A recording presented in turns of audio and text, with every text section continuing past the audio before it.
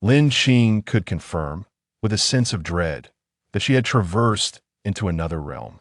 Glancing to her right, she beheld a haphazard dwelling made of thatch and mud bricks, accompanied by a middle-aged woman clad in simple garb, who clutched her tightly, tearfully addressing her as daughter. Indeed, this was the phenomenon of soul transference. Turning her gaze to the left, she observed a sprawling landscape, lush and verdant, an embodiment of spring's vitality truly, a picturesque paradise reminiscent of picking chrysanthemums beneath the eastern fence. Alas, it appeared that she might soon need to embrace the agrarian lifestyle. A wave of dizziness washed over her as she pressed her forehead. Blood trickled down her hand, and she was met with a cascade of stars before her vision, a consequence of her blood phobia, leading her to collapse once more into the arms of the woman who was purportedly her mother. Amidst the bustling chatter of distant relatives, she gleaned the news. Her head had been struck by a spiked carrying pole wielded by a boy named Huzi, causing her to collide violently with a large stone, resulting in this tragic predicament. Which wretched child was responsible? Come forth at once. To her immense relief, they spoke in Mandarin, which was rather unexpected after all. Even in the vastness of China, the language had yet to be universally adopted, let alone in this unfamiliar ancient era. Perhaps this was a fortunate benefit of her unexpected journey. Surrounded by a multitude of unfamiliar faces, she lay feebly in bed, feigning unconsciousness. Her head throbbed incessantly, while her heart raced with shock and confusion. What should she do? What should she do? Despite being considered a mature young woman in modern times, she found herself lacking composure, a state unbecoming of a person from her era. Yet, who could remain unfazed when suddenly thrust into the past? It was utterly maddening. After a series of tumultuous events, feigning sleep became untenable. Lin Qing, with her eyes half closed, wrapped herself tightly in the quilt, her body still adjusting to this disconcerting reality, trembling slightly. Aunt Lin sat at the edge of the bed, her eyes filled with concern as she gently caressed the girl's forehead. "You've sweated so much, dear child. It must have been truly arduous for you. Are you still feeling unwell?" "Unwell." Lin Qing opened her mouth, but her throat felt sore, leaving her at a loss for words. Seeing the person turn away, Lin Qing ceased her movements, fixating her gaze upon the beams of the room. As the sounds of the crowd receded, her consciousness began to blur. Surely, this must be a dream upon waking. Everything should return to normal. Whether it was due to excessive blood loss, the gentle whispers from Aunt Lin that brought her comfort, or the shock of her new reality, or perhaps the memories of the original owner flooding back, she gradually drifted into a deep slumber. In a modern world, she was an unmarried woman in her late 20s, unfortunately, not the mathematical 2/8, but a true 28. Her looks were average, and now, in this new life, she appeared to be around 7 or 8 years old, just a young child in the first or second grade, hardly noteworthy. Glancing at the water tank at home, she could vaguely make out a round, apple-like face, with a pair of eyes that were strikingly black and white. The pupils glimmered like grapes, slightly upturned to the corners, and her double eyelids were quite pronounced. A pert nose graced her face, beneath which lay a small mouth that, when she smiled, revealed a subtle dimple akin to that of a pear. Her features were of high quality, surpassing those of her modern self. Yet, her petite stature paired with a disproportionately large head left little to be desired, rendering her appearance somewhat unremarkable. Moreover, the most crucial aspect lies within the family. Closing one's eyes, one must digest the fragments of memory left by the original owner of this body. In this existence, one is blessed with both parents and 2 elder brothers. The original owner's father is a modest scholar in this region, a rarity in ancient times, where the general standard of living was quite low and few children could afford an education.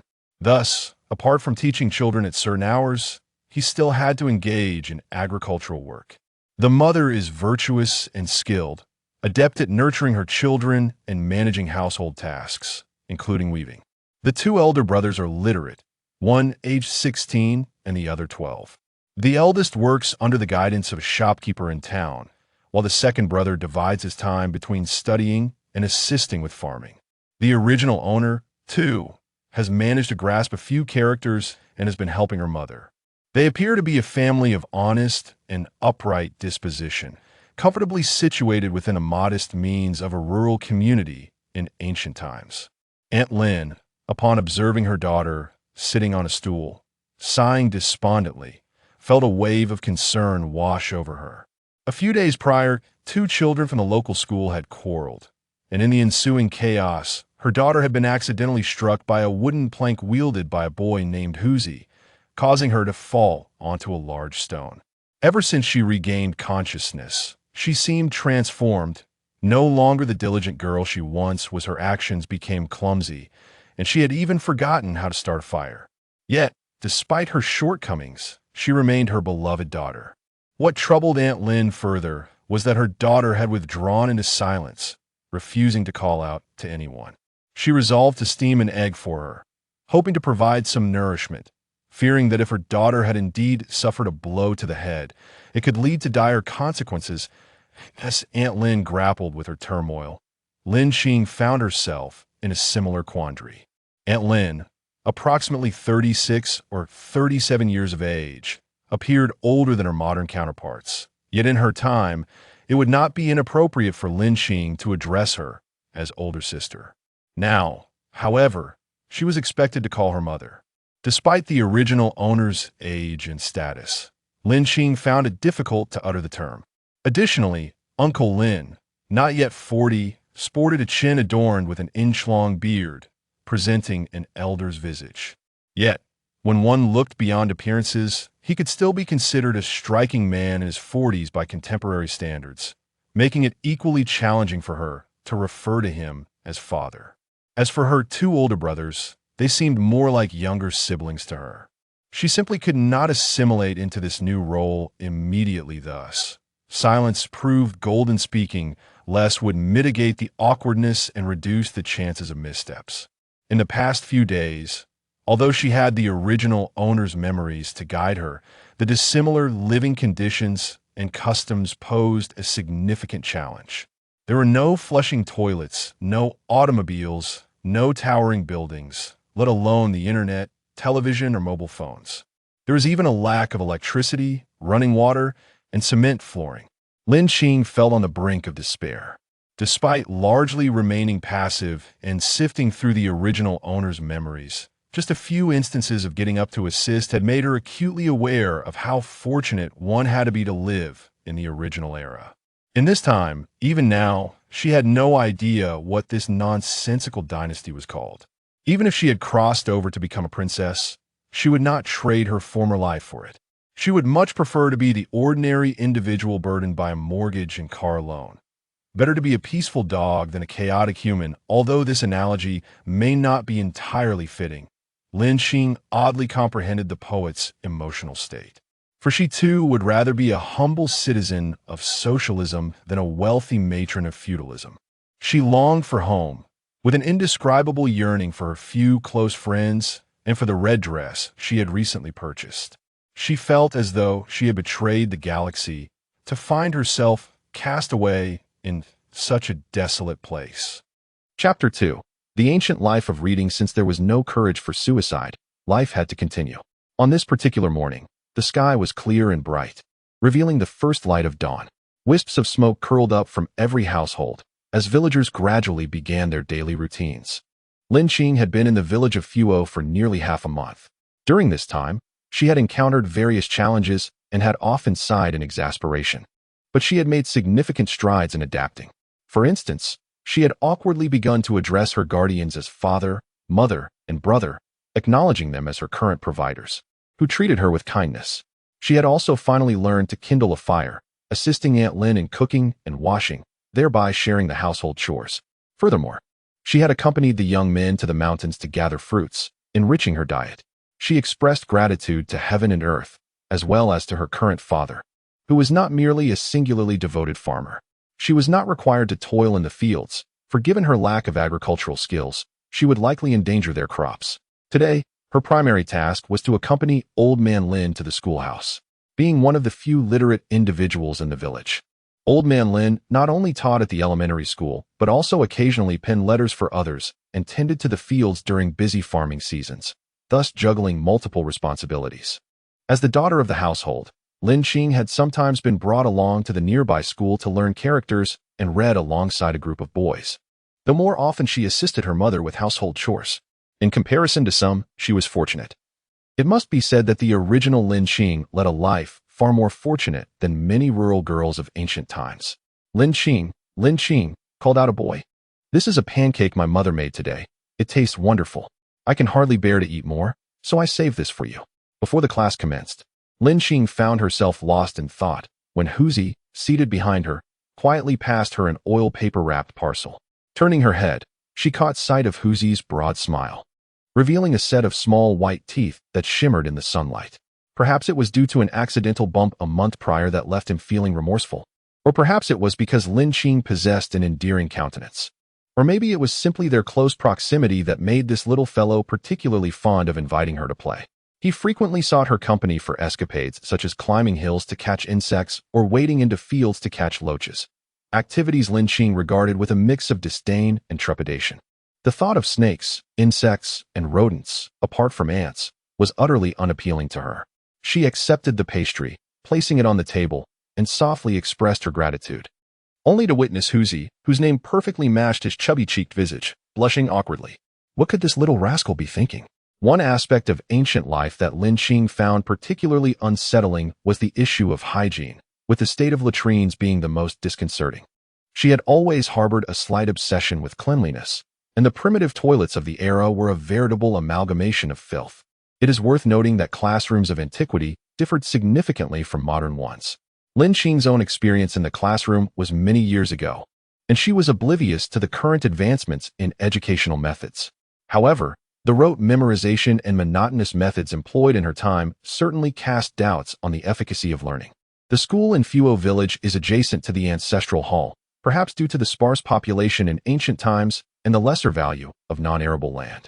This school occupies a vast area, yet is divided into only a few spacious classrooms. Lin Xing's classroom is situated on the eastern side, where, at this hour, sunlight streams through the wooden window sills, casting a warm glow. The varied wooden tables and benches are arranged into 5 large groups, each set up in vertical alignment, comprising approximately 7 or 8 small desks, with 1 or 2 students seated at each. Lin Xing occupies a position in the 3rd row of the first group, farthest to the east. She gazes at a slender, yellow-covered book in her hands, its title boldly inscribed with the characters for encouragement to study. Upon opening the book, she notices the ink has faded somewhat, and the archaic script resembles traditional Chinese characters, with some glyphs appearing even more perplexing, akin to cryptic symbols. Having just heard Uncle Lin recite a passage, she correlates the pronunciation with modern Chinese characters, surmising the intended meaning. However, as she attempts to decipher the next sentence, she finds herself utterly lost. Her prior studies of classical Chinese were insufficient, and after listening to old Lin's explanations, she realizes that even a handful of characters can convey profound meanings. Was it possible that ancient scholars, in their quest to conserve parchment, crafted their words with brevity yet imbued them with such depth? The educational ethos of antiquity certainly lacked the intense atmosphere of modern education, which often proclaims, "If you do not study diligently, your future may lead to scavenging." Nevertheless, there remained a prevailing belief that all pursuits are inferior compared to the pursuit of knowledge. Due to the inadequacies of the ancient educational system, classrooms were only loosely allocated to students, resulting in a disparate range of learning progress and abilities within each class. The notion of tailored instruction was utterly fanciful for this small rural community, where most individuals came merely to learn a few characters, particularly the girls, of whom there were but a scant few. Teachers typically imposed few demands on their students, with only those from well-off families, aspiring to pursue academic paths, facing strict expectations from their instructors. It was only after several days of study that Lin Xing discovered the boy who had been punished was the grandson of the village chief, which explained the heightened scrutiny he faced. The top student was Zhao Hui, a boy from the far end of the village, who, at a tender age, had already mastered the art of composing 5-character quatrains, earning high praise from Old Man Lin, who claimed he was destined to become a scholar. Having grown accustomed to being an exemplary student, Lin Xing resolved to maintain her diligence, determined to swiftly escape the ranks of the illiterate. Time flowed like a gentle stream. And after nearly half a year of study, bolstered by her modern foundation and adult reasoning, she had come to recognize most characters, despite still struggling with some. Meanwhile, Futsal Village entered its busy farming season, presenting a daunting challenge. As spring transitioned to autumn, the village entered the harvest season, with families setting aside other pursuits to engage wholeheartedly in the grand endeavors of reaping the first harvest and planting for the second. The Lin family was no exception. With old man Lin on holiday from teaching, he led the entire family into the fields to gather their crops. Lin Qing hurriedly ran to deliver meals. Yet most of the time, she remained at home, lost in her thoughts. Now, seated on a small stool, she tugged at her hair in frustration, contemplating whether it was time for her to take a new step. The various small reptiles she occasionally observed in the animal kingdom, their fuzzy forms magnified under a lens, sent shivers down her spine at the mere thought. Fortunately, where one door closes, another opens. She possessed certain life skills that could illuminate her path.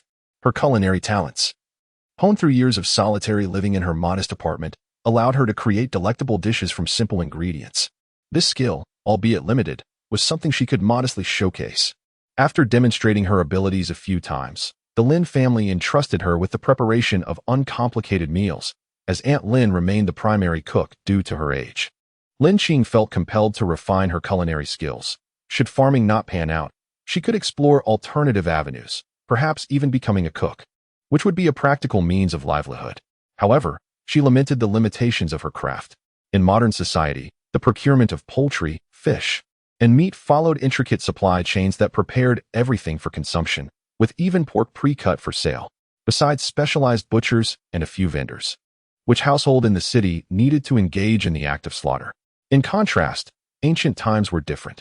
Many families reared their own livestock and cultivated plants, with only larger animals requiring collaboration among several families for processing. Presently, besides fish and shrimp, Lin Qing was utterly unversed and hesitant when it came to the act of killing. At this moment, she stood outside the chicken coop, grappling with how to proceed. "My dear, have you finished preparing the chicken? Soon, your grandmother will arrive, and the hen needs to be stewed early." The voice of Aunt Lin urging from the kitchen echoed, as today, Lin Qing's grandparents and other relatives would be visiting from Xiaodong village. Aunt Lin had risen early to prepare a sumptuous feast for the guests, and naturally, Lin Qing was to assist. She had been standing by the chicken coop for a quarter of an hour, and the mere thought of personally ending a chicken's life made her legs weak. Although she had consumed her fair share of chicken and had once been teased by her sister as a reincarnation of a weasel, she had never killed one herself. Finally, the chicken coop was opened, and Lin Qing, hands trembling, managed to grasp a relatively smaller hen. The sensation of holding the feathers sent a shiver down her spine. The hen, as if sensing its unfortunate fate, struggled desperately. Mimicking the actions she had seen on television, Lin Qing retrieved a kitchen knife, switched to holding the chicken by its wing with one hand, steeled her heart, closed her eyes, and silently recited a prayer before swiftly slicing its neck.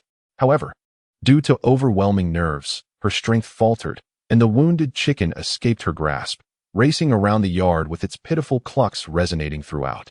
Feathers and blood filled the small courtyard, and Lin Qing suddenly felt utterly overwhelmed. The commotion attracted Aunt Lin from the kitchen, who emerged to find the chaos in the yard. The chicken coop had toppled, and the remaining chickens fled, clucking as they scattered in all directions. A basket, carelessly placed in the corner, had fallen over, spilling half of the freshly gathered beans. At the entrance lay a hen, half alive, struggling to rise. In a daze, her daughter stood nearby, a chicken feather adorning her hair. With a resigned sigh, she instructed, "Xiao Qing, go wash the vegetables. Leave the hen to me." Oh, Lin Qing, momentarily stunned, mechanically handed the cleaver to Aunt Lin and stepped aside. In a matter of moments, Aunt Lin deftly captured the chicken and approached the blood-catching bowl. With a swift adjustment of her grip, the hen's neck was exposed. Witnessing Aunt Lin's fluid movements, Lin Qing gritted her teeth and shouted, "Wait." Aunt Lin, caught off guard, turned in surprise, only to see her daughter's face flushed with determination. Her voice softened as she stammered, "Mother, hold on. Let me do it." Pausing, Aunt Lin looked at her daughter with a mixture of amusement and exasperation, a chicken feather still dangling from her hair. Stealthily, as if engaging in a heist, she approached and reluctantly handed over the chicken and the knife. Lin Qing accepted them with grave seriousness, her expression resolute as she fixed her gaze on the hen's neck. With fierce intent, she made a swift, though not particularly forceful, cut. Lin Xing watched the hen continue to bleed, silently contemplating, "Little hen, perhaps it would be kinder to let you go swiftly, sparing you further suffering." Perhaps the hen sensed this lingering resentment, feeling that it was tormented beyond endurance. For in addition to the pain in its neck, its wings were also on the verge of being wrenched by this unskilled hand. Finally, after a few futile struggles, the hen met its end as it had wished. The rich crimson blood flowed into the bowl that had been prepared in advance, and Lin Xing quietly observed as the bird gradually ceased its struggles and ultimately succumbed. The blood in the bowl was exceptionally vivid, reminiscent of an unyielding scarlet silk. A slight dizziness washed over her, and cold sweat began to pour forth from her back in waves. She inwardly lamented that if she were still in her previous world, this weekend she would be lounging in her quaint apartment, legs crossed, indulging in descendants of the sun, drooling over Song Joong-ki, rather than forcing herself to confront a pool of chicken blood. The days of re-establishing herself were indeed arduous, akin to a tragicomedy.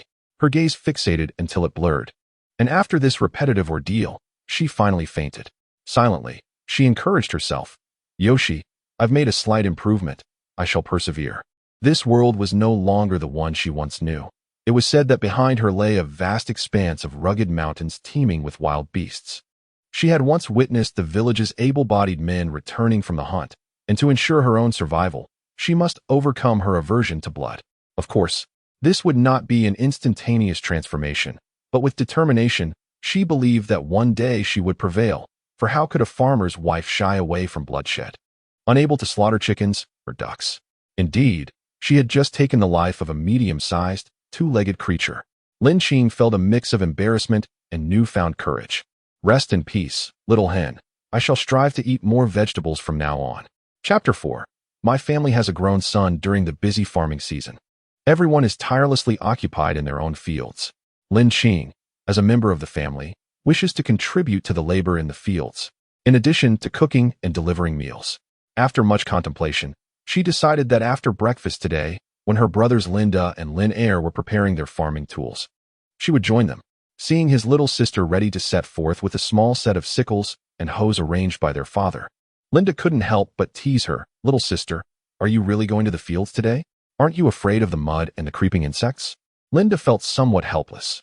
In his eyes, the presence of insects in the muddy ground was entirely natural and even beneficial. There was nothing to fear. His view on insects was simple: keep the beneficial ones and crush the harmful ones. Recalling the scene where his little sister was chased by the neighbor's small dog, Lin Air couldn't suppress his laughter. "Indeed, little sister, are you brave enough to join us today? What happened to the timid girl who was chased by the little yellow dog the day before, frightened by the little green frog the day before that, and bitten by a mouse several days ago?" Faced with her brother's teasing expressions, Lin Xing longed to sing the songs of the oppressed farmer. Yet she was not quite ready for that. With a dismissive huff, she retorted, "Yes, I am afraid of these pesky cats and dogs, snakes, insects, and mice. So what? Do you have any objections?" With newfound bravado, she added, "Humph, if you have the ability, don't eat the dishes made by a coward. Who was it that nearly licked the plate clean yesterday?" Lin Xing was also quite distressed. She truly did not wish to suffer such humiliation. Ever since the moth incident, she had become the laughingstock of the entire family. Despite her sincere desire to avoid such antics, she found herself frightened by these trivial matters. What was she to do? Fortunately, the original owner of her body was also timid. Otherwise, this alone would have revealed her true nature. "Fear not, for my elder brother will chase them all away for you," Lin Urge proclaimed, thumping his chest. Recently, he had taken great pleasure in teasing his younger sister, delighting in provoking her to the point of exasperation, which had become far more amusing than before. He kindly took her farming tools, grinning as he said, "By the way, Huzi caught a multitude of earthworms in the fields yesterday. He might come to play with you. I'm merely offering a friendly warning. Prepare a delicious meal for me tonight, and I shall protect you from the pests. However, dear sister, you ought to cultivate some courage. What is there to fear? If Huzi finds out, he will surely use this against you in the future." Lin Xing, skeptical, inquired, "What does that Huzi have to do with anything?" Lin Urge, with a mischievous grin, replied, "Isn't that Huzi your childhood sweetheart?" Lin Xing facepalmed, pondering whether it was truly appropriate to rush into matchmaking at such a tender age. Just as she was lost in thought, Lin urged. Subsequent remark nearly caused her to tumble from her seat. With a cheeky smile, he confessed, I overheard our parents discussing their intention to arrange a betrothal between you and Huzi. Lin Qing was left utterly dumbfounded. What was this madness? The image of Huzi bobbing his head comically made her shudder. She hastily exclaimed, I am still so young. Please do not act recklessly. I shall speak to mother about this. Lin Qing disregarded him, lifted the basket, and with a tilt of her head, rushed forward. The morning countryside was invigorated with exceptionally fresh air. The tender green leaves along the roadside swayed gently, caressed by a soft breeze that carried a hint of coolness. Due to her shorter stature, Lin Qing ultimately lagged behind, swaying leisurely as her two brothers kindly maintained a distance that was neither too far nor too close. Observing the two youths ahead, Lin Qing could not help but marvel at the admirable genes of the Lin family. Lin Dadi bore a striking resemblance to their father, his physique considerably more robust than that of Uncle Lin. With sun-kissed skin, well-defined muscles, and expressive eyebrows and eyes, he radiated an undeniable masculinity. Indeed, a native son of the soil proved more resilient against the trials of life. This young lad, at such a tender age, would undoubtedly be a mere fledgling in modern society. Yet in this ancient agrarian setting, he was already a fully capable laborer, gathering firewood in the mountains, fishing in the waters, toiling in the fields, and learning the trade in the shop. Lin Dadi epitomized the well-rounded ideal of a feudal builder and successor, excelling in virtue, intellect, physical prowess, aesthetics, and labor. Lin Xiaodao, resembling their mother more, possessed a pair of eyes that sparkled with vitality, akin to a flowing spring, exuding positivity in every glance. Furthermore, he was articulate and possessed a delightful sense of humor, a rarity among the ancients.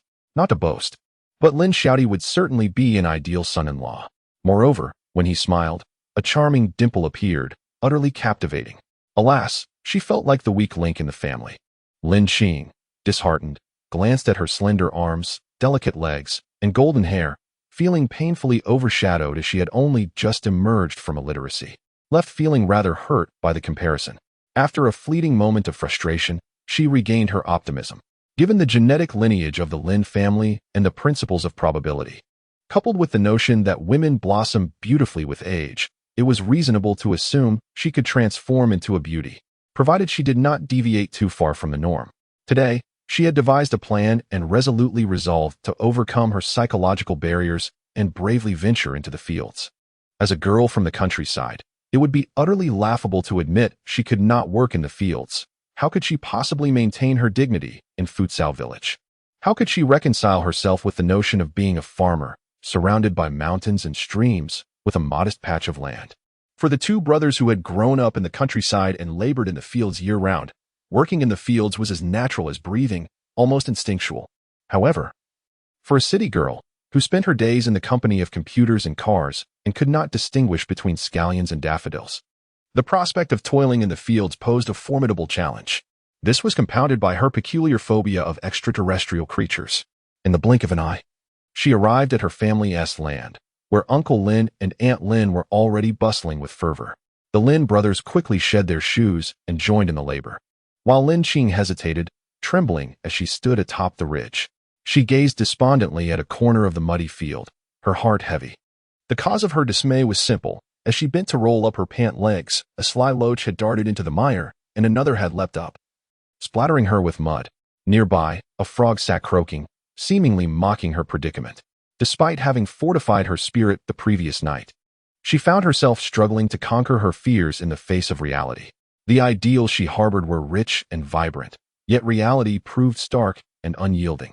It was indeed true what the ancients said: action is far more challenging than thought. Just as she prepared to take that courageous first step, a peal of laughter rang out from the other end of the ridge. Turning towards the sound, she discovered it was Zhao Yan, the girl from the Zhao family at the village's edge. It is often said that wherever there are people, there exists a world of intrigue. Although it is a small place, even within a humble shell, one can create a realm of their own. How much more so in this mountain village with over 100 households. The original owner, Lin Qing, enjoyed considerable popularity among the girls, thanks in large part to her two outstanding brothers. However, every rule has its exceptions, and in this case, that exception is Zhao Yan. Zhao Yan, too, has two brothers. One, Zhao Hui, is academically gifted, while the other, Zhao Wu, excels in physical prowess. It is only natural that children of similar backgrounds are often compared. Indeed, Zhao Yin and Lin Qing have become the epitome of someone else's child in the eyes of their parents. Zhao Yin is a charming young lady, possessing both beauty and a sweet tongue, yet her disposition is marked by pettiness and an overly demanding temperament, an impression Lin Qing has gleaned from the memories of her predecessor. As Zhao Yin sashays along the ridge, she calls out, "Oh, Lin Qing, are you also coming to the fields today?" Her tone is laced with feigned ignorance. And while she would prefer to ignore the girl she dislikes, she cannot help but respond with a polite "ha." It is worth noting that during her brief stay in Fuo village, Zhao Yin has frequently attempted to undermine her, and Lin Qing is acutely aware of this antagonism clearly. Their fates are not intertwined favorably. Given that she is significantly older than the other girl, Lin Qing refrains from engaging in petty squabbles. Yet, some individuals seem irresistibly drawn to provoke her. Zhao Yin casts a sidelong glance, exclaiming, "Your new tunic is simply exquisite." Remarkably, despite her youth, she possesses a considerable social aptitude. Today, however, Lin Qing, having come to the fields, is not dressed to her liking, having chosen a pattern she does not particularly favor. If the half-new blue plain fabric, adorned with a small red flower embroidered at the chest, is considered beautiful, then her taste is indeed questionable. On the other hand, Zhao Yin, your outfit today is quite appealing. The young girl before me, with her almond-shaped eyes and rosy cheeks, is dressed in a pink blouse paired with a white lotus-patterned skirt. As she walks, the hem of her skirt sways gracefully, undeniably charming, and certainly a delightful sight in the village. This ensemble is freshly made, and Zhao Yin has donned it to flaunt a little in the village. Just moments ago, a foolish boy stared at her in awe. Brimming with confidence, she couldn't help but feel a sense of satisfaction when comparing herself to Lin Qing, who stood there in a drab manner on the path. With a playful smile, she remarked, "Oh, Lin Qing, you are still so rude. After all, I am a few years your senior. How can you address me by my name so casually? I am over 10 years older than you." Lin Qing silently scoffed at the childishness, deciding it was best to ignore such antics. With time, they might fade away. She proceeded to organize her tools, preparing to head to the fields. Upon noticing Lin Qing's demeanor, Zhao Yan's eyes flickered with disdain as she waved her newly embroidered handkerchief and said, "Sister, are you heading to the fields today?" Lin Qing chose to remain silent. Unfazed by her lack of response, Zhao Yan pretended to shake her head disapprovingly. "What a pity for such a lovely outfit. I shall take my leave then." Just as her words trailed off, while bending down to adjust the hem of her trousers, Lin Qing felt a sudden force from behind. This surge of strength, imbued with a mischievous spirit, caught Lin Qing off guard, and with a thud, she stumbled and fell into the field, landing face first in the mud. She clumsily rose to her feet, spitting out the dirt from her mouth in frustration. Turning around, she encountered Zhao Yan, who raised her elegantly arched brows with an exaggerated expression. "Oh dear, I hope you're all right, sister. It's all the fault of that narrow ridge. It pushed you down." It was evident that the instigator's tone was laced with a hint of schadenfreude. Lin Qing felt a surge of anger as she recalled the countless bacteria she had unknowingly ingested, completely oblivious to her own legs sinking into the mud.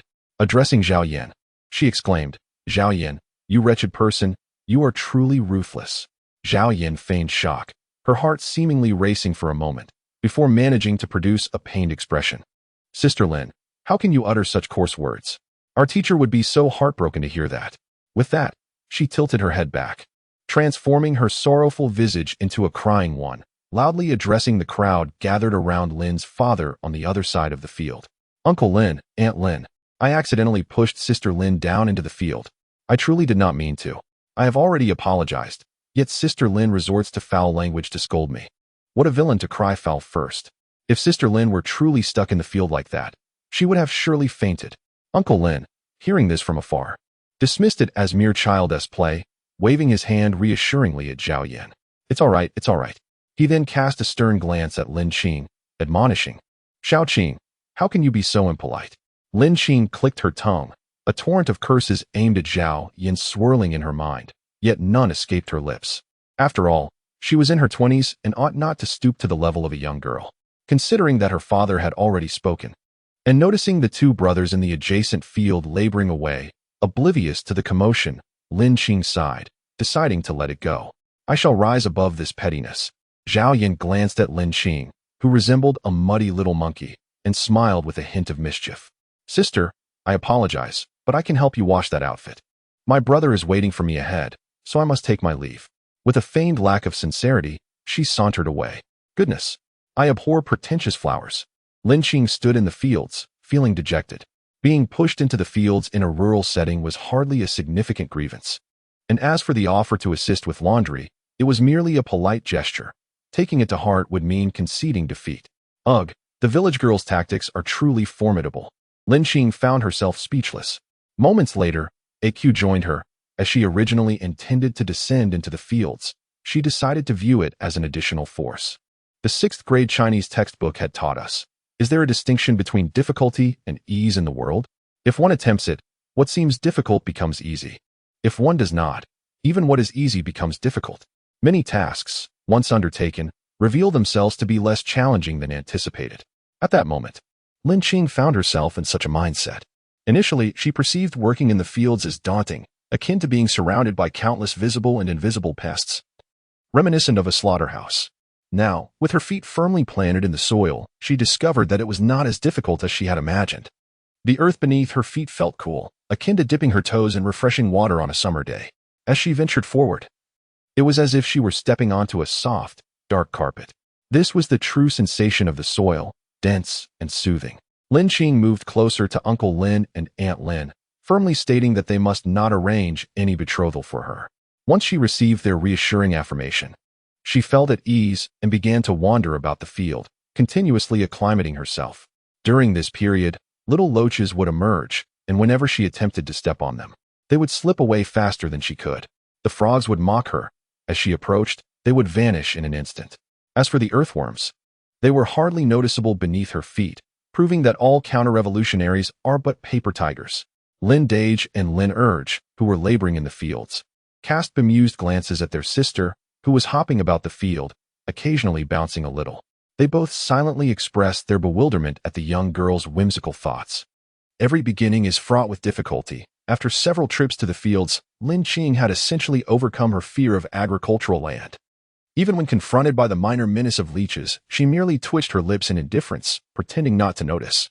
As for any bites she received, she had learned from her father, Lin Laoi, that a splash of salt water would suffice to alleviate her discomfort.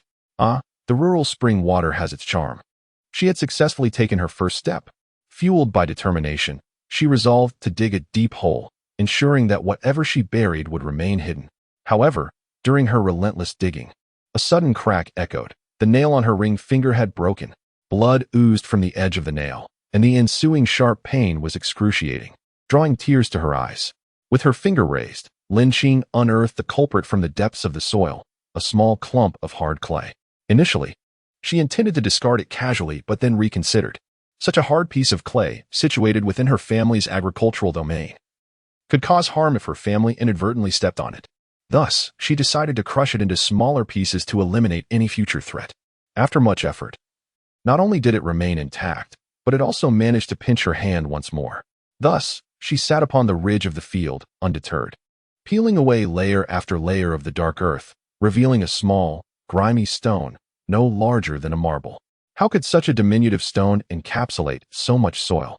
It was this little object that caused her nail to lift and blood to flow profusely. With the clear water at the edge of the field, she washed away the dirt clinging to it, unveiling a lustrous bead, slightly larger than a kernel of corn, with a texture reminiscent of translucent glass, yet akin to jade. Holding it up to scrutinize, she noticed a small circle at its center, a deep, unyielding green, akin to a glimmer of emerald. At that moment, dusk enveloped the sky, the sunset casting a soft rosy hue, cascading like delicate silk.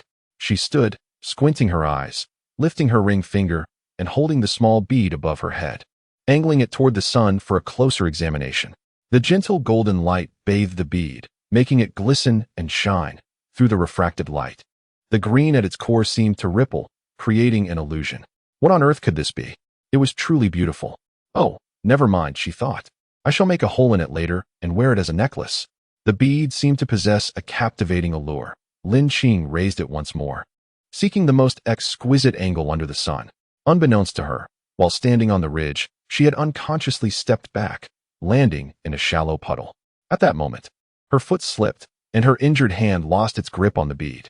In a surge of panic, the bead fell directly into her mouth, and in a reflexive action, she swallowed it whole. This predicament greatly distressed Lin Qing. The mere thought of such a small bead potentially transforming into a stone within her stomach was alarming. She leaned over the embankment, desperately attempting to induce vomiting, yet no matter how hard she tried, the bead remained lodged within her, leaving her in tears. Unbeknownst to anyone, before the bead was swallowed, a trace of blood from her fingernail crevices had been absorbed by the bead, vanishing without a trace. Chapter 6. The villagers' amusement. The following morning, after the rooster's crow, each household resumed its bustling activities. Despite having ingested a small bead, Lin Qing, having experienced no digestive distress that night, soon dismissed the incident after attending to her morning needs. Instead, she pondered how to cultivate a more optimistic, fulfilling existence in her surroundings. As a stalwart in the planning department, she had always been proactive. From a young age, she had embraced independence and positivity, firmly believing that preparation leads to success, while lack of it results in failure. By taking initiative within her existing circumstances, she aimed to forge a better life. In the societal hierarchy of scholars, farmers, artisans, and merchants, her previous involvement in commerce made it implausible to embark on a business venture at her current age and with her limited resources. It would be unwise to alarm Uncle Lin and Aunt Lin, for her past experiences bore no practical value. Moreover, the path of scholarly advancement was equally unattainable. As a woman, she was barred from even entering the examination halls, not to mention her utter lack of aptitude for such pursuits. As for manual labor, while acquiring a skill was possible, glancing at her slender frame, it was unlikely that she could be taken on as an apprentice in the village shop, which did not seem characteristic of the merchants in Futsao village. With 3 out of 4 avenues effectively closed off to her, agriculture remained the only viable path for development. After careful consideration, Lin Qing resolved that her primary task in the near future would be to immerse herself in study and gain a deeper understanding of the world, thereby acquiring more knowledge. Following that, she would join her family in their agricultural endeavors. Before she could effect any change in her environment, she had to adapt. For in ancient times, women were afforded scant opportunities to make their presence known. Time slipped by like a fleeting shadow, and unbeknownst to her, Lin Qing had spent over a year in the village of Fuao. During this time, her existence was largely confined to the immediacy of survival, leaving little room to experience the poetry and vastness of unknown lands, as the transportation in ancient times was exceedingly limited. Through various inquiries, she discovered that the dynasty in which she found herself had never been recorded in history.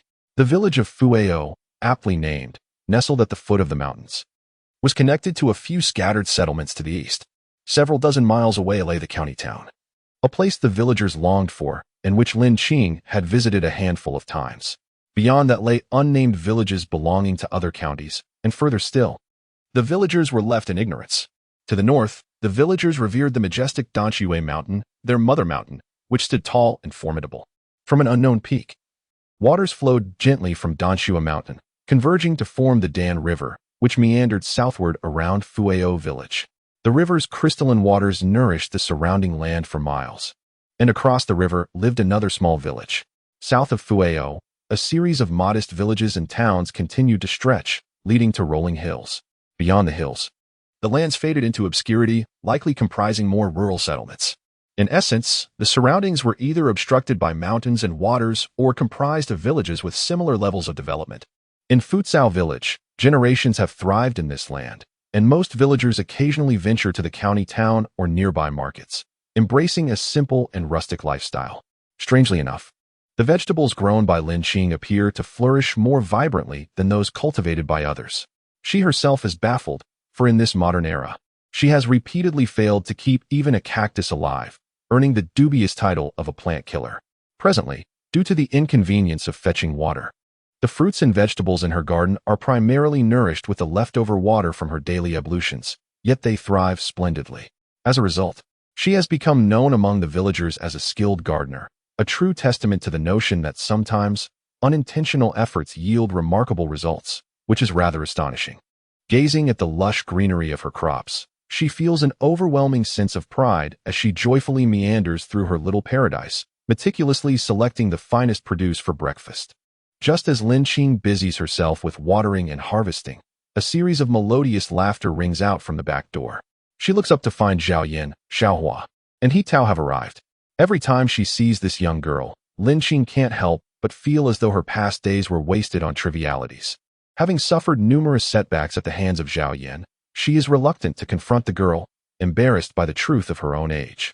Thus, she often opts to take a detour, adhering to the principle of avoiding confrontation. Yet, it seems that this girl possesses an innate penchant for rivalry, particularly relishing in provoking her.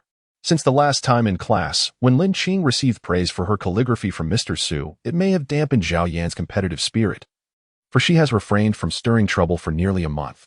Apart from Zhao Yan, she has become acquainted with most of the girls of similar age in the village. In ancient times, women often held a lower status, and their names were generally uninspired, such as lotus, peach blossom, and chrysanthemum, which one might encounter in abundance along the way. Lin Qing is once again grateful that her father possesses a modicum of education, as he has at least bestowed upon her a name that is somewhat unique.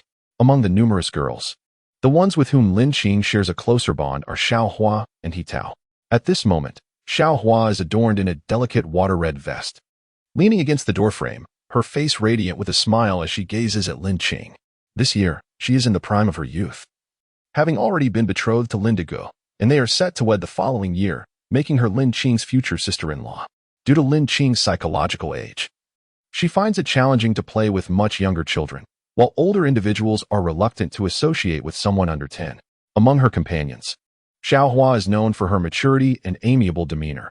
The villagers praise her, and her relative maturity makes her the closest companion to Lin Qing. Furthermore, with her engagement to Lin Dego, their bond has grown even stronger. Yet, she would never admit that Xiaohua's unwavering patience towards her is a consequence of Lin Deji's influence. Beside her stands He Tao, clad in light blue.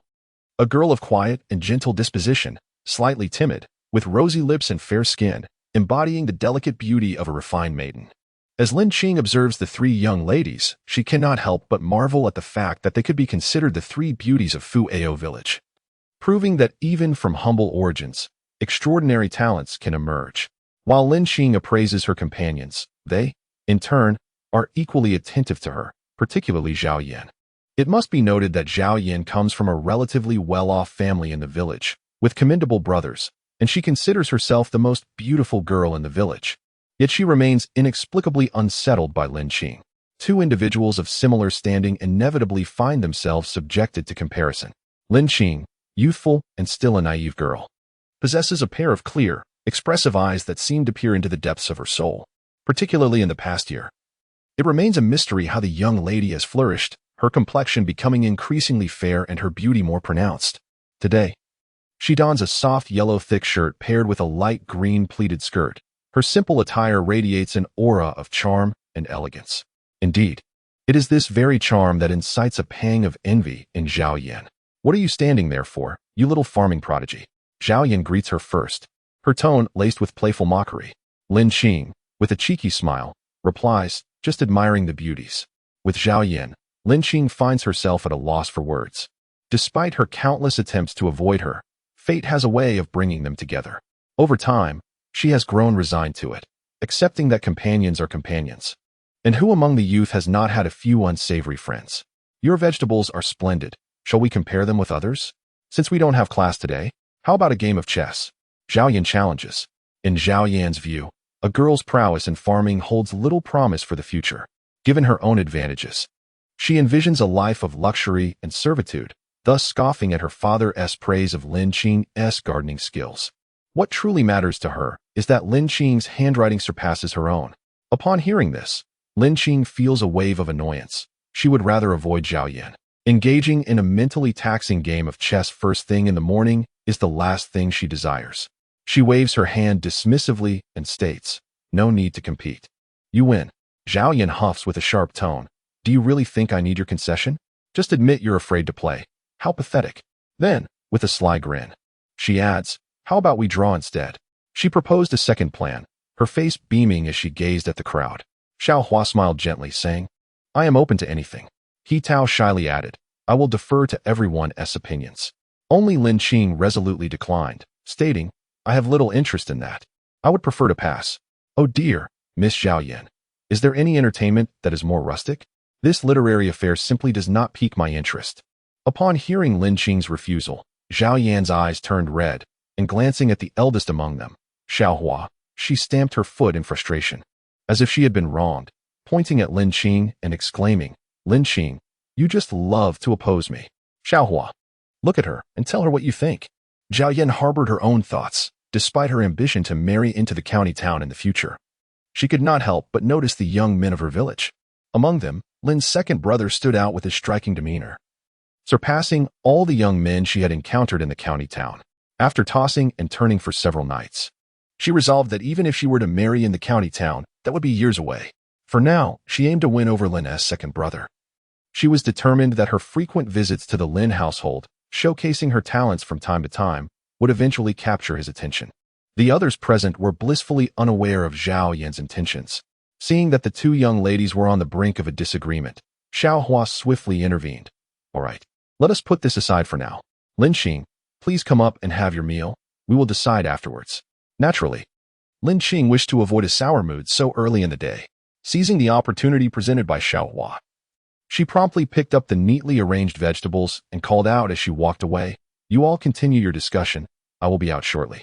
Once Lin Qing had finished her breakfast, the three young ladies had already devised a preliminary plan for their day of amusement. Chapter 7. A day trip to Danxue Mountain. With the school on break these days, the young ladies had agreed to spend their time together. Upon seeing Lin Qing arrive, Xiaohua exclaimed, "He Tao has just come up with a splendid idea. Let us deliberate on its feasibility." Shyly, He Tao proposed, "What if we venture to Danxue Mountain today to catch some rabbits?" He Tao had always harbored a fondness for small creatures, and she seemed ill at ease suggesting such an idea. She continued, bashfully elaborating, "A few days ago, my cousin gifted my sister a rabbit, pure white and utterly adorable. I too wish to keep one, so why not search for a rabbit? As the weather cools, they may soon be scarce." Having already declined Zhao Yan's suggestion earlier that morning, it would have been rather unkind to reject He Tao's proposal as well. Moreover, Xiaohua shared a similar affection for small animals, and, lacking a better suggestion of her own, reluctantly nodded in agreement. The Danxue mountain range lies to the north of Fueo village, and it is said that this mountain range boasts an ancient history that cannot be traced. The entire range extends for thousands of miles, presenting a scene where birds soar above the desolate peaks, and countless paths remain untouched by human footprints. The principal peak, Danxue Peak, towers steeply with sheer cliffs, daunting to all who dare to approach. However, such tales are mere legends. The villagers have never ventured into the main peak area, let alone to Danxue Peak itself. The stories surrounding the mountains are the remnants of ancestral lore, and there have been bold youths in later generations who attempted to explore the mountains in search of treasures, regrettably never to return. Thus, the Danxue mountain range has remained a lofty and mysterious entity, one to be admired from afar, yet never trifled with. Lin Qing and her companions ventured to a place frequently frequented by the villagers for hunting, known as Little Danxue Mountain. In reality, it is merely a small woodland on the southernmost and outermost edge of the entire Danxue mountain range, adjacent to residential areas. This woodland has been extensively hunted over the years, and now it harbors no ferocious beasts. Only small rabbits, pheasants, and pangolins remain. The nearby villagers are aware of the importance of sustainable practices, thus they refrain from depleting the forest and overhunting, allowing these harmless creatures to thrive. Over the years, this small woodland has transformed into a playground for the children of several neighboring villages. However, each child has been cautioned by the elders never to cross Little Danxue and enter the miasmic forest that lies beyond. The miasmic forest serves as a natural barrier at the periphery of Little Danxue Mountain and the Danxue Peaks. According to local lore, the forest is shrouded in toxic fog, and many villagers who dared to enter have never returned. Lin Qing, too, had been warned, and she possessed no interest in the miasmic forest. Curiosity kills the cat, and the misfortunes of so many serve as a testament to the forest's dangers, prompting her to maintain a respectful distance. The mountain scenery was serene, with deep emerald hues. At the foot of the mountain, gazing up at Little Danxue Mountain, a gentle breeze caressed her face, refreshing her spirit. Lin Qing approached the outing with a playful mindset, genuinely indifferent to whether she would find any rabbits. Before setting out, she packed a variety of pastries, snacks, and picnic supplies, meticulously organizing them into small cloth bags that filled her backpack. Due to years of villagers traversing the area, numerous trails had been worn into the mountainside, and Lin Qing and her companions easily followed one of these paths into the forest. As noon approached, with the sun blazing overhead, they arrived at a mountain stream where everyone unpacked their provisions to share, resembling a true picnic in nature. He Tao, while munching on her food, surveyed the surroundings but found no trace of the rabbit, feeling rather disheartened. Not even a shadow of a rabbit, she lamented. Had I known, I should have inquired with my cousin about the area where the rabbits are caught. I feel quite embarrassed for leading everyone on such a wild goose chase. Xiaohua maintained a much more positive outlook, smiling gently as she replied, "Do not be anxious. We shall continue our search in the afternoon." We spent most of the morning in merriment and hardly focused on the hunt.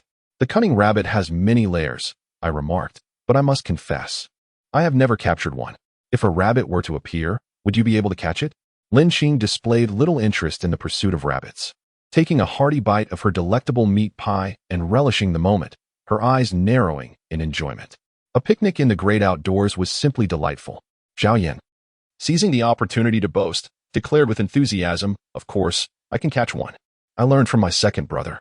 He Tao, unusually eager, shyly raised her hand, saying, "I can do it too." Xiaohua, while tidying her belongings, laughed and added, "Naturally, I can as well. Rest assured, Sister Lin Qing." Lin Qing felt a twinge of embarrassment, realizing that all three had enthusiastically embraced the idea, while she alone felt inadequate. As she sipped her water, she scrutinized the path ahead and observed, "It seems unlikely that we will encounter any rabbits along this route. Since many have traversed it, they may have already been captured." Upon hearing this, Zhao Yan, though reluctant to concede, agreed, "Perhaps we should take another path. If we continue like this, we may end the day empty-handed." He Tao, upon learning they would venture to unfamiliar territory, hesitantly replied, "But aside from this route, I have not been to any others. Could it be dangerous?" Zhao Yan gazed at He Tao, perceiving her timidity. "I have never been there either, but rest assured. I heard from my father that the little Danshua mountain has been thoroughly explored by him and my brothers, so there is certainly no danger." She offered a fruit to He Tao and continued, "My father also mentioned that as long as we do not venture into the miasma forest, we should be safe. It is said that by traversing the miasma forest, crossing several mountains, and walking a few hundred miles, we will arrive at the main peak cluster, which is said to be the abode of immortals. As long as we avoid the miasma forest, we should be fine. We must absolutely not enter the miasma forest." Xiaohua glanced anxiously at Zhao Yan and Lin Qing. Lin Qing rolled her eyes inwardly, thinking to herself how superstitious the notion of immortals was. Noticing the optimism of the others regarding rabbit hunting, she refrained from dampening their spirits. The little Danshua mountain had been adjacent to Fuo village for generations, so it should pose little danger.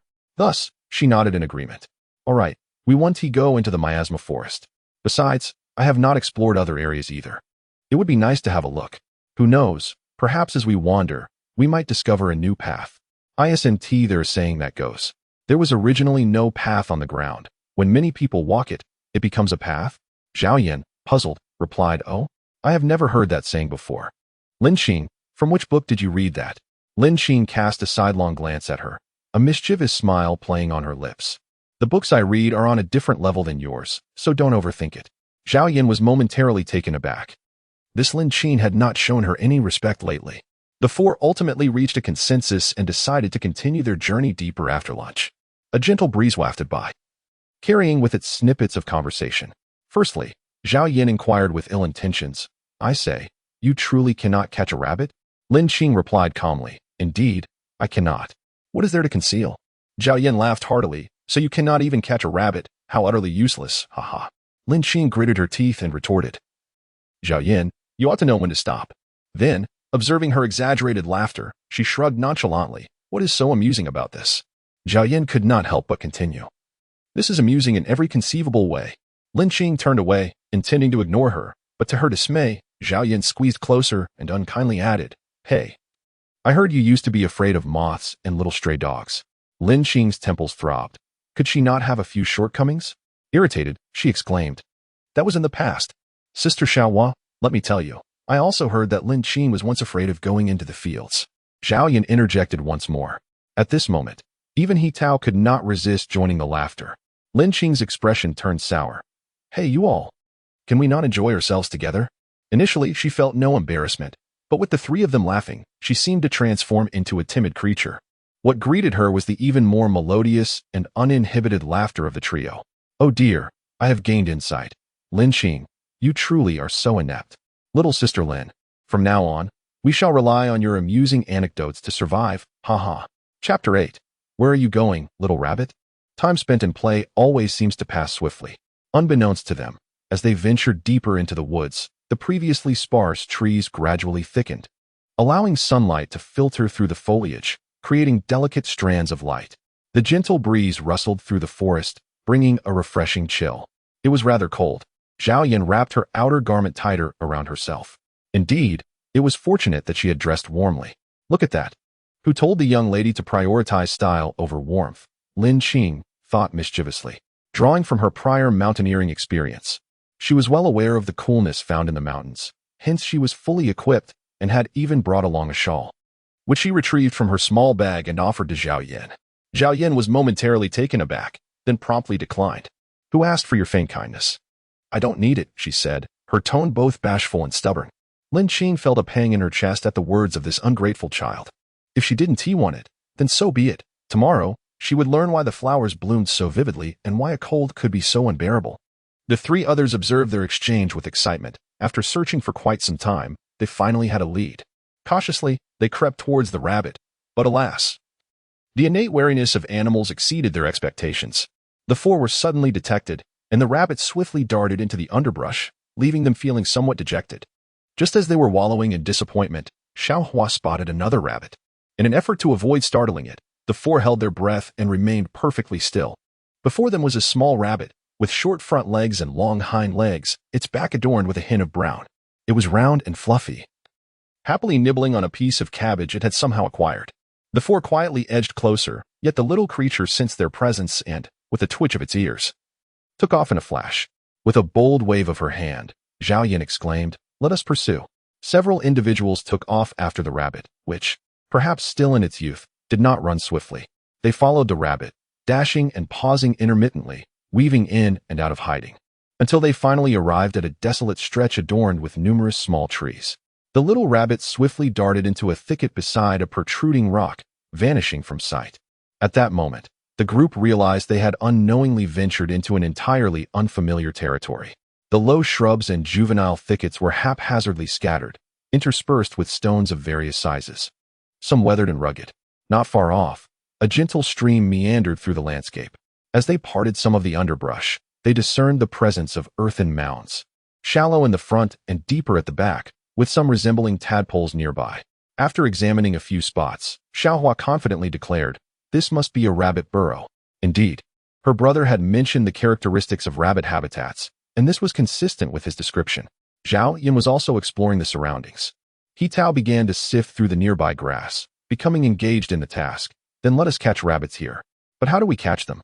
Lin Xing remained perplexed. Following Xiaohua's explanation, they learned that they were to create a net trap to ensnare the rabbits. The process was quite different from what Lin Xing had envisioned. She had initially thought the girls meant to pounce on the rabbits upon sighting them. It was only upon encountering the situation that she realized she had underestimated their capabilities. Xiaohua and the others retrieved devices resembling fishing nets from their bags, along with ropes and small metal clasps, and gathered stakes from the roadside to construct a rudimentary net along a narrow path.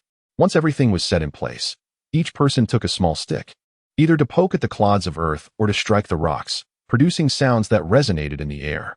Before long, a rabbit indeed emerged. The group had divided their tasks. Zhao Yan and Lin Xing were to drive the little rabbit down the path, while Xiaohua and He Tao waited patiently by the tree stump for their quarry. The frightened rabbit darted in every direction, and one, driven along, dashed swiftly onto the path where a net had been laid, only to plunge headlong into it. As Xiaohua tugged at the net, the rabbit became ensnared and could not escape. He Tao promptly bound the rabbit with a rope and placed it in a prepared small cage, successfully capturing one.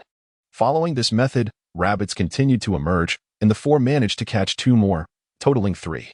As time passed gently and the evening glow painted the sky, the four remained vigilant, hoping for more rabbits to appear. Yet, it was unclear whether the remaining rabbits had sensed these dangerous intruders and sought alternate escapes, or if they had cleverly concealed themselves in their burrows. For after the capture of 3, no new rabbits ventured into their trap. The fragility of life weighed heavily on her, Once the decision to nurture was made, one must assume full responsibility. Her inherent carelessness left her anxious, fearing that her negligence might bring suffering to other lives. Furthermore, given the brevity of most animals' lifespans, she was acutely aware that humans are not mere plants, devoid of emotions. Once attachments formed, she could hardly bear to witness the creatures she had raised over the years fade away before her eyes. Thus, she made a rather selfish decision to refrain from keeping pets altogether. He Tao chimed in, "Lin Xing, rabbits are so adorable. Why do you not like them?" Lin Xing's lips twitched slightly. "He Tao, could you please focus on the main point?" Lin Xing smiled faintly and said to Xiaohua, "Oh, Sister Xiaohua, I am not being modest. I am genuinely afraid of the rabbit, so you may have it." With a mischievous grin, she added, "After all, if the rabbit is with you, it is equivalent to being with me." Her words caused Xiaohua's face to flush crimson. Zhao Yin, upon hearing this, confirmed her suspicions and retorted, "Humph, you are just a coward, admit it." As they walked over the rustling leaves, Xiaohua suddenly halted the other three. "Everyone, please pay attention. We cannot proceed any further." "What is it, Sister Xiaohua?" He Tao asked timidly. "It is very likely that we are approaching the miasma forest. We must not go any further." "No wonder I felt something was off," Zhao Yin remarked, scanning the surroundings and only noticing the dense shadows of the trees. "Sister Xiaohua, we need to find a way quickly. I am feeling quite frightened." He Tao nervously clutched Xiaohua's sleeve, while Zhao Yin, holding the torch, also felt a twinge of concern. Just then, a flicker of pale yellow darted through the misty gray. "What was that?" she inquired, raising the torch to investigate. Not far ahead, near the edge of the dark woods, a tuft of yellow fluff trembled in the night breeze. Chapter 9. The adorable little yellow chick turning back to Xiaohua. She exclaimed, "Sister Xiaohua, look at how willful Lin Qing is." Typically, Lin Qing would dismiss Zhao Yan's words, which were often laced with malice, but this time, she hesitated. It was indeed perilous to venture further. The miasma forest was notorious for its sinister nature, and what if it suddenly expanded a few feet? What if she were to succumb to its poison? Her footsteps faltered. Upon hearing this, Zhao Yan turned to He Tao and muttered her dissatisfaction. "He Tao, look at Lin Qing. She is solely focused on herself." He Tao, with concern, watched as Lin Qing gradually approached the miasma forest. As she drew nearer, Lin Qing discovered that lying on the ground was a frail little chick. Perhaps it had just hatched, for this diminutive creature was emaciated and tiny, not even the size of her palm, appearing so weak that it seemed it could succumb to life at any moment. Its minuscule form was already adorned with sparse yellow down on its surface, while the majority of its body was a tender pink. A cool breeze swept by, causing its small body to shiver in the wind, evoking a sense of pity. With swift reflexes, Lin Qing gently scooped it up and hurriedly retreated from the borders of the miasma forest. She called out to the three individuals not far away. "Sister Xiaohua, everyone look. It's a little chick." Zhao Yan approached, casting a glance at the chick, and mockingly remarked, "You really have a connection with chickens." He Tao, stung by Zhao Yan's words, lowered her eyelashes slightly, delicately tucking a strand of hair behind her ear, and fell silent. Lin Qing pondered over Zhao Yan's words, realizing the validity in them. What if the mother hen had merely placed her chick here temporarily? Would she then become a chicken dealer? Moreover, she had never truly considered raising animals. Reluctantly, she set the little chick down at her feet and took a few steps back. However, the clever little chick, seeing itself abandoned, wobbled to its feet, displaying a semblance of bravery. It staggered a few steps toward Lin Qing, lifting its tiny head and gazing at her with its beady eyes, emitting soft, clear chirps, reminiscent of a fledgling yearning for its mother. Overwhelmed with an inexplicable tenderness, Lin Qing felt a pang of guilt at the thought of leaving it behind.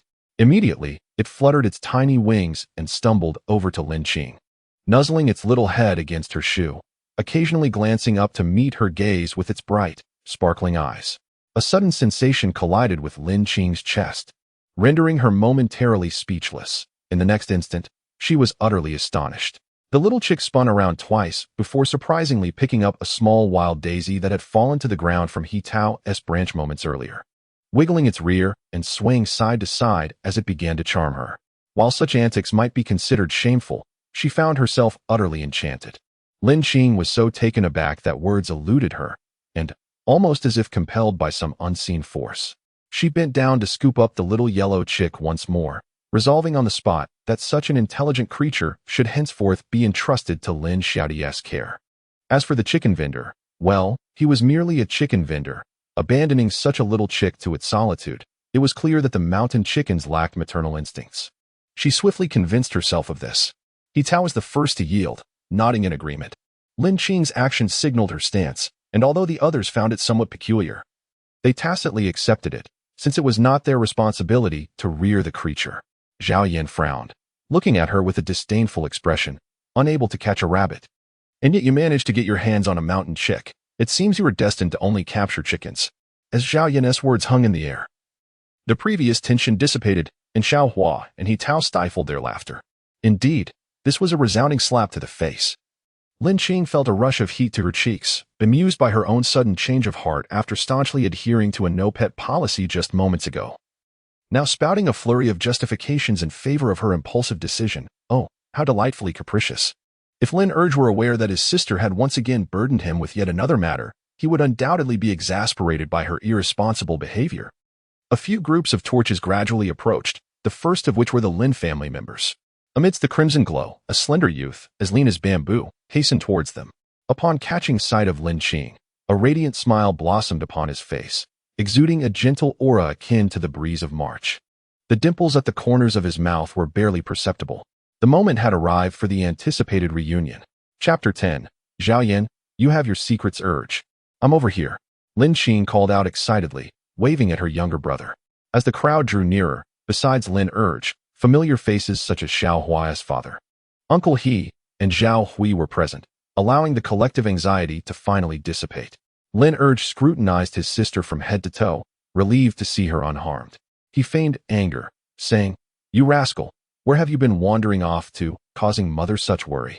Noticing a sheen of perspiration on Lin Urge's forehead, Lin Qing chuckled lightly, assuring him that all was well.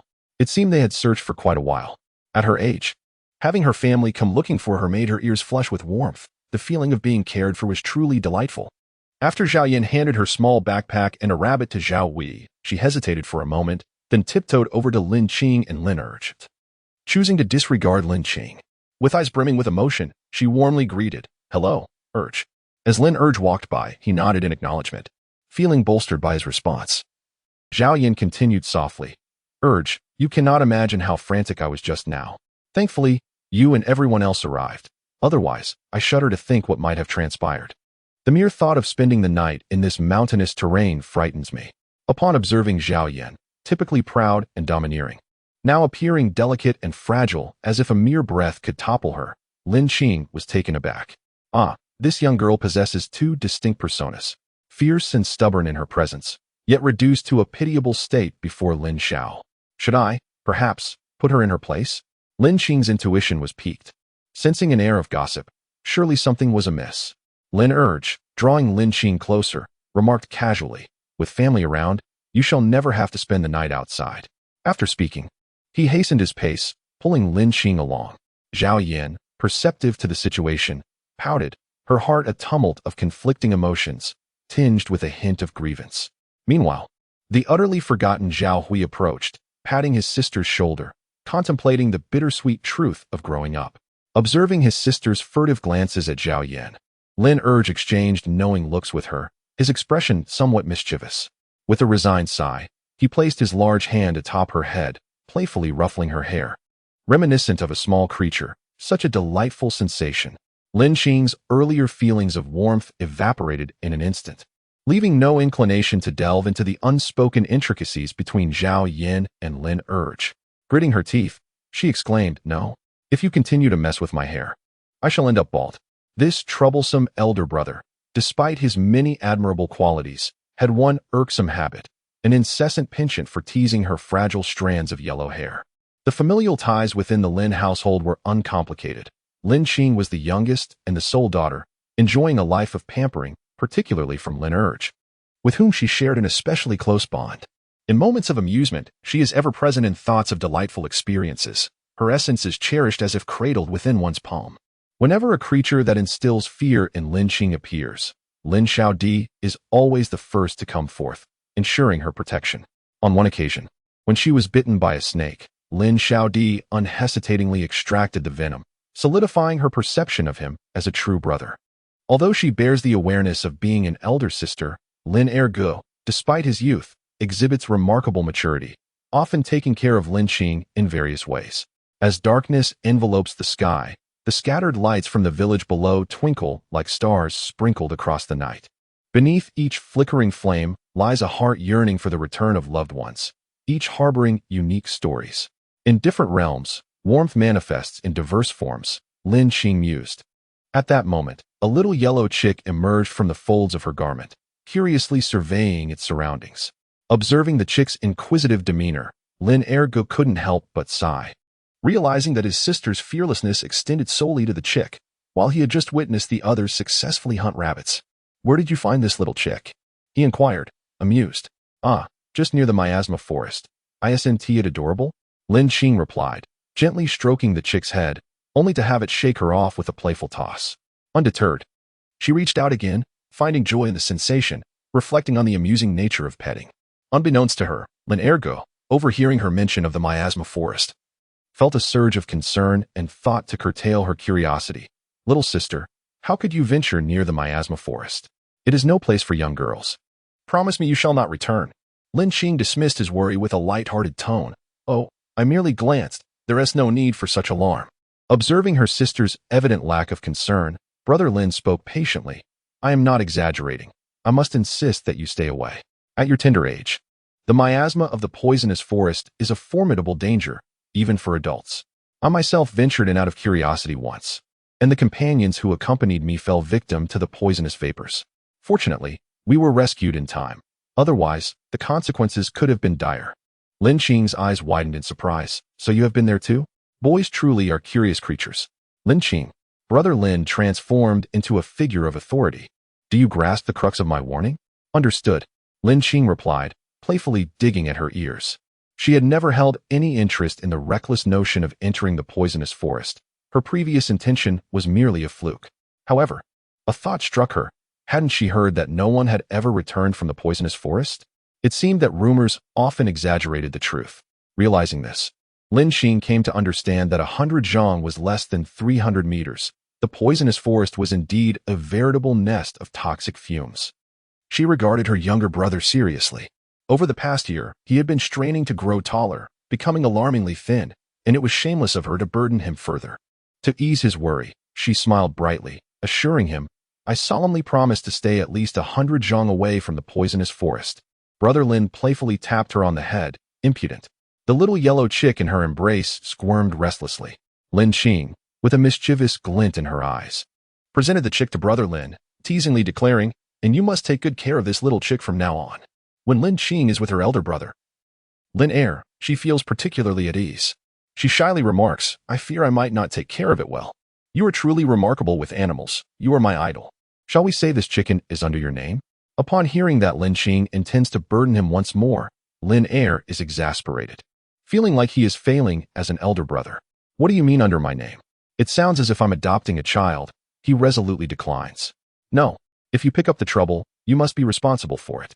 Lin Qing feels inexplicably guilty. Indeed, she often relies on her younger brother, Lin Xiao, to clean up after her, which is somewhat unfair. However, as this is her first experience with a small creature, she feels utterly unprepared. Compared to the life of a small animal, her own pride seems trivial. Thus, she tentatively suggests, "How about we raise it together? Lin Xiao, let us do it together." "Brother, I'll make you ribs tomorrow." Seeing the pleading expression on his sister's face, Lin Er finds himself at a loss and reluctantly agrees. "Fine. But you're being quite childish." Upon hearing this, Lin Qing's eyebrows shoot up in surprise. "So small, and you can bear to take it on." Lin Er playfully touzles his sister's hair, noticing her face turn a shade of displeasure. He swiftly strides ahead, turning back with a triumphant laugh. "Just kidding. Take good care of it." Lin Qing immediately bristles, chasing after him and shooting him a glare. "You're such a child. How many times have I told you not to mess with my hair? You still do. I warn you, do not touch my hair again." Chapter 11. How did I end up cultivating immortality? The final treasures from the expedition to the Danshua Mountains were that each of the other 3 companions acquired a small rabbit, while Lin Qing obtained a little yellow chick. On the first night, having extinguished the lamp and settled down, Lin Qing was about to drift into slumber when she groggily lifted her eyelids. To her astonishment, she spotted a small black mass at the foot of her bed, nearly causing her to leap in fright. Such a scare was unwarranted. As the night deepened, she found herself in a dream where she was inviting Song Zhongji, her beloved star, to lunch. Suddenly, a throng of fans surged into her dream, overwhelming her and knocking her to the ground. Fans trampled over her chest in their fervor to reach their idol, and she felt as though she had become a mere carpet beneath their feet, yet the pain in her chest was all too real. Startled and drenched in cold sweat, she awoke to find herself sprawled in the middle of the night, feeling a peculiar pressure on her chest. A casual touch revealed something soft and fluffy. What could it be? Pulling it out, she discovered it was the little yellow chick. A wave of nausea washed over her. How could she lower herself to squabble with a mere chicken? Yet, being ambushed like this felt like a decade of vitality stolen from her life. One must wonder, how could this chick be so unperturbed by the weight upon it? Thus, the first night was spent in utter chaos, and the following 3 nights unfolded in a similar manner. Even tying the chick with a string proved futile. On the second day, Lin Qing gazed at the inexplicably severed string, speechless for a long while, before glancing down at the little yellow chick at her feet. With those formidable beak and claws, she couldn't help but question whether it was truly a chick or something else entirely. The persistent paranoia and sleepless nights left Lin Qing utterly exhausted, resembling a wilted flower. After several days of enduring the antics of this troublesome foe, wherein the enemy tires while I strike, advances while I retreat, she resigned herself to her fate. Very well. If I must share my slumber with a chicken, so be it. At least this little yellow chick exhibits some discernment, having never deigned to soil her with its droppings. The sands of time trickled away, and Lin Qing continued her life of studying, gardening, and, alas, tending to her new feathered charge.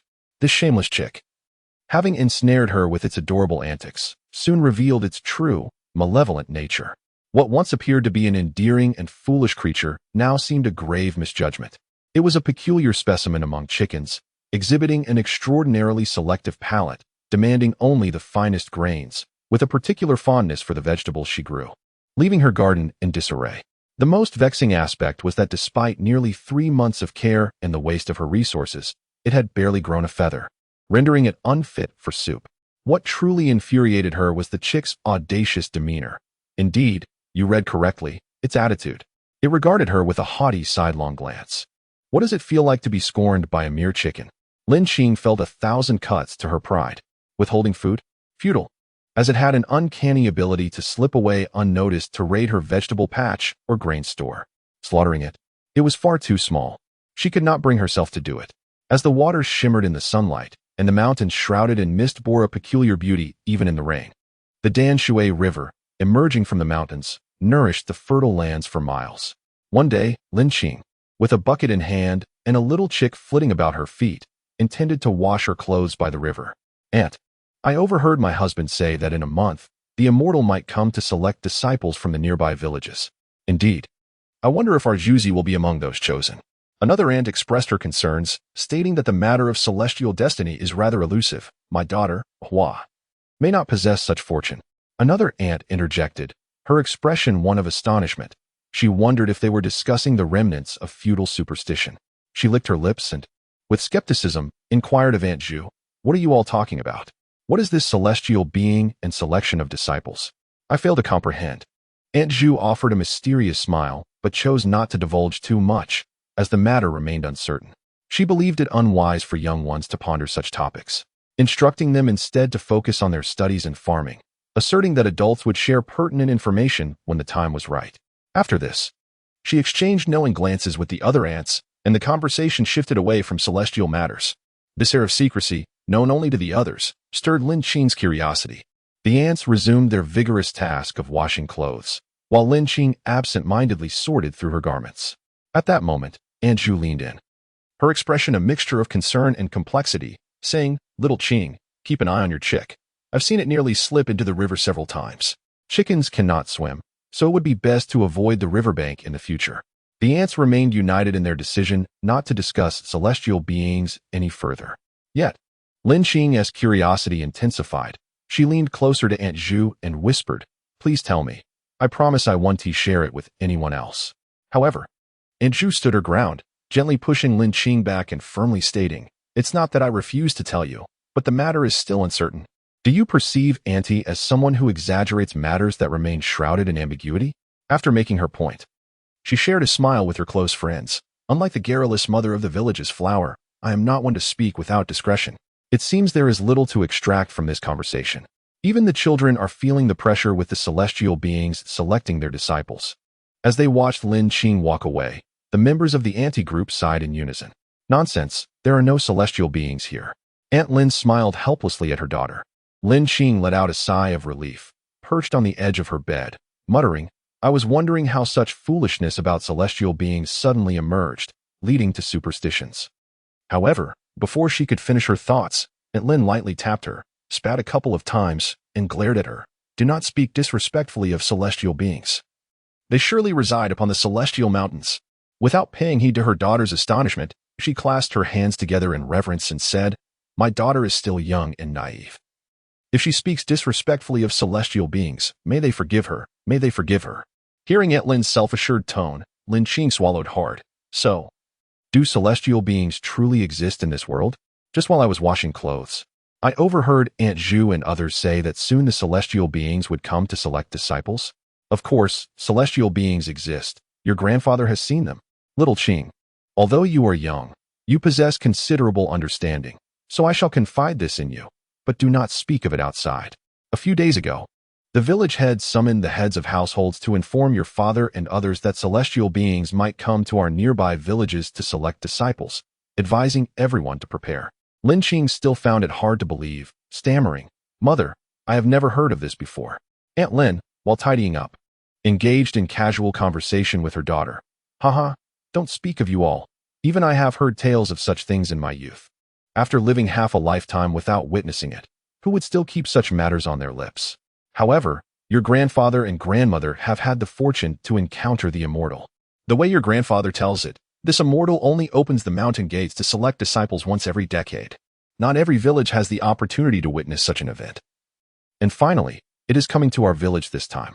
Thus, this is a rare and extraordinary chance. You three should go and see if fate smiles upon you. After a moment of contemplation, she continued to inquire, what abilities does the immortal possess? Surely, their powers are immense, turning earth into gold, soaring through the clouds. If one becomes an immortal child, they could live for a century. Aunt Lin persisted in her chatter. Upon hearing this, Lin Qing thought these fantastical abilities were quite similar to what she had read in stories, likely tales Aunt Lin had picked up somewhere. There was one question she felt compelled to clarify. How can one be chosen by the immortal? Aunt Lin shook her head. I do not know, my dear. It is said that one must pass the immortal's test, and few are fortunate enough to be selected. Sitting quietly in the room, she watched a little yellow chick strutting arrogantly by the bed. Her feelings were quite complex. Could it be that this was truly a world of immortals? How astonishing. Reflecting on her own transmigration, she found that no matter how fantastical the event, she could come to terms with it. Upon contemplating this possibility, a surge of fervor ignited within her heart, and the buried obsession that had long lain dormant began to blossom anew, with diligent effort. Perhaps she could reunite with her parents, younger sister, and cherished friends. In a flash, she rose, her blood coursing with excitement as she grasped the little yellow chick, disregarding its rolling eyes, and shouted with fervor, Let us do this. At that moment, she remained unaware that seeking immortality and enlightenment, while indeed offering capabilities beyond the reach of ordinary mortals, was an endeavor fraught with challenges and complexities far exceeding her imagination. In the ensuing month, news of the immortal selection of disciples spread like wildfire across the villages nestled at the southern foot of Danxue Mountain, disrupting the tranquility of each hamlet. Although everyone understood the minuscule odds of being chosen by an immortal, the fervent hopes of the populace could not be quelled. Much like the modern lottery, each individual entertained fantasies of serendipity, pondering, what if I am the destined one? Perhaps they were indeed extraordinary, destined to dazzle the mundane with their brilliance. Consequently, the vast majority of eligible individuals were eager to partake in this opportunity. The allure of becoming an immortal was irresistible: eternal life, glory for one's ancestors, and a reputation that would echo through the ages, with benefits so plentiful they could be spoken of for 3 days and nights without end. Before the dawn broke, the 5 members of the Lin family set forth, their spirits buoyed by the monumental temptation that had gripped Fuo village. Even the chickens, ducks, fish, and geese seemed invigorated. A month had swiftly passed, and the day of the immortal selection arrived amidst the fervent anticipation of the masses. The chosen site was a vast expanse beside the ancestral hall in the county town. where villagers from various locales were to bring their aspiring family members to participate in this momentous event. Lin Xing held Aunt Lin's hand as they walked through the countryside, where the path was bustling with life, far more vibrant than a vegetable market. The narrow lane was nearly overwhelmed by the throngs of villagers, suggesting that the entire community had come out. Recalling the little yellow chick she had bound in the chicken coop, Lin Xing felt justified in her actions. With so many people around, it would be perilous for the chick to wander freely. It was evident that many households had taken special care in their appearance, with most clad in new garments. Some carried fresh produce, while others brought along chickens and ducks. A number of individuals even lit incense, murmuring incantations as they walked. Among the most conspicuous were the elderly women, who, while moving about, performed elaborate prostrations that caused significant disruption to the flow of foot traffic. Even before the celestial being arrived, the air was thick with an aura of mystique. Ah, He Tao. Amidst the thronging crowd, Lin Xing spotted He Tao and waved eagerly. He Tao squeezed through the mass, adjusting her slightly askew hairpin, her eyes sparkling and her voice flowing like a gentle stream. There are indeed many people today. I heard from my father that nearly all the villagers from nearby hamlets are coming. The celestial being selects disciples only once every decade, and those under 30 will seek their fortune even if they don't meet the criteria. It's a good opportunity to broaden one's horizons and perhaps even bask in some celestial energy. Lin Xing nodded in agreement. Indeed, such a grand event has drawn out the entire town. After speaking, she observed He Tao's delicate demeanor, seemingly fragile, and found it hard to imagine her wielding weapons before her transformation into a celestial being. Curiously, she inquired, "Do you wish to become a celestial being as well?" He Tao fiddled with the hem of her garment and replied softly, "Who wouldn't want to be a celestial being? However, few are chosen, and I harbor no great expectations." After a moment, seemingly lost in thought, she suddenly leaned closer, her cheeks flushed, and whispered to Lin Xing, "Actually, I had another purpose for coming today." Lin Xing, filled with curiosity, inquired, "What is it?" However, He Tao hesitated, her words caught in her throat. "Oh, come on, dear girl. I detest when people speak only halfway." Lin Xing gently teased, playfully poking He Tao. "Do tell, what is this other purpose?" This matter left He Tao feeling quite flustered. She yearned to share her thoughts, which was why she had unintentionally brought it up. Yet, upon realizing that discussing such matters with someone as young as Lin Xing was rather inappropriate, her ears turned crimson, especially since Lin Xing often carried herself with a maturity beyond her years. Under Lin Xing's persistent inquiries, He Tao stammered, "My mother urged me to take this opportunity to observe the young men from the neighboring village. She said that if any of them seemed suitable, she would ask Aunt Hu to facilitate a match next time." At this revelation, Lin Xing nearly stumbled, taken aback. Aunt Hu was renowned in the area for her matchmaking prowess. She scrutinized He Tao, who appeared to be no more than a primary school student, contemplating marriage already. What a dreadful reflection of feudal society. As they continued their conversation while walking, they reached the county town's ancestral hall by around the hour of chun. It was an exceptionally vast expanse, a testament to the foresight of its builders. The open space was bustling with people, almost shoulder to shoulder, with the crowd largely divided by their respective villages, congregating in this grand plaza. At the far eastern edge of the flatlands, there stands an elevated platform, deliberately constructed for this occasion. Upon it lies an imposing table, approximately 20 meters in length, draped with a crimson cloth.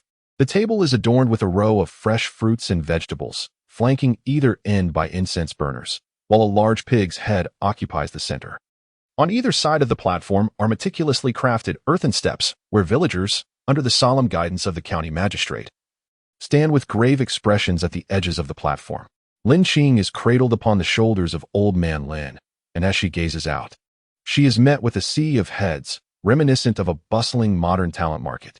Among the crowd, individuals like He Tao, driven by specific intentions, mingle with those displaying remarkable business acumen, setting up stalls around the flatlands, their enterprises thriving as they buzz about like industrious little bees. However, their unlicensed ventures are swiftly curtailed. The county magistrate promptly perceives that such commerce in this sacred place of celestial descent is decidedly inappropriate and detrimental to its sanctity. Consequently, a small enforcement team appears, dragging away a few lamenting individuals. Shortly thereafter, the magistrate ascends the platform to relay the sequence and rules for the villagers' celestial assessments, emphasizing the necessity for adherence. The dignitaries of the county stand in a line at the edge of the platform, all gazing northward in unison, an unmistakable signal that the celestial beings shall arrive from that direction. Lin Xing also turns her gaze northward.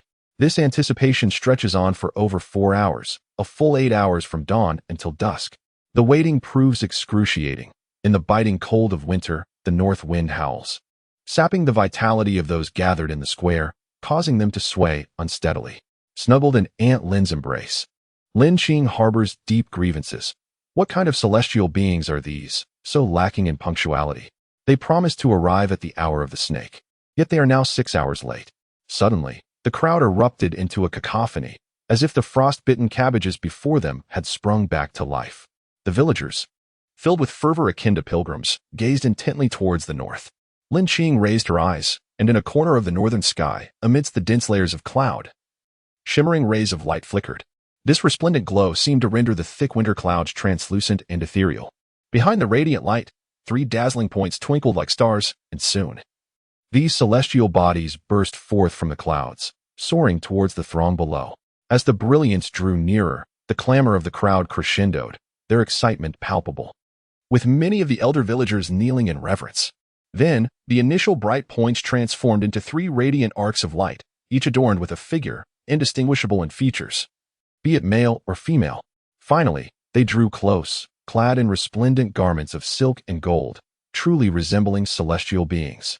Lin Xing felt as though she had heard an explosion. A buzzing filled her ears, and her mind raced with a torrent of incomprehensible thoughts. It was only at this moment that she genuinely acknowledged the existence of a world far beyond her understanding. My goodness, it is real.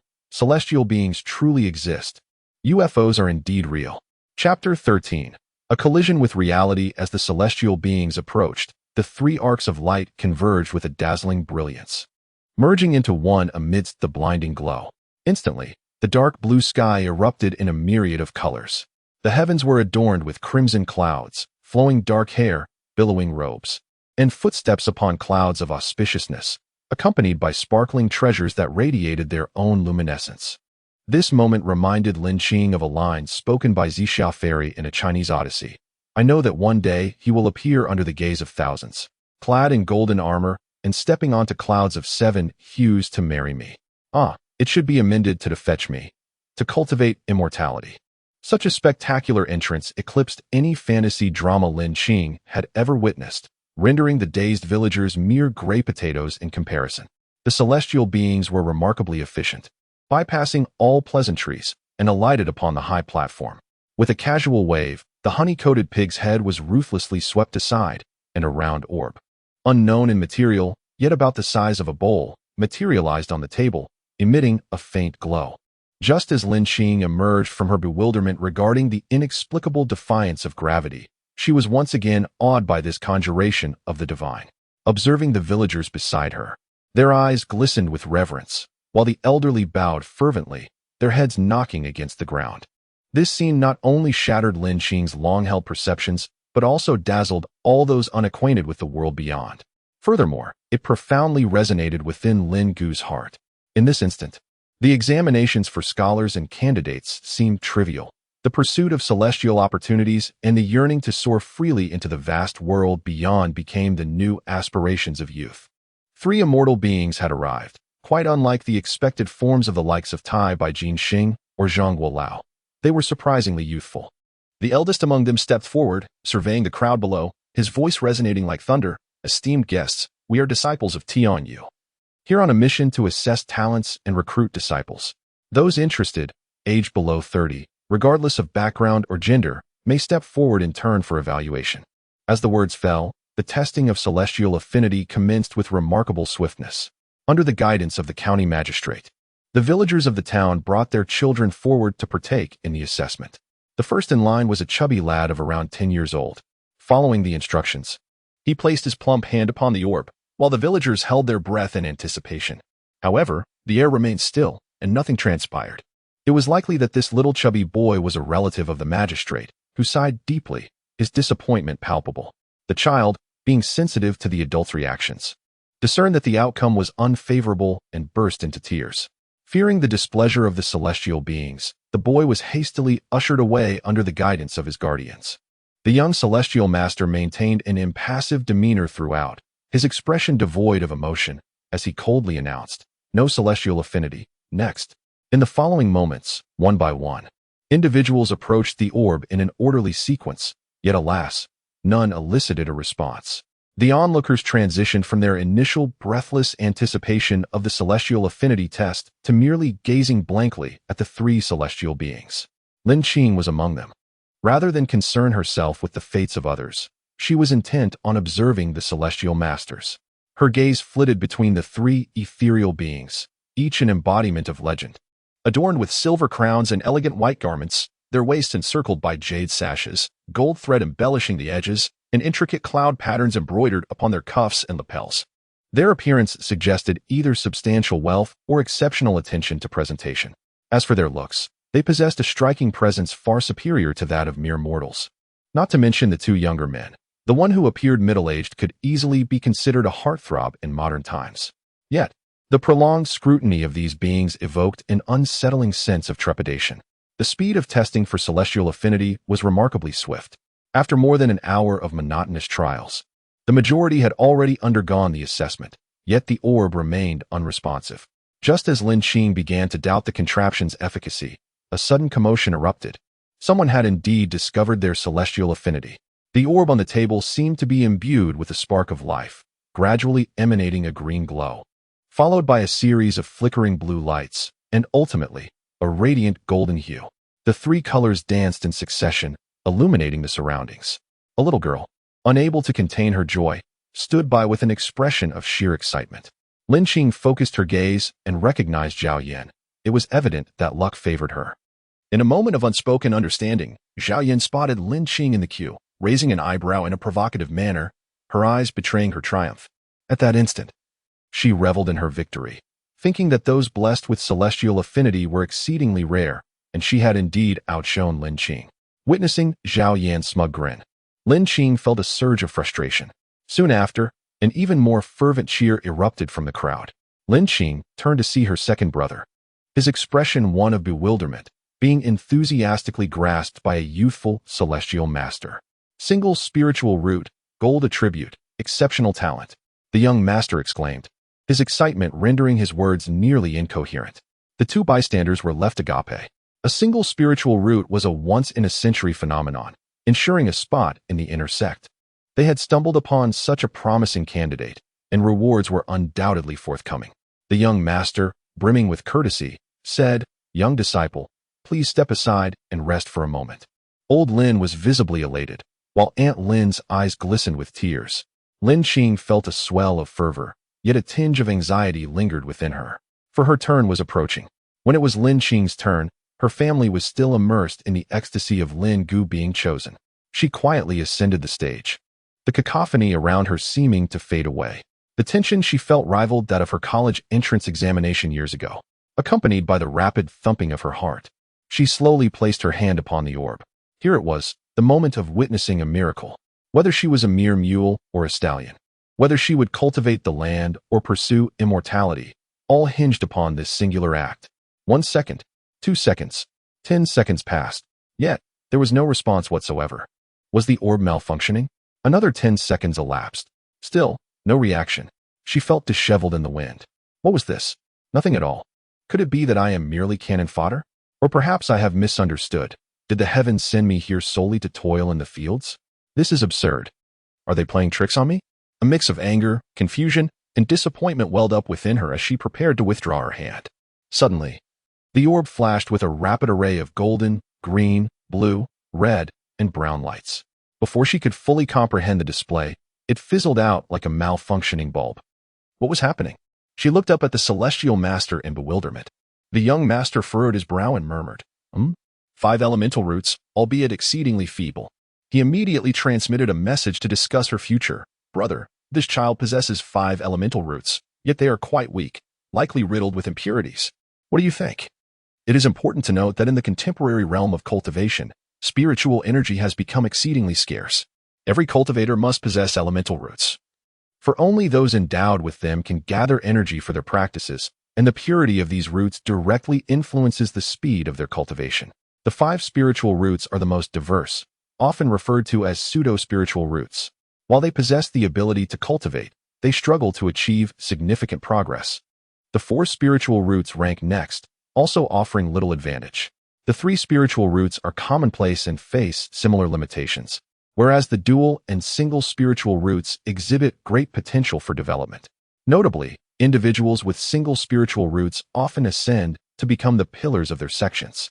Conversely, the mutated elemental roots of thunder, wind, and ice are extraordinarily rare, verging on extinction. Among roots of the same classification, their purity varies, directly influencing cultivation aptitude. The purer the root, the more conducive it is to practice, as evidenced by the brightness of the testing orb. Lin Xing's response during the spiritual assessment was, regrettably, among the least impressive. The middle-aged immortal pondered for a moment before conveying his thoughts. With such poor aptitude, this spiritual root may find it exceedingly challenging to cultivate, likely reaching no more than the mid-stage of qi refinement. The path of immortality appears daunting, especially for such a delicate young lady. Perhaps it would be better to allow her to enjoy a life among the common folk. The immortal's deliberation was thorough, beyond the reason stated. He also considered that this young girl was the younger sister of a disciple with a single spiritual root. Accepting her would undoubtedly become a burden, hence, it was wiser not to take her in. No spiritual roots. Next, he proclaimed solemnly, effectively sentencing Lin Xing to a bleak fate. Faced with this unexpected outcome, Lin Xing was overwhelmed with disappointment. Her shoulders slumped in defeat. Though it had only been a fleeting moment, she was certain that the orb had indeed reacted. As the crowd continued to congratulate Lin Gu on his fortuitous destiny, their attention had shifted entirely away from her, leaving her without even a witness to her plight. No, I must make another attempt. Being dismissed so easily is simply unacceptable. She lifted her gaze to the youthful celestial master, extending a finger and offering a hopeful, sweet smile. Master, may I have another attempt? Seeing the adorable girl, whose delicate beauty was accentuated by her status as the newly emerged single spirit root disciple's younger sister, the young master consented, knowing that another test would not consume much time. After receiving approval, she took a deep breath and placed her hand once more upon the orb. However, the disparity between hope and disappointment was stark. Alas, no miracle occurred, and the orb remained lifeless, even worse than the first attempt. Confronted with this harsh reality, she descended from the stage like a deflated balloon, her spirits dampened. It seemed that the path of cultivation was beyond her reach. Sorrowfully, she lamented her misfortune, lighting 100 candles in her heart. Suddenly, she recalled the words of the fairy of purple clouds. I could predict the beginning, but I could not foresee this conclusion. Tears streamed down her face as she came to grasp the truth. Chapter 14. This bowl of dregs is yours upon witnessing the orb's response. The young celestial master felt that this girl's affinity for the celestial realm was indeed feeble, affirming their earlier decision. She turned away, a bittersweet smile gracing her lips, as she silently shed tears of heartache. After inwardly lamenting 800 times, she gradually found her composure. She envisioned herself in her twilight years, surrounded by grandchildren, still relishing her meals and enjoying robust health. That did not seem too bad at all. Lin Xing, one must learn to be content. Excessive greed is never beautiful. Just as she endeavored to console herself, a piercing scream akin to that of a slaughtered pig erupted from the stage, prompting her to turn around, only to discover someone exhibiting even more intense emotions than her own. A young lad, around 15 or 16, clutched a round orb with fervent hands, his eyes ablaze with a crimson hue, as he shouted with a fervor reminiscent of a frenzied spirit, "Xianyuan, do not hide within. I am aware of your presence. Come forth, come forth, come forth." Observing the other unsuccessful candidates, who were on the verge of tears, Lin Xing felt an unexpected sense of equilibrium. Indeed, she was rather unrefined, choosing to glance downward at such a critical moment. How amusing. On the stage, Lin Gu stood beside the celestial master, youthful and vigorous, resembling a towering bamboo. The Xianyuan test continued at a leisurely pace. The night was as dark as ink, and the celestial beings exhibited a remarkable finesse. 2 large luminous pearls were displayed atop a high platform, illuminating the vicinity as brightly as day. The opportunity to behold the celestial beings up close kept the spectators in their places, even as twilight descended. It wasn't until nearly the hour of the pig that all the village tests were finally completed. Regrettably, after Lin Gu, no one else could reveal their Xianyuan. The path to immortality was indeed ethereal, and the probability was exceedingly low among the numerous villages on the southern slope of Danxue Mountain. Only 2 individuals from Fuo village were endowed with Xianyuan, leaving the villagers overjoyed and unable to contain their smiles. As the Xianyuan testing drew to a close, the 3 celestial masters declined the county lord's entreaties, announcing they would grant a brief moment for the 2 qualified children to bid farewell to their families before departing. Lin Ergu affectionately ruffled his sister's hair, his gaze resolute and unwavering as he declared, "Father, mother, brother, sister, take good care of yourselves. This journey will be one of diligence and hard work. Once I achieve success in my cultivation, I shall certainly return to share the joys of life with you all." Gazing at her son, a moment that should have filled Aunt Lin with joy instead brought forth uncontrollable tears. "Good child, go with the immortal to the mountain of immortals. You must heed the immortal's words. Do not act recklessly, avoid taking risks, and do not worry about us. Oh, please take good care of yourself." Uncle Lin and Brother Lin also felt their eyes welling up, each sharing heartfelt sentiments. As she watched the one closest to her, Lin Xiaodao, prepare to depart, Lin Qing felt an overwhelming sense of reluctance. Since her arrival in this world, they had spent nearly every moment together. Lin Gu was charming and humorous, showering her with affection. This brother, though not by blood, had given her the most attention during this time and was the one with whom she shared the deepest connection. Lin Gu looked at her with gentle eyes, pinched her nose playfully, and with one hand tenderly wiped away her unconsciously flowing tears. With the other hand, he tousled her already disheveled hair, chuckling yet admonishing, "Little kitty, you're being so childish. Listen, I'm serious. Don't interrupt the emotions I've worked so hard to cultivate." Seeing her hair turn into a chaotic mess once more, Lin Qing felt a wave of frustration wash over her, and the earlier sorrow seemed to vanish. In this moment of parting, perhaps they would never meet again in this lifetime, she thought she must muster a few profound words to offer Lin Xiaodao. After pondering for what felt like an eternity, her face flushed, she finally blurted out, "What will happen to the little yellow chick when you leave?" Immediately after, he continued to tousle her hair with reckless abandon. "Hey, will you ever stop?" Aunt Lin still had some private matters to discuss and pulled Lin Gu away. At this moment, Zhao Yan squeezed her way over. Her eyes sparkled with an intensity that suggested she had conquered the world, and the mockery on her face remained refreshingly elegant. "Oh, dear Lin Qing. What a pity it is. You are so adept at farming. How can you lack celestial fortune? I had hoped that if you too possessed such destiny and entered the immortal realm, I would take great care of you. In that case, anything I have would surely be shared with you. Alas, what a shame. This bowl of refuse is specially reserved for you, truly. You needn't be so kind to me. Do not fret, do not fret. Life is too beautiful to be so irritable." Lin Qing took a deep breath, calming the turmoil within her heart, and replied, "Thank you, but there is no need for such formality. Not being able to cultivate immortality is of little consequence. I simply wish to be a serene and lovely girl." Zhao Yan feigned a smile, her expression clearly suggesting a desire to witness Lin Qing's struggle, and continued, "Indeed.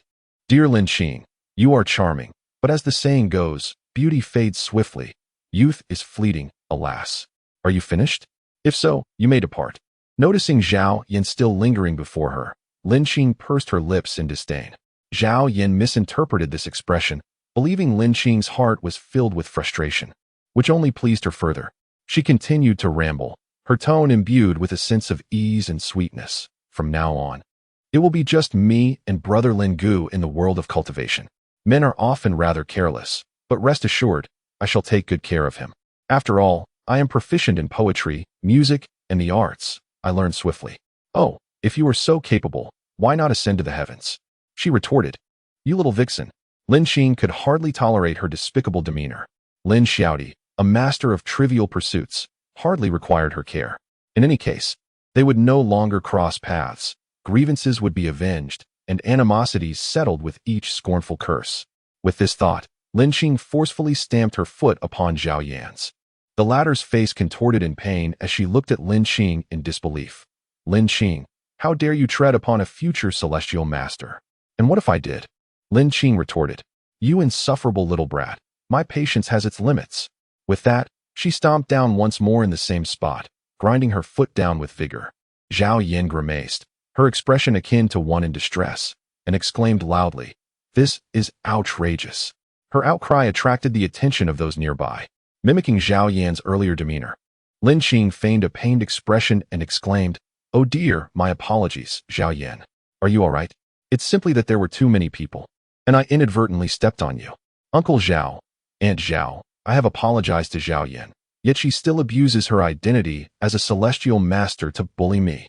Zhao Yan, your penchant for oppression will surely bring your master great sorrow in the future." The onlookers began to murmur among themselves. With so many people around, isn't it quite normal to accidentally step on someone? What audacity to claim such a grievance, just because she is on the path to becoming a celestial apprentice. She thinks herself superior? Remarked one villager who had not been selected. Indeed, she hasn't even achieved her status yet she dares to bully her own kin. Another echoed in agreement. Just as Zhao Yan was about to retort, she noticed Lin Qing striding away towards Lin Gu, who was conversing with Zhao Wu. Frantically, she shouted, "Hey, you insufferable Lin Qing, don't walk away. Explain yourself. What do you mean by ascending to the heavens? I am on the verge of greatness. Let your jealousy consume you. Then you shall wait in the heavens." Lin Qing cast a disdainful glance and resolutely turned away. Conversing with such individuals was truly taxing on both spirit and health. In the blink of an eye, the duration of an incense stick burned away, prompting the celestial masters to urge the gathering. Lin Gu, with lingering reluctance, gazed longingly at her family, as if she wished to imprint their images upon her heart. Ultimately, she broke into a radiant smile, abruptly pivoted, and strode briskly towards the stage. Her family only heard a muffled voice echo, "I am departing. Take care." The throng of people knelt in unison, continuously bowing towards the spirit vessel. Lin Qing, with unwavering determination, stood amidst the crowd, watching as the ship ascended higher and higher until it vanished from sight. The arrival of these celestial masters was grand, their departure honorable. Yet one could not help but question the timing of their benevolence. In the depths of winter, amidst biting winds and pouring rain, it was positively frigid. Hachio. Chapter 15. A celestial master found. Over 3 months had passed since the selection of disciples by the immortals. Yet the topic remained as fervently discussed as if it were placed in an incubator. In Fuo village, the excitement endured unabated. On this day, Lin Qing sat in her modest vegetable garden, resting her chin on her hand, conversing with a small yellow chick. Lin Xiaodao is left, and I find myself quite unaccustomed. No one is tugging at my hair, and I am surprisingly not used to it. I wonder how he is faring now, whether his life is satisfactory, how arduous his cultivation is, and if he has found a good mentor. "Ah, little yellow chick, are you even listening?" She prodded the persistent chick, which was busily pecking at the vegetables. "Hey, I am speaking to you. At least chirp in response." The peculiar strabismus of the little yellow chick nearly caused Lin Qing to tumble off her small stool. Realizing that she had been startled by such a diminutive creature, Lin Qing began to feel a mixture of embarrassment and indignation. "I must ask you, little yellow chick, do you suffer from dwarfism? After all this time I've cared for you, how can you still be so small? A normal chicken would be ready for soup in just a few months. Yet you remain the same size as when I first took you in. Where has all the feed gone?" She continued her tirade, only to receive a disdainful glance from the chick, who turned its head away in disregard. "Ah, my fiery temper. This spoiled little chick shall learn today who the true master is." In her boredom, Lin Qing found herself engaging in trivial pursuits. Having been bested by a mere chicken, she felt as though her capacity to love had been extinguished. Now that she had become somewhat literate and read nearly all the books she could find, her garden of fruits and vegetables flourished vibrantly, and the prospects of her agricultural endeavors appeared promising. Sewing and cooking were evolving in a methodical manner. What new goal should she set for herself? Whether in the fiercely competitive modern world or in this tranquil pastoral life, an individual without a target often succumbs to complacency. Although she harbored grand ambitions of becoming a landlady of renown, her tender age made it difficult for anyone to place their trust in her. Initiating any significant ventures now could lead to dire consequences. What if the villagers mistook her for a monster and sought to burn her? It would be wiser to refrain from making any bold moves for the time being and to wait a few more years. Just as she pondered what inconspicuous yet meaningful goal she might establish for herself, a radiant white light streaked across the sky, drawing closer with each passing moment. Lin Qing was bewildered. What could this be? A meteor colliding with the earth? She felt as though her vision was playing tricks on her. No, this light seems familiar. Ah, it must be the celestial beings selecting disciples again. Why wasn't there any notification from the village chief this time? Wasn't it supposed to be once every 10 years? Alas, must they disrupt one's peace so? After months of resignation, she had accepted her fate of cultivating the land to achieve prosperity, casting aside thoughts of seeking immortality. Yet, here comes the celestial being once more. For someone who cannot cultivate and possesses a modicum of ambition, the frequent appearances of these immortal beings serve as a relentless reminder of the harsh reality of her existence. A profound sense of regret envelopes her, truly disheartening. As her thoughts wandered, she sensed something amiss. The white light was hurtling towards her. Oh dear, danger! Lin Xing immediately turned to flee and call for help, but with a resounding crash, the white light landed in her vegetable garden, coming to a standstill. As the brilliance faded, she cautiously approached to investigate. To her astonishment, it was a person, clad in a simple white robe. This individual was not as flamboyantly dressed as the last visitor. Grasping a pitch-black sword, hastily wrapped in gray cloth, this figure bore an uncanny resemblance to a worldly swordsman. Had she not witnessed him descending enveloped in radiant light? Upon getting closer and discerning his features, Lin Xing was momentarily taken aback. What a handsome man! Instantly, she dismissed her previous notion of him being a mere swordsman.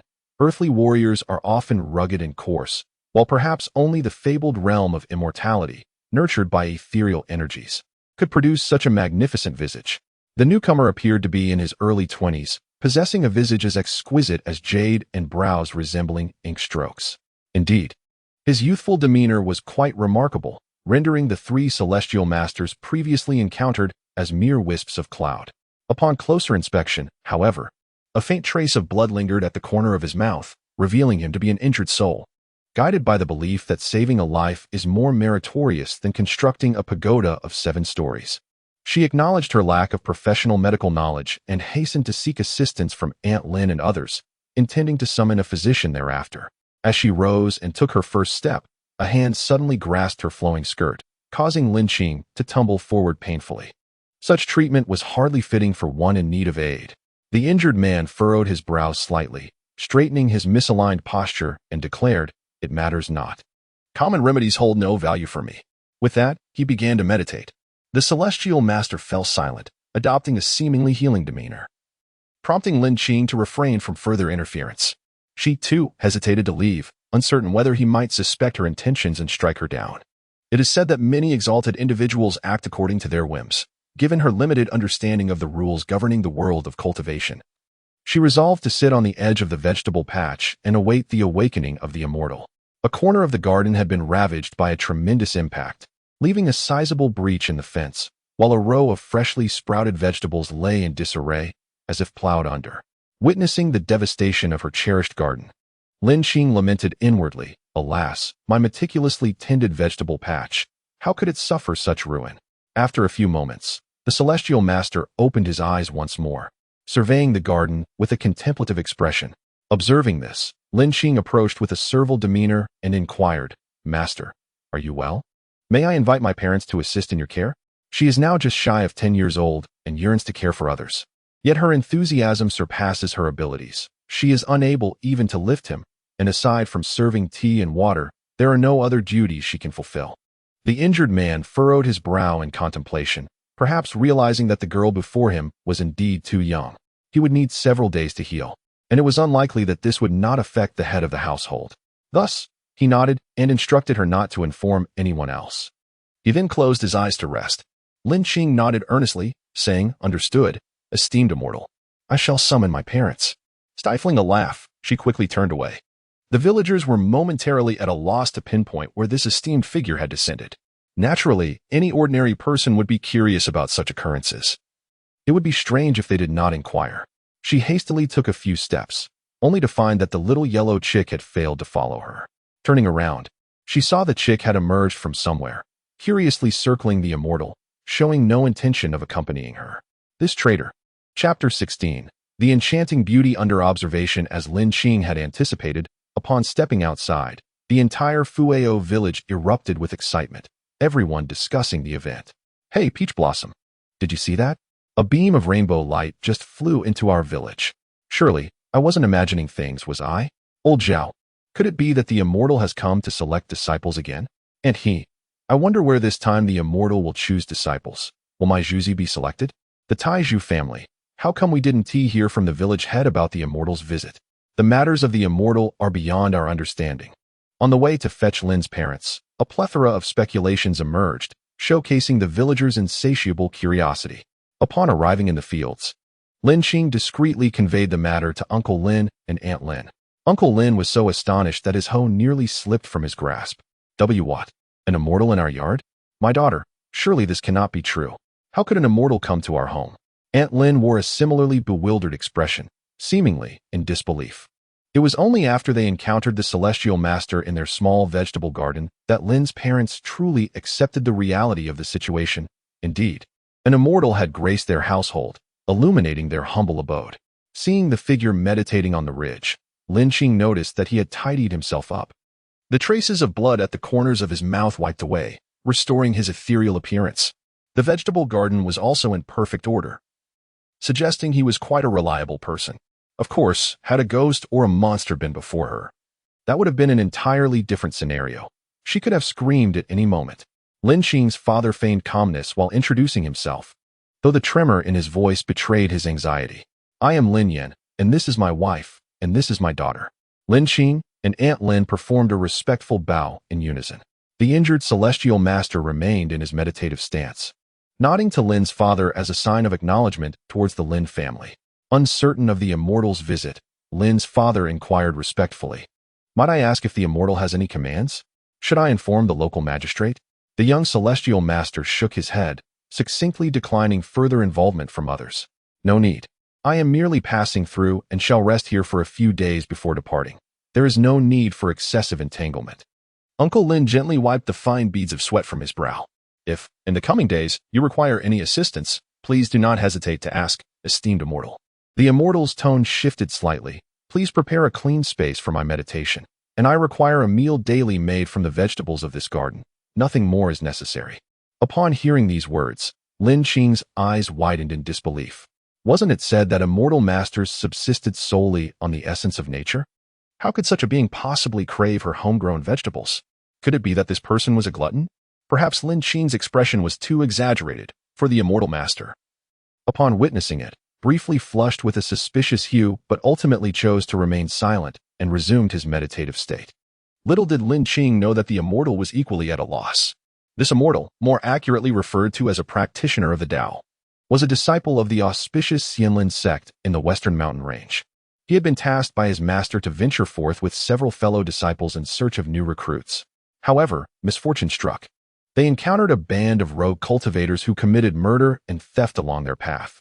The group became scattered, their storage bags plundered, and he was grievously injured in the ensuing chaos, fleeing in desperation. Unbeknownst to him, the relentless thieves pursued him southward, and he found himself fleeing day and night, eventually escaping only to discover he had unwittingly arrived in the southern mountain range.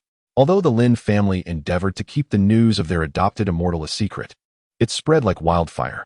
In rural communities, where households commonly left their doors ajar and neighbors frequently visited each other, especially during mealtime, it was nearly impossible to conceal a stranger. The Lin family was no exception, often receiving visits from Uncle Lin for discussions, Aunt Lin for sewing, Brother Lin for errands to town, and Lin Xing for playful companionship. Each individual had their own small circle, making it implausible to hide an unfamiliar face in such a compact environment. And so it was that another visitor arrived. "Lin Xing, we've run out of salt at home. Might I borrow some?" Gazing at the village girl Mei Hua standing at the door, Lin Xing felt an overwhelming urge to roll her eyes. Today, Mei Hua evidently believed she had gone to great lengths in her appearance. Adorned in a vibrant green skirt and sporting a resplendent hairpin, she had truly spared no expense. Moreover, the two conspicuous patches of rouge on her cheeks were clearly overdone. Observing the bashful young lady, Lin Xing was beset by a wave of frustration. The distance between their homes was considerable, one at the village entrance, the other nearing its exit. Yet she had traversed such a distance simply to borrow salt. Undoubtedly for that celestial being. Ever since Auntie from next door discovered that a divine presence was temporarily residing at the Lin household, young girls had been incessantly knocking at the door to borrow salt, wine, vinegar, and rice. The village matrons were abuzz with tales of the celestial being's extraordinary handsomeness. as if he were their own son-in-law, prompting a throng of eager maidens to flock to catch a glimpse of his ethereal visage.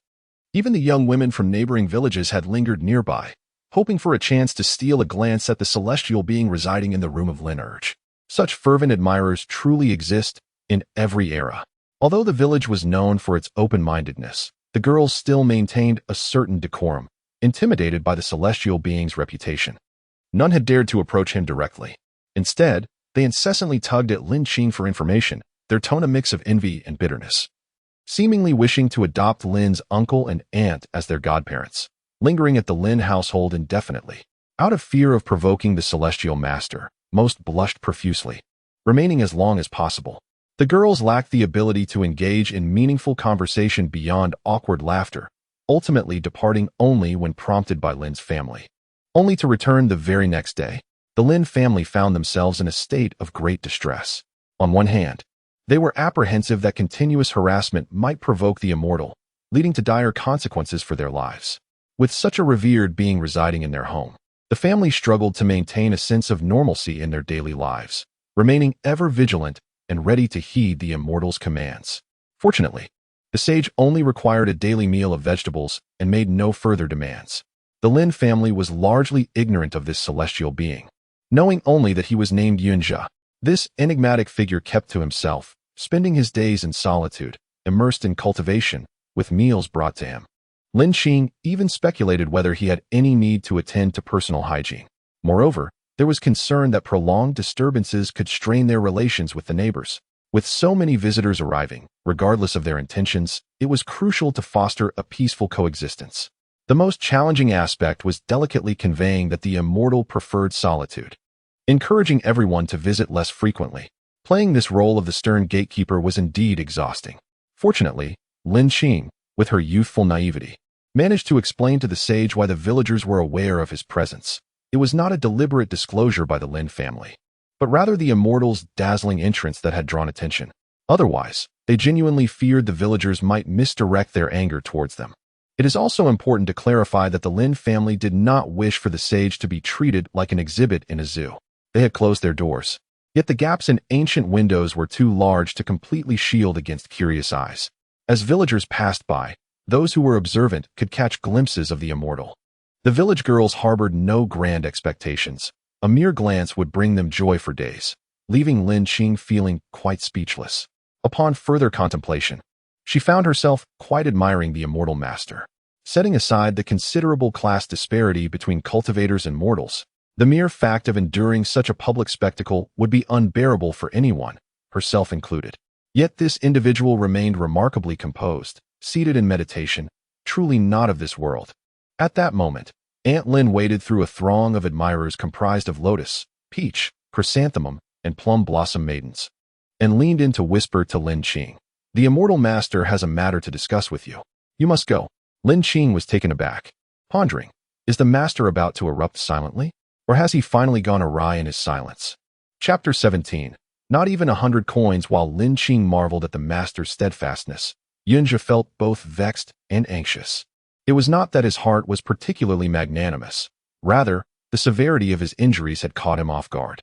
After several days of recuperation, he still found himself unable to fly with his sword. Otherwise, he would have departed long ago. After all, this was the southern foothills, within the territory of the Tianyu sect. Though his own sect was not highly regarded among the Xishan faction, recent tensions had arisen between the formidable Taihua sect and Tianyu over a spiritual mine, placing them on the brink of conflict. Should he linger here too long, he risked being mistaken for a spy from Xishan, which would spell trouble. Thus, he needed to recover swiftly and depart. Unfortunately, he possessed neither healing elixirs nor spirit stones, and the meager spiritual energy in this mortal realm offered little sustenance. He could only sit here slowly, consuming some vegetables daily, which offered scant replenishment of spiritual energy to aid in his recovery. He had meticulously scanned the area with his spiritual sense. Apart from the faint spiritual energy emanating from the vegetables in the backyard, there was nothing within his detectable range, only ordinary mortals. Had it not been for the quest to seek out individuals with spiritual roots, my master bestowed upon me a spirit-searching pearl, which I have kept close to my breast. Yet I remain unable to discern the faint traces of spiritual energy. I have inquired with the Lin couple and learned that these vegetables were cultivated by their youngest daughter. The Lin family are not practitioners of the mystical arts, and I have thoroughly examined the soil of their backyard, which harbors little to no spiritual essence. Thus, I am perplexed as to how these crops could possess such an elusive hint of spiritual energy. Contemplating this, Yunja resolved to summon the young lady for clarification.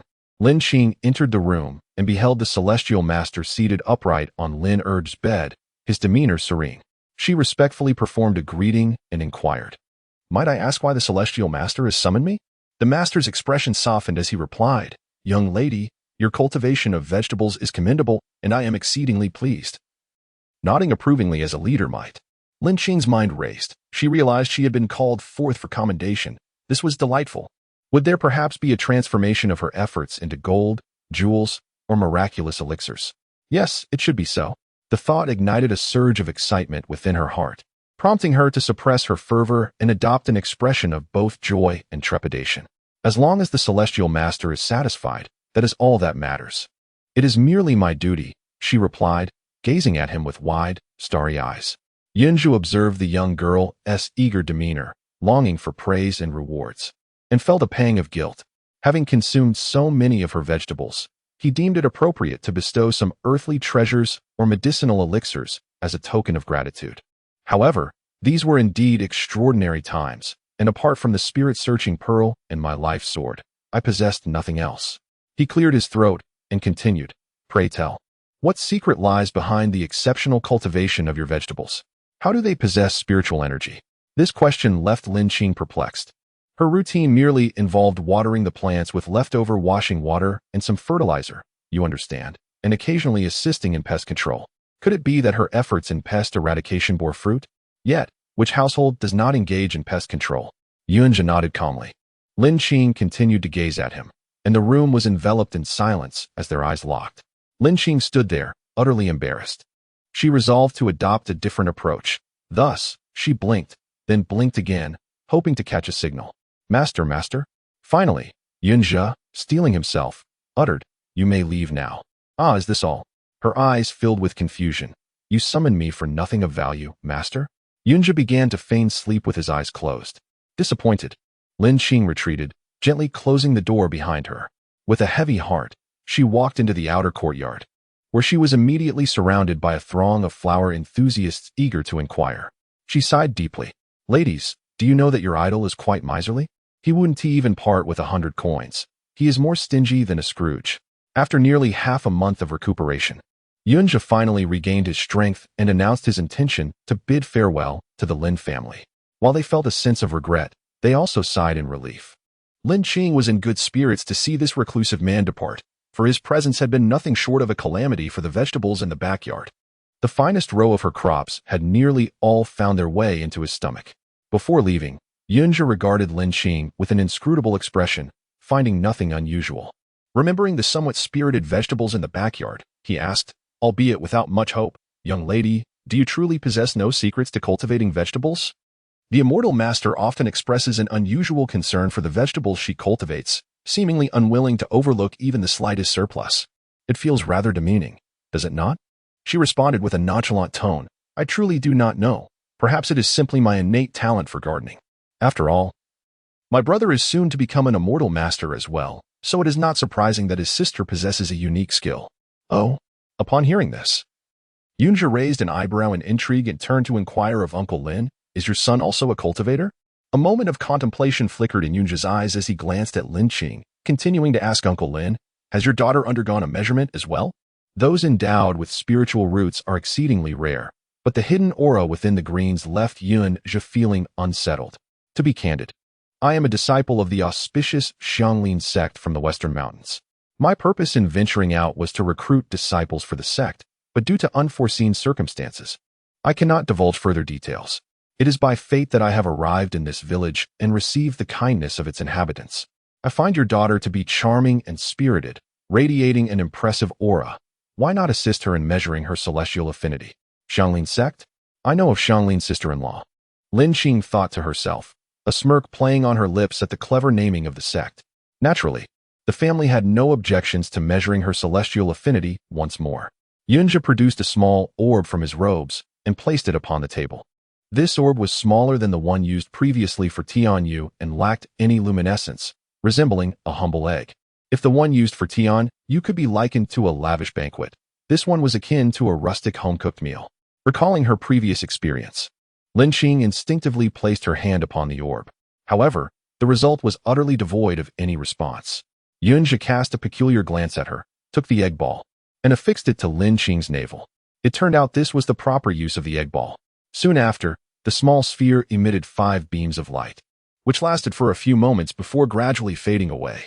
Although the duration was not excessively long, it was sufficient for the entire Lin family to witness. Aunt Lin could scarcely believe her eyes. She looked at Uncle Lin and stammered, "Darling, this ball has illuminated. Does this mean our little Qing?" Uncle Lin, filled with excitement, turned to Yunjia and exclaimed, "Indeed, Master. Our daughter previously showed no response during the last test. Does this signify that our little girl may also become an immortal child?" This revelation was utterly unexpected for the elderly couple. If their family were to have 2 immortal children, it would indeed be a blessing from their ancestors. Meanwhile, Lin Qing felt somewhat bewildered. Although her previous experience was not as devoid of response as her parents had claimed, she had genuinely observed some reaction, albeit it was akin to a dead fish on the shore, bubbling a few times before ceasing altogether. However, this time, the 5 colors lasted significantly longer and shone much brighter. Could it be that the pearl used for testing last time was of inferior quality? Upon discovering that Lin Qing possessed 5 spiritual roots, Yunjia believed his earlier doubts had finally been resolved. His conjecture was as follows: the young girl, although she had not drawn energy into her body, likely possessed a unique constitution that inadvertently gathered spiritual energy around her.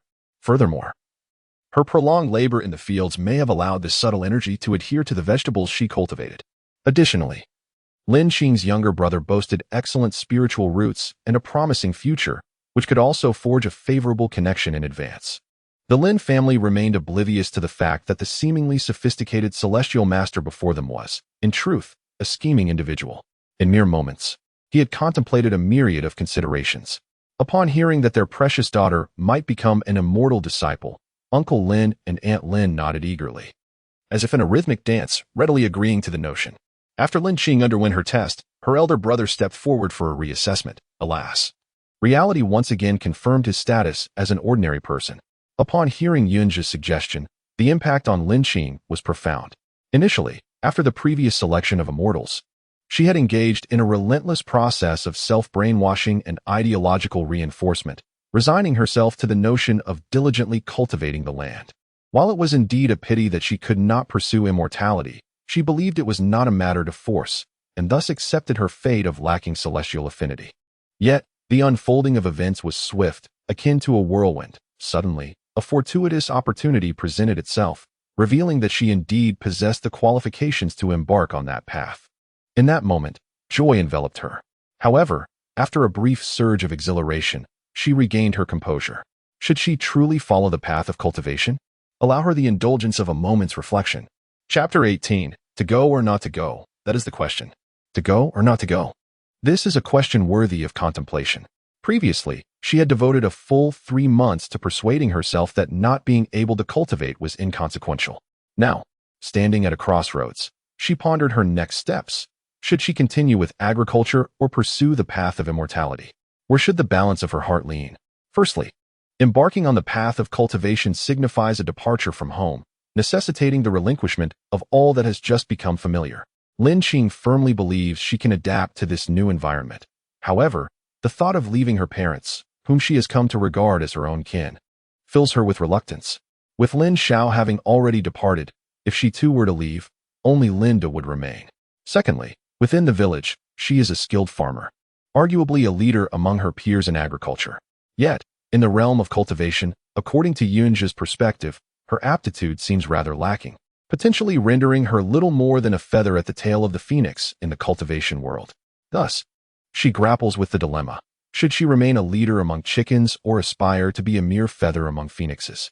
Lastly, the most perplexing question arises. Lin Qing introspects, pondering whether the pursuit of cultivation truly surpasses the life of farming. Since the conclusion of the last disciple selection, she has been mulling over this very question. Cultivation and farming, at their core, represent differing modern vocations. While cultivation may promise a longer life, one must ask, without enduring the bitter cold, how can one appreciate the fragrance of the plum blossoms? The journey is fraught with peril and demands greater sacrifices and hardships, perhaps even leading to a shorter lifespan, which may not necessarily bring more happiness than a life of modest contentment in farming. The fulfillment of life is often not determined by its length, nor does a more spectacular existence guarantee worthiness of pursuit. Some revel in the tumultuous, while others cherish tranquility. Each must discover their own most comfortable state. What, then, is the state she cherishes most? Before she can ponder this further, Uncle Lin and Aunt Lin are already bustling about, preparing her belongings. Amidst their flurry of activity, Aunt Lin remarks, when Xiaogu left last time, he took no luggage with him. Since Xiaoqing is a girl, she must bring everything she needs. After speaking, she gazed hopefully at Yunjia and inquired, Master, may I have a brief half-hour to prepare my belongings? Yunjia nodded and began to meditate. Uncle Lin and Brother Lin also busied themselves. Lin Qing exclaimed, Hey, I haven't even made up my mind yet, and you are all so eager to send me away? Am I some sort of refuse picked from a heap? She stared blankly at her cheerful, bustling family, rendered speechless. Well, since you have made the choice for me, I shall contemplate the path of cultivation. The Tianyu sect's selection process did not favor her, and this was her sole opportunity to pursue immortality. Aside from her innate desire for a blissful life, Lin Qing was also drawn to the allure of the unknown. She recalled a saying that resonated deeply. In a person's life, either the body or the mind must be on a journey. The body on a journey refers to exercise or travel, while the mind on a journey signifies the need for constant contemplation and learning. It seemed that the endeavor of cultivation was steeped in enigma, offering abundant opportunities for both physical and mental exploration. She yearned to traverse uncharted paths and witness sights yet unseen. In simpler terms, she wished to explore the vastness of the world. With this realization, her heart suddenly brightened. Since the opportunity had arisen, she would seize it and embark on her journey of cultivation. Once the flurry of activity subsided, her family was met with the poignant moment of parting. Lin Qing felt a pang of guilt, her heart heavy with reluctance. Father, Mother, I must take my leave. I will miss you dearly, and from now on, only my elder brother will remain to fulfill filial duties. Aunt Lin gently caressed Lin Qing's head and said, Silly child, having a connection with the immortals is a rare blessing that cannot be sought after. You need not worry. I have heard that becoming an immortal is no easy feat. However, I am not concerned about Xiaogu. That lad is quite resilient. As for you, my dear girl, be sure to take good care of yourself. In an effort to conceal the glimmer of tears in his eyes, Uncle Lin turned his head away. Once he had composed himself a little, he forced a smile and reassured her, Little sister, do not worry. I will take good care of our parents. You may go without hesitation. Uncle Lin gazed at his daughter, his heart aching at the thought of her leaving home. Tears finally streamed down his face. As if comforting his wife also served to console himself, he said to Lin Qing, Rest assured, when your brother gets married and has children, our home will be lively once more. Go and focus on your cultivation. Lin Qing wiped her nose and replied, Yes, I understand. I will certainly work hard. And please take good care of the little yellow chick, Mother. I promised not to use it for soup. I wanted to live out its days peacefully. The family exchanged heartfelt words, and after a long farewell, Lin Qing, burdened with a massive bundle, approached Yunjia, her nose red and her resolve unwavering. Immortal Master, I wish to accompany you. Having cultivated for many years, Yunjia had grown indifferent to familial ties. His expression remained unchanged as he nodded slightly. Very well. Let us depart. With that, he turned and strode towards the door. It was a beautiful morning, with the gentle spring breeze caressing the earth and the sun illuminating the landscape. Yet, amidst this splendid weather, the young women of Futsao village were met with distressing news. The handsome immortal master was about to leave. The neighbors flocked to the Lin family's courtyard, creating layers of onlookers, both inside and out, with the innermost circle comprised of ardent admirers adorned with peach blossoms, lotus flowers, and chrysanthemums. Upon receiving the news, the village women felt their hearts shatter into countless pieces. Although today offered a rare opportunity to behold the immortal master from every conceivable angle, it was also the final occasion. To their astonishment, the master's visage was breathtakingly divine, leaving some young maidens wringing their handkerchiefs in despair over their lack of celestial affinity, lamenting with fervent gestures of frustration. Amidst the spectators, Yunju produced a small sword seemingly from thin air. With a flash of brilliance, it expanded into a magnificent blade over a meter wide and 5 meters long. Its edges shimmering with a delicate azure glow, beckoning Lin Qing to stand behind him and step onto the blade's surface. As the grand sword ascended slowly amidst the villagers' gasps of astonishment, Lin Qing was enveloped by an inexplicable sense of melancholy. She was about to depart from the place that had nurtured her for 2 years, embarking on a daunting journey into the vast world of immortal cultivation. To the villagers and her parents, Lin Qing's departure appeared illustrious, a destined path to become an immortal disciple, indeed a fortunate child. However, the reality of cultivation was far removed from the villagers' naive assumptions that consuming a single elixir would elevate one to celestial ranks. The path of immortality was long and fraught with challenges, with countless souls perishing along the way. The fierce competition was beyond the comprehension of mere mortals. Many lives were less content than the wild chrysanthemums flourishing in the mountains. Even before formally entering the realm of immortals, Lin Qing sensed this discomfort during her departure. The notion of flying on a sword, a hallmark of immortal beings, appeared exceptionally glamorous and captivating. Imagine the scenes depicted in films, garments billowing, long hair dancing in the wind. It was truly exquisite and profoundly delightful. However, now, standing upon the ever-rising celestial sword, she could not help but scream in utter frustration. Damn it. Chapter 19. The handsome man takes me to cultivate immortality. She was utterly unreserved in her fear of heights. How could she possibly be afraid of heights? In the past, she could not climb trees, nor could she swim, but that was fine. She was not afraid of heights. She feared insects and ghosts, yet that was acceptable. She was not afraid of heights. She feared pain and death, but that was inconsequential. She was not afraid of heights. Yet now, standing on the celestial sword, her once proud trait had inexplicably betrayed her. She was indeed afraid of heights. No, it must be that her approach was incorrect. The glass platform of the Oriental Pearl had previously confirmed her lack of acrophobia. In the eyes of the villagers, she soared through the winds, appearing quite magnificent and graceful. Yet, now, on this celestial sword, her legs felt as weak as noodles, and the quaking figure before her was trembling in fear. Lin Qing was on the verge of tears. The sensation of impending doom was overwhelming, dizziness ringing in her ears, and nausea all struck her simultaneously, driving her to madness. Holding her breath tightly, she trembled even more violently. She longed to scream, but the wretched wind rendered her speechless. This feeling of being unable to survive yet unable to perish seemed to last merely seconds, yet felt as if it had endured for eons. Yunju finally noticed the unusual state of the girl behind him. Observing the flustered little cat-like maiden, he, lacking experience with such matters, was momentarily taken aback. After a brief moment of surprise, he pondered and suggested, "Well, close your eyes and do not look down." Upon hearing Yunju's words, Lin Qing instinctively shut her eyes. Yes, not looking would suffice. How had she not thought of that? It seemed to improve slightly, yet the darkness was overwhelming, and they were hurtling forward at breakneck speed, leaving her with an utter lack of security. She discreetly opened one eye, wiped her nose, and, resembling a little insect, slowly inched closer to Yunja, nestling tightly behind him. The wind howled ferociously, rendering existence unbearable. At any moment, she could be swept off by the flying sword.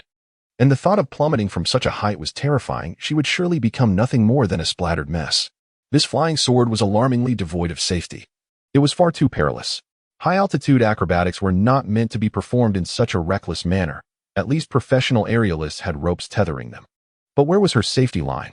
Gazing at the white-clad figure ahead, Lin Qing timidly extended her hand, and with a swift, startling motion, she grasped the fabric of Yunja's clothing. Sensing the movement behind him, Yunja's lips twitched slightly, but upon recalling that she was merely a child of about 10, he could only shake his head in resignation. Lin Qing pressed herself firmly against Yunja's back, half closing her eyes, feeling a wave of sympathy for herself. The wind was intensifying. At this rate, she would surely be blown into a state of paralysis. What was the altitude now? Reluctantly, she opened her eyes once more to glance downward, and to her dismay, she felt a shiver run through her as her legs seemed to waver even more. Yunja took a deep breath, realizing that if this continued, the fabric of his attire would surely be torn apart by the little girl's grip. Remain calm. Remain composed. Having departed from the visual range of Fueo village, The flying sword ascended higher and faster. Although Xianxia noticed the girl's struggles, he felt utterly powerless to assist her. He possessed no treasures or elixirs to rely upon. His physical state had recovered, but his magical powers had not fully returned. Moreover, carrying a mortal child added to the risks. Lingering in any other mountain range would only increase their peril. Thus, he could only urge the little girl to endure a bit longer. Lin Qing felt utterly beleaguered. The moment she closed her eyes, a fierce wind rushed towards her, choking her throat and lungs as if they had become a dilapidated bellows. With each gust, it felt as though her very skin might be torn away. Another violent blast staggered her, igniting a fire of indignation within her heart. In a moment of reckless resolve, she grasped Xianxia tightly from behind, burying her face in his back, vowing never to let go. This sudden action startled Xianxia, nearly causing him to throw off the person behind him. Fortunately, he reacted swiftly, instantly restraining his spiritual energy. Otherwise, the inexperienced young girl would have met a dire fate before even embarking on her path of cultivation. Indeed, he lacked any experience in handling children. Throughout his years of cultivation, he had remained focused on his practice, only recently achieving foundational stability after many years of solitary endeavor. It was only due to the sect leader's special order that he reluctantly agreed to assist in recruiting disciples, utterly unprepared for the care of a mortal. Thus, on the very first day, despite Lin Qing firmly hiding behind Xianxia, her experience was fraught with calamity. She silently vowed that if this continued, her future flying apparatus must be a house, capable of shielding her from the wind and rain, providing both seating and sleeping space. For the utility of this broken sword was simply too inadequate. Unbeknownst to her, among flying devices of the same grade, swords offered the least resistance and the fastest flight. And cultivators often possessed multiple artifacts for various situations. As for Xianxia, having lost his storage pouch, he was left with only this life-bound sword. The first day of their turbulent journey ultimately concluded with Lin Qing's lamentations and Xianxia's discomfort, as they sought refuge for the night in a humble farmhouse. Disregarding the opportunity to thoroughly explore her surroundings, Lin Qing, overwhelmed by dizziness and exhaustion, hastily consumed a portion of the meal provided by her host, neglecting even to unpack her belongings. After a brief wash, she collapsed into slumber. The following day, after surreptitiously acquiring more sustenance, Lin Qing vehemently protested the necessity of addressing the issue of the gusty wind she faced, only to discover that she had been deceived.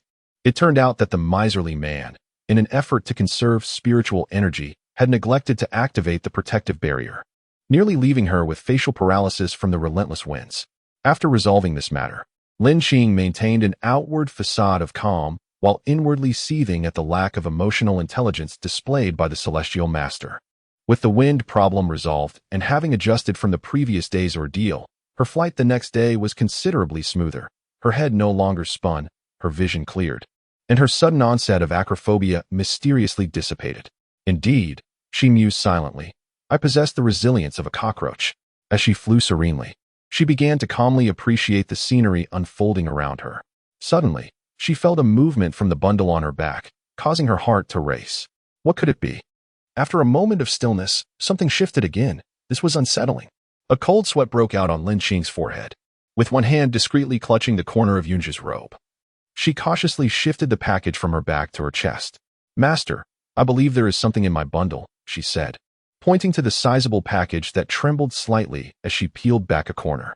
To her astonishment, she beheld a fluffy little yellow chick sprawled atop her garments, blissfully sleeping as if oblivious to the world around it. Regarding the life nestled within the bundle, Xianxia had already discovered it yesterday, through a probing of his consciousness.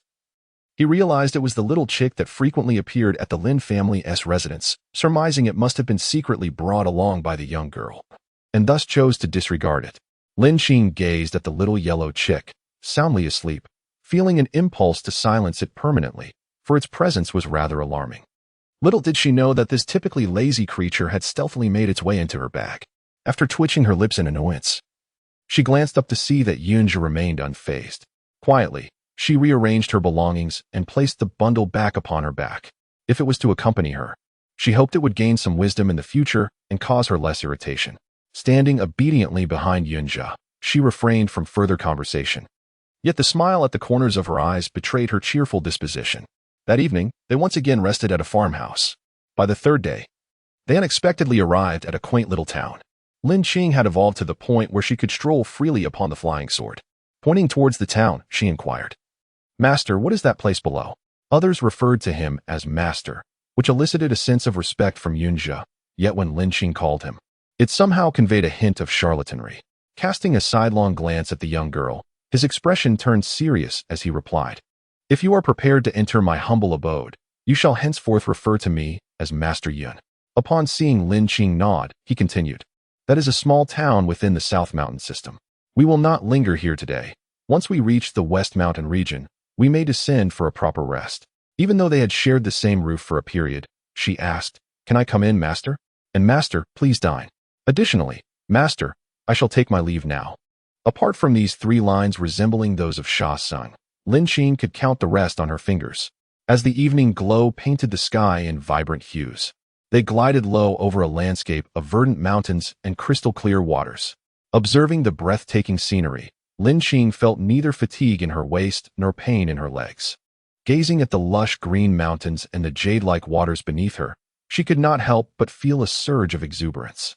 Embracing the little yellow chick, she exhaled deeply and burst into song. A tiny bamboo raft floats on the river. Yunjia, though unfamiliar with the melody, couldn't help but think that such a discordant performance must surely be off-key. After her spirited singing, Lin Qing felt invigorated, her spirits soaring. However, her joy was short-lived. Within 2 hours, she was engulfed in gloom once more. They had failed to find a farmhouse for accommodation, and in the desolate wilderness, Yunjia's low emotional intelligence manifested again.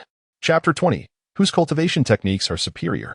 Dear friends, have any of you ever spent a night in the depths of a primeval forest?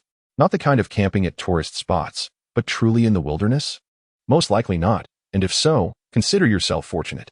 Such a terrifying experience is unforgettable, lingering in one's memory for a lifetime, even if turned to ash and reborn. This was precisely Lin Qing's sentiment at that moment. On the 3rd night, having failed to locate a farmhouse for shelter, Yunjia abandoned her in a place reminiscent of an ancient forest. He surveyed the surroundings with a cool demeanor and remarked, "There are no demon beasts within several miles." Listening to the distant roars of tigers and the cries of gibbons, Lin Qing hesitantly confirmed, "Is that true? Really, Master Yun? I am not well read, so please do not deceive me." Ultimately, Yunjia left her with a terse command, "Wait here," before vanishing into the shadowy woods, leaving her alone in that desolate spot. Although he kindly helped to start a fire and thoughtfully chose a spot beside a babbling brook, the overwhelming solitude of the desolate mountain at the witching hour proved too much to bear. Alone amidst the dense shadows of towering trees, the cacophony of distant and nearby creatures howling in various tones instilled a profound sense of dread. For cultivators in the foundation building stage, such a scenario is commonplace. Venturing out for training or tasks and managing to meditate peacefully through the night would be a cause for quiet amusement. However, for Lin Qing, who had yet to step into the novice village, this was a heart-pounding experience that nearly brought her to the brink of fainting. In modern society, Lin Qing had often camped with friends in picturesque and secure locations. The contemporary world bears the marks of human intervention, and unprotected woodlands are seldom open to visitors. In Fuo Village, nestled against the gentle slopes of Xiaodan Mountain, she had explored several times, and even on the night she found a little yellow chick. She had nearly lost her way. Yet, the local villagers knew those woods intimately, with residences dotting the foothills, eliminating any concerns for safety. Now, however, Lin Qing found herself in an utterly pristine and undeveloped jungle. In the depths of the forest, the trees loomed like ancient sentinels, and the desolate night enveloped her like a thick, inky darkness. A chill breeze rustled the branches, and the leaves whispered incessantly in the distance, stirred by the wind. At this moment, all the horror films she had ever watched in her past life sprang vividly to mind. Titles like A Pair of Embroidered Shoes, The Writer's Curse, Juan, and Midnight Curse seemed to loom ominously closer. She must be brave, she must be courageous. Yet, despite her resolve, an uncontrollable fear gripped her heart. As she squatted lower, a sense of numbness crept into her legs, while the mist in the woods thickened gradually. If one listened carefully, the sounds of countless unknown insects crawling nearby could be discerned. She felt that if this continued, she might soon find herself starring in a tale akin to those of strange stories from a Chinese studio. A chilling breeze swept through, reminiscent of an old rogue's hand, gently brushing against her. The flickering flame, dancing precariously in the wind, appeared feeble, teetering on the brink of extinction. Cold sweat broke out on Lin Qing's brow. If that flame extinguished, she could very well end up in a mental asylum shortly thereafter. No, she could not allow this to persist. Suddenly rising to her feet, she scanned her surroundings with vigilance. Within a few meters, she gathered some dry twigs and leaves, determined to preserve the flickering flame. Watching as the fire finally stabilized, she exhaled in relief. Next, she rubbed her hands together and began to pace around the fire, intermittently chanting slogans while performing a set of calisthenics. She reckoned her appearance must look utterly foolish, but she preferred this over quietly succumbing to her thoughts. Through relentless self-soothing and self-encouragement, she felt significantly better. Cautiously surveying the area, she confirmed that no large predators lurked within the firelight's reach. With care, she approached the stream's edge and splashed her face with water. The gentle flow of the cold, clear water calmed her mind considerably. Consider this a pre-job training, she consoled herself. Gently opening her bag, she found the little yellow chick soundly asleep inside. This little creature was indeed a worry-free companion, having been in a state akin to hibernation lately, simple-minded yet fortunate. A smile crept across her face. The back-and-forth activity had finally dispelled the fear within her. The bright crimson flames illuminated a girl who could scarcely be called a maiden. Her gaze was clear and radiant, brimming with vitality. Xianxia contemplated that taking her to Xianglin Gate would indeed be a commendable choice. That evening, amidst the seldom trodden woods, Xianxia found herself unusually loquacious, offering Lin Qing a brief introduction to the world they inhabited. It turned out they resided in the mountain sea realm, encircled by towering peaks, primarily divided into 5 major mountain ranges: east, west, south, north, and central. Beyond these ranges lay an endless expanse of ocean. Xianxia belonged to the western mountain range, where the Taiwa sect and Chongluan sect reigned supreme. If the various cultivation sects of the western mountain range were likened to educational institutions, these two would represent the prestigious Tsinghua and Peking universities. Lin Qing, on the other hand, hailed from the village of Fuo, situated in the southern mountain range. Upon learning that Lin's younger brother had gone to the Tianyu sect, a giant in the southern mountain range, she felt a wave of reassurance. Each mountain range had its own prominent sections. For instance, in the northern mountain range, the Beiwei sect and Jingzhong Valley wielded considerable power, with Jingzhong Valley being somewhat unique as a sect focused on beast taming. In the eastern mountain range, the Bui sect and Fanheng Temple stood at the forefront. It was said that Bus sect was renowned for its many beautiful female cultivators, a place of great admiration for male cultivators across the continent. Fanheng Temple, as its name suggests, was dedicated to Buddhist cultivation. The central mountain range deviated from convention, being the only domain not ruled by sects, but rather dominated by 2 mysterious families, the Ji and Jiang clans. Apart from the major sects, each mountain range was home to countless minor sects, small nations, and families that had formed over millennia. It is noteworthy that within each mountain range, there existed several unique locations of particular significance. In the northern expanse of the North Mountain lies an endless wasteland, while the southern slopes are home to a sparsely populated forest of mystical beasts. The western borders are shrouded in miasma, encircling murky swamps, and to the east, there exists a peninsula, rumored to be a stronghold for outcast disciples, nefarious individuals, and foreign tribes. This desolate terrain stretches towards the sea.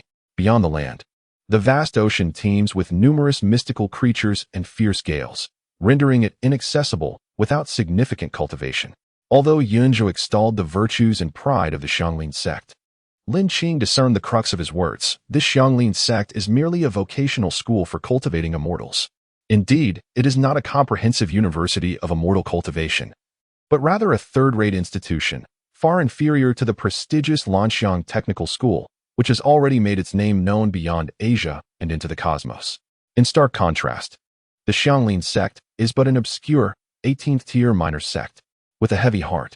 She pondered her fate as a graduate of a secondary vocational school in immortal cultivation. How could she possibly compete with the Master S and doctorates from esteemed immortal universities? Chapter 21. A brief interlude of knowledge advertisement. After being ensnared by the myriad names of sects, drowsiness overtook Lin Qing, and she succumbed to slumber amidst Xianxia's somber voice. The following morning, she awoke to the melodious chirping of birds, astonished by the unexpectedly restful night she had experienced. Xianxia had prepared another wild rabbit for their meal, while the little yellow chick nestled in a corner, idly pecking at an unknown plant. Curiously, the little yellow chick had been predominantly sleeping as of late. Yesterday, she had intended to let it roam free and had gently tapped it several times, yet it remained unresponsive, a rare occurrence indeed. Could it be that her little chick had finally come to realize the virtue of resting to gain strength and grow? What joyous news! Lin Qing stealthily discovered that this seemingly aloof Master Yun was not as solitary and indifferent as she had imagined. He merely lacked the inclination for initiating conversation. And in truth, his character was rather amiable. Ah, so the spiritual root is what one refers to as celestial affinity. Lin Qing nodded in understanding. However, terms like inner palace and dantian sounded rather mystical to her. She continued to inquire about her own concerns. Master Yun, why is it that fewer spiritual roots are deemed better? My brother was excited when he tested positive for a single spiritual root, and the celestial master of the Taiyu sect seemed quite exhilarated. In my opinion, wouldn't having more spiritual roots signify a broader capacity for love? In modern fortune-telling, if one lacks an element in the 5 elements, one must seek alternatives to supplement it, right? The most common approach is naming. If a particular attribute is missing from the 8 characters, one must incorporate a character representing that attribute into their name for completeness. Those engaged in this practice surely make a fortune. Yunzhu found it perplexing where the young girl derived such misguided theories, and he explained, in this world, the spiritual energy is not abundant enough to fulfill the cultivation of all 5 roots simultaneously. Thus, cultivators with fewer spiritual roots can better comprehend and harmonize with the spiritual energy, resulting in a naturally swifter cultivation process. So, does that mean my 5 spiritual roots place me at a disadvantage? She realized that the hand she had been dealt was indeed a poor one. Observing the young girl deep in thought, appearing somewhat disheartened, Yunzhu continued, Lin Xiaodao, cultivation is not solely determined by spiritual roots, the heart and temperament of the cultivator. Their comprehension, techniques, magical artifacts, and elixirs all uniquely influence the speed of cultivation. Upon hearing this, she felt a measure of solace in her heart. It seemed that aside from innate talents, the materials cultivated afterward held great significance as well. The adage all roads lead to Rome implies that there are various avenues for breakthrough. However, the sect she wishes to join appears to be a humble one, and competing for resources seems rather futile. Following the nascent soul stage, one advances to the divine transformation phase, and after transcending through tribulations to ascend to the spirit realm, the subsequent levels of cultivation remain shrouded in mystery. In essence, the narrative of cultivation unfolds as follows. Once upon a time, there was a mountain, upon which resided a Taoist who manipulated spiritual energy, transitioning it from gaseous to liquid, then to solid, and ultimately into a more extraordinary form. Fundamentally, the path of immortality is gradual. These cultivators are not regarded as celestial beings by the common folk, but merely individuals who have taken a step beyond the ordinary. Nevertheless, the Tao allows for a glimmer of hope as the greatest benefit of successful cultivation emerges. As one's cultivation realm evolves, so too does their lifespan. The Qi refinement stage typically grants a lifespan of around 150 years, while entering the foundation establishment stage extends it to 300 years. At the golden core stage, one may live up to 800 years, and upon reaching the nascent soul stage, one can enjoy a lifespan of 1,500 years, with the divine transformation stage allowing for an astonishing 3,000 years. Furthermore, the world of cultivation adheres to its own customs, where hierarchy prevails, primarily based on cultivation level. Those who attain the golden core stage are conferred the title of true person, while those at the nascent soul stage are referred to as true monarchs, and those at the divine transformation stage may be honored as holy monarchs. Among disciples of lower realms, they refer to higher realm practitioners as Shirshu, uncle. The titles among peers of the same realm vary, sometimes based on seniority of entry, age, or minor differences in cultivation. A journey of 1,000 miles begins with a single step.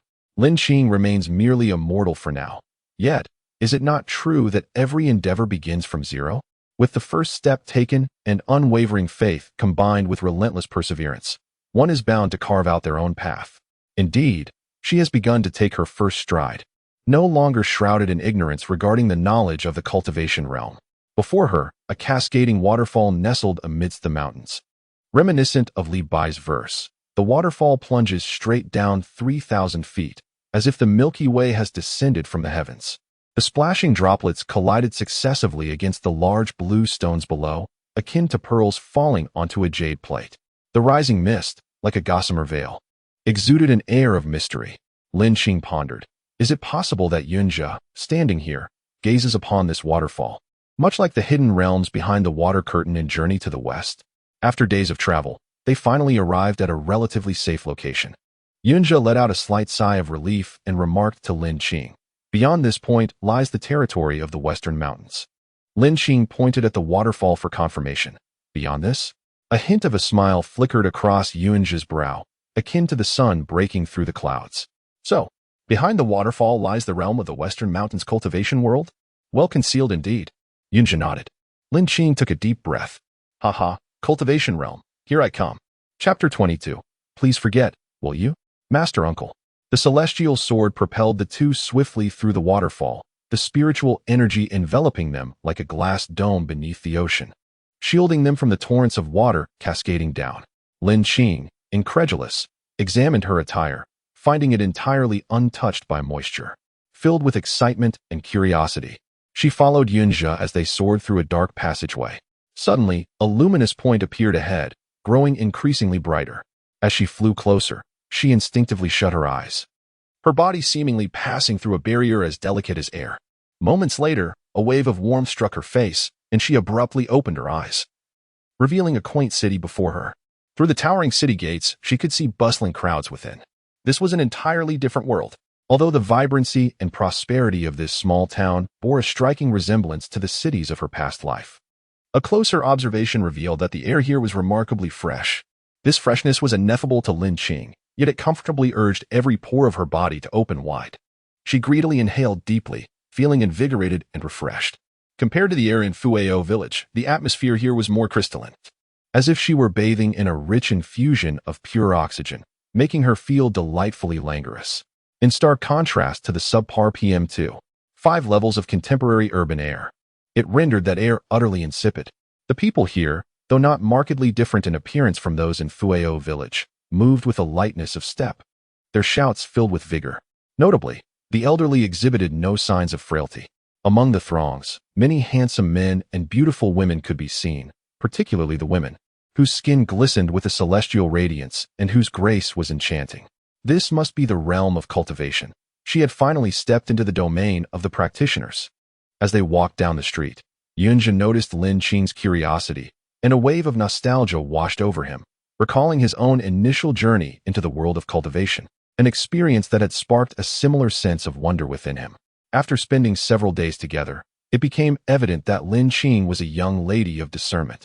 She remarked, "The waterfall we passed earlier is protected by a barrier, and ordinary mortals are forbidden to approach. This marketplace serves as a modest exchange hub at the boundary of my western territory, frequented primarily by cultivators in the qi refining stage, with a small number being descendants of practitioners lacking spiritual roots. Today, I have matters to attend to. You should rest for now. The crowd here is diverse and ever-changing. And given your lack of cultivation, you must refrain from wandering aimlessly." Lin Xing nodded obediently, understanding that human traffickers could be found anywhere.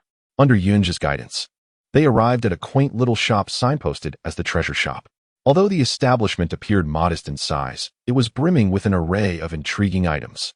A glance revealed a dazzling assortment of goods, with shapes varying from bells to fans, lamps to towers, each captivating the eye in its own unique manner. The weapons displayed were numerous, predominantly swords, followed closely by knives, spears, axes, hammers, and an extensive selection of armaments, all meticulously arranged. Each item emanated an indescribable aura that Lin Xing found difficult to articulate. While they appeared ordinary at first glance, there was an ineffable quality that set them apart. Surely, these must be enchanted treasures, she mused.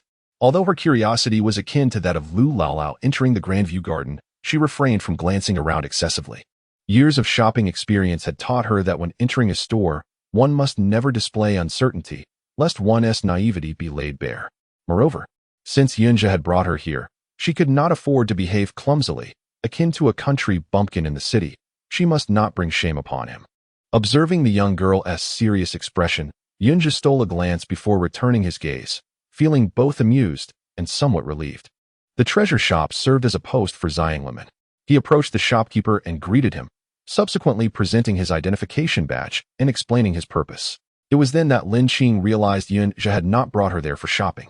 After some negotiations, she was accommodated in the nearest inn to the shop, while Yunzhi claimed to have urgent matters to attend to and departed. Being alone in the inn felt remarkably novel to her.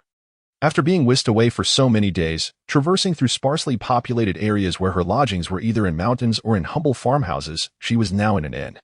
A luxury she had never experienced before, leaving her utterly astonished. Deep down, she had harbored the notion that Yunzhi must be a penniless cultivator, and to some extent, she had unraveled the truth. With Yunzhi's storage bag confiscated and left without a penny to pay for the inn, coupled with their journey, Lin Qing felt her circumstances were even more dire than those of a wandering monk. In the earlier days when they had taken refuge in farmhouses, it was tolerable, as she could at least enjoy a warm bath. However, as time progressed, they had resorted to sleeping under the open sky, using the ground as their bed, often finding themselves in desolate wilderness, to the point where she felt she might sprout fur.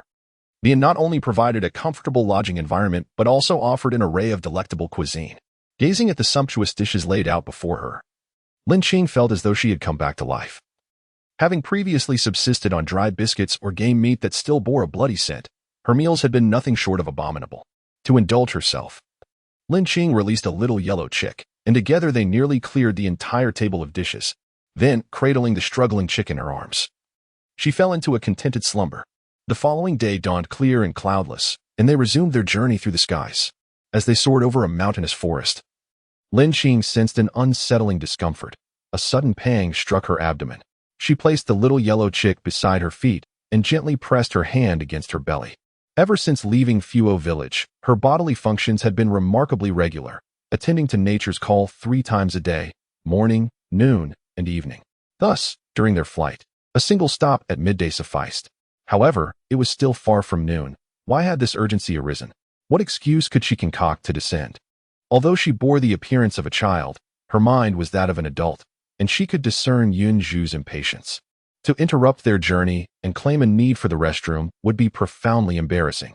She resolved to endure. Her intentions were noble, yet her stomach had other plans. Before long, it began to churn tumultuously. Her complexion turned pale, sweat cascaded down her brow. Oh dear, the moment of restraint had passed. Blushing fiercely, she tugged at the sleeve of Yunzhi's attire and stammered, "Uncle Yun, could we perhaps find a place to pause?" Lin Qing was drenched in cold sweat. Her brow furrowed as she continued, "Uncle Yun, I..." Before she could finish, her gaze fell upon the little yellow chick lying contentedly at her feet. And with determination, she shook her head, exclaiming, "Oh, it's not me. It's the little yellow chick. It needs to go." The notion of a chick needing relief. At that moment, a series of comical gurgles erupted from her abdomen, leaving Yunzhi instantly enlightened. A slight twitch at the corner of his mouth revealed a hint of amusement as he replied, "Very well, let us descend." He realized the truth. Lin Qing felt her cheeks ablaze, her head nearly steaming, as if she could hear the sound of a steam engine rushing past her. Meanwhile, Yunzhi, maintaining his serious demeanor, reassured her, "It must be a consequence of consuming the spiritual meat and vegetables. This is a perfectly normal occurrence." Although the small southeastern city is not particularly large, the food provided by the sect yesterday was infused with a considerable amount of spiritual energy. As a mortal, you are unable to bear such an abundance of energy at once. It is crucial not to be greedy. "Master Yun, why didn't you mention such an important matter earlier?" Lin Qing exclaimed, her brows twitching in embarrassment as she chuckled awkwardly. Master Yun continued to elucidate. "The influx of spiritual energy into a mortal body will inevitably expel any impurities within. Do not worry. This is beneficial for you. What occurred earlier was merely the expulsion of the old." "I understand, Master Yun," Lin Qing replied wearily, waving her hand dismissively and lowering her head. "Please, I beg you, do not emphasize it further." Master Yun's lack of emotional intelligence resurfaced as he continued, "Perhaps you overexerted yourself last night. Today at noon, you should consume only ordinary food. Refrain from eating the spiritual vegetables packed this morning for the time being." How infuriating. While others may gain weight from their gluttony, she finds herself losing weight instead. Throughout the day of flight, her weakened body struggled to endure, leaving her feeling feeble and unsteady. Initially, the high-altitude journey was exhilarating, but as time passed and the view became merely an expanse of white clouds, it lost its charm. In truth, soaring through the skies on a sword is akin to driving at high speed. Dangerous, yet monotonous. Since she was not the one in control, only boredom remained. As Lin Qing drifted into a reverie, her gaze fixated blankly on the back of Master Yun's head, she suddenly heard his cool voice. Pay attention. We have arrived at the sect. Chapter 23. Covered in blood from a distance, a sprawling mountain range comes into view, with several peaks standing majestically atop its highest ridge, enveloped in wisps of delicate clouds. As the clouds hasten their dance, the towering mountains gradually reveal their grandeur, embodying the notion that from different perspectives, they appear as ridges or peaks, varying in height and distance. At this moment, as the sun dips low, the undulating mountains and the clouds at the horizon seem to merge into a single line, bathed in shimmering hues of orange and red. Lin Qing feels a gentle breeze caress her, and the air is refreshingly pleasant. Is this the auspicious Xianglin sect? A mere 18th-tier sect? Forgive her limited experience. She had expected such a sect to be shabby and unremarkable, yet from afar, it exudes an impressive grandeur. The world of cultivation is indeed unfathomable. The two soar swiftly on their flying swords into the clouds, and in no time, they land on a platform surrounded by several peaks. The platform, paved with bluestone slabs, is open on three sides, with a grand hall featuring flying eaves and bracketed roofs visible to the north. Upon seeing this hall, Lin Qing feels a sudden pang in her heart, as if something has dropped. The disparity is striking. The mountains appear so ethereal and majestic, yet this hall, adorned with golden bricks and silver tiles, intricately carved railings and jade-like structures, crystal columns, and glazed platforms, emanates a palpable aura of opulence, as if to proclaim, I am wealthy, I am extravagant, and I take great pride in it. At the height of the grand hall, a jade plaque is inscribed with the resplendent characters Fu Lin Dian. Initially, Lin Qing was awed by its mountainous setting, believing the Xianglin sect to be rather credible. But upon witnessing the ostentatious hall and the somewhat comical inscription, she could not help but feel a sense of disillusionment. Stealing a glance at Yunjua beside her, whose demeanor exuded an air of purity and sanctity, Lin Qing felt as though a phoenix had inadvertently descended into a chicken coop, entirely out of place. Yunjua nodded, acknowledging the challenges faced during their recent excursion, assuring that she would relay the details to the sect leader. The welcoming disciple cast a brief glance at Lin Qing before adopting a respectful expression, kindly informing Yunjua, Please, Senior Yun, attend to your matters. I shall escort this young lady to the disciple hall to complete her entry formalities. Indeed, Yunjua had pressing matters to report. After a moment's hesitation, he refrained from departing immediately and instead pulled Lin Qing aside to impart some advice. Disciple Lin, today marks your entry into the Xianglin sect, and tomorrow heralds the commencement of your cultivation journey. I hope you will not shy away from toil and will dedicate yourself earnestly to your practice. Your future fortunes will ultimately depend on your own efforts. Lin Qing understood that the time for parting had come after being accompanied by Yunjua for so long. He appeared to be a pillar of strength within the sect, even garnering the leader's concern. Upon hearing her words, Yunjua's expression softened, revealing a hint of a smile. He then turned, nodding coolly at the welcoming disciple, and hurriedly departed. As she watched Yunjua's receding figure, Lin Qing straightened her posture. Realizing that she would have to depend on herself from now on, she turned to the welcoming disciple, offering a sweet smile as she introduced herself with simplicity and grace. The disciple responded with a calm demeanor, saying, Young lady, please follow me. Contrary to her expectations of stepping into the auspicious Fulin Hall, the disciple guided her onto a small cart, taking her down to another peak. On another peak, lifting her gaze, Lin Qing beheld a grand hall. Its architectural style reminiscent of the Forbidden City, yet devoid of its grandeur and antiquity. The building materials, akin to those of the Fulin Hall, maintained a perfect uniformity, adorned with golden bricks and jade tiles, exuding an air of ostentation. Lin Qing stared vacantly. Had this hall been situated in the mortal realm, a few bricks could provide a lifetime of comfort for the impoverished. However, she found herself unable to discern whether such a style would thrive or falter in the realm of cultivation. Above the entrance of the hall, the words Service Hall were inscribed in an elegant flourish. The welcoming cultivator entrusted her to a representative of the Service Hall. This officiating elder, embodying a gentle demeanor, aligned well with Lin Qing's preconceived notions of a celestial master. The Service Hall constituted a crucial department within the Xianglin sect. Although, in certain aspects, it lacked the foundational strength of other branches, it played an indispensable role in the sect's operations, wielding significant influence. Tasks such as personnel management, contribution point oversight, distribution of spirit stones and elixirs, and the allocation of trial missions predominantly fell under its purview. Arriving rather late, Lin Qing had missed the sect's unified assessment and would need to undertake it subsequently.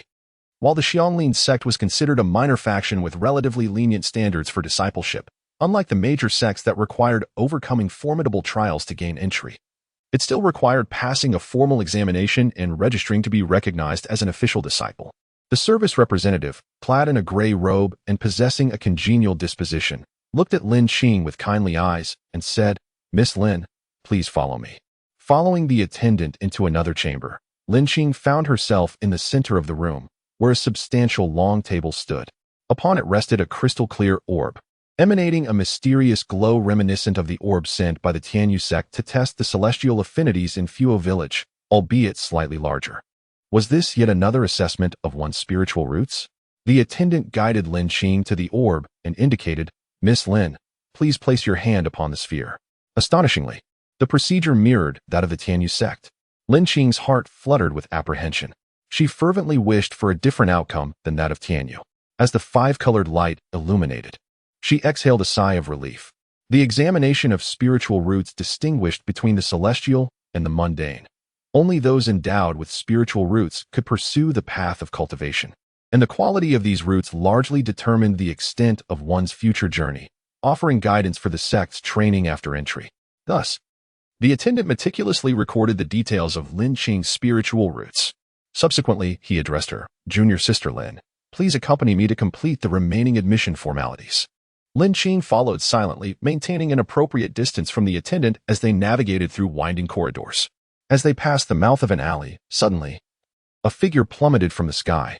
Lin Qing was instantly knocked to the ground. Blood, an overwhelming torrent of crimson, a vivid, searing red. The figure could hardly be described as a person. It resembled a mass of blood and foam. The gushing blood drenched Lin Qing entirely, before the figure fell with a resounding thud at her feet. The individual lay there, nearly devoid of any unblemished skin, blood rapidly spreading and instantly staining the surface of her shoes. This was a different hue from that of chicken blood.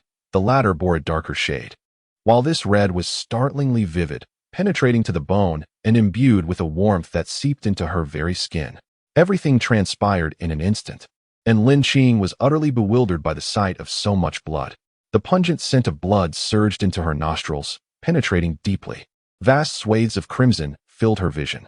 One last breath remained in a person who, with veins bulging, gripped her skirt tightly. Lin Qing felt her breath quicken, her heart pounding vehemently. Before she could regain her composure, a bloodied, severed arm flew towards her, striking her squarely in the face. "Mother, this is no jest.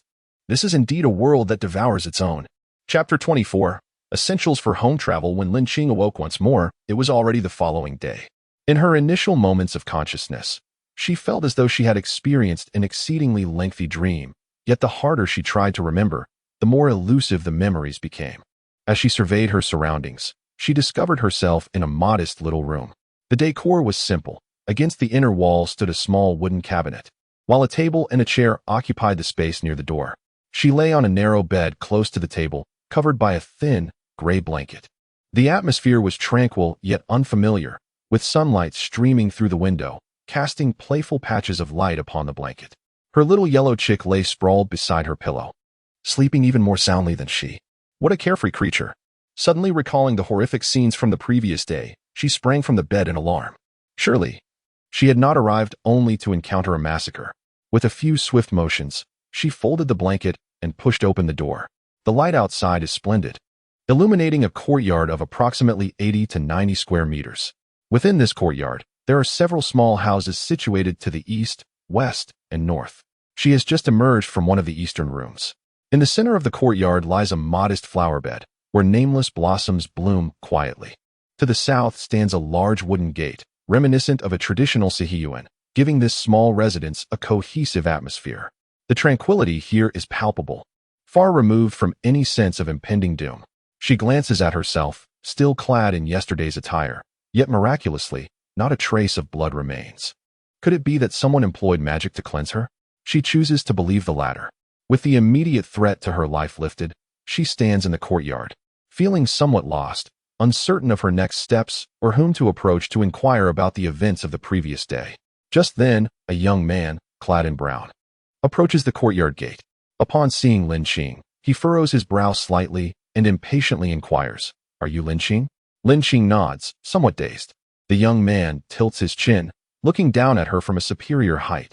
"Due to your fainting yesterday, the senior brother from the steward hall has instructed me to inform you that you are to report to the execution hall today for registration and to collect your entry items."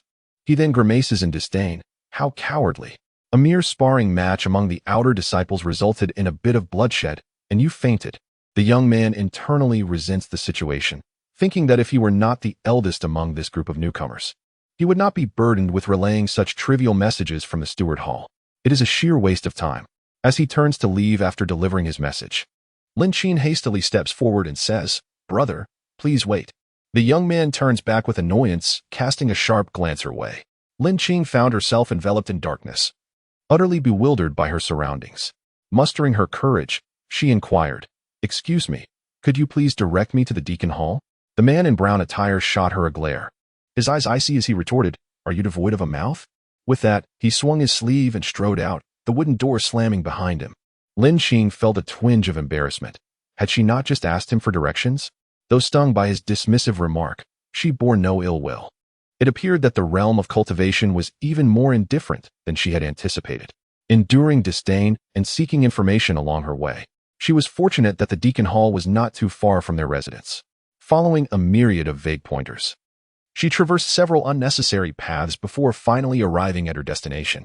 After registering her name, she received her belongings: 3 sets of azure disciple robes, half a low-grade spirit stone, a small green wooden sword, and a manual entitled Registration of the Auspicious Visitor. She had previously heard Yunjia speak of spirit stones. Unlike the mundane world, the currency in the realm of cultivation was not gold or silver, but spirit stones.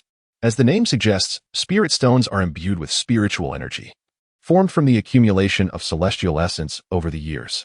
Given the scarcity of resources in the contemporary world of cultivation, spirit stones had become increasingly precious, with the discovery of any spirit mine inciting fierce competition among various sections. Spirit stones are classified into 4 grades: low-grade, mid-grade, high-grade, and supreme. A mere 10,000 low-grade spirit stones could be exchanged for a single stone of a higher grade, with the rarity increasing significantly at each level. Holding the spirit stone in her palm, Lin Xing marveled at its wonder. It was her first encounter with such a gem. As she attuned her senses to it, she could faintly perceive energy fluctuations. So, this was the standard medium of exchange in the realm of cultivation.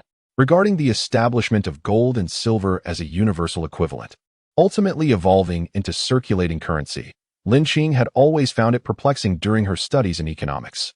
She could not comprehend why, throughout history, the vast majority of nations have coincidentally chosen gold and silver as their general equivalent, even in modern times, when the currencies of various countries are ultimately pegged to gold.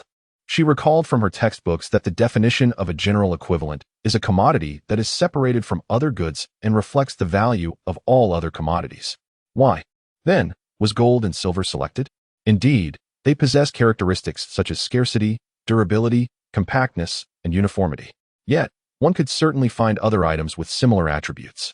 The crux of the matter is that, without anything else, gold and silver are merely cold metals, devoid of significance to human existence and incapable of sustaining life. However, the concept of spirit stones as circulating currency is far more comprehensible to her.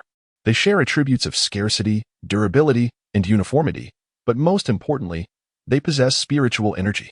Cultivators require them for their practices, formations, talismans, and the refinement of elixirs and tools.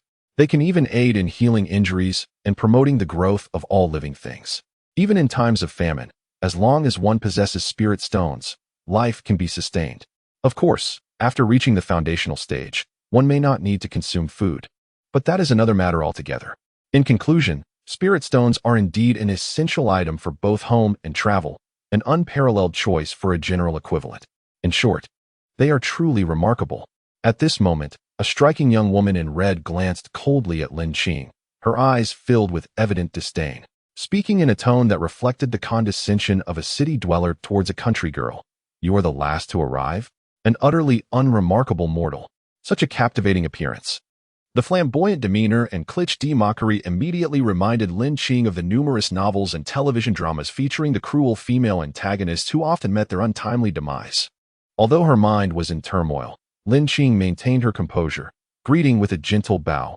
"Greetings, senior sister. I am Lin Qing." Before she could finish, a cold voice pierced through from the doorway. "Why are you still lingering? Come with me."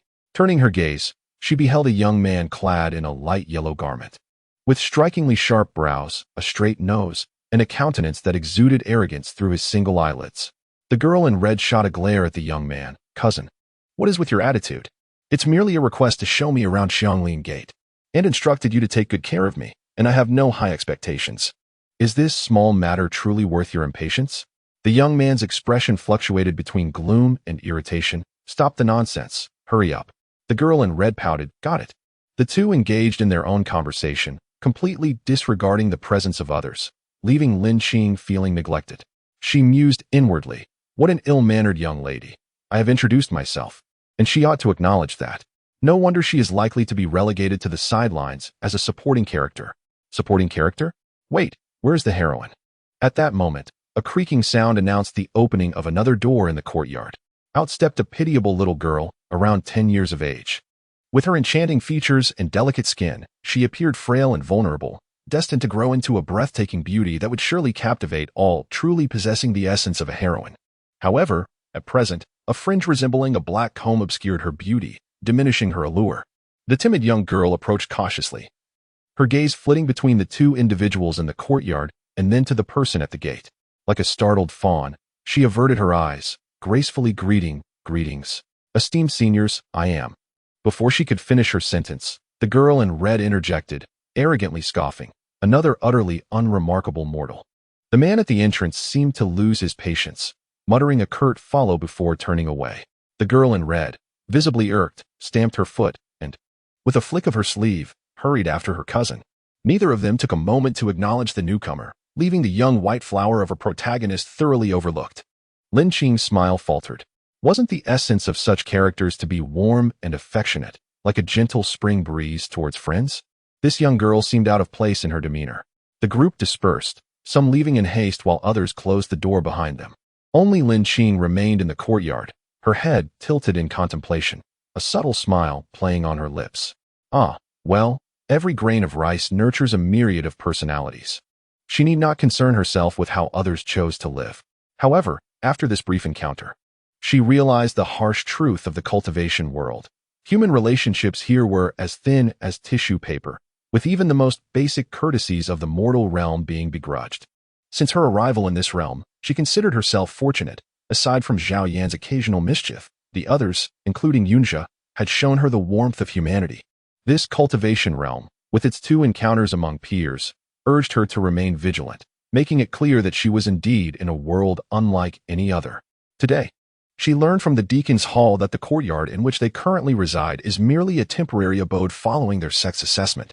Fortune smiled upon her this time. Although she arrived a bit late, she did not miss the collective initiation ceremony for new disciples. Upon returning to her room, she found the little yellow chick awake and wreaking havoc on her quilt. The neatly arranged bed from the morning was now more crumpled than dried mustard greens. Lin Qing sat at the head of the bed, helplessly patting its small head. The yellow chick, annoyed, shook its head defiantly. She lifted it up, scrutinizing it from every angle, only to reluctantly conclude that this chick had not grown a bit. Her anticipation had been in vain, such a waste of expressions. Gazing into its eyes, Lin Qing articulated with deliberate clarity, "Little yellow, if you wish to stay here comfortably, you must behave and be obedient. This is not a peasant's home." Ignoring her words, the yellow chick continued to flounder towards the quilt, observing the disheveled bedding. Lin Qing felt it imperative to educate this unruly creature. "Hey, aren't you a chicken? Where did you learn such rodent-like behavior? Do you need to sharpen your teeth or something?" The yellow chick struggled free from her grasp and, upon hitting the ground, wobbled straight toward the door. "Hey, don't wander off," she called after it, but the chick paid her no heed. She then opened the Xianglin Min simplified records to read. This was a rather thin volume, yet upon opening, she discovered numerous pages within. It even included a delicate piece of gossamer. As she gently unfurled it, she found it less translucent than she had imagined. expanding to about 1 square meter. It turned out to be an explanation of the sect's history, distribution, and terrain. Lin Qing sighed inwardly. On that particular afternoon, Lin Qing meticulously delved into the fundamental information regarding Xianxia. Xianxia is a modest sect within the Xishan lineage, encompassing a single mountain range, which features 2 prominent peaks alongside several smaller summits. The origins of this venerable figure are quite remarkable. He hails from a distinguished family of cultivators, with his elder brother being one of the esteemed leaders of the prestigious Taiwa sect, a key faction within the Xishan system. The registration documents provided an extensive account of this ancestor's background. In Lin Xing's assessment, this ancestor epitomizes the capricious nature of a second-generation cultivator. Instead of remaining within the grand confines of a major sect, he chose to establish his own faction.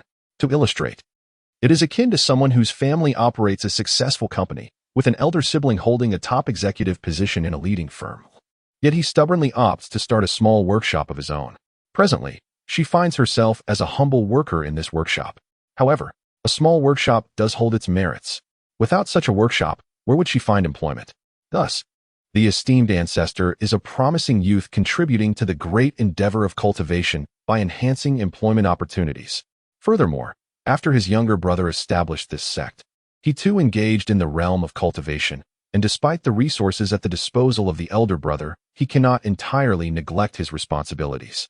Thus, under the protective shadow of the Taiwa sect's peak master, Xianxia, despite its collective membership being fewer than 1,000 disciples, enjoys the privilege of a commendable mountain range. This golden elixir ancestor practices in the depths of the back mountain, where spiritual energy is most abundant, seldom emerging. As it is said, he is striving to attain the nascent soul stage. Of course, he did not embark on this entrepreneurial venture alone. He was joined by a close friend and diligent steward, who serves as the sect's leader. If we were to liken the venerable golden elixir ancestor to a reclusive chairman, elusive and seldom seen, then the true CEO of Xianglin sect would undoubtedly be its esteemed master. The master of Xianglin sect, having achieved the pinnacle of foundation establishment, is known by the appellation Yuanjin Shanshi. He presides over all matters of the sect, managing both trivial and significant affairs alike. Perhaps during the nascent stages of the sect's establishment, the burden of work was exceedingly burdensome, resulting in his cultivation stagnating without any substantial breakthrough, thus delaying his attainment of the golden elixir. Beneath his leadership, the sect boasts several dozen disciples who have reached the foundation establishment stage, while the remainder are still in the qi refinement phase. Although such strength may easily falter within the Western Mountain faction, the organizational structure they have established is anything but rudimentary. It is broadly categorized into inner sect, outer sect, miscellaneous duties, and the support department known as the Steward Hall. The inner and outer sects are further subdivided into departments such as alchemy, artifacts, talismans, swords, and arrays, largely modeled after the esteemed Taiwa sect. Though diminutive, it is replete with essential components. Upon meticulously reviewing this information, the sun had set, and the stars adorned the sky. She felt a pang of hunger. Speaking of which, does Xianglin sect not provide meals? Chapter 26. The elective course of annihilation. Lin Xing inquired around and discovered that disciples of Xianglin sect are still in their probationary period before the initiation ceremony, which only covers accommodation without provisions. Fortunately, she had consistently adhered to a prudent policy of fortifying her defenses and stockpiling resources, ensuring that her remaining rations were sufficient for her and her little yellow chick to sustain through the night. The following morning, she donned the sect's attire, which surprisingly fit her well. Just as she prepared to depart, she noticed her little yellow chick attempting to squeeze through the doorway alongside her. Lin Xing scooped it up and, gazing into its small eyes, said, "Little Yellow, I have important matters to attend to today, so you must stay here and behave." The little yellow chick struggled in her embrace for a moment, seemingly displeased either by the appellation or the situation. Once released, it stubbornly darted towards the exit. The little yellow chick tilted its head in confusion, as if it had comprehended her words. Ceasing its resistance, Lin Xing thought to herself that this little chick was quite resourceful at crucial moments, and so she placed it on the ground. This troublesome creature. Lin Xing was filled with exasperation, realizing that her previous kind words had been wasted. She swiftly seized the little yellow chick, deciding that she had no choice but to resort to drastic measures.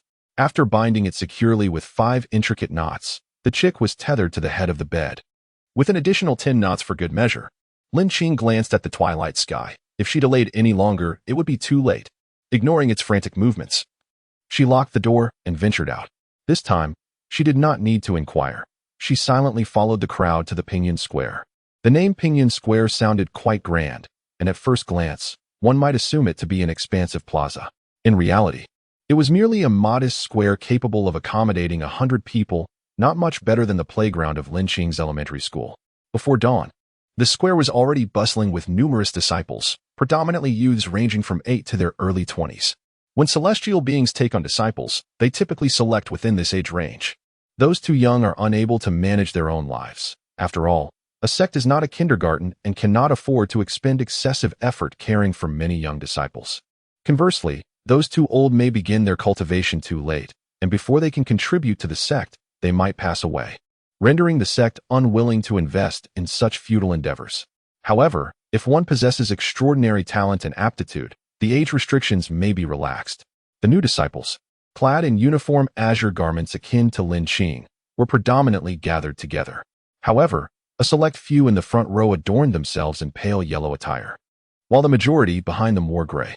Due to her petite stature, Lin Qing found herself positioned at the forefront of the azure-clad assembly, and she discreetly observed, estimating there were over 50 individuals present.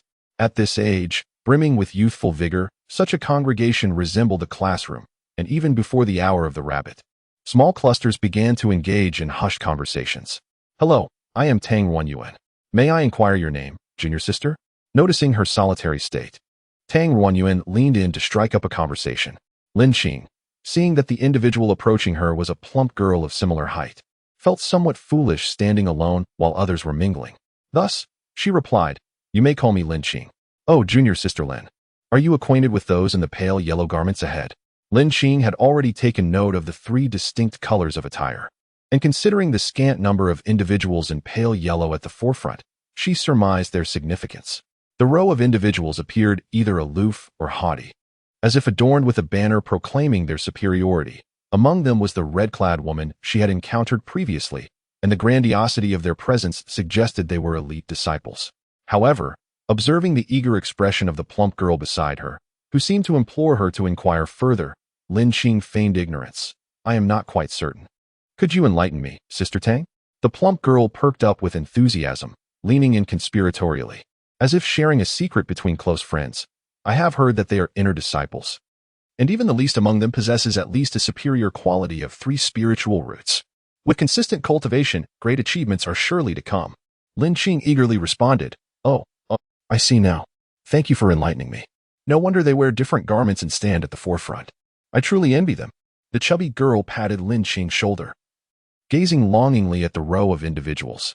"If only I had dual spiritual roots, but alas, I possess 4. I wonder if I can even establish a foundation."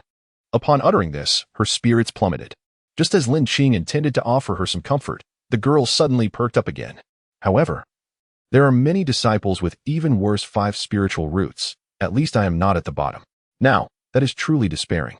Lin Qing could only stifle a laugh. Indeed, without comparison, one experiences no pain. She then discreetly pointed behind them. "Do you see those in gray robes? They are all servant disciples. I've heard they are only allowed to sweep the floors of the sect, leaving them little time for cultivation. How pitiful. Unlike us, who, despite our responsibilities, still have ample time to practice." This exemplifies the age-old adage, not enough compared to those above, yet more than those below. However, Lin Qing pondered in silence, reflecting that she, too, was a 5 spiritual root, nearly failing her initial assessment. How did she qualify as an outer sect disciple? Among the servant disciples, most were those of relatively inferior 5 spiritual roots. On another note, the chubby girl began to chatter excitedly. Now that we are assigned to the outer sect, I wonder what tasks we will be given. I hope it's alchemy. That seems rather easy. Given the current scarcity of elixirs, other disciples will surely have to curry favor with us. Lin, what do you wish to pursue? Indeed, I too find the art of alchemy quite appealing. Alas, it is not entirely in accordance with our desires, as it ultimately depends on the distribution by the sect. Lin Qing was also contemplating what she truly excelled at. Aside from striving to enhance their cultivation, practitioners must also acquire auxiliary skills. Mastering a particular craft ensures one will never go hungry, and the auxiliary skills for cultivators are of even greater significance. They not only provide opportunities to amass spirit stones and improve one's living conditions, but also greatly benefit the process of cultivation, serving as mutually reinforcing, inseparable components. The most prevalent skills include alchemy, talisman crafting, weapon forging, and formation techniques, all of which are advantageous for practitioners to learn.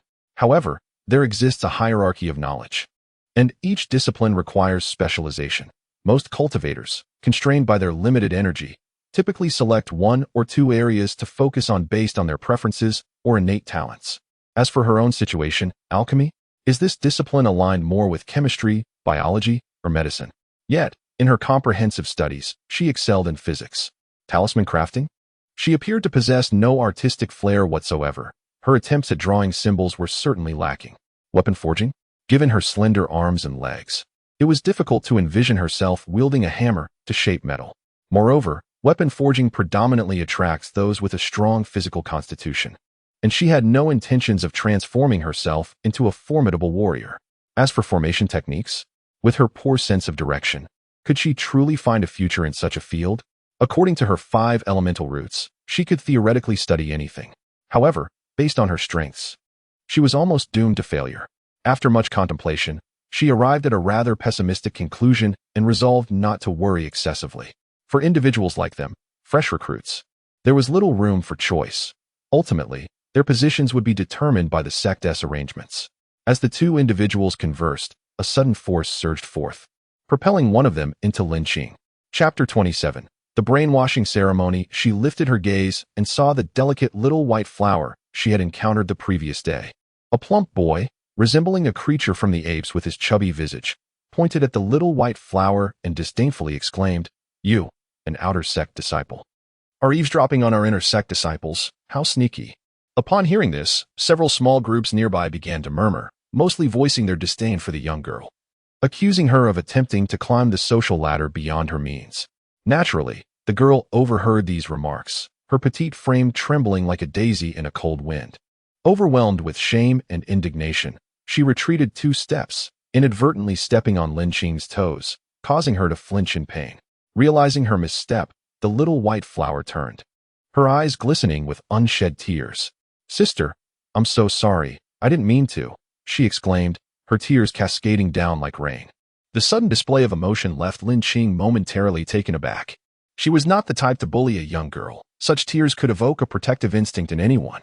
Quickly, Lin Xiaodao shook her head and reassured her, "It's all right." Observing the girl on the verge of tears, she extended a gesture of kindness, saying, "Really, it's nothing to worry about. Please don't cry." In that instant, the little white flower clung to her arm as though it were a lifeline, standing closely by her side, seeking solace. Unexpectedly finding herself in close proximity to another, Lin Xiaodao nearly recoiled, but upon meeting the pleading gaze of the young girl, her heart softened. After all, she reasoned, she was an adult, and it was no great burden to be relied upon by a visibly anxious young woman.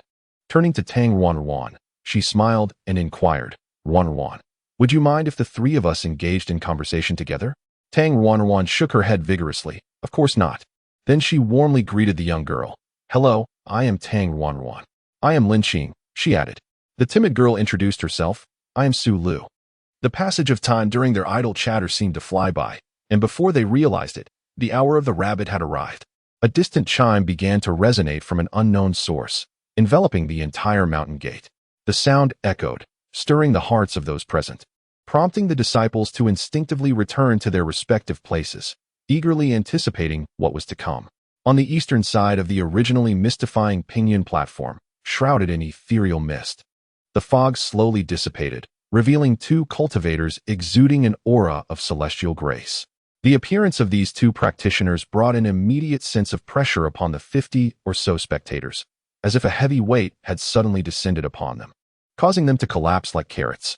Lin Xiaodao, too, felt a jarring sensation in her teeth and inwardly mused, "Who are these individuals? Their entrance is quite grand." It was evident that the newcomers had no intention of intimidating the newly joined apprentices. After surveying the fallen disciples below, they lifted their oppressive presence, allowing the students to exhale in relief and gradually rise to their feet. Once everyone had regained their composure, a voice, resonant as a great bell, echoed in their ears. "I am Master Yuan Jian, the head of Fulin's sect." "Greetings, Master," the disciples chorused. The disciples, displaying a keen sense of propriety, collectively bowed, their voices resonating through the heavens. Once the formalities were completed, they straightened up and began to surreptitiously observe the two figures on the platform. The sect leader, a middle-aged man marked by the faint traces of time at the corners of his eyes, donned a brown long robe with wide sleeves, subtly illuminated by a shimmering glow, exuding an air of distinction. The other individual, upon whom Lin Qing's gaze fell, was unexpectedly a familiar face. Xianxia, to Lin Qing's surprise. He had not anticipated encountering him so soon. His attire today was markedly different from his usual garb. He had evidently made a deliberate effort to present himself well. Clad in an ostentatious white robe, which Lin Qing estimated to be crafted from pure silk, its value easily surpassing several thousand in a marketplace. It was a significant upgrade from his previous outfit. His inky black hair was elegantly tied back, and although his expression seemed somewhat taut, it did not detract from his striking handsomeness. Under the morning sun, his prominent nose, thin lips, and profound gaze suggested an allure so captivating that one might easily find themselves ensnared in it. Human nature is inherently drawn to beauty, and such an exquisite appearance instantly captivated the attention of the new disciples, particularly the female ones. Lin Qing inwardly scoffed, pondering that this individual was likely brought in as the sect's mascot. Subsequently, the formal initiation ceremony commenced, with the sect leader as the principal speaker. He spoke at length about the sect, the path of cultivation, and the motivation to strive for greatness, eloquently delivering several extensive discourses. It must be noted that although the leader of this modest sect was merely an overseer of a smaller establishment, his persuasive rhetoric was quite effective. Listen to his words. Do you aspire to achieve immortality? Do you wish to soar through the heavens and traverse the earth, overcoming mountains and seas? Do you desire to raise your voice and command the reverence of multitudes? Choosing xianxia is indeed a wise decision. With steadfast goals and unwavering faith, xianxia will assist you in realizing all your aspirations. During this initiation ceremony, the disciples experienced an exhilarating sense of pride and belonging, eager to dedicate themselves wholeheartedly to xianxia. Lin Qing expressed that amidst the resounding oath, she felt a renewed sense of commitment, as if she had been inducted into the party once more. Once the oath was completed, the square returned to its tranquil state. Master Yuanjian delivered a concluding address, urging the disciples to diligently cultivate their skills within their respective branches, with the hope that one day they would propagate the teachings of our sect. Following his remarks, he vanished from the stage, accompanied by the silent yet strikingly handsome comrade Xianxia. Subsequently, a disciple approached to distribute a jade tablet, a piece of silk, and a small gray pouch to each disciple. Once the distribution was complete, the previously solemn square buzzed with excitement. Lin Qing accepted her items, noticing the character for Dan engraved on the jade pendant. With her name inscribed below, this must serve as her identification within xianxia. Upon opening the silk, she discovered it contained the ethereal qi cultivation technique, a method of practice. She promptly tucked it away, reflecting on the fortunate choice of a name befitting a celestial lineage, had it been called Fortune Arrival Technique. She doubted her ability to practice it. As she examined the unadorned gray pouch, she found it sealed and inoperable. This was a storage bag, presumably of a rudimentary level, which could only be unlocked upon attuning to the spiritual energies of the cosmos and entering the qi cultivation phase. How naive she felt. Just as Lin Qing pondered the pouch, a series of discontented grunts emerged from behind her. Alas, have children become so uncharming in this day and age? Lin Qing turned around and was met with the gaze of a girl with a single eyelid and delicate brows, casting a sidelong glance at her. Chapter 28. Do you love male beauty? Tang Ruan nodded vigorously like a chick pecking at grains, exclaiming, Indeed, the moment I laid eyes on you, I felt an uncanny connection. At that moment, a cool voice interjected, two peculiar ones. You both have been assigned to alchemy, and to make matters worse, you entered the sect at the same time and were placed in the same branch. What a disgrace. Lin Qing chose to disregard the girl's biting mockery, but Ruan was unwilling to let it slide. Hey, Xinyanran, don't be excessive. So what if you have 3 spirit roots? What is there to flaunt? You've merely been relegated to the outer sect. You rotund one. Xinyanran, upon realizing that she had again been placed in the same department as the plump girl, couldn't help but feel a surge of indignation. The mere thought of being assigned to the outer sect was a sore spot for her, an unhealed wound. The moment she pondered that her reasonably good 3 spirit roots were now to be cultivated alongside these inept individuals with 4 or 5 spirit roots, her heart shattered like dumpling filling. With a trembling finger, she pointed at Ruan and Lin Qing, unleashing a line often uttered by villains on television. "You will pay for this." Lin Qing felt utterly outpaced by the current thoughts of the girl. Truly, she was caught in the crossfire for no reason. Once Chun Yinran departed, Tang Ruan began to recount the origins of her conflict with Chun Yinran. "This person, who a few days ago shared the same courtyard with me, inexplicably took offense and has been mocking my weight every few days. I've had enough." Tang Ruan also had her vulnerabilities, and it was indeed quite bothersome. Ignoring her, let us proceed to the reporting station together. Lin Qing took the initiative to grasp Ruan's hand. Though somewhat loquacious, Tang Ruan's innocence and sincerity led Lin Qing to perceive her as a worthy friend. How delightful! The little chubby girl indeed radiated brilliance in an instant. At that moment, Su Lu approached, her eyes sparkling with curiosity as she inquired, "Esteemed sisters, to which division have you been assigned?" Tang Ruan proudly interjected, "We are going to the alchemy division." Su Lu smiled gently. "In that case, I suppose I cannot accompany you, for I have been assigned to other matters." Tang Ruan lamented, "What a pity. We could have been together." Subsequently, Su Lu departed, and Lin Qing glanced after her, noticing that Su Lu was engrossed in animated conversation with a boy disciple of around 14 or 15 years. It seemed that Su Lu possessed the potential of a Mary Sue protagonist, at least demonstrating considerable prowess in socializing, as she quickly found a new companion. Tang Ruan and Lin Qing followed the directions toward the alchemy branch, engaging in conversation along the way. After only a few steps, Tang Ruan leaned in with a gleeful whisper, "Hey, Lin Qing, did you see that young master uncle on stage just now?" "Of course I did. He was exceptionally handsome," Lin Qing thought to herself, finding it nearly impossible not to notice such striking features. "Let me tell you," she continued.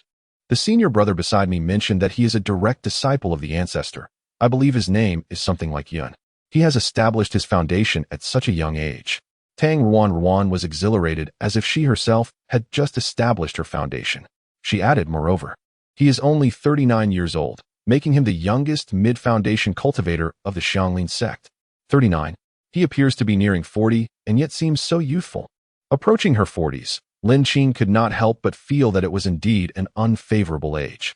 Her mother often lamented about her nearing 30 without a partner, which seemed utterly tragic. In just a couple of years, as she approached 40, she would be perceived as a mere wilted vegetable, hopelessly beyond redemption. Age had always been a source of anguish for her, and thus she held no fond associations with the milestones of 30 or 40. Now, at the age of 30, she found an unexpected solace in the realization that in the realm of cultivation, individuals in their 30s and 40s were still considered to be in their prime. It was evident she could not hide her thoughts, for she had just overheard her senior mentioning that Master Yun had established her foundation before turning 30. Tang Ruan expressed her envy. Gazing at the distant peaks, Lin Qing murmured, "I wonder when we will be able to establish our foundations. Even as we approach 40, we must still strive to cultivate. Indeed, we must exert ourselves to reach that goal soon." Tang Ruan added, reflecting, "Let Chun Yinran see that one with 4 spiritual roots can also establish a foundation. I must not allow her to mock me any longer. I will dedicate myself to my training." Lin Qing solemnly nodded in agreement. In less than a second, Tang Ruan mischievously leaned closer, saying, "I just saw everything." Chun Yinran was utterly entranced by Master Yun, and many of the female disciples were similarly captivated, with several from the inner sect turning crimson. Lin Qing found herself frowning at the abrupt shift in conversation. Shouldn't they be focused on their cultivation? How had they veered towards the topic of male allure? She scrutinized the rather fortunate-looking Ruan, who, like her, was petite and still developing, seemingly around 11 or 12 years of age. Surely, one so young shouldn't he be harboring romantic thoughts? Tang Ruan's wide-eyed expression and her defensive posture made Lin Qing raise an eyebrow. "Why do you look at me like that?" she questioned, her arms crossed protectively. Perhaps it was Lin Qing's gaze that was too overt, prompting Ruan to immediately react with indignation. "Lin Qing, you mischievous girl, how could you think that? I intend to marry someone akin to my father, not a slender figure like Master Yun." Upon hearing this, Lin Qing laughed so hard that her stomach ached. "Ruan, why are you so flustered? It is only natural to admire beauty, There is no shame in appreciating handsome men. However, when it comes to marriage, you are still quite young. Tang Ruan retorted immediately. You are even younger than I. I am already 12 and a half. The two of them playfully bantered as they made their way to the outer gate, where they were greeted by a disciple with a beauty mark at the corner of his mouth, dressed in a green robe adorned with a cloud motif at the collar. Welcome, junior sisters. I am Sun Shuahai from the outer sect, responsible for the reception of new disciples. Please follow me. The two followed Sun Shuahai to a small courtyard reminiscent of the one they had previously resided in. This time, we have recruited 3 new female disciples for the alchemy branch, while the rest are male. Junior sister Chun has already chosen the room on the east side, leaving 2 rooms for you to choose from. Rest well today. We will discuss the allocation matters tomorrow. After explaining the schedule, Brother Sun departed. Once he was gone, Tang Ruan's expression fell. To think I have to share a courtyard with Chun Yinran again. Truly, there is no rest for the weary. I wonder where junior sister Su is staying. Lin Qing, however, felt quite content. Having a room to herself was quite satisfactory. She chuckled. Since we are here, we might as well settle in. Pointing at the house, I suggested, you may choose first. I am indifferent to where I reside. As for Sister Su, I trust her surroundings will be akin to ours. Tomorrow, let us visit her together. Tang Ruan's negative emotions arrived swiftly and departed just as quickly. Upon hearing Lin Qing's words, she leaped up, exclaiming, "What a wonderful sister you are. I refuse to live next to Chun Yanran. I shall select this room." The little yellow chick remained indoors, yet it was far from docile. The ropes that had bound it were now frayed and broken. The bedding lay in disarray, resembling the plight of a ravaged woman. Resigned to her fate, Lin Qing tidied the room and packed their belongings.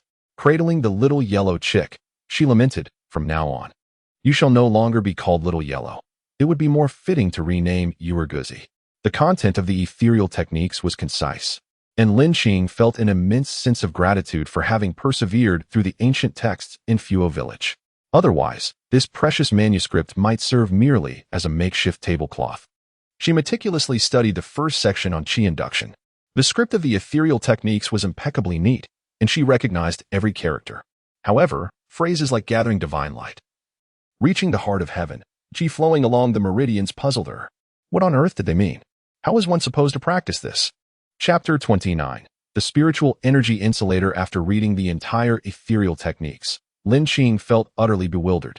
What nonsense was this? Despite recognizing the characters, she still felt like an illiterate.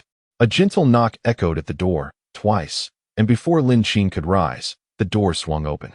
Standing outside was a young male disciple clad in blue, his tousled black hair curling wildly. He spoke bluntly, "You new disciples are quite a hassle. This is the set of notes on the heart method that the Hall of Elders asked me to deliver to you. Here." With that, he flung a thick tome toward her, entirely oblivious to the fact that he too had once been in a similar position. Once the young man departed, Lin Qing examined the contents of the tome, discovering it to be a collection of explanations regarding specific terms of the heart method, essentially a dictionary. Glancing at the slightly ajar door, she thought to herself that she must procure a lock immediately. These individuals seemed rather indifferent to the privacy of others, barging in without so much as a prompt. What if she had been changing her clothes? With the dictionary in hand, she spent the afternoon cross-referencing it with the ethereal technique, and by nightfall, she had grasped some of the essential points of the qi guiding chapter. The next step was to practice. With her heart directed towards the heavens, she sat quietly on her bed. It was the 3rd night at Xiangling Gate, and she finally began to experience the tranquility of the sect at night. The surroundings were eerily silent, and if one listened closely, the distant chirping of unknown insects could be heard. Occasionally, the soft crackle of burning candlelight would punctuate the stillness. In such profound quietude and poised in this manner, could one truly perceive the ethereal energies of the universe? It seemed rather implausible. Her thoughts wandered to the esteemed cultivators who had reached great heights. She had witnessed their successful practices firsthand, and it made her feel somewhat foolish. An hour passed, and before her lay only an expanse of darkness. Lin Qing took several deep breaths, yet she felt no peculiarity in the air. After sitting for a while longer, she began to feel fatigued, pondering whether others experienced similar sensations while attuning to the ethereal energies. Moments later, she felt a cramp in her leg, prompting her to stand and stretch. Yet, she resolutely reminded herself that perseverance leads to triumph, and she settled back into her position, earnestly trying to absorb the celestial energies around her. As time ticked away, She sensed herself drifting into a state that felt akin to slumber, though she remained uncertain if she truly slept. Even as her legs grew numb and devoid of feeling, she failed to perceive even the faintest trace of the legendary energies. Thus, her inaugural night of seeking these energies was spent in a dreamlike haze, culminating in utter defeat. Understanding that the quest for such energies was not a fleeting endeavor, she rose early the next morning and calmly accompanied Tang Wanwan to attend to the outer sect's affairs. Reflecting on the first day of her experience, Lin Qing accepted her lack of perception with grace. However, 6 months later, her composure began to wane as she still felt no hint of the energies. Half a year later, Lin Qing sat on the ridge of a field, resting her chin in contemplation, murmuring to herself, "Perhaps I truly excel at farming?" Despite her lengthy sojourn in the realm of cultivation, she had yet to sense any ethereal energies. She had inquired numerous outer sect seniors, yet most ignored her, while the few who responded offered a cacophony of varied conclusions. This led her to question whether her age, multitude of distractions, or impure thoughts were hindering her ability to sense the energies. For the past 6 months, unable to practice cultivation, she resolved to dedicate herself to farming, nurturing her spiritual plants with care. Life possesses inherent value, and it is only by manifesting this value that one can avoid being easily cast aside. In the past 6 months, she has been unable to cultivate, thus seeking alternative paths. With a small azure sword, she practices her swordplay tirelessly each day, wielding it thousands of times. If she cannot become a renowned female cultivator, perhaps she could carve her own niche and emerge as a legendary heroine instead. Ultimately, it is imperative to secure a retreat for herself. Having just finished her tasks, Tang Wanwan gazes at the spiritual fields managed by Lin Qing, where the robust rice seedlings thrive vibrantly. Reflecting on her own plot, she cannot help but feel the disparity. "Qing, why do the spiritual grains you cultivate flourish so remarkably?" "Please refrain from calling me Qing. It is rather excessive," Lin Qing replied wearily, seeking to correct her once more. "Nonsense. You call me Wanwan, so I shall call you Qing too. It creates a sense of intimacy that distinguishes us from others. That is merely how you address me, Wanwan, all right? Forget it. Do as you wish." Lin Qing had already reminded Tang Wanwan numerous times about the name, but her companion remained obstinate, leaving Lin Qing exasperated. Perhaps she is better suited to a life in the fields, she mused lazily. As for why the spiritual grains flourish so well, you have inquired about this hundreds of times, and I remain uncertain. Perhaps I simply have an affinity with plants. Mentioning this subject made Tang Wanwan feel frustrated. She plopped down on the ridge of the field, lamenting, "I had hoped that being assigned to the alchemy branch would allow me to learn the art of potion making, yet I have not even laid eyes on an alchemical furnace. If we cannot refine elixirs, we should at least be able to cultivate spiritual herbs, but alas, we are left only with the task of growing spiritual rice." Reflecting on the past 6 months, where her existence has revolved solely around farming rather than cultivating, Tang Wanwan felt a sense of suffocation. When will this ever come to an end? In contemporary times, the scarcity of elixirs renders it implausible for novices like us to practice freely. At the very least, we cultivate spiritual rice, unlike the mundane variety, which yields several harvests within a year and is laborious to reap. By the time one reaches the mid-stage of qi cultivation, one may begin to grow spiritual herbs. Although persistent farming may seem a tad disheartening, one cannot deny the rationale behind the sect's distribution of roles. For instance, a jade tablet bearing the character for elixir signifies allocation to the alchemy division. Core disciples of the inner sect receive the highest privileges, largely exempt from trivial duties, allowing them to dedicate themselves solely to their cultivation. Ordinary disciples of the inner sect primarily focus on their training, with alchemy as a secondary pursuit, and are required to submit a certain quantity of elixirs monthly. Only those with considerable experience or those in the mid-stage of qi cultivation among outer sect disciples may engage with spiritual herbs, as these are rare and should not be squandered by the inexperienced. Newly initiated outer sect disciples are primarily tasked with cultivating spiritual rice, spiritual vegetables, and spiritual fruits. Disciples below the foundation establishment stage are unable to undergo fasting, and with limited elixirs available, the sect's spiritual rice, vegetables, and fruits are essential commodities, creating substantial demand.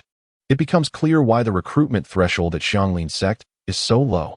Servant disciples mainly handle service-oriented tasks such as serving tea, cleaning, organizing, and personal grooming. In Lin Xing's perspective, the overall division of labor within the sect can be likened to modern classifications. Outer sect disciples primarily engage in the primary industry, agriculture, farming. Inner sect disciples partake in the secondary industry, manufacturing, alchemy, and servant disciples operate in the tertiary industry, services, various forms of assistance. From the second day of her and Wan Ruan's arrival at the outer sect, they were assigned to cultivate spiritual rice and vegetables, a task that would span 6 months. What merits does spiritual rice possess, considering it takes such an extended period to mature? It pales in comparison to the swift yield of ordinary rice. Alas, cultivating one's qi during the intermediate stage is no simple task.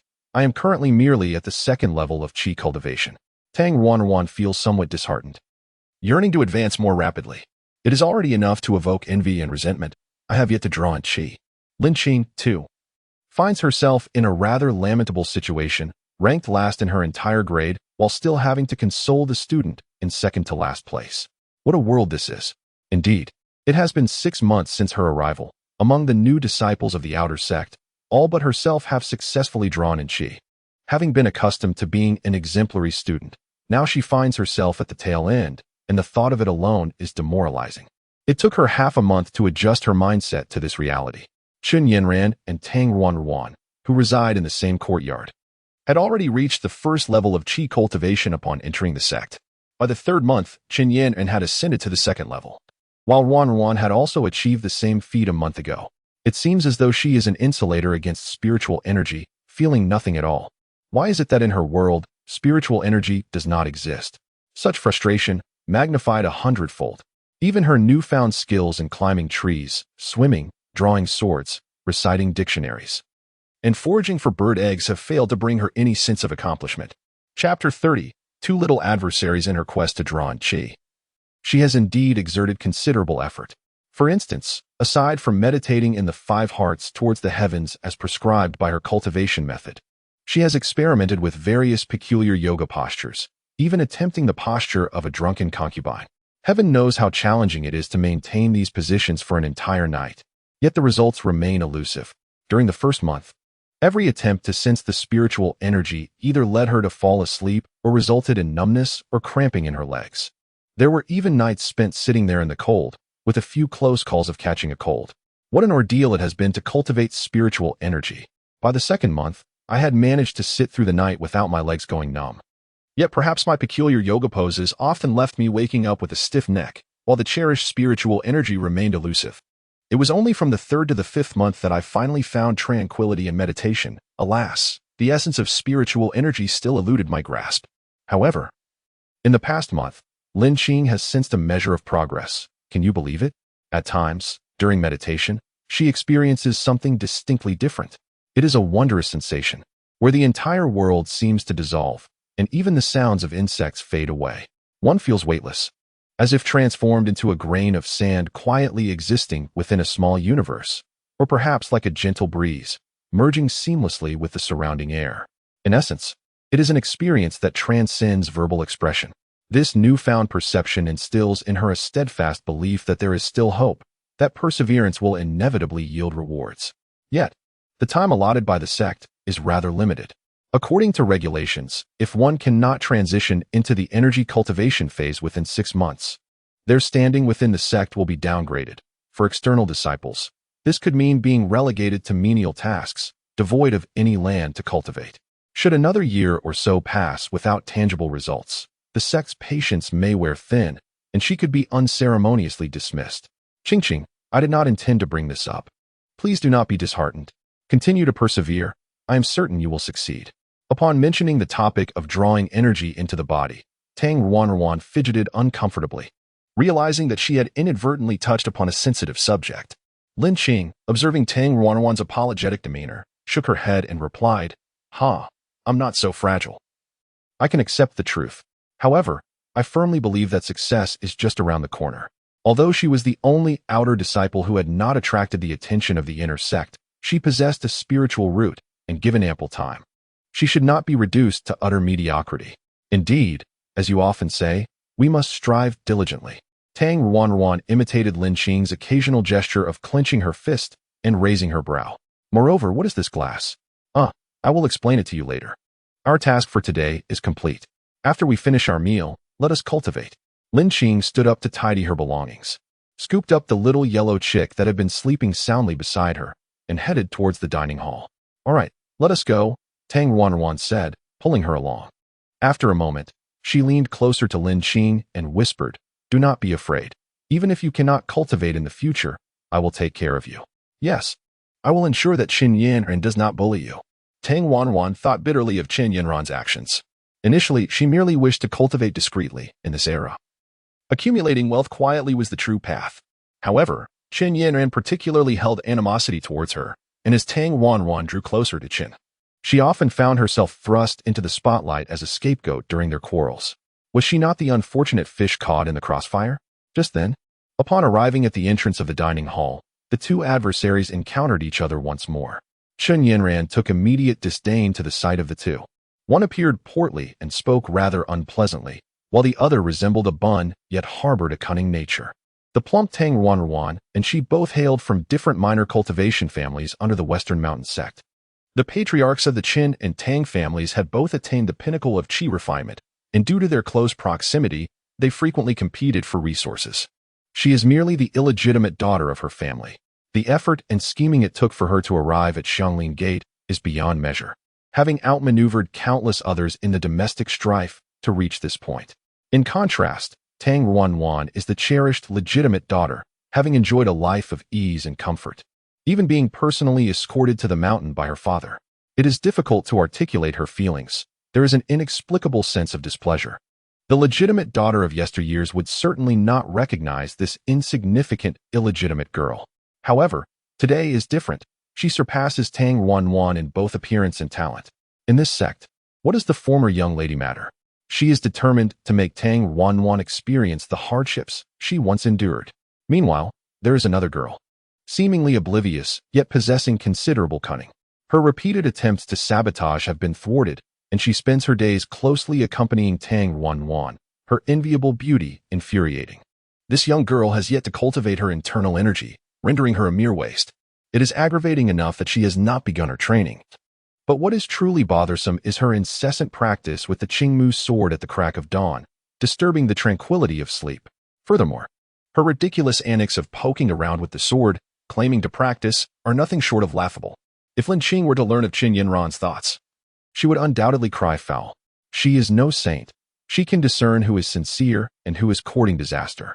Emotionally, she leans towards Wanwan, as their assigned duties within the sect are in adjacent fields, making it nearly impossible not to interact frequently, especially with Tang Wanwan's clingy nature. Regarding sword practice, she did not wish to be as annoying as the ladies performing square dancing, yet there were regulations at Xianglin Gate that forbade practicing swords outside the disciples' dormitory. Most disciples practiced within their own courtyards, and the three of them had allocated times for their sword training. The other two preferred to sleep in, while she was merely assigned to the morning slot. Upon hearing Qin Yanran's words, Tang Wanwan became infuriated and retorted, "I was unaware that I had gained a sister. Some people should refrain from claiming relatives indiscriminately. Qin Yanran, what are you so proud of? If you truly wish to save resources for the sect, you ought to refrain from ascending the mountain. What is wrong with being plump? I do not occupy your bed, and I take pride in my body." Qin Yanran, upon hearing this, exaggeratedly covered her mouth and laughed. How utterly ridiculous. As a confirmed fatty, what is there to be proud of? Tang Wanwan immediately countered, "Indeed. As a disciple with 3 spiritual roots, you are still relegated to farming. It is rather laughable." The two resumed their verbal sparring. Qin Yan raised an eyebrow defiantly. "As a proud bearer of 3 spiritual roots, I cultivate faster than you lowly-rooted disciples. Yet," she lamented, "alas, I too have only reached the 2nd level of qi cultivation. It is a thought that brings me some pride."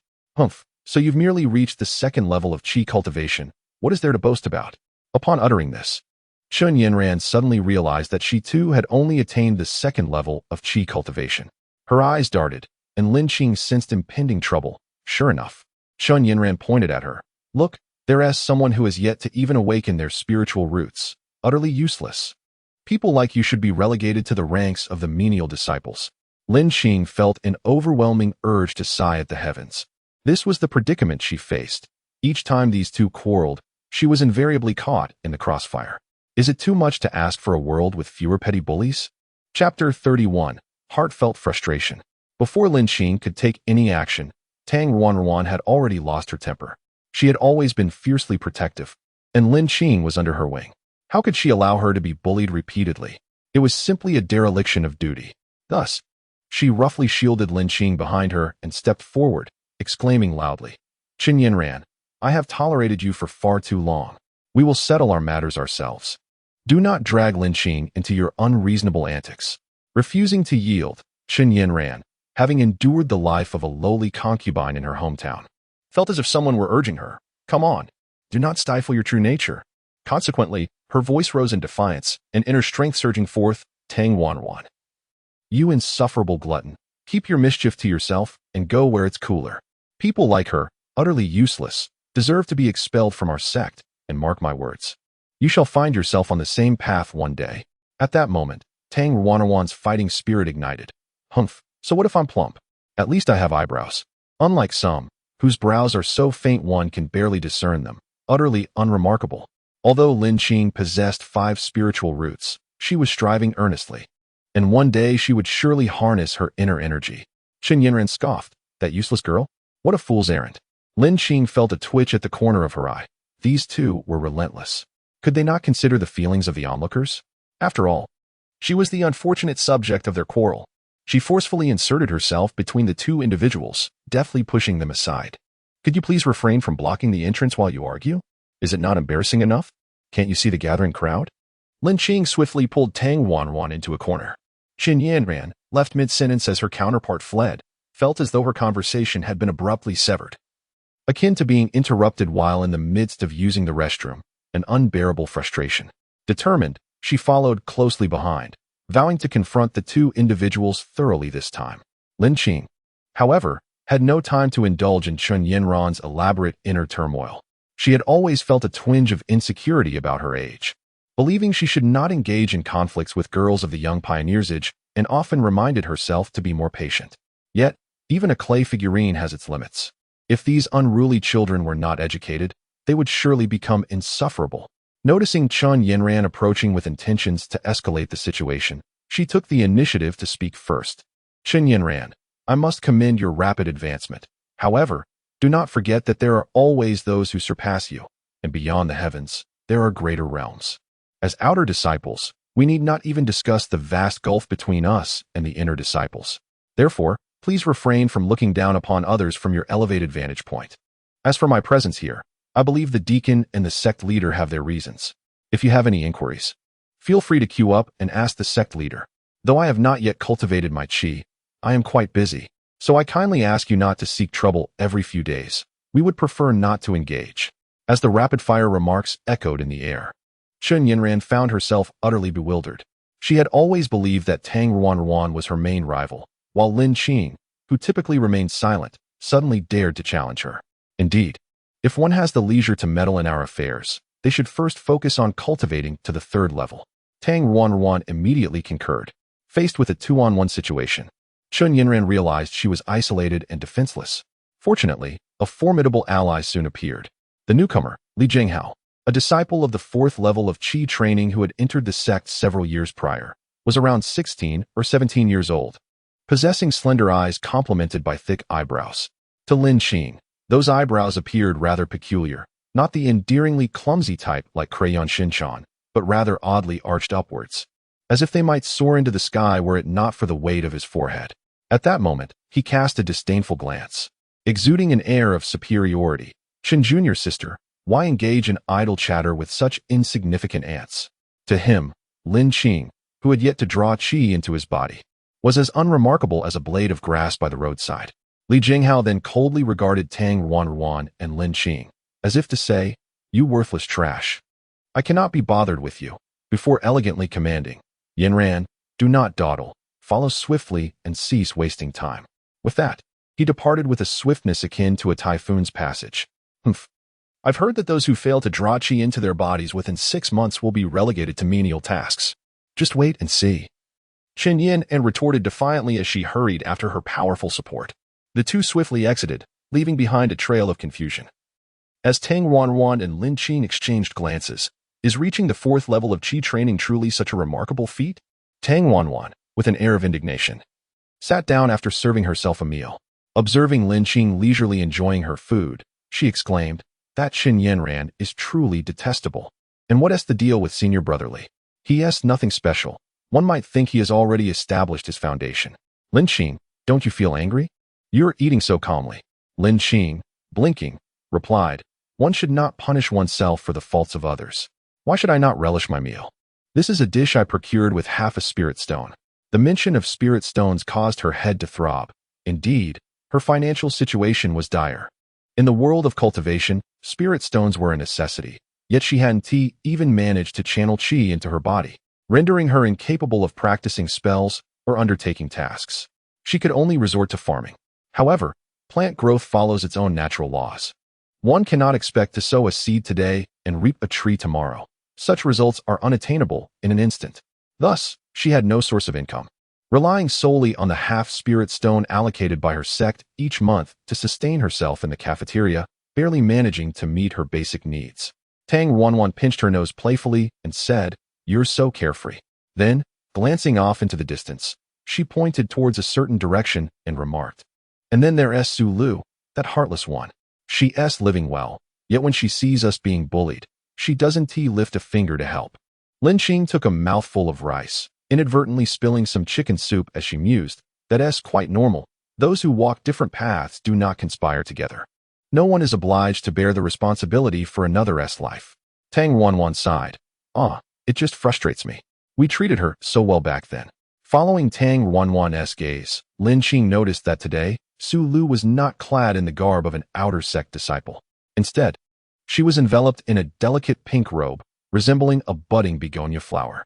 She gazed at herself, utterly bewildered as to where the food of the past 6 months had vanished. Su Lu seemed as if she had ingested growth hormones, as she had grown significantly taller in just half a year. At first glance, one might have mistaken her for being younger than Lin Qing, but upon closer inquiry, it was revealed that she was actually 2 years her senior. In this brief span, she had undergone a remarkable transformation. Her once delicate bangs had long been cast aside, revealing a smooth and fair forehead, radiating the exuberance of youthful femininity. The only aspect that remained unchanged was her ethereal demeanor, reminiscent of a pristine white lotus.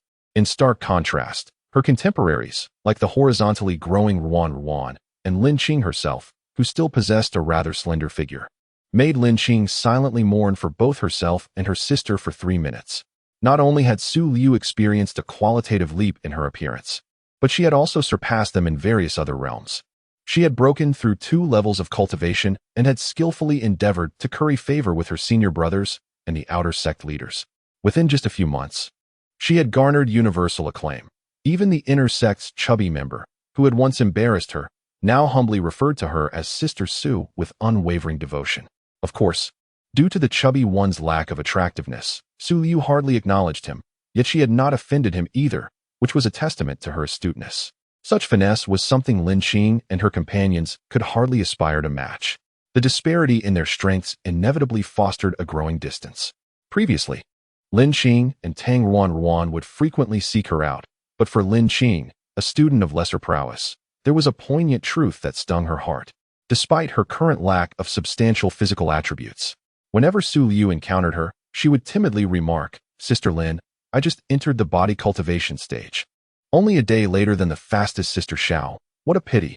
Lin Shimi, I have just broken through to the 2nd level of qi cultivation. I feel that the spiritual energy in my dantian is still rather sparse. I estimate that it will take me several more months to advance to the 3rd level. Am I truly foolish? Lin Shimi, it took me an entire week to master that spell. I am so slow. KO. The test paper with a score of 0. Lin Qing has been utterly defeated. Chapter 32. Spiritual Energy, My Little Ancestor. After all, the resources of the sect are not infinite. It is impossible to indefinitely nurture a group of disciples who diminish its overall quality while consuming its provisions. The theory of survival of the fittest is universally applicable. Setting aside distracting thoughts, she calms herself and resumes her meditation. As for whether she can draw energy into her body, she can only do her utmost and not force it. Initially, Witnessing her fellow disciples successively entering the qi cultivation phase had filled her with envy, restlessness, and sleepless nights. However, emotions such as anxiety, worry, and lamenting fate are ultimately futile, serving only to further injure her body and mind. After reflecting on her pain, she realized that the only path forward was to adjust her state of mind, do her best, and then leave the rest to fate. This tranquil breathing exercise, after half a year of stagnation, has seemingly become second nature to her. Gradually, this tranquility was disrupted. From a distance, something began to whisper, and the surrounding air became animated. With her eyes closed, she sensed something approaching from afar, though she could not see or hear it clearly. It drew closer. Closer, a point of light, yet another point of light, still another point of light. These luminous orbs seemed to possess a life of their own, like silent, exuberant children dancing around her. Soon, the points of light multiplied, surrounding her gradually, reminiscent of a mother's embrace, imparting a profound sense of warmth. These must be the ethereal energies, thought Lin Qing as a small flame ignited within her heart. Oh dear, our ancestors have finally arrived. She yearned to reach out and touch them, yet trembled with apprehension, fearing that any movement might cause them to vanish. Immersed in this paradoxical beauty, inspiration struck her, and the heart method she had pondered over countless times began to circulate. Gradually, the surrounding motes of light seemed to find their direction, aligning into a delicate beam that penetrated her meridians. She felt a tingling sensation in her limbs, her body quivering slightly, yet she dared not relent. Continuing the practice of her heart method, as this cycle formed, a cool, gentle breath began to rise from her dantian, ascending towards her mind. In the midst of the hazy chaos, something fragile yet tenacious was struggling to break free from the earth. Floating and sinking, her perception was unclear. After an indeterminate time, suddenly, clarity enveloped her mind, as if a refreshing breeze had swept through, bringing with it a sense of natural comfort and exquisite tranquility. Lin Qing slowly opened her eyes, and the surroundings remained eerily silent as she stared blankly at the white wall opposite her. Had she succeeded? She pondered with skepticism. Resolutely, she sank her heart once more into the depths of meditation. This time, the scattered motes of light swiftly reappeared, and she exhaled and inhaled according to her heart method. The ethereal light points gradually approached once more, entering her body in an orderly manner, circulating before converging in her dantian, where the aura became denser and more substantial. She carefully attuned herself to her body, discovering threads of lightness coursing through her vital channels, forming a circulation akin to blood and heart between them and the aura in her dantian. Realizing that it had truly come to pass, she was overwhelmed with joy, her hands trembling uncontrollably. At a loss, she caught sight of the little yellow chick beside her, gazing at her with suspicion. She seized it tightly, cradling it in her arms, her nose tinged with a hint of bitterness and her eyes slightly swollen. At last, she had entered the qi cultivation stage. What a delightful moment! The little yellow chick, nestled in her embrace, squirmed vigorously, its eyes rolling in exasperation. It was indeed a resilient creature. The following morning, before she had even stepped outside, a cacophony of voices erupted from beyond her door. Someone was knocking insistently. Lin Shimmy opened the door. It was the voice of Chun Yanran, who, despite her efforts to temper her tone, could not hide her uncontainable pride. What's with the sudden change in attitude? Tang Ruanran emerged upon hearing the commotion. Chun Yanran, why have you brought a crowd so early in the morning? Chun Yanran squinted her eyes into slits, dramatically waving a handkerchief. Oh, Tang Wanran, haven't you reviewed the door rules? Outer disciples who have not entered the qi cultivation stage by June are demoted to servants. If a servant fails to enter the qi stage within 2 years, they must leave the sect. Unfortunately, Lin Qing has been cultivating for half a year and has yet to reach the qi stage. Upon hearing this, Tang Wanran realized that Chun Yanran was up to her antics again. She rushed to block Lin Qing's door, arms crossed defiantly, as if protecting her chicks. Whether or not she is demoted to a servant is not for you to decide. Besides, Lin Qing still has 3 days until she reaches the 6-month mark. There are still 3 days left.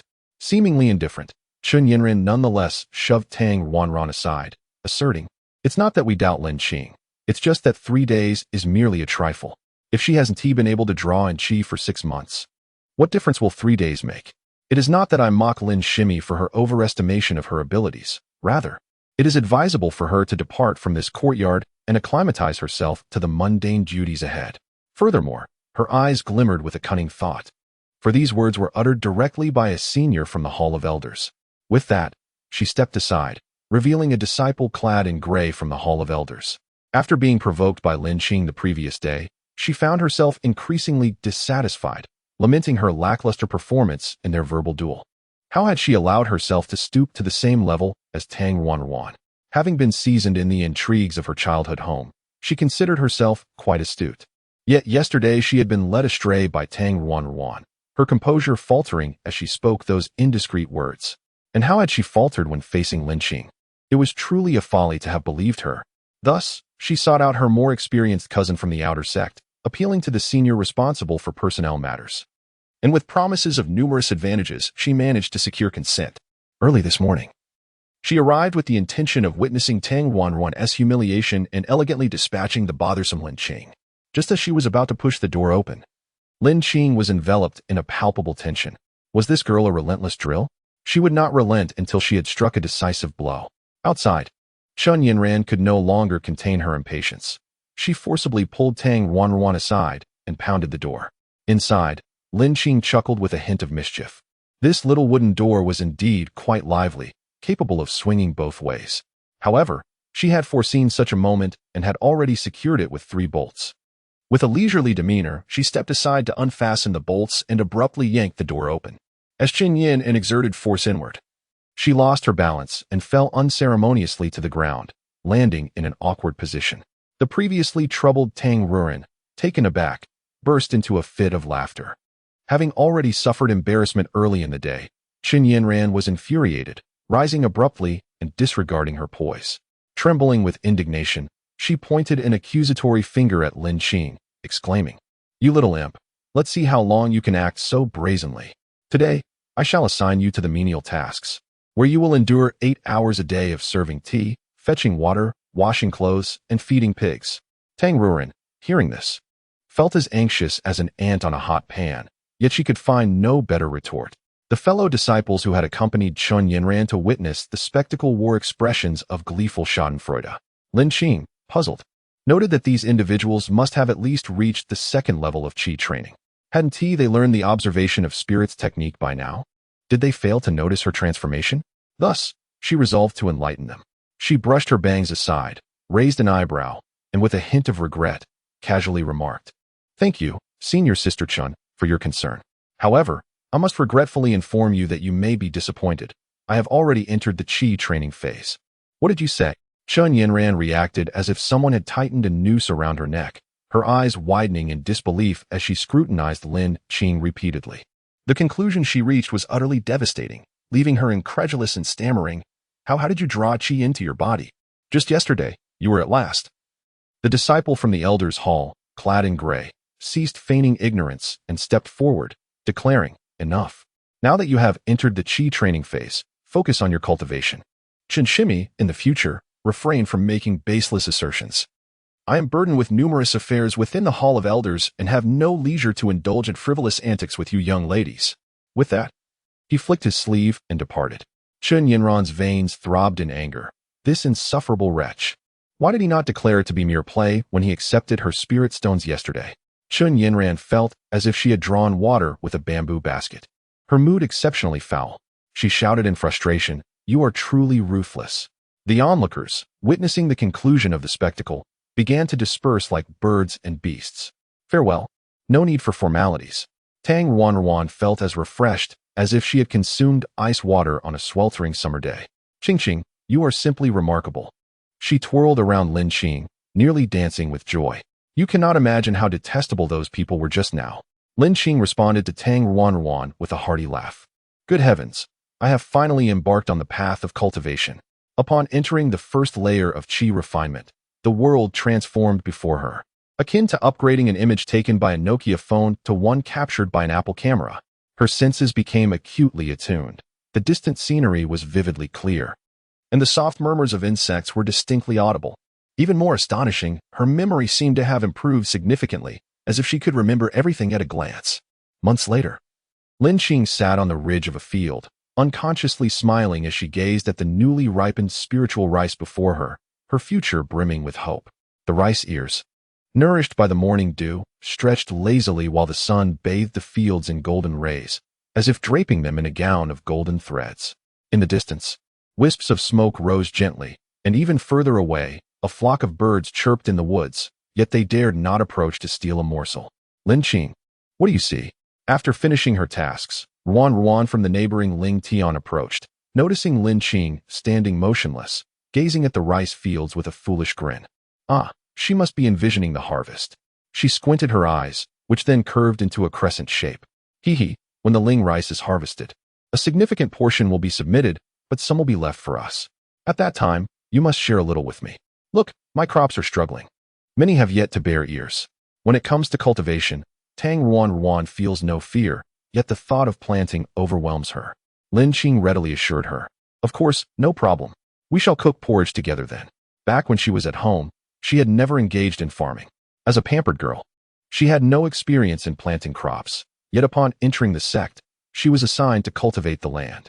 Initially, she had no idea how to work the fields, but fortunately, a senior brother had come to provide guidance, and later, Lin Qing assisted her as well.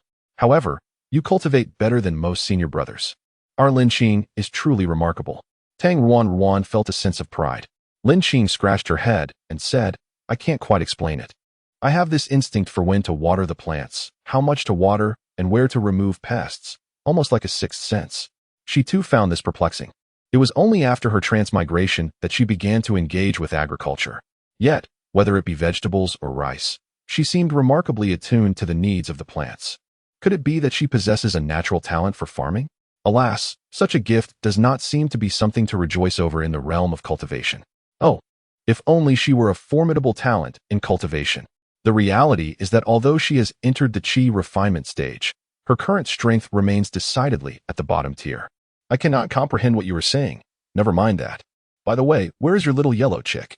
Tang Ruan inquired, glancing around. The little yellow chick did not come today? Upon mentioning the little yellow chick, Lin Qing rolled her eyes in exasperation. I have no idea where that creature has wandered off to. Perhaps it is nestled in some corner, fast asleep. If one day it were to be captured, I would not be at all surprised. Haha, it is still so small, no one would catch it, and besides, the little yellow chick is quite clever. The last time I tried to tease it, I couldn't even catch it. This little rascal frolics outside all day. Although it hasn't grown much, it certainly has developed some muscles. Why does that sound so odd? Lin Qing was also quite troubled by this little yellow chick, as it would often disappear for days, only to reappear unexpectedly from some corner, looking at her with a shocked expression.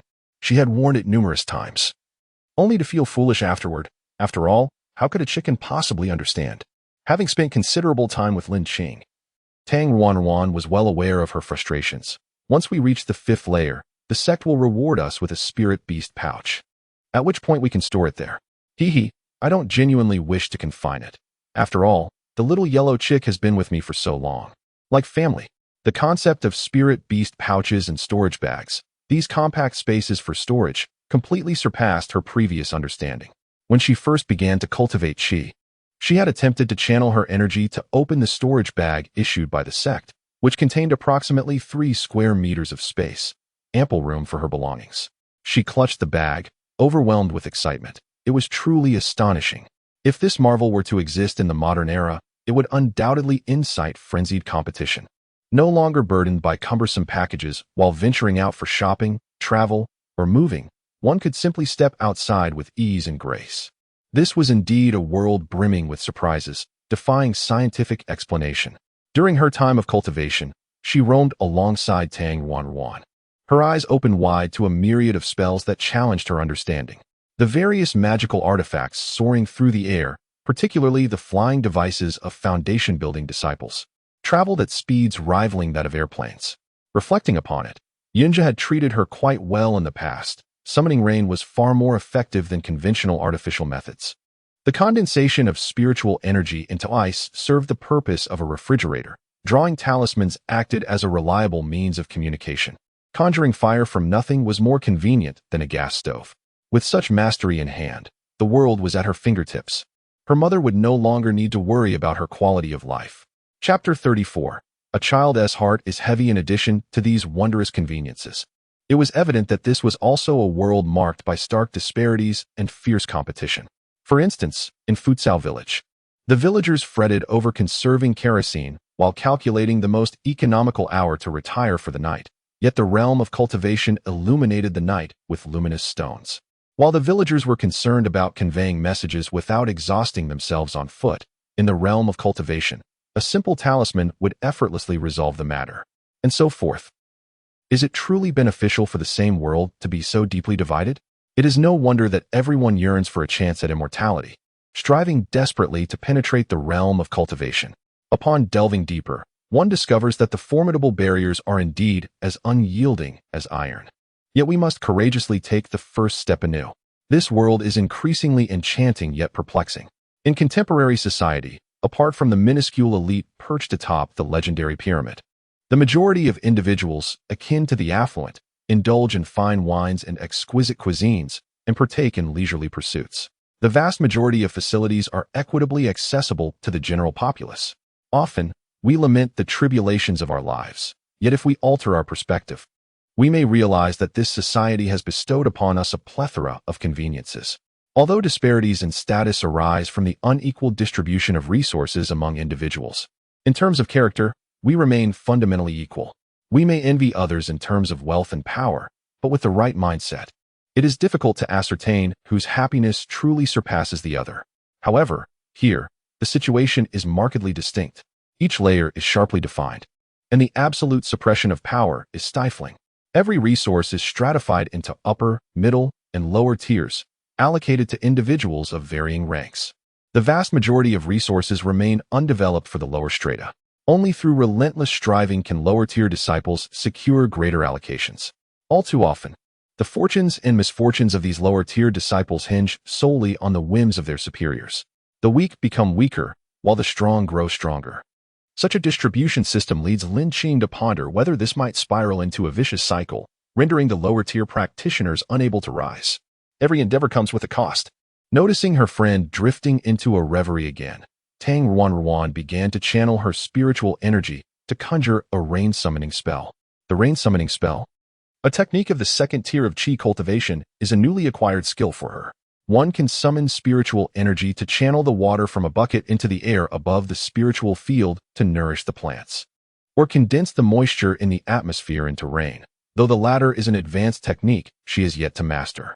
Practicing this art significantly enhances one's control over spiritual energy. After watering her own section, Ruan noticed Lin Xiaodao lost in thought and said, Qing, allow me to water your spiritual field as well. Lin Xiaodao shook her head in refusal. There's no need. The junior disciples assist with fetching water, and watering is quite straightforward. I can manage it myself. She observed that Ruan was already drenched in sweat after completing her task. Since embarking on her journey of qi cultivation, she had felt an inexhaustible reservoir of strength within her. How fortunate she was to have a friend as pure-hearted as Ruan. A smile deepened on her face. Currently, Lin Xiaodao was at the first level of qi cultivation, where one cannot learn spells. It is only upon reaching the second level that one can acquire a few simple incantations, and only in the mid-stages does one begin to learn more complex spells. Nevertheless, she firmly believed that opportunity often favors the prepared mind. Thus, she had already memorized the incantations for several spells in the early stages of qi cultivation. Additionally, each day she practiced with the Qingmu sword. The sword is the most conventional weapon for disciples of Xianglin sect, and only upon reaching the fifth level of qi cultivation does the sect bestow the sword technique. She had secretly observed more advanced disciples practicing their swordplay. Although she could not grasp their essence, she diligently imitated them, practicing several times each day. The old adage states that with perseverance, even an iron pestle can be ground into a needle. If she practices diligently now, by the time her skills are truly needed, her foundation will be solid, and her swordplay will be sharp, ensuring she will not falter at the starting line. Having spent considerable time in the sect, she has come to understand, even without comparison, the stark limitations of this underperforming organization. Not only are resources relatively scarce, but the most glaring deficiency lies in the meager monthly allocation of merely half a spirit stone, most of which is surrendered to the communal kitchen, and even once formalized, does not fully cover meals. Her arduous labor in the fields has been essentially unpaid, a form of voluntary servitude. Most absurdly, aside from guidance on agriculture, no one from the outer sect teaches them cultivation techniques. They are left to their own devices, allowed to grow wildly, and success is entirely a matter of luck. The young aspirant feels a deep sense of frustration and occasionally shares her woes with others. In the days that follow, Lin Xiaodao dedicates herself fervently to cultivation. She is significantly lagging behind her peers, and in this era, falling behind in the village means facing repercussions, let alone in the realm of immortality. As she enters the qi refinement stage, her vitality surges, allowing her to care for the spirit rice with even greater devotion. Soon, she will reap the rewards of her meticulously cultivated first harvest of rice. While she does not anticipate a share of the profits, perhaps the sect will bestow some small rewards. In the gentle breeze, the fields of several acres sway like waves, their rustling sounds weaving an enchanting tale. In the distance, the sun sets, painting the sky with hues of crimson akin to silk, while the breeze caresses her cheeks, instilling a sense of inexplicable tranquility mixed with a tinge of excitement. In her past, she harbored an aversion to dirt and insects, never imagining she could cultivate rice on her own. Upon arriving in this world, she endeavored to adapt and survive. Now, she could genuinely touch the heavy golden ears of rice, their weight palpable. With each breath, her heart's rhythm instinctively activated, and the surrounding spiritual energy began to swirl gently, flowing into her body and settling in her dantian. She felt a sense of tranquility, her internal spiritual energy abundant, hinting at a potential breakthrough.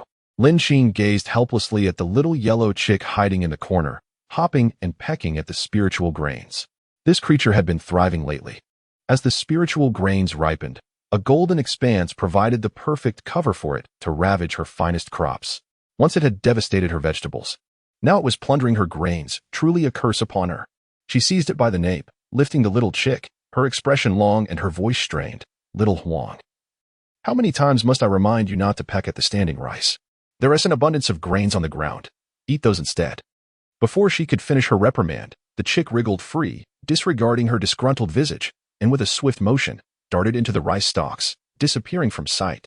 Lin Xiaodao felt exasperated. It was indeed a lapse of judgment to have taken in such a creature. That evening, she continued her usual cultivation practice. A few weeks later, she sensed something amiss. At the center of her dantian's swirling spiritual energy, a small lump had appeared. What could it be? A shiver ran through her. Drawing closer, she discovered a pearl, its center a deep green, quietly suspended and somewhat familiar. In a flash of realization, she remembered. She nearly swallowed her own tongue. Was that not the very orb that had inadvertently slipped into her mouth? This was a grave situation. This entity, belonging to the digestive system, had not been expelled but had instead lurked within her for so long. What were its intentions? Now it had made its way to her dantian.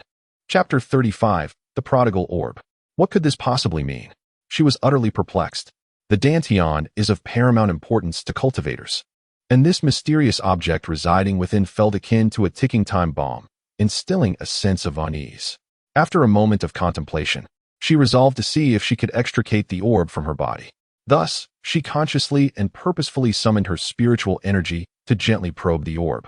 Time and again, her ethereal tendrils approached the orb, wrapping around it tightly. With unwavering determination, she endeavored to push it out of her dantian, akin to a dung beetle relentlessly rolling its ball. However, the orb remained obstinate, as if rooted in place, indifferent to the winds of change.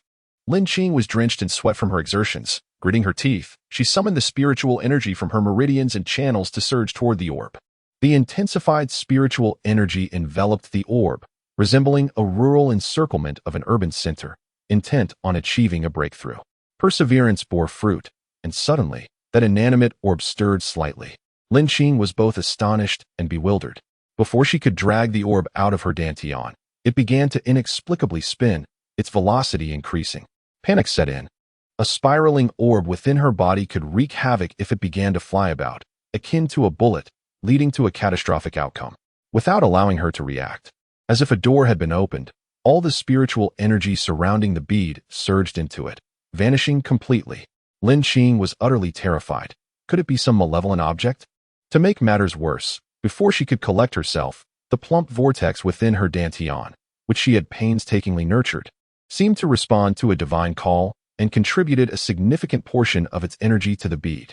Witnessing her hard-earned spiritual energy flowing towards the bead like a torrent unleashed from a dam, she immediately summoned all her strength to halt it. Yet the energy behaved like a wild stallion, heedless of her commands. Was such selfless sacrifice truly necessary? It was enough to leave one dizzy. In no time, the vortex that signified her entry into the qi refinement stage had significantly diminished, transforming into a feeble little ring. The abrupt depletion of her energy drained the color from Lin Qing's face, leaving her drenched in cold sweat. Upon inspecting her entire being, she nearly spat out a mouthful of blood. What kind of extravagant entity was this, capable of absorbing spiritual energy? All her efforts had seemingly sunk into the abyss. Taking a deep breath, she began to reassure herself. Surely, this was merely a test from the heavens. If it was tough, she could think of the Red Army's arduous march of 25,000 li, and if it was tiring, she could recall the selflessness of Lei Feng and Dong Tsunrui. Amidst this relentless self-affirmation, she began to scrutinize her body repeatedly, examining the bead over and over again. The bead remained serenely suspended in its usual position within her dantian, devoid of any other activity, as if the recent loss of energy had been nothing but an illusion. Regrettably, the ethereal energy did not heed her summons. Time ticked away, and after an indeterminate period, she was compelled to confront the harsh reality. The vanished energy seemed to have traversed into a black hole, akin to a meat bun cast to a dog, never to return. She lay on her back upon the bed, her heart heavy with unspoken grievances, as if her stomach were on the verge of bursting. Cradling her little yellow chick, she lamented, "Little yellow, impulsiveness is a devilish trait. I ought not to have utilized the energy on the orb. Alas, there is no remedy for regret. What shall I do?" With a sigh of frustration, she ruffled her disheveled hair and tossed the chick to the corner of the bed, where it rolled about restlessly. The little yellow chick, perplexed by the antics of its seemingly deranged companion, leapt down and retreated to the table for a nap. Today, she found herself devoid of the will to cultivate. The matter of the orb was not one to be recklessly discussed with others. She resolved to visit the library on the morrow to seek out information.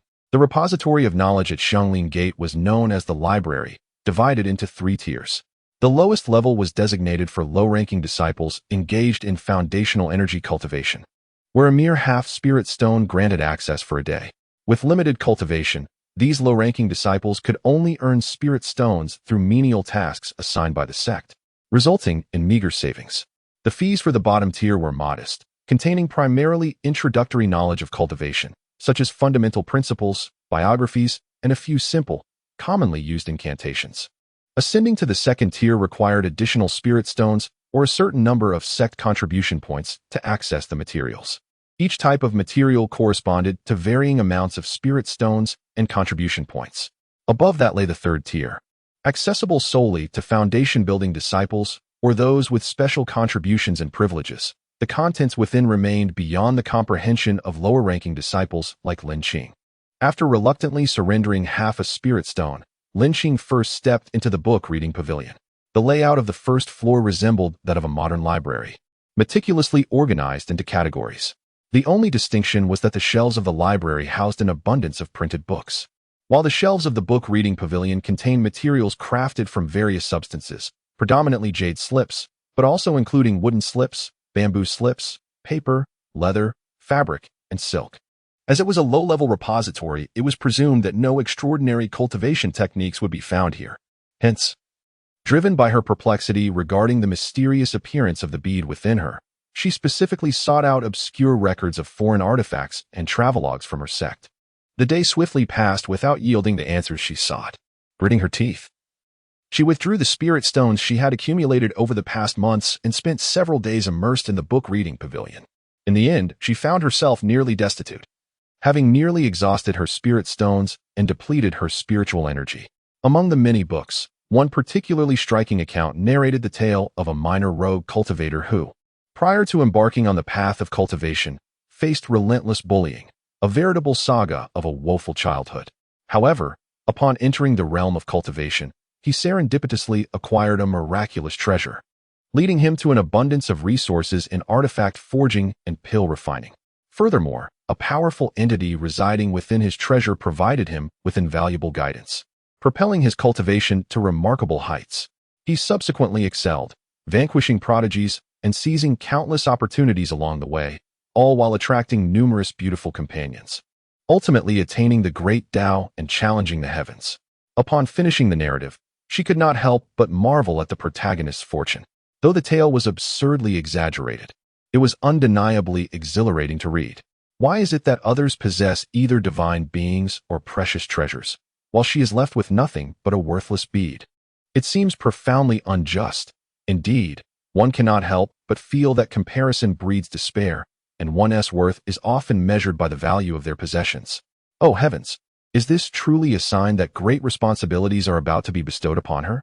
I beseech you, show some mercy. Chapter 36. The plot twist. As Lin Qing lamented, she indulged in the novels before her with great enthusiasm. By the time the city lights began to twinkle, she set aside her materials, smacking her lips in contemplation. It came as no surprise that such novels found their place in the bookstores of the mundane world. But to discover them within a sect dedicated to the art of cultivation was utterly inconceivable. It was evident that Xiangli's sect was indeed a minor establishment, perhaps even a forgotten one, where the repository of texts lacked sufficient magical practices, resorting instead to fiction. Perhaps the lower tier of their collection was simply too rudimentary. She mused that one day, once she accumulated more spiritual stones or contributions, she might ascend to a higher level and find enlightenment. For now, she would have to navigate her path through trial and error. Although her visit to the library did not yield the answers she sought, it was not entirely fruitless. Through days of perusal, she gleaned knowledge of various extraordinary items and learned about the customs and conditions of certain regions beyond her own, all of which broadened her understanding as a novice in the world of cultivation. Once she had gathered a modicum of spiritual energy, Lin Qing's thoughts returned to the bead. It was disheartening to consider her current state of cultivation, merely at the first layer of qi refinement. Perhaps it was time to abandon caution and embrace recklessness. With a tinge of hesitation, she directed a small amount of spiritual energy toward the bead. Initially, the proud gem remained unresponsive, but as her energy gradually intensified, it began to whirl about with the same vigor as before. Then, akin to a voracious serpent, it consumed the energy she had used to test it, returning once more to a state of tranquility. It is truly a disheartening endeavor, resulting in a further loss of vitality. Lin Qing wiped the sweat from her brow. Relieved that this time she had not drawn upon the energy of her qi vortex, she had managed to control the energy throughout the rest of her body. The orb, it seemed, was not so devoid of morality after all. Perhaps it deemed such a meager amount of energy beneath its notice? Given that this orb had lingered within her for so long without jeopardizing her life, Lin Qing resolved to grant it another chance. Thus, with little hope, she endeavored once more to channel her energy toward the orb. In due time, predictably, her energy was once again absorbed. Desperate, she transferred the energy coursing through her meridians as well, and the orb accepted it without hesitation. Was it not being excessively greedy? She felt utterly drained. Resolving to cease her exertions for the day, she was unprepared for the relentless onslaught that life often delivers. Mere moments later, the previously unresponsive orb began to rotate of its own accord. The small vortex within her resumed its relentless offering of energy, akin to a hula hoop spinning tirelessly. Lin Qing was taken aback, as though struck by lightning. What a wretched orb this was, far too easily swayed by flattery. It had claimed to be moderate in its demands, yet now it was ruthlessly contradicting itself. With her body devoid of any energy left to offer, she feared it would not deplete her last reserves. The orb's insatiable appetite did not wane despite Lin Qing's desperate attempts to halt it. Torrents of energy flowed towards the orb as though it were free. She could only watch in dismay as the little vortex she had painstakingly nurtured shrank even more than before. A chilling sensation seeped into her very bones. Surely, she would not be reduced to a desiccated husk. As she pondered, the accounts of bizarre and sinister paths from the travelogues she had perused at the library surged forth, causing her hair to stand on end in fright. What to do? She found herself unable to stop. A throbbing pain radiated from her temples. Truly, one need not court disaster to invite calamity. How foolish her fingers had been. Had she not learned from her previous missteps? If she had refrained from provoking this orb, she might have lived a few more days. At the very least, in death, she would not appear as grotesque as a desiccated corpse. Just as despair began to engulf her, the orb suddenly paused. A flicker of hope ignited within Lin Qing. Could it be that it had finally choked? Yet, without warning, the orb stirred once more. The plot twist unfolded so swiftly that Lin Qing nearly lost her composure. From the orb emanated a mist-like essence, which rapidly diffused and soon occupied her dantian. This essence, far more refined than what had previously resided within her, compelled every cell in her body to instinctively open and absorb it. Gradually, the essence swelled in quantity and intensity, filling her dantian and entire being, before it was redirected into the central vortex, which had become so thin it was nearly skin and bones. In no time, that vortex transformed from a mere wisp into a robust entity, balanced and well-nourished. As the orb continued its rotations, her cultivation technique instinctively activated, causing the central vortex to accumulate density until it approached the total volume of the spiritual energy she had lost in previous encounters, albeit with a purity that was incomparable. Was this the proverbial dilemma of sacrificing a child to catch a wolf, or was it a matter of confronting death to attain rebirth? She felt almost compelled to laugh joyously at the heavens. The tumultuous central cyclone began to swirl in tandem with the beads. What predicament is this? A competition to see who can spin faster? Subsequently, she felt as if she had been imprisoned in the dungeons of the Ming dynasty's Jinyue, enduring immense suffering. The pure spiritual energy within the cyclone began to pierce through her entire being, and Lin Qing felt as though she were being pulled apart from the inside out. The pain was unbearable, excruciating, agonizing, and life-threatening. She could no longer endure it. Grasping the blanket beside her, she stuffed it into her mouth. Curling her body and rolling on the bed, tears streamed uncontrollably down her face. She sensed her spiritual meridians gradually expanding. But who could explain to her that advancing in cultivation was this agonizing? During the first level of Qi training, it had felt as pleasant as consuming a ginseng fruit. Why then did progressing further entail such torment? Oh, it was utterly intolerable. She wished to faint, yet the pain was too overwhelming to allow her such respite. Clenching the blanket tightly, she found herself a mess of tears and snot. As her body underwent transformation, the beads within continued their ceaseless motion. And the spiritual energy in her dantian cyclone overflowed, with the agonizing pain persisting. Lin Qing's face turned ashen. Biting the pillow, she rolled off the bed onto the floor. Clawing at the table leg in sheer agony, she whimpered, crawling on the ground. "Mother, may I not end my life by biting my tongue?"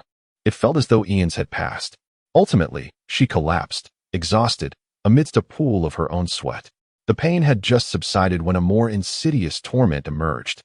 Her skin began to itch intensely, a sensation akin to 100 claws scratching at her very core, as if it sought to penetrate her bones. A new round of turmoil begins. The little yellow chick gazed in astonishment at the person who had just been in a state of alarm. Now writhing on the floor like a distressed worm, utterly perplexed. Tilting its head, the chick, recognizing the goodwill this individual had often shown it, resolved to take action.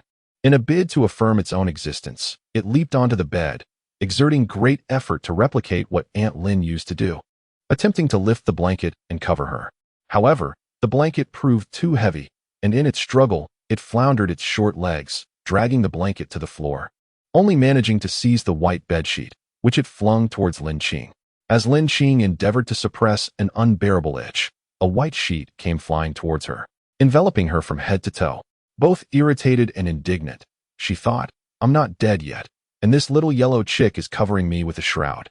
Where she found the strength, she promptly tossed aside the sheet, yanked the blanket over herself, and, sniffling, pointed a trembling finger at the chick, exclaiming, at this point, "You still dare to irritate me?" Having not yet received her due reprimand, another bout of relentless itching surged forth. When she could endure no longer and struggled to scratch her face, images from television flashed through her mind, those with pockmarked faces and grotesque expressions. Was she destined to tread the path of an unattractive woman striving for resilience? Oh, no. Chapter 37. A disgusting cake falls from the sky. Reflecting on her past life in a world that valued appearances, she realized the chances of an ugly woman reaching the pinnacle of success were exceedingly slim. Consequently, she resolved to endure and endure again. Her obsession with beauty triumphed over all, as she clutched her thighs tightly, cocooning herself in the blanket, determined to prevent any blemishes from marring her face. A night swiftly passed. As dawn broke, a gentle mist enveloped the surroundings, and on the buds poised to bloom, glistening dewdrops sparkled. The air was infused with the delightful fragrance of fresh grass. A soft breeze brushed past the quarters of the outer disciples, where in the innermost courtyard, 3 rooms lay in tranquil stillness. In the northernmost chamber, a small yellow chick curiously observed a bundle of bedcovers that had fallen to the ground. Motionless for quite some time, it recalled the sight of her tossing and turning on the floor last night. Why was there no movement now? Had she perished? Determined to ascertain the truth, the little chick hopped off the table and leaped onto the spot where her head should be, scuttling across her face. Before long, the cocoon-like quilt suddenly stirred. The vigilant chick jumped onto a nearby stool, watching as the bundle rolled over. Shortly thereafter, much like squeezing toothpaste, a young girl emerged from within. Lin Qing, exhausted, extricated herself from the covers, inhaling deeply like a spent creature, then mustered all her strength to turn over. Lying flat and gazing vacantly at the ceiling as her memories gradually returned. Yesterday had been a tumultuous journey filled with profound sorrow and joy. The goddess of fate seemed to be a relative of Aunt Xianxia. Each of us was but a pawn in her narrative, helplessly howling like Ma Jingtiao's disciples. Being a cultivator was certainly no ordinary endeavor. How had she not realized the perils of vying against destiny before? Each step forward felt like a rebirth, and indeed, it was a painful metamorphosis. What a painful epiphany. She recalled later, when her inner universe erupted, enduring the unbearable itch until her strength was utterly spent. Finally fainting as she had longed to. After traversing the realm of the King of Hell, she felt she had become quite the warrior. Realizing that she had indeed transformed into a formidable being, she could no longer lie down like a lifeless fish. She staggered to her feet, composed herself, and resumed her meditation. In that very moment of stillness, joy swiftly enveloped her. She discovered that she had ascended to the second layer of qi training. Her dantian brimming with energy, and the central vortex radiating vitality. The exhaustion she felt stemmed solely from the previous day's struggle against pain and itch, which had depleted her mental and physical strength. Witnessing her progress, Lin Qing's deep resentment soared to the heavens. For she had not only advanced but also found an abundance of energy at her disposal. Previously, she had barely felt the threshold of the second layer, finding it challenging to make that final push. Even after successfully breaking through, she would have been left utterly drained. Yet now, perhaps due to the purity of her spiritual energy, she had completed the second layer advancement, astonishingly retaining a considerable surplus, teetering on the brink of overflowing into the third layer. If this continued, perhaps she would soon leap directly to the third layer of qi training. The mere thought of such a possibility filled her with an elation that almost compelled her to laugh joyously. Within her dantian, that precious pearl became increasingly pleasing to her eye. This was indeed a treasure, capable of refining spiritual energy, transforming ordinary energy into something of exceptional quality. The most significant prize she had ever won from a lottery was merely a packet of laundry detergent, and the largest sum she had ever received from a lottery ticket amounted to a meager 5 yuan. Yet, she had unexpectedly secured a grand prize this time. And in the face of such overwhelming happiness, she felt a bit lightheaded. She repeatedly confirmed that the precious orb still resided within her lower abdomen before daring to believe it was real.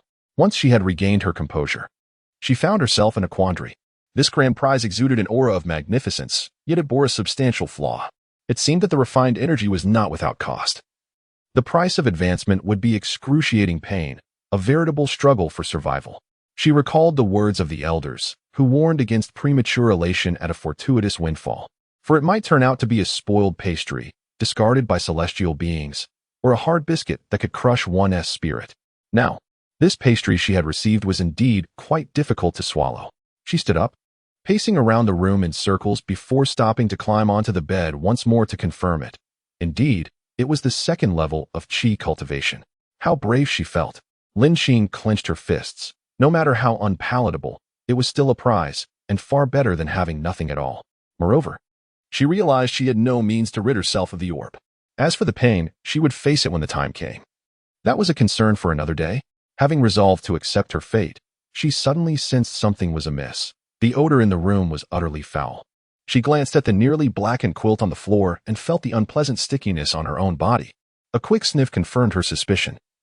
It was a nauseating blend of sour and rancid. It turned out that upon breaking through to the second level of qi cultivation, her body had undergone a thorough cleansing, expelling a considerable amount of impurities. With the departure of the filth, a newfound exhilaration began to surface. Initially, she believed she had preserved her visage, certain that her thighs would be a sight most dreadful. However, upon washing, her entire skin resembled that of a freshly shelled boiled egg, plump, translucent, and remarkably tender. A veritable windfall. Faced with such serendipity, she couldn't help but quietly muse on the capriciousness of fate, where misfortune and fortune entwine. According to her cultivation pace, she should have required additional training to ascend to the second layer of qi refinement. Yet, an unexpected turn of events had led her to believe she must start anew. To her astonishment, She had inadvertently advanced to the second layer. Upon finishing her bath, her first impulse was to share this joy. Yet after searching every nook and cranny of her room, she found no trace of the little yellow chick. Where had it gone?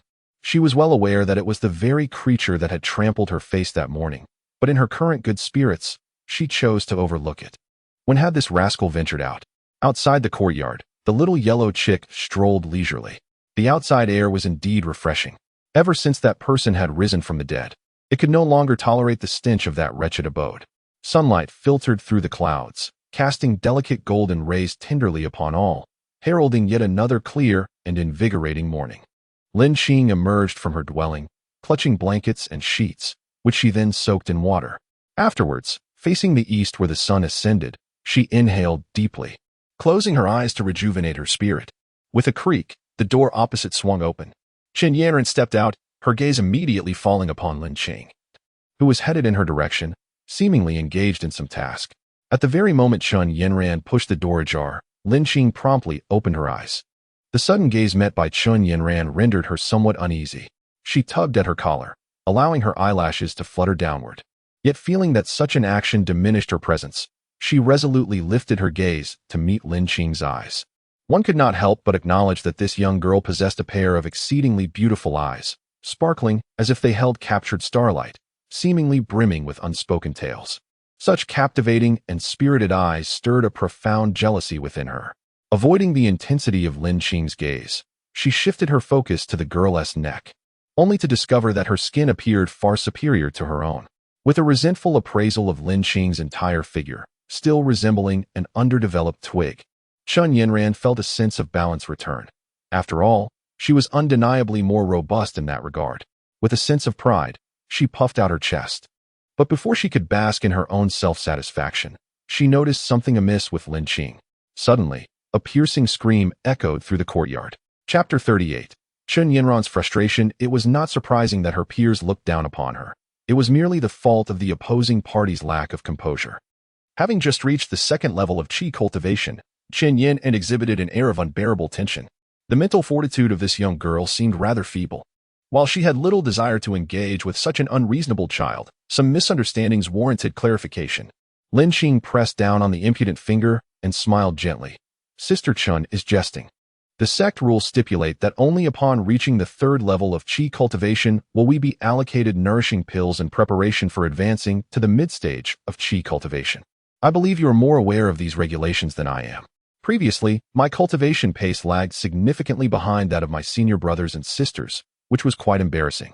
Now, I am merely striving to catch up with everyone else's progress. Upon hearing Lin Xiaodau's words, Chen Yanran reflected and realized the truth in them.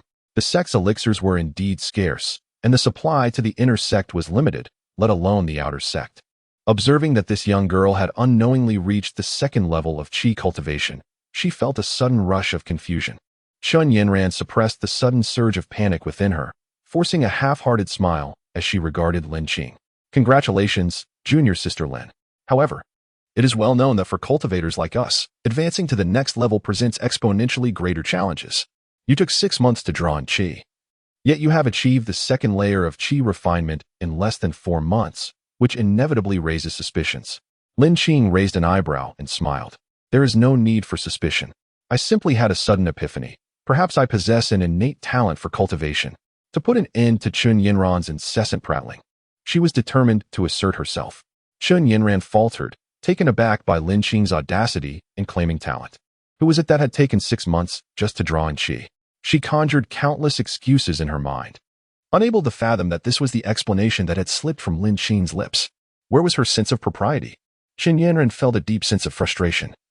She truly struggled to adapt to the unspoken rules of the cultivation world. In the past, she had a mother who played the role of a concubine to bolster her confidence, and a father whose infatuation with her made him obedient to her whims. Not to mention, she had 2 maidservants to attend to her every need. Now, faced with 2 individuals who were solely focused on their farming, was she expected to uproot their crops? This was entirely unbecoming of her noble status. Or perhaps she could leverage their marital affairs as a means of coercion. This ultimate tactic, which had proven infallible in domestic disputes, was utterly ineffective here, merely suggesting it would invite ridicule. What about fabricating accusations of them hoarding spirit stones? She had attempted that too, but their rooms and storage bags were left wide open for inspection, revealing nothing but pristine emptiness. Moreover, she was remarkably quick-witted, skillfully employing various arguments and references to demonstrate the implausibility of their theft of the spirit stones.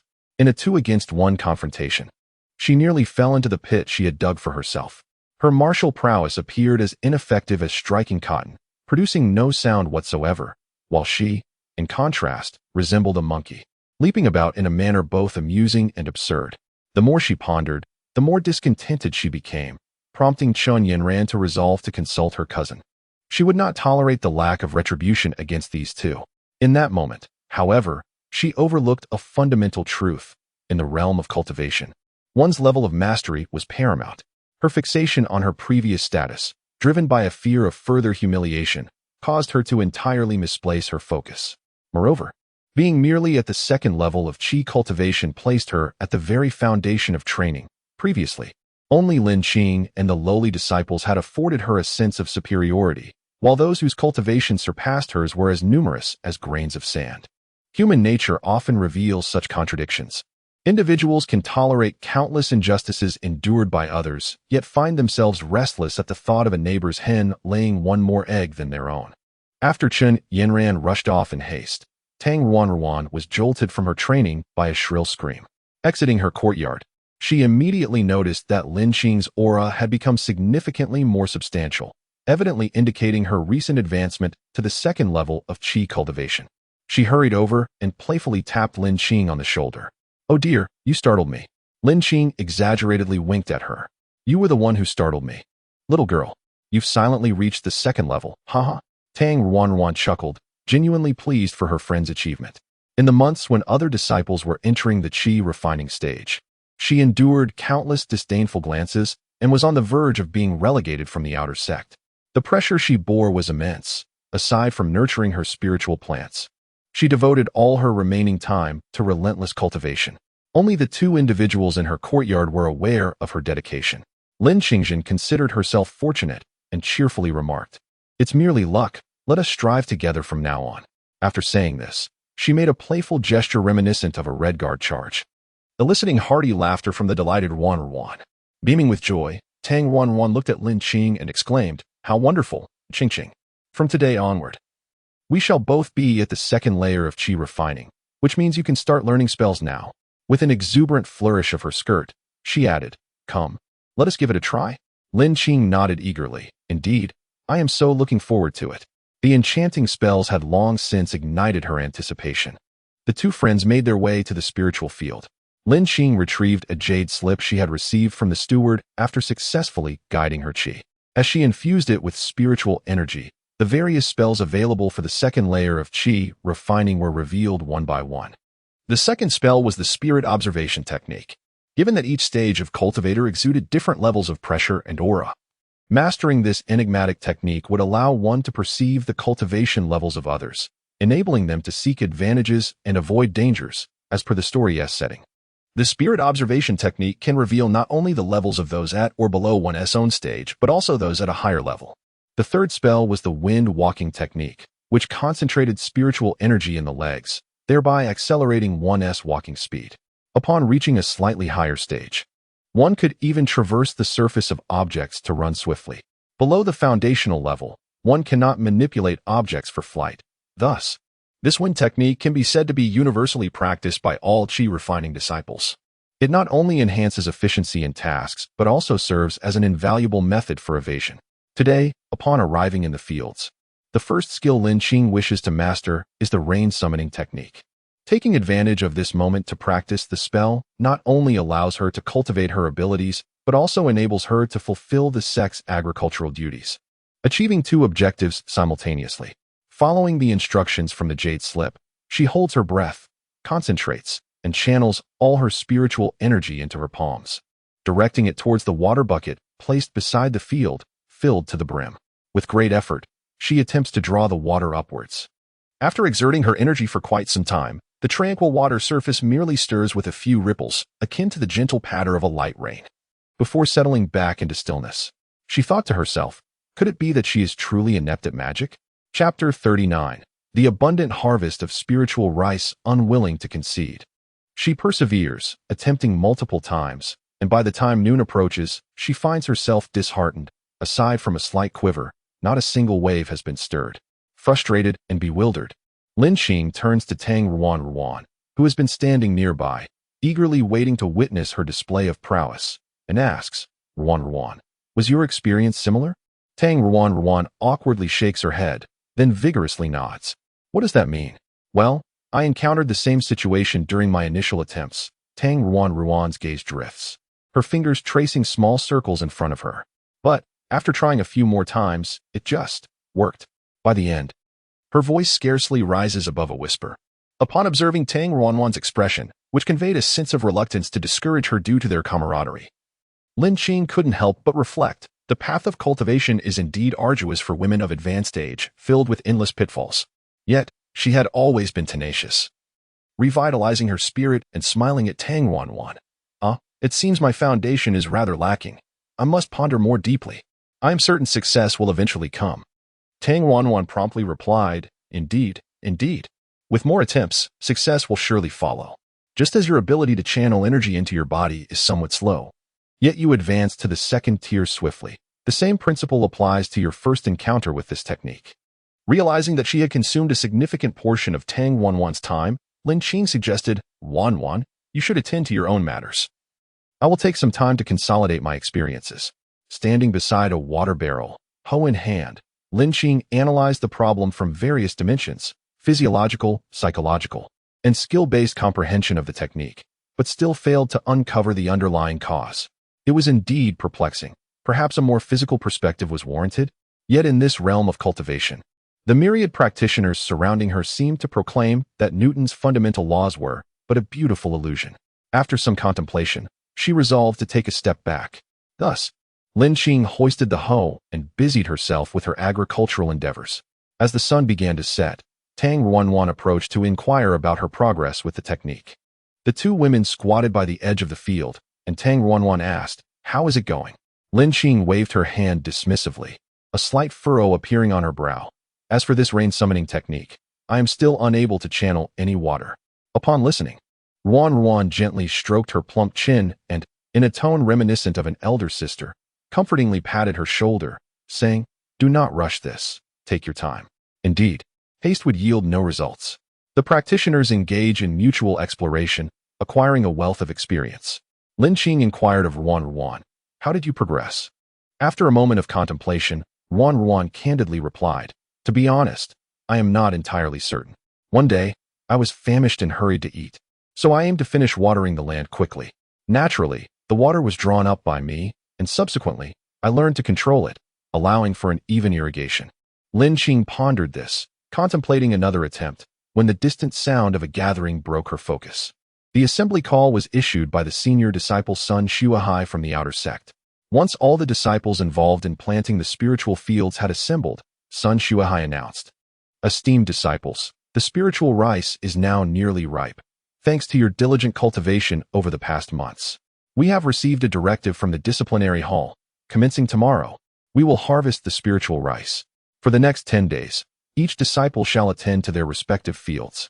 Upon completion, the harvested rice will be entrusted to the miscellaneous disciples for drying and husking. After the spiritual rice is stored in the granary, the disciples from the outer sect will receive 1/50th of the yield, while the miscellaneous disciples will receive 1/80th.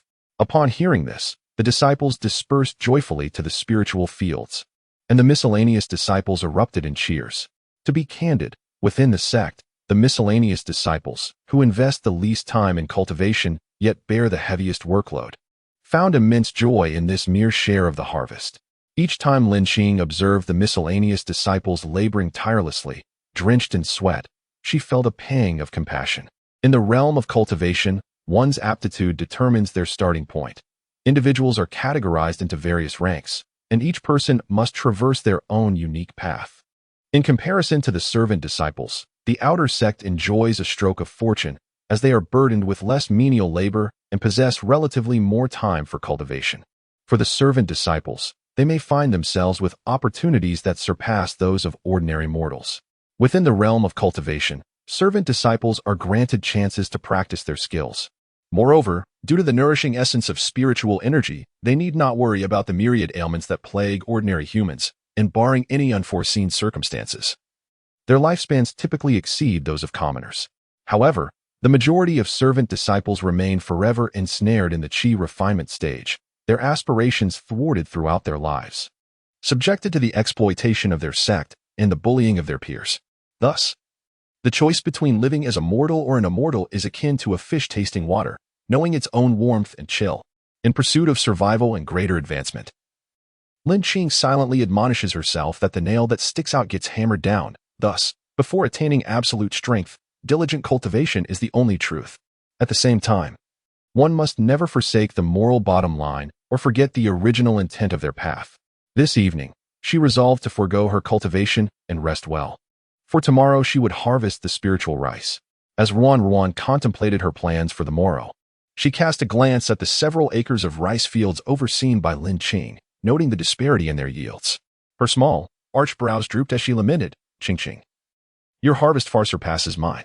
Should I run short, you must lend me assistance." Seeing Ruan's woeful expression, Lin Qing could only chuckle and reply, "Of course. That's not a problem. The sect provides basic meals for a fee, claiming that the spiritual stones collected are below cost, resulting in both quality and quantity being rather dismal. Cultivators typically do not prioritize their diet. The food prepared is inherently unpalatable, and combined with communal cooking, it becomes even more tasteless. Furthermore, under the guise of training the disciples, they ensure that food is not provided in ample supply. As the saying goes, a young boy can impoverish an entire family, and Xiang Linmin signifies the immense pressure it faces. Most disciples under the sect are qi practitioners who rely solely on the ingestion of food for energy. The demand for spiritual plants among the lower-ranking disciples is substantial. Thus, the spiritual rice of this season is ripe. The farming disciples are brimming with joy. Unlike ordinary rice, spiritual rice does not follow the spring sowing and autumn harvest cycle. It requires over a year to mature. When Lin Qing was brought to the sect, she had already missed the planting season, so she took over several acres of land that had already been transplanted. After 10 months of nurturing, these once sickly rice paddies now burst with vitality and bountiful produce. If there are any surplus grains, we could exchange them for spiritual vegetables or fruits, and perhaps even spiritual stones. Lin Qing felt she had cultivated a considerable amount of spiritual rice, though she was uncertain about its quality. She would know after submission when the deacon hall would assess it. "Oh, and we should ask senior brother for some spiritual meat to treat ourselves," added Tang Ruan excitedly, as if the fragrant spiritual meat was already awaiting her. The following day, a group eagerly engaged in the harvest. After several days of diligent work, Lin Qing finally completed the harvesting of all her assigned spiritual fields, despite countless scratches from the rice. Her heart swelled with emotion upon seeing the golden grains piled high. Little did they know, every grain on their plates came from arduous toil. Chapter 40. The Grand Reward. Lin Qing secluded herself in the courtyard, engrossed in studying several spells. She began with the rain-summoning technique, filling several buckets with water in the courtyard. After enduring many days of hardship, she finally made a slight improvement, at least now able to create more significant splashes. In contrast, her progress with other spells was remarkably evident. For instance, the wind-walking technique is one she practices with great vigor. By channeling spiritual energy through her legs and feet, she moves with the lightness of a swallow, achieving the effect of the ethereal steps from the legendary demigods and semi-devils. However, this technique also consumes a considerable amount of spiritual energy. While she had previously admired the dazzling displays of others' magical prowess and imagined a day when she could effortlessly reduce foes to ashes with a mere jest, she has come to realize that a moment of brilliance on stage requires years of arduous practice behind the scenes. Time seems to slip away unnoticed in the pursuit of cultivation, and a fortnight passes in the blink of an eye. Just as Lin Qing was drenched from her fruitless attempts at the rainfall technique, Tang Ruan burst in like an arrow. "Qing, I have extraordinary news to share with you." Lin Qing looked at her exuberant friend in confusion. "About me?" Tang Ruan nodded vigorously. "Indeed, it is splendid news." Before Lin Qing could inquire further, Tang Ruan, like a bamboo shoot bursting forth, began to relay the news excitedly. "I just heard from Senior Brother Niu that your spiritual rice has been rated as top tier. How did you become so remarkable? That is top-quality spiritual rice, something rarely cultivated in the outer sect, and even the Elders' Hall was astonished. This exceptional rice not only possesses abundant spiritual energy, but is also pure and beneficial for cultivation, greatly aiding many disciples. The Elders' Hall has even declared that you will be well rewarded. I heard that even the sect leader is aware of this and has spoken highly of you, promising to commend you. Lin Qing listened, a frown knitting her brow. How did you come by this information regarding the sect leader? However, she was quite surprised to have cultivated such exquisite spirit rice. She had always been taught by her senior brothers that spirit rice is classified into 3 grades, upper, middle, and lower. For new disciples in the outer sect, producing even medium-grade spirit rice was considered commendable, while only the seasoned and advanced disciples could cultivate upper-grade rice. As for this exquisite grade, it seemed like a temporary addition, and she couldn't help but doubt. Really? Is the spirit rice I grew truly that exceptional? Back in Fueo village, she had received numerous praises from her fellow villagers for her vegetable cultivation. Yet, here in the realm of cultivation, although she could discern the high yield of her spirit rice, and its quality was indeed outstanding, she never anticipated it to be of such remarkable grade. Yes, senior brother son and the others are coming soon. You should change your clothes, urged Tang Wanwan cheerfully. Following closely, Qin Yinren cast a sideways glance at the two, sneeringly remarking, no surprise coming from someone from the countryside. You're only good at growing grains, still carrying that rustic air. Tang Wanwan, who treated her own like a gentle spring breeze and her foes with the chill of a harsh winter, retorted, Qin Yinren, you needn't be envious. Lin Qing's ability to produce upper-grade spirit rice is her own merit. Besides, we are all outer sect disciples now. What gives you the right to mock us for cultivating grains when you merely grow vegetables and fruits? Tang Wanwan truly did not wish to extend any kindness to this dampening spirit within their cohort. Naturally, Qin Yinran's face turned pale with anger. If she could refine pills, it would undoubtedly elevate her status far above mere farming. However, nearly a year had passed, and she was still stuck growing vegetables and fruits, having lost several plants in the process. When compared to growing grains, it was indeed a case of the pot calling the kettle black. In less than half an hour, Sun Shuahai entered their small courtyard, followed by a throng of outer sect disciples eager to witness the spectacle. Everyone is curious about the identity of the person who cultivated the exceptional spiritual rice, as praised by the Hall of Elders. Upon hearing the commotion, 3 young ladies emerged from the house. Lin Qing and Tang Wanyuan stepped directly into the courtyard, while Qin Yinran leaned against the door, her expression dark as she glared at the crowd. The onlookers initially assumed that the one responsible for the spiritual grain would be the chubby girl among the trio, as her connection to food made her the most suitable candidate. However, to their surprise, as Sun Shuahai concluded his speech, the smallest girl among them, around 10 years of age, stepped forward. Her hair was neatly styled into an adorable bun, and her large eyes, framed by long eyelashes, complemented her fair complexion, which still bore the softness of baby fat. She resembled a doll with a disproportionately large head and a petite frame, utterly unassociated with the image of a rugged farmer. With utmost reverence, she approached Sun Shuahai and offered a slight bow, albeit not perfectly executed. Yet, her demeanor exuded the poise of a miniature adult as she addressed him. Thank you, senior brother Sun, for the notification. I am deeply honored. You are too courteous. Junior sister, Sun Shuahai replied, appreciating her humility and respect. It brings great joy to the sect leader that you have cultivated such exquisite spiritual rice. I have come on behalf of the sect leader to present you with a premium qi nurturing pill as a reward. A premium qi nurturing pill. This medicinal elixir is exceedingly rare for lower-level disciples, nearly impossible to procure even in the nearby marketplace of Xianglin Gate. The sect stipulates that disciples only begin receiving a standard qi nurturing pill upon reaching the 3rd level of qi training, which aids in accumulating spiritual energy and breaking through the initial stage of qi training. Hence, this particular pill is deemed immensely valuable. The superior qi nourishing pill possesses effects that far exceed those of the ordinary variant. For lower-tier disciples, a single superior qi nourishing pill signifies an immediate advancement. The mere thought of this made the eyes of the observing outer sect disciples gleam with envy. Lin Qing cursed the wretched sect leader repeatedly in her mind. Such a reward should have been discreetly bestowed. To display it so ostentatiously in public invites theft. Does the leader wish for my demise? Lin Qing felt as though she had swallowed a ball of cotton, lodged in her throat, dry and suffocating. Sun Shuahai, observing her plight, offered a gentle smile. His eyes sparkled with intensity as he scanned the surrounding disciples, his expression swiftly turning cold. Emanating a palpable pressure, the leader has decreed that no disciple shall forcibly seize this pill. Those who contravene this order shall face severe punishment.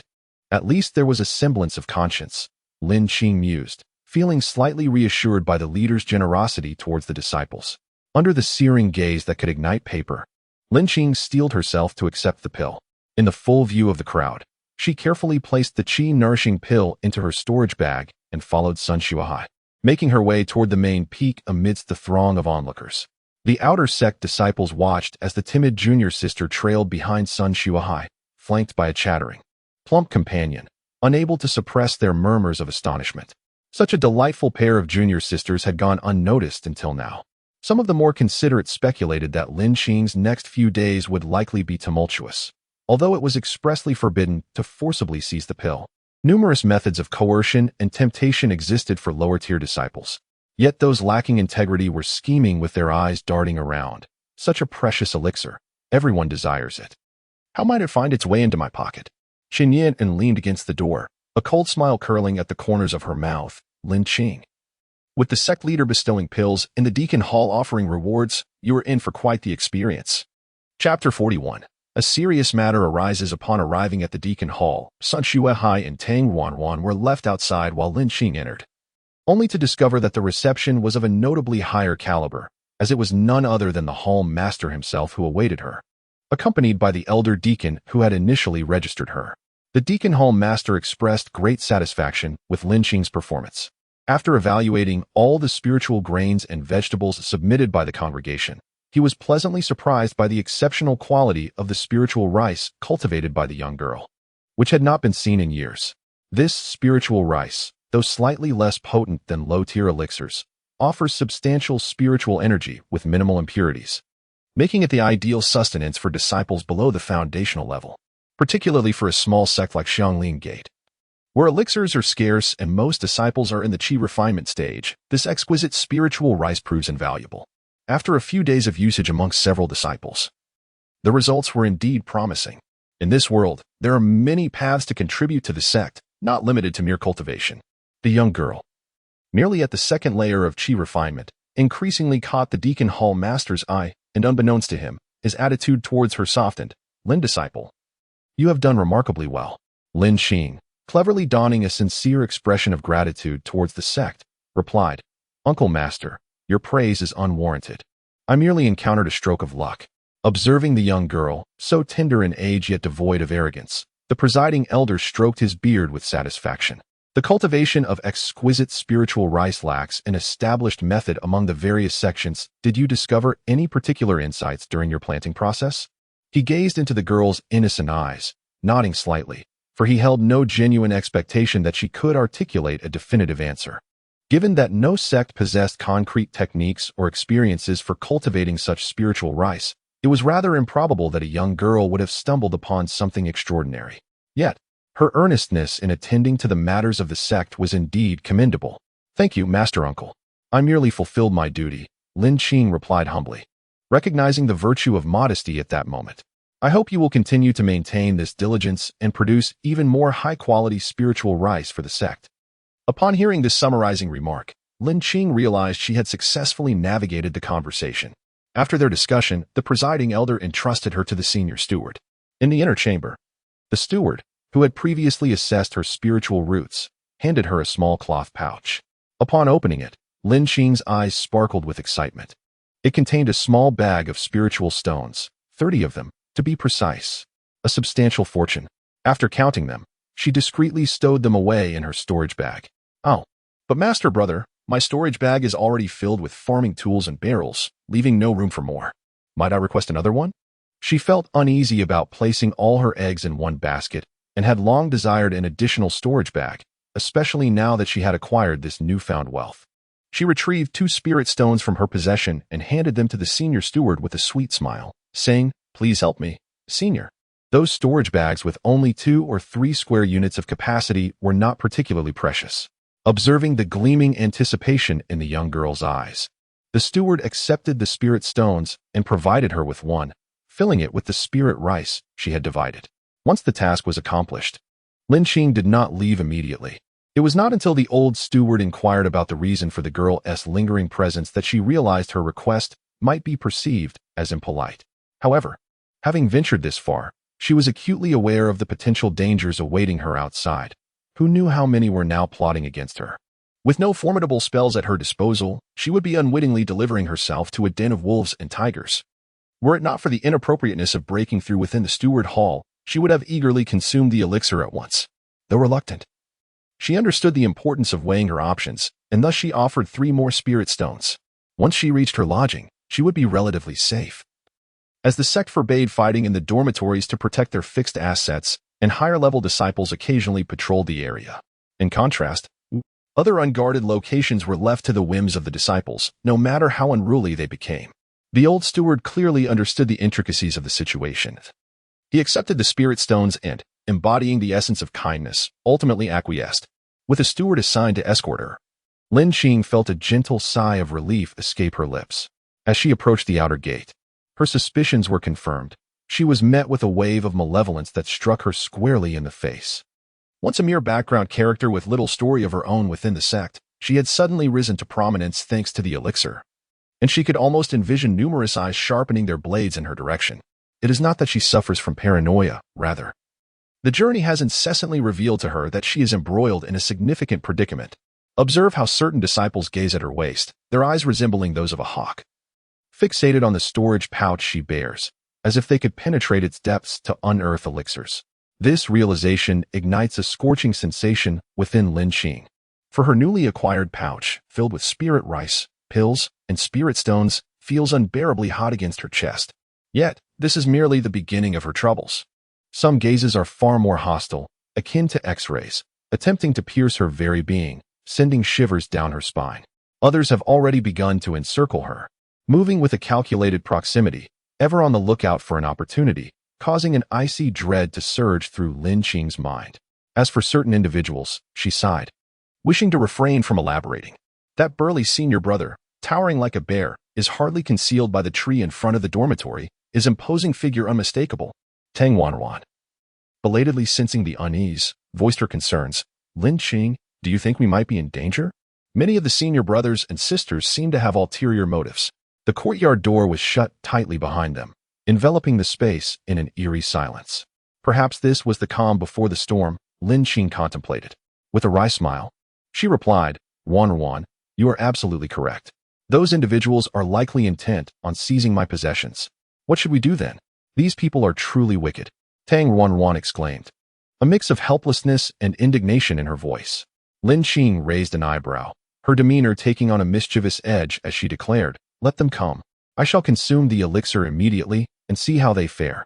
As for everything else, she resolved to take it one step at a time. Wanwan, for the time being, keep your distance from me.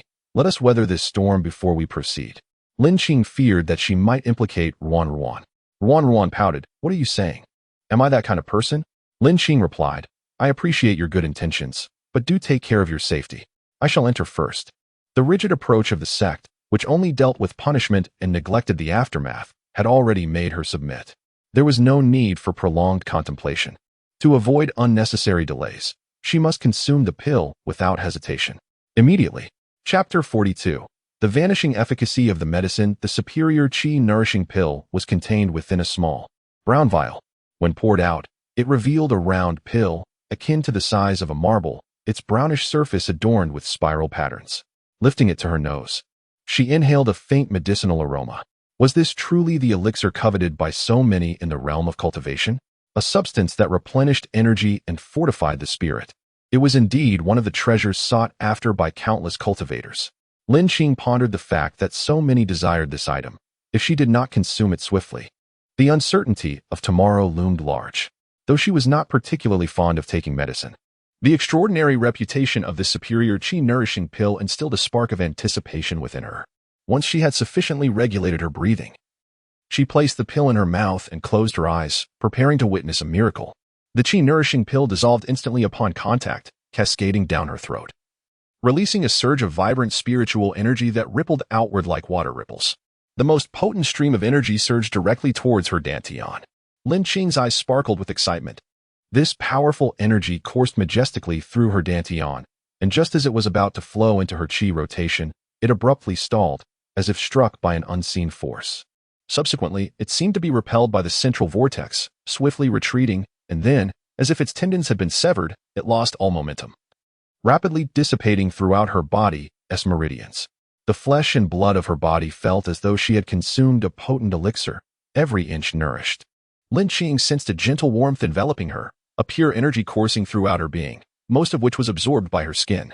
However, there was nothing else. What was happening? Wasn't this supposed to be a superior qi-nourishing pill? Where was the energy it promised? Lin Qing meticulously examined her entire body, yet found no trace of the pill's spiritual essence. After a thorough exploration, she realized that the energy in her dantian had not increased even slightly. Was this the reaction everyone experienced after taking the medicine? An instinctive sense of unease washed over her, and a flicker of panic ignited within. This was the remedy she had painstakingly procured using 3 precious spirit stones, equivalent to 6 months of labor, a substantial portion of her sustenance. After anxiously pacing in circles, she sat down, murmuring to herself, "Why was there no miraculous effect as rumored? Could it be that I possess a constitution akin to a sieve? Or perhaps I am consuming the medicine incorrectly? Was this remedy not meant to be ingested, but rather injected? Should it be ground into a powder and applied to the navel, or perhaps placed under the soles of my feet for infusion?" Her mind felt like it was about to explode. After inadvertently pulling out a few strands of hair in frustration, she settled down once more, attempting to regulate her breathing and search for answers. However, this time, the attempt proved extraordinary. The meager increase in spiritual energy was inconsequential. Yet the process of drawing in qi felt like flipping a switch, causing her stomach to churn and ache uncontrollably. It was unbearable. In a flurry, she dashed towards the nearest facility, embarking on a prolonged ordeal of diarrhea that lasted well into the night. After enduring hours of turmoil, it felt as though she had expelled the impurities of her past life. Staggering, she managed to wash up with a basin of water, neglecting to lock the door. Before her legs gave way, and she collapsed onto her bed. "Master, is the elixir you provided expired, or have you mistakenly given me a laxative? I curse you to find yourself in the restroom without any tissue." Burdened with indignation, she fell asleep in frustration. It was yet another refreshing morning. The dawn was barely breaking, and the sun remained hidden behind the clouds, with a few sparrows quietly perched on the eaves. Tang Wanruan had risen early that day. Since she began her cultivation, she had observed that Lin Qing was an exceptionally diligent individual. If a task was not executed to perfection, she would tirelessly repeat it countless times. Moreover, Tang Wanruan felt this was only fitting, for Lin Qing practiced with unwavering dedication every single day, investing more time and energy than the rest of them. She rarely indulged in merriment, having only wandered through the market at the foot of the mountain out of sheer curiosity. Furthermore, after each practice session, she would reflect on what could have been improved, achieving progress with every attempt. This was true for both her cultivation and her farming. Tang Wanruan realized she could no longer afford to be complacent. She must strive harder to avoid being left behind. Taking a deep breath of the crisp morning air, she clenched her fists to summon her resolve. After a week of meditation, the entire courtyard remained eerily quiet. At this hour, Lin Qing should have emerged by now. Something felt amiss.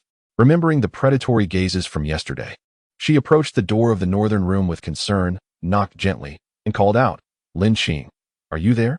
After a moment, a soft voice, akin to a mewing kitten, responded, "I'm here, Wanruan. I feel a bit off. I think I might be unwell. Do come in. The door is unlocked." It's a long story, really. If the disciples of our sect were to learn that she collapsed from dehydration while in the restroom, she would be utterly embarrassed to face anyone. Upon hearing this, Tang Wanruan promptly pushed the door open. In the soft morning light, she beheld Lin Qing, who was cocooned in her blanket, curled up on the bed. The once vibrant sparkle in her eyes was now dulled, and her typically rosy complexion appeared as pale as parchment, with a thin sheen of sweat adorning her forehead. Perhaps it was a case of joy turning into sorrow. Lin Qing frowned slightly. "Wanruan, have you ever taken the qi-nourishing pill?" "No," Tang Wanruan replied, shaking her head. "But I've heard my father say that the qi-nourishing pill can replenish spiritual energy and nurture the spiritual meridians. A high-quality one can even elevate a low-ranking disciple by a level." "Qing, did you take that qi-nourishing pill?" Lin Qing, her gaze clouded with confusion, nodded slowly and then inquired, "Is it meant to be swallowed whole?" "Of course, Tang Wanruan said matter-of-factly, finding Lin Xing's question somewhat naive. The expected answer led Lin Xing to murmur to herself, it seems the method of consumption was incorrect. How could that be? Tang Wanruan gasped, her mouth forming an I-shape. It then struck her that Lin Xing was still at the second level of qi training. Frowning, she pondered for a moment, her thoughts racing. It was only when Lin Xing tugged at her sleeve that Tang Wanruan cautiously surveyed their surroundings. Leaning down closer to Lin Xing's ear, she whispered, "How is this possible? The sect leader Wu Ti have given you a counterfeit pill, would they?" Chapter 43. Leaving a toll for passage, I suppose it is true. The sect leader does not even know who I am. If he were indifferent, he would not have rewarded me, and since he did, it must hold some value. Yet, after receiving the elixir from senior brother's son yesterday and placing it in my storage pouch, I have not taken it out again. From the perspective of someone in power, there is truly no need to trouble a mere insignificant figure like myself. Upon hearing this, Tang Wanruan felt that the sect leader could not be the suspect. She leaned closer to Lin Xing's ear and whispered mischievously, "So, you mean it might have been senior brother's son who switched it?" Rubbing her aching head, Lin Xing reasoned. Senior brother's son is among the few disciples in the outer sect known for their fairness and integrity. He would not do such a thing. Furthermore, he has already achieved perfect qi cultivation. The nourishing qi elixir is more beneficial to those at the mid to low levels of cultivation. He has no need to engage in such actions. It cannot possibly be him. With the possibility of Sun Shuahai eliminated, Tang Wanruan was equally perplexed. Sigh. Then who could it be? She tucked Lin Xing's blanket more snugly, genuinely at a loss for the reason. Perhaps her peculiar physique rendered the nourishing qi elixir ineffective? Or was it that her body was too finicky, requiring higher-grade elixirs to yield any effect?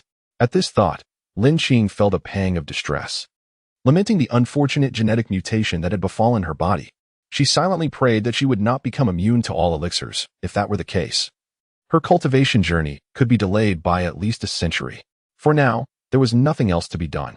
"Thank you, Wanruan," she said. "There is no need for such courtesy between us. Let me pour you some water." Tang Wanruan grasped Lin Xing's hand and stood up, brushing past her. When she noticed something amiss, "Oh, Lin Cheek, what has happened to the calluses on your palm?"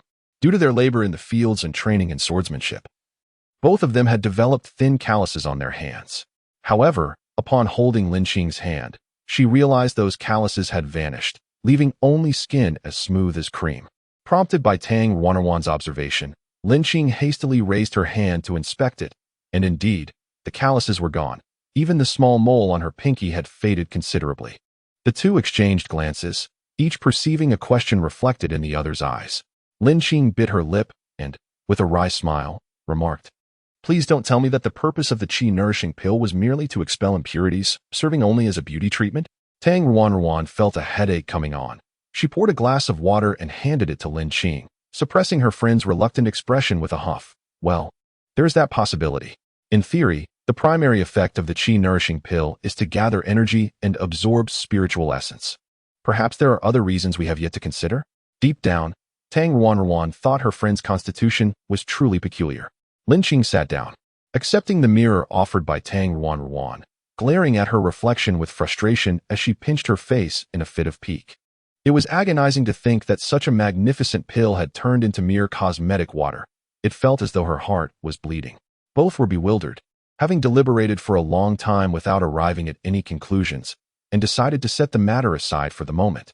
Tang Wanruan glanced at the sky. At this hour, it was typically time for them to head to the spiritual fields.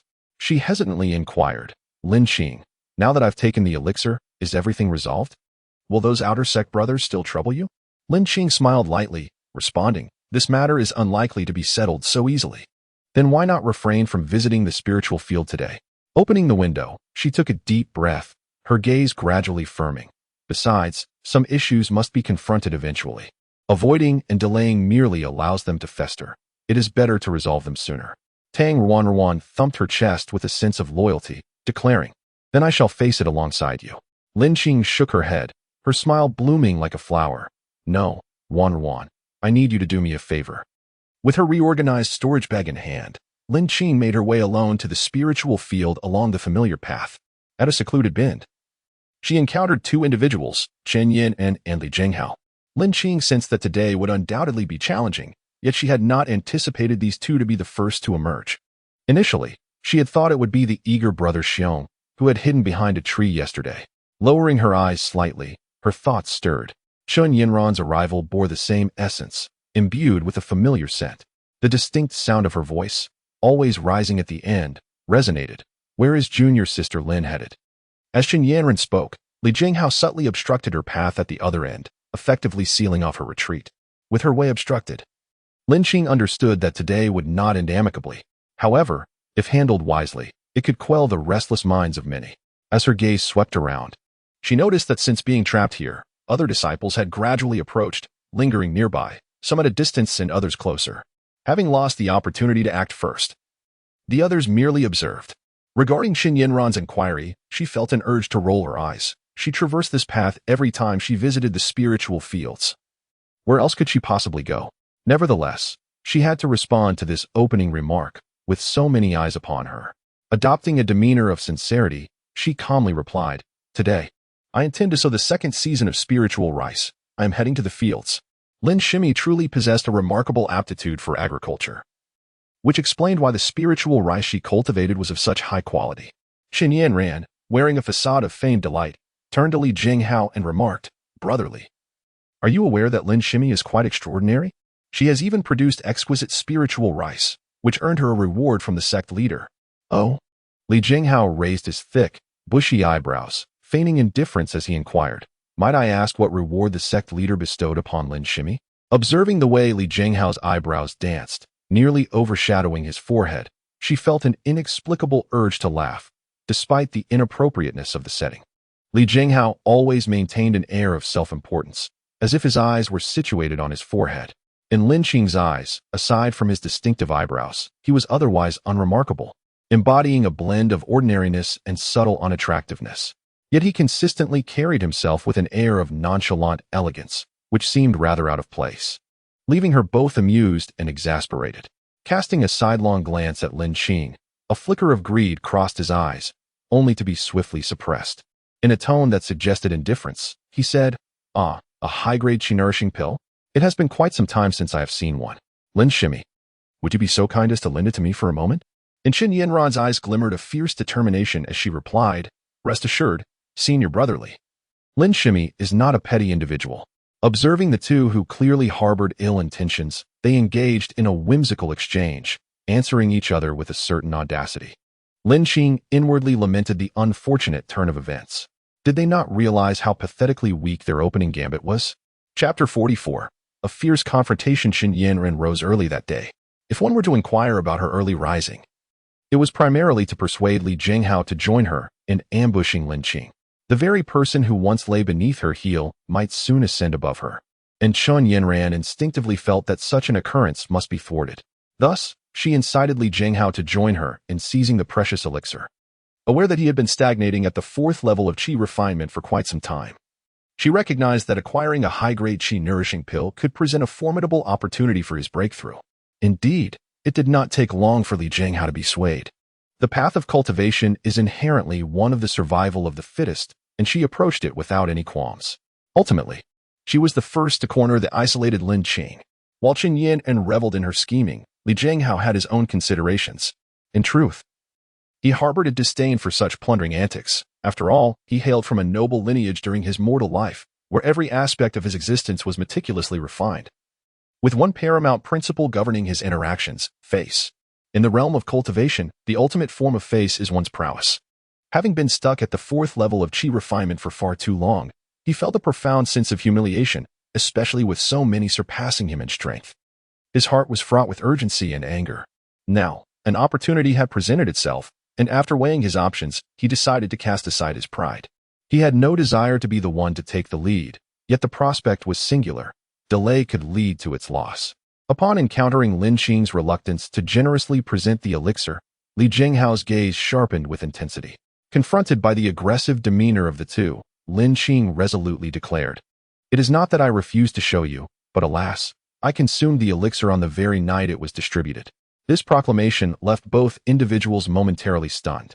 Li Jinghao, observing Lin Qing's endearing innocence coupled with her earnest expression, found it easy to foster a sense of trust in her. However, deprived of the elixir, he lost the immediate opportunity for advancement. Deep down, He was reluctant to accept that the elixir had been consumed. After scrutinizing Lin Qing, who remained at the second level of qi training, he felt a sense of relief, convinced that she had yet to partake of the divine remedy. His gaze turned icy as he remarked, "Junior sister Lin, you jest. If the qi-nourishing pill had indeed been taken, how could one still be at the mere second level? What on earth is going on?" "I too am eager to know, cursed elixir." Lin Qing felt tears welling in her eyes. Upon realizing she had been deceived, Chen Yinran's brows furrowed in displeasure as she retorted, "Lin Qing, we approached you with sincerity, yet you dared to deceive me. Do you take me for a fool? To be candid with you both, I truly consumed the elixir. As for why I have not advanced, I find it equally perplexing. Unless you have any further matters to discuss, I shall take my leave," Lin Qing stated, feeling she had been sufficiently earnest. With her lower cultivation level feeling burdensome, she hastened in the direction of departure. Chen Yinran swiftly pursued her, gripping her arm firmly, and commanded, "Stop. Who permitted you to leave?" With a roll of her eyes, she added, "If you had indeed taken it, how could you still be at the second level?" Confronted with relentless insistence, Lin Qing suppressed her inner turmoil, inhaling deeply several times before speaking. "Perhaps my aptitude is lacking, rendering the effect of the qi-nourishing pill rather minimal." This statement momentarily silenced Chen Yinran, who thought to herself that this young girl, being of the 5 spirit roots, might indeed find it ineffective. Li Jinghao circled before her, his chin slightly raised, exuding an imposing presence. "Junior sister Lin, while such a qi-nourishing pill may seem trivial, who does not recognize the extraordinary efficacy of the sect master's superior-grade qi-nourishing pill? For disciples at the 4th level, it may not guarantee a breakthrough. Yet for those at the 2nd level of qi training, it signifies advancement. Junior sister Lin, I advise you not to be unappreciative." His reasoning was so compelling that Lin Qing found herself at a loss for words. Tears welled silently in her heart. Yet she wished this individual would refrain from adopting a demeanor that suggested she was simply trying to rob him, as if he were doing her a favor. Chen Yinran's patience was evidently waning. She no longer spoke in veiled terms and directly demanded, "Lin Qing, cease your evasions and hand over the qi-nourishing pill. Senior brother Li, senior sister Chen, do not forget that senior brother Sun has informed everyone that the medicinal pills were specifically bestowed upon me by the sect master, and no other disciple is permitted to forcibly seize them. Those who do so will face severe punishment." Lin Qing met the gaze of both Chen Yinran and Li Jinghao, emphasizing the terms forcibly seize and severe punishment with determination. Lin Qing inwardly scoffed, dismissing the absurdity of the situation. Should she present the pill, it would be akin to a meat bun thrown to a dog. This individual was indeed a classic example of someone who, having gained a position, still sought to maintain a facade of virtue.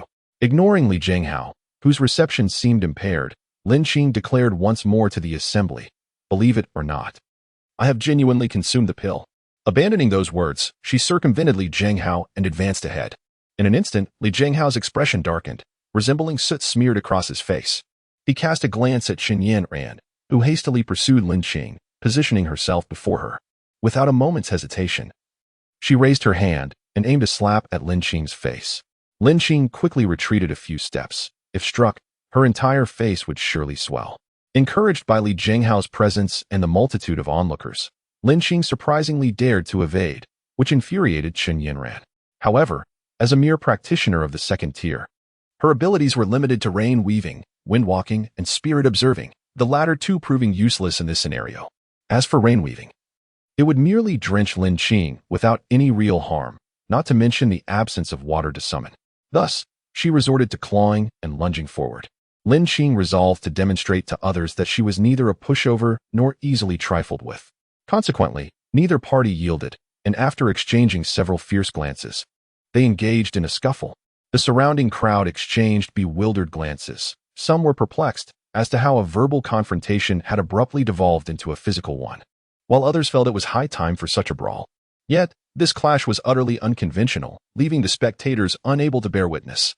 It was a ludicrous and chaotic tussle between 2 immature female cultivators. The two began by glaring at each other, their expressions akin to 2 chickens squawking at one another.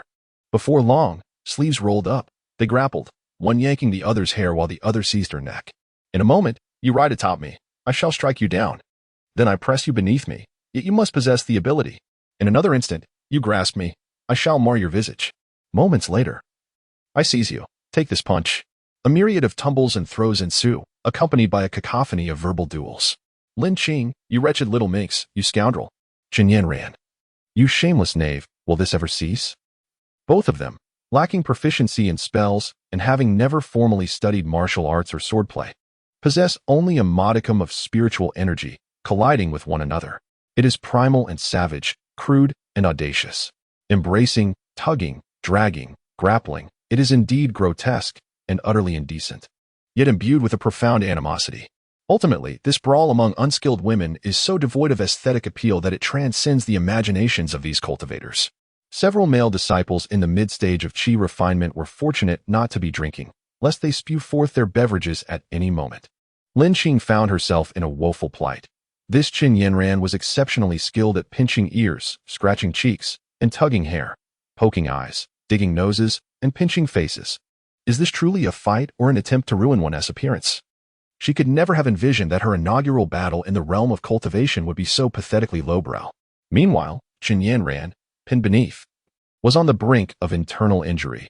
Where did this accursed Lin Qing summon such strength? Was she born of a bull calf or a stubborn donkey? She could hardly bear it any longer. Chapter 45. A woman's heart is as deep as the sea. Among the onlookers, laughter erupted frequently, and Li Jinghao finally realized that this pawn he had dispatched was bringing him great embarrassment, thus he forcefully intervened to call for a halt.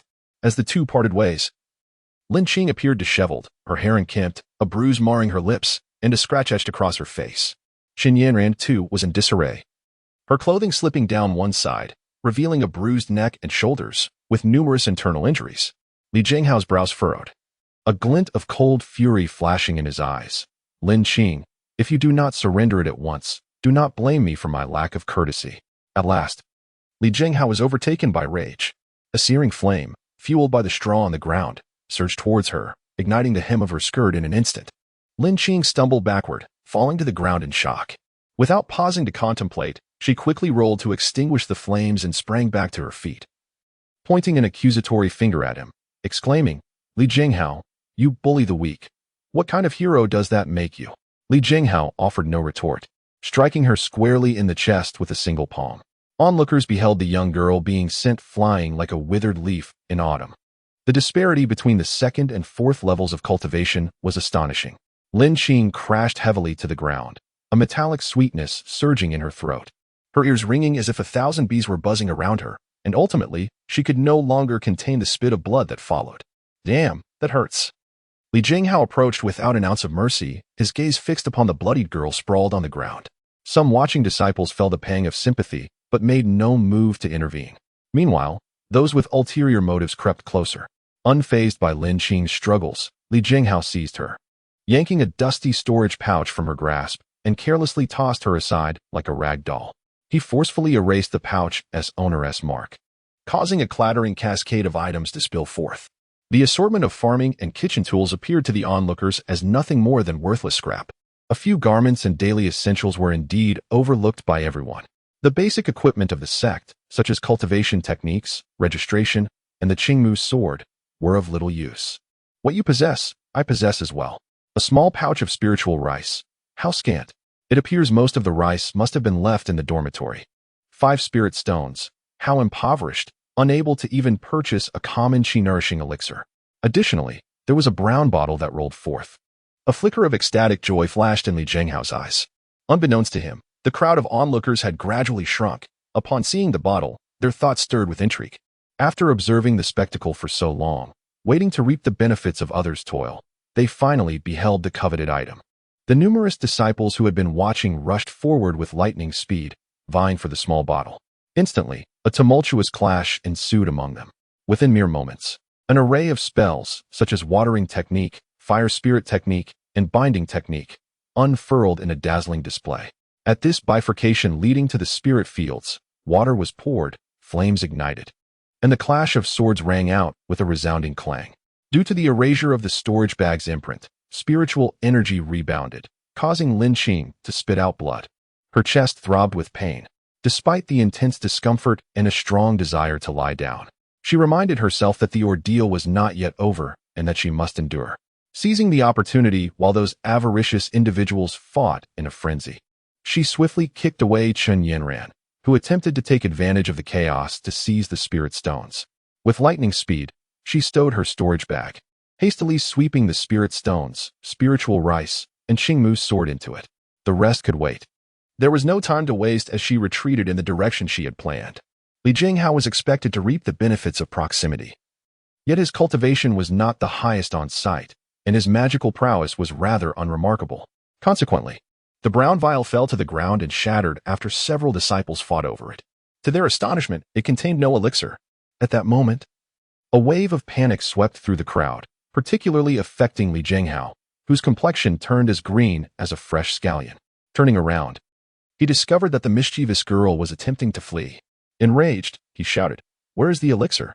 Unable to contain his fury, he advanced, ready to strike her again. However, he noticed the young girl gaping in exaggerated horror, pointing behind him and exclaiming, "Look, a pig is flying." Lin Xing, channeling all her spiritual energy, charged down a narrow path with the momentum of a stampede, diving into the underbrush. Despite her severe injuries and the apparent flaws in her plan, she realized that circumstances were not in her favor, compelling her to take a daring risk. Li Jinghao was truly venomous. "It's all up to you. My most prized wine walking technique," she thought as she dashed away, sweeping along with her a few disciples who had just regained their senses but were still reluctant to concede. However, the majority of those who understood the situation dispersed on the spot. Among them, a disciple at the 5th level of Qi refinement picked up the shattered brown vial, inhaled its remnants thoughtfully, and let out a cryptic laugh. His companion inquired, "Senior brother, everyone else has left. Should we pursue her?" The 5th level cultivator shook his head and replied, "No need to chase. The elixir is undoubtedly gone. We merely came to join the commotion." The companion, puzzled, asked, "But isn't that girl only at the 2nd level of Qi refinement?" The 5th level cultivator cast a leisurely glance at him and remarked, "5 spirit roots. Who can say? However, if it were you, would you not seize the opportunity to eat immediately instead of waiting for others to snatch it away?" The attendant immediately shook his head, declaring that he would certainly devour it without hesitation. The 5th-tier cultivator smiled wryly, observing, "See? Such a simple truth was not heeded yesterday, and now it is too late." Those individuals are merely ensnared by their own delusions, unwilling to acknowledge it. "Oh," the attendant exclaimed, coming to a realization.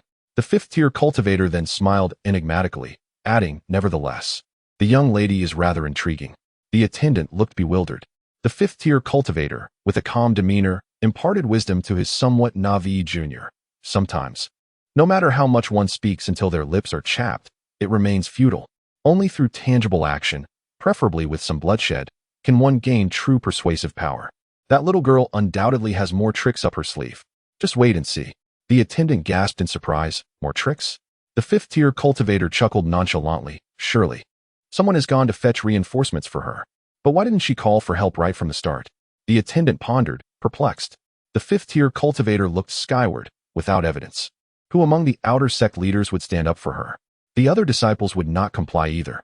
Now, with her visibly injured and her storage bag forcibly opened before everyone, those mindless followers have no choice but to intervene.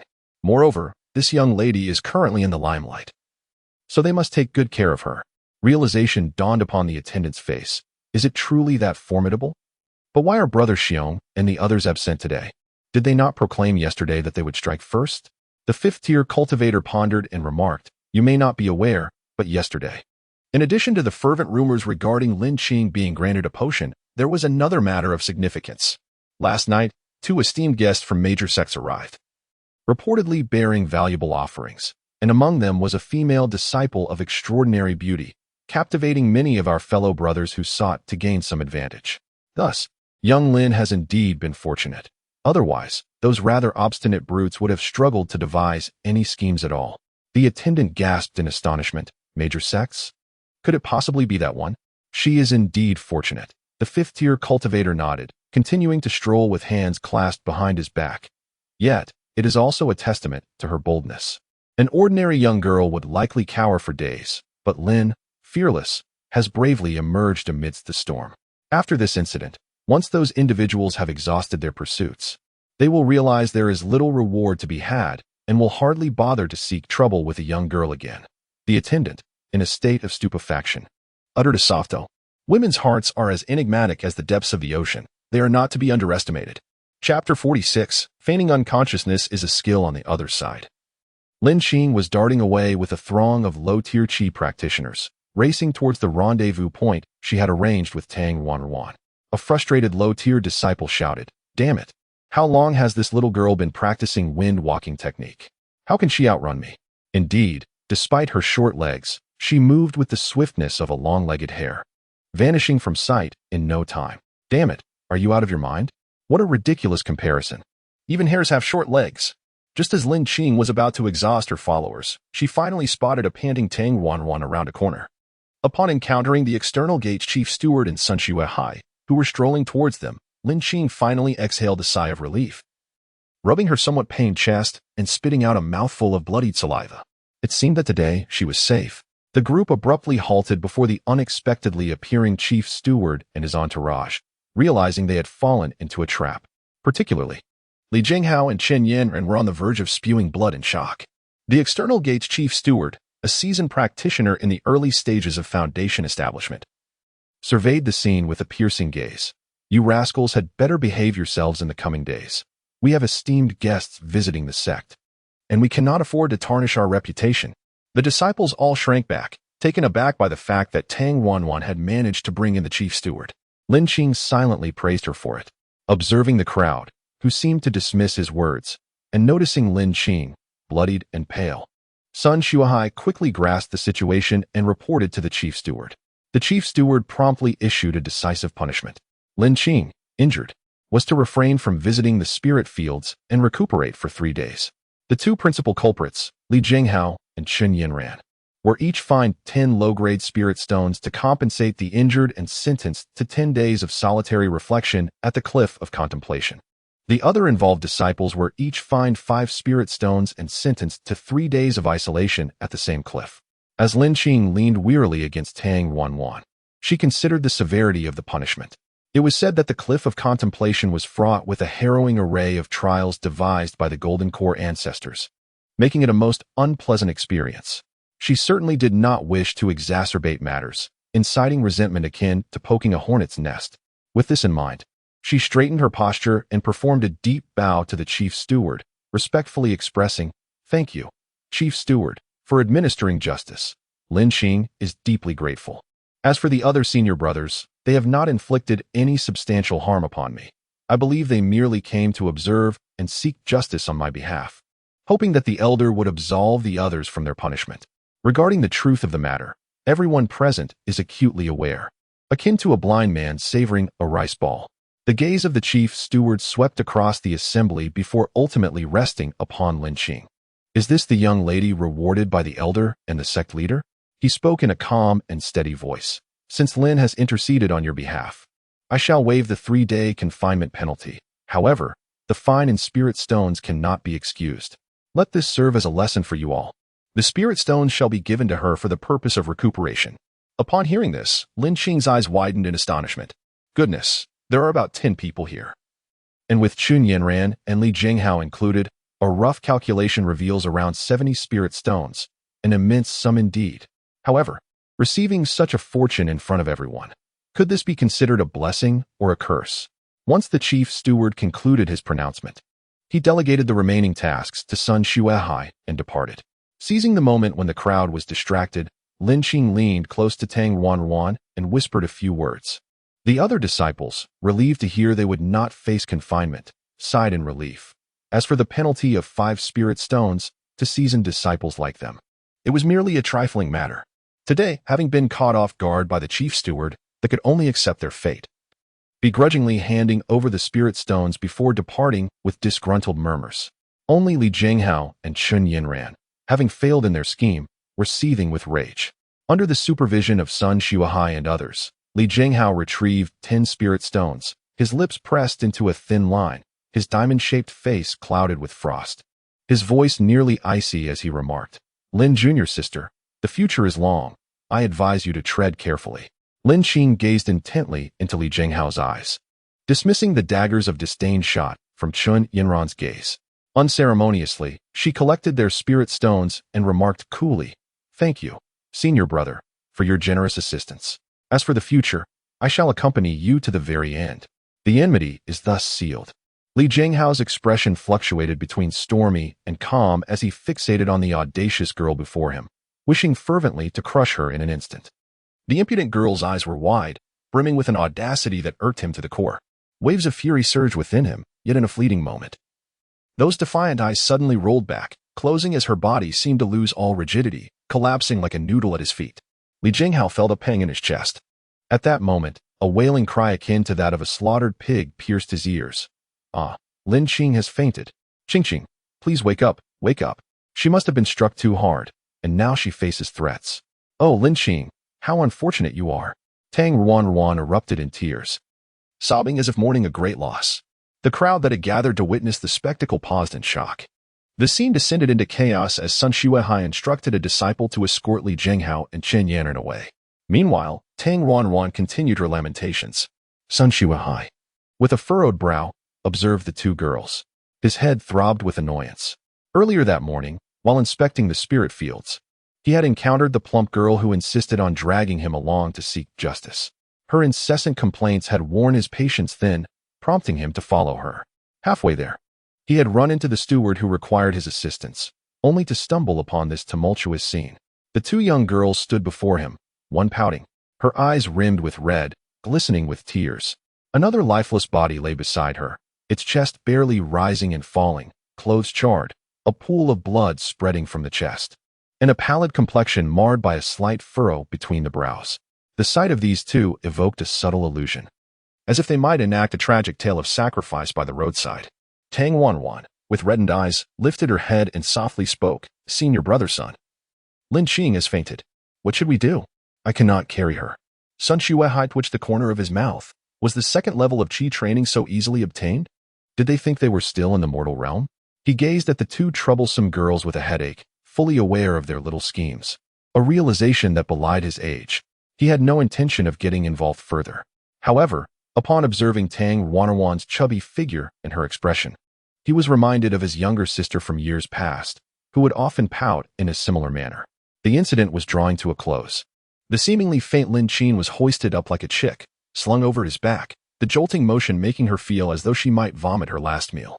Fainting was a skill in itself, and she seized the moment to convey her plan to Ruan.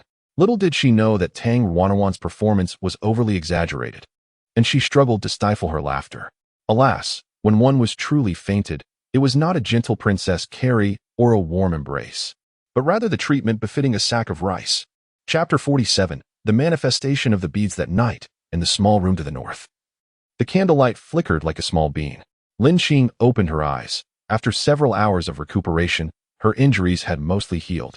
In truth, while her wounds seemed severe, they had not struck any vital points. Since advancing to the second level, she had discovered that her body was remarkably resilient, her strength seemingly inexhaustible, and minor injuries could be quickly mended. The little yellow chick cast a skeptical glance at her.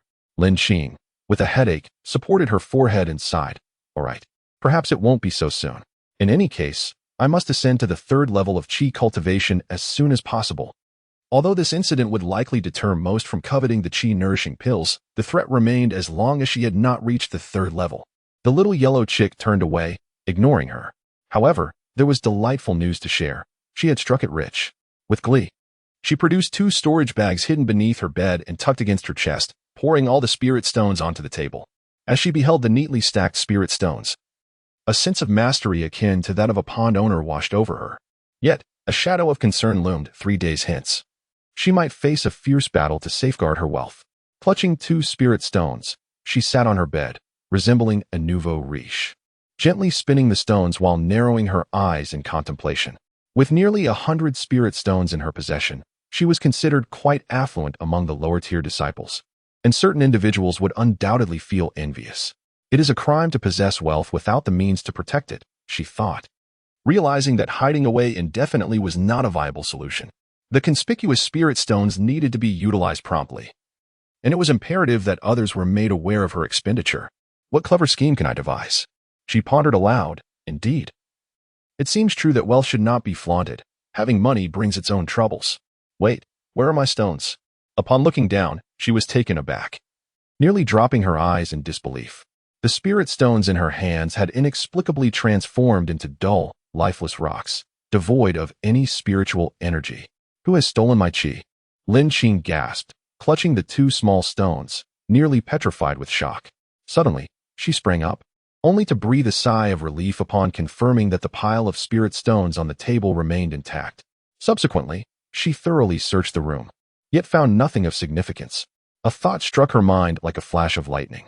To confirm her suspicion, she immediately placed all the spirit stones upon the bed and began to meditate while holding one in her hand. Indeed, wisps of spiritual energy were drawn from the stones, subtly seeping into the pearl within her dantian. Lin Xing allowed the pearl to absorb around 30 spirit stones in succession. Soon after, it returned an equivalent amount of pure spiritual power. What astonishing efficiency! A wave of joy surged within her. The small yellow chick perched on the chair observed the woman, who moments ago had been in a state of alarm, now cradling a pile of stones, her eyes glinting with an insatiable hunger, as if she were about to believe these stones were the eggs she had discarded 18 years ago on a snowy night. This time, the pearl astonishingly absorbed the spiritual energy from the stones and immediately returned it, leaving her utterly astonished. Without hesitation, she stowed 5 spirit stones into her storage pouch and proceeded to let the pearl absorb all the remaining stones. As the spiritual energy continuously flowed into the pearl, it began to operate, its speed accelerating. The pure spiritual power flowed forth from the pearl, coursing throughout her body, while the ethereal essence surged into her blood vessels, predominantly infusing the cyclone in her dantian. As the volume of spiritual energy increased, the qi cyclone trembled violently, steadily thickening. More and more energy poured in until a familiar sharp pain spread from her torso to her limbs. It's coming. Lin Qing's heart skipped a beat. She still harbored some fear of that pain. However, with the arrow knocked, it must be released. Without enduring some pain, how could one hope to ascend? Resolutely, she retrieved a small prepared wooden stick from the bedside and bit down on it. Her heart pounded like a drum, and sweat poured from her as if it were rain. Her fingers twitched delicately. The intensity of her spiritual power was matched only by the severity of her pain. Her meridians swelled uncomfortably, and the agony surged from the crown of her head like a nail down to her toes, causing Lin Qing to cry out in despair. Tears and sweat cascaded down her face. She compelled herself to broaden her thoughts. Although she had never given birth, she mused that this pain must be akin to that of childbirth. Indeed, it should compare, for childbirth involves the expansion of the birth canal, while her advancement required the expansion of her entire spiritual meridian system, if not surpassing it. Cultivating immortality was arduous. Each step forward felt like a rebirth from the ashes. If she succeeded in her advancement, her life would be prolonged. If she advanced, she would not be so easily toppled. Pain does not heed the will, it persists regardless. Amid her chaotic thoughts and the dual focus on refining her meridians, the sweat poured from her in torrents until, at last, a fragmented sound resonated in her mind. The previously obstructed spiritual energy flowed seamlessly through her newly expanded meridians. Soon after, an extraordinary itch took hold. Reality demanded her attention. Before long, she found herself engulfed in this sensation. Armed with her prior experience, she resisted the urge to succumb to slumber, enduring the wave of peculiar itchiness. The energy in her dantian continued to accumulate. Once the energy had traversed her body several times, establishing a stable cycle, the pulsation finally ceased. She had reached the 3rd level of qi training, successfully breaking through to this new tier. As she embraced this newfound state, her body felt remarkably light, and the air around her seemed to flow with clarity. She relaxed her mind and body, her intuition guiding her like walking through blooming flowers amidst serene mountains and clear waters. This was the sweet taste of hardship yielding to fulfillment. After introspection, the energy vortex in her lower dantian grew denser, revealing glimmering points of light in 5 colors: gold, green, blue, red, and brown, near the center dantian. Among them, the green radiated the brightest, followed by gold and red, while blue and brown were comparatively faint. She pondered whether this might represent the 5 spiritual roots. Once the spiritual energy converged, she expelled the impurities from her body and discovered that all the scars from her struggle with Chun Yinran had vanished. After a simple cleansing, she wrapped herself in her blanket and drifted into slumber. On the following morning, before dawn broke, Lin Qing awakened to resume her cultivation. After several weeks, she was delighted to realize that she had reached the 3rd level of qi training absorbing spiritual energy at a significantly faster rate than before. Was this due to the bead? She had observed the bead absorbing nearly 90 spiritual stones the previous night, yet it returned approximately 70 stones worth of spiritual energy. This left around 20 stones worth of energy within the bead. She wondered whether this reserve was meant for her sustenance or if the bead consumed it itself. Though perplexed, she felt grateful for the benefits she had received. Lin Qing resolved to exert herself to earn more spiritual stones and conduct further experiments. Setting aside her curiosity, she closed her eyes and continued her breathing exercises.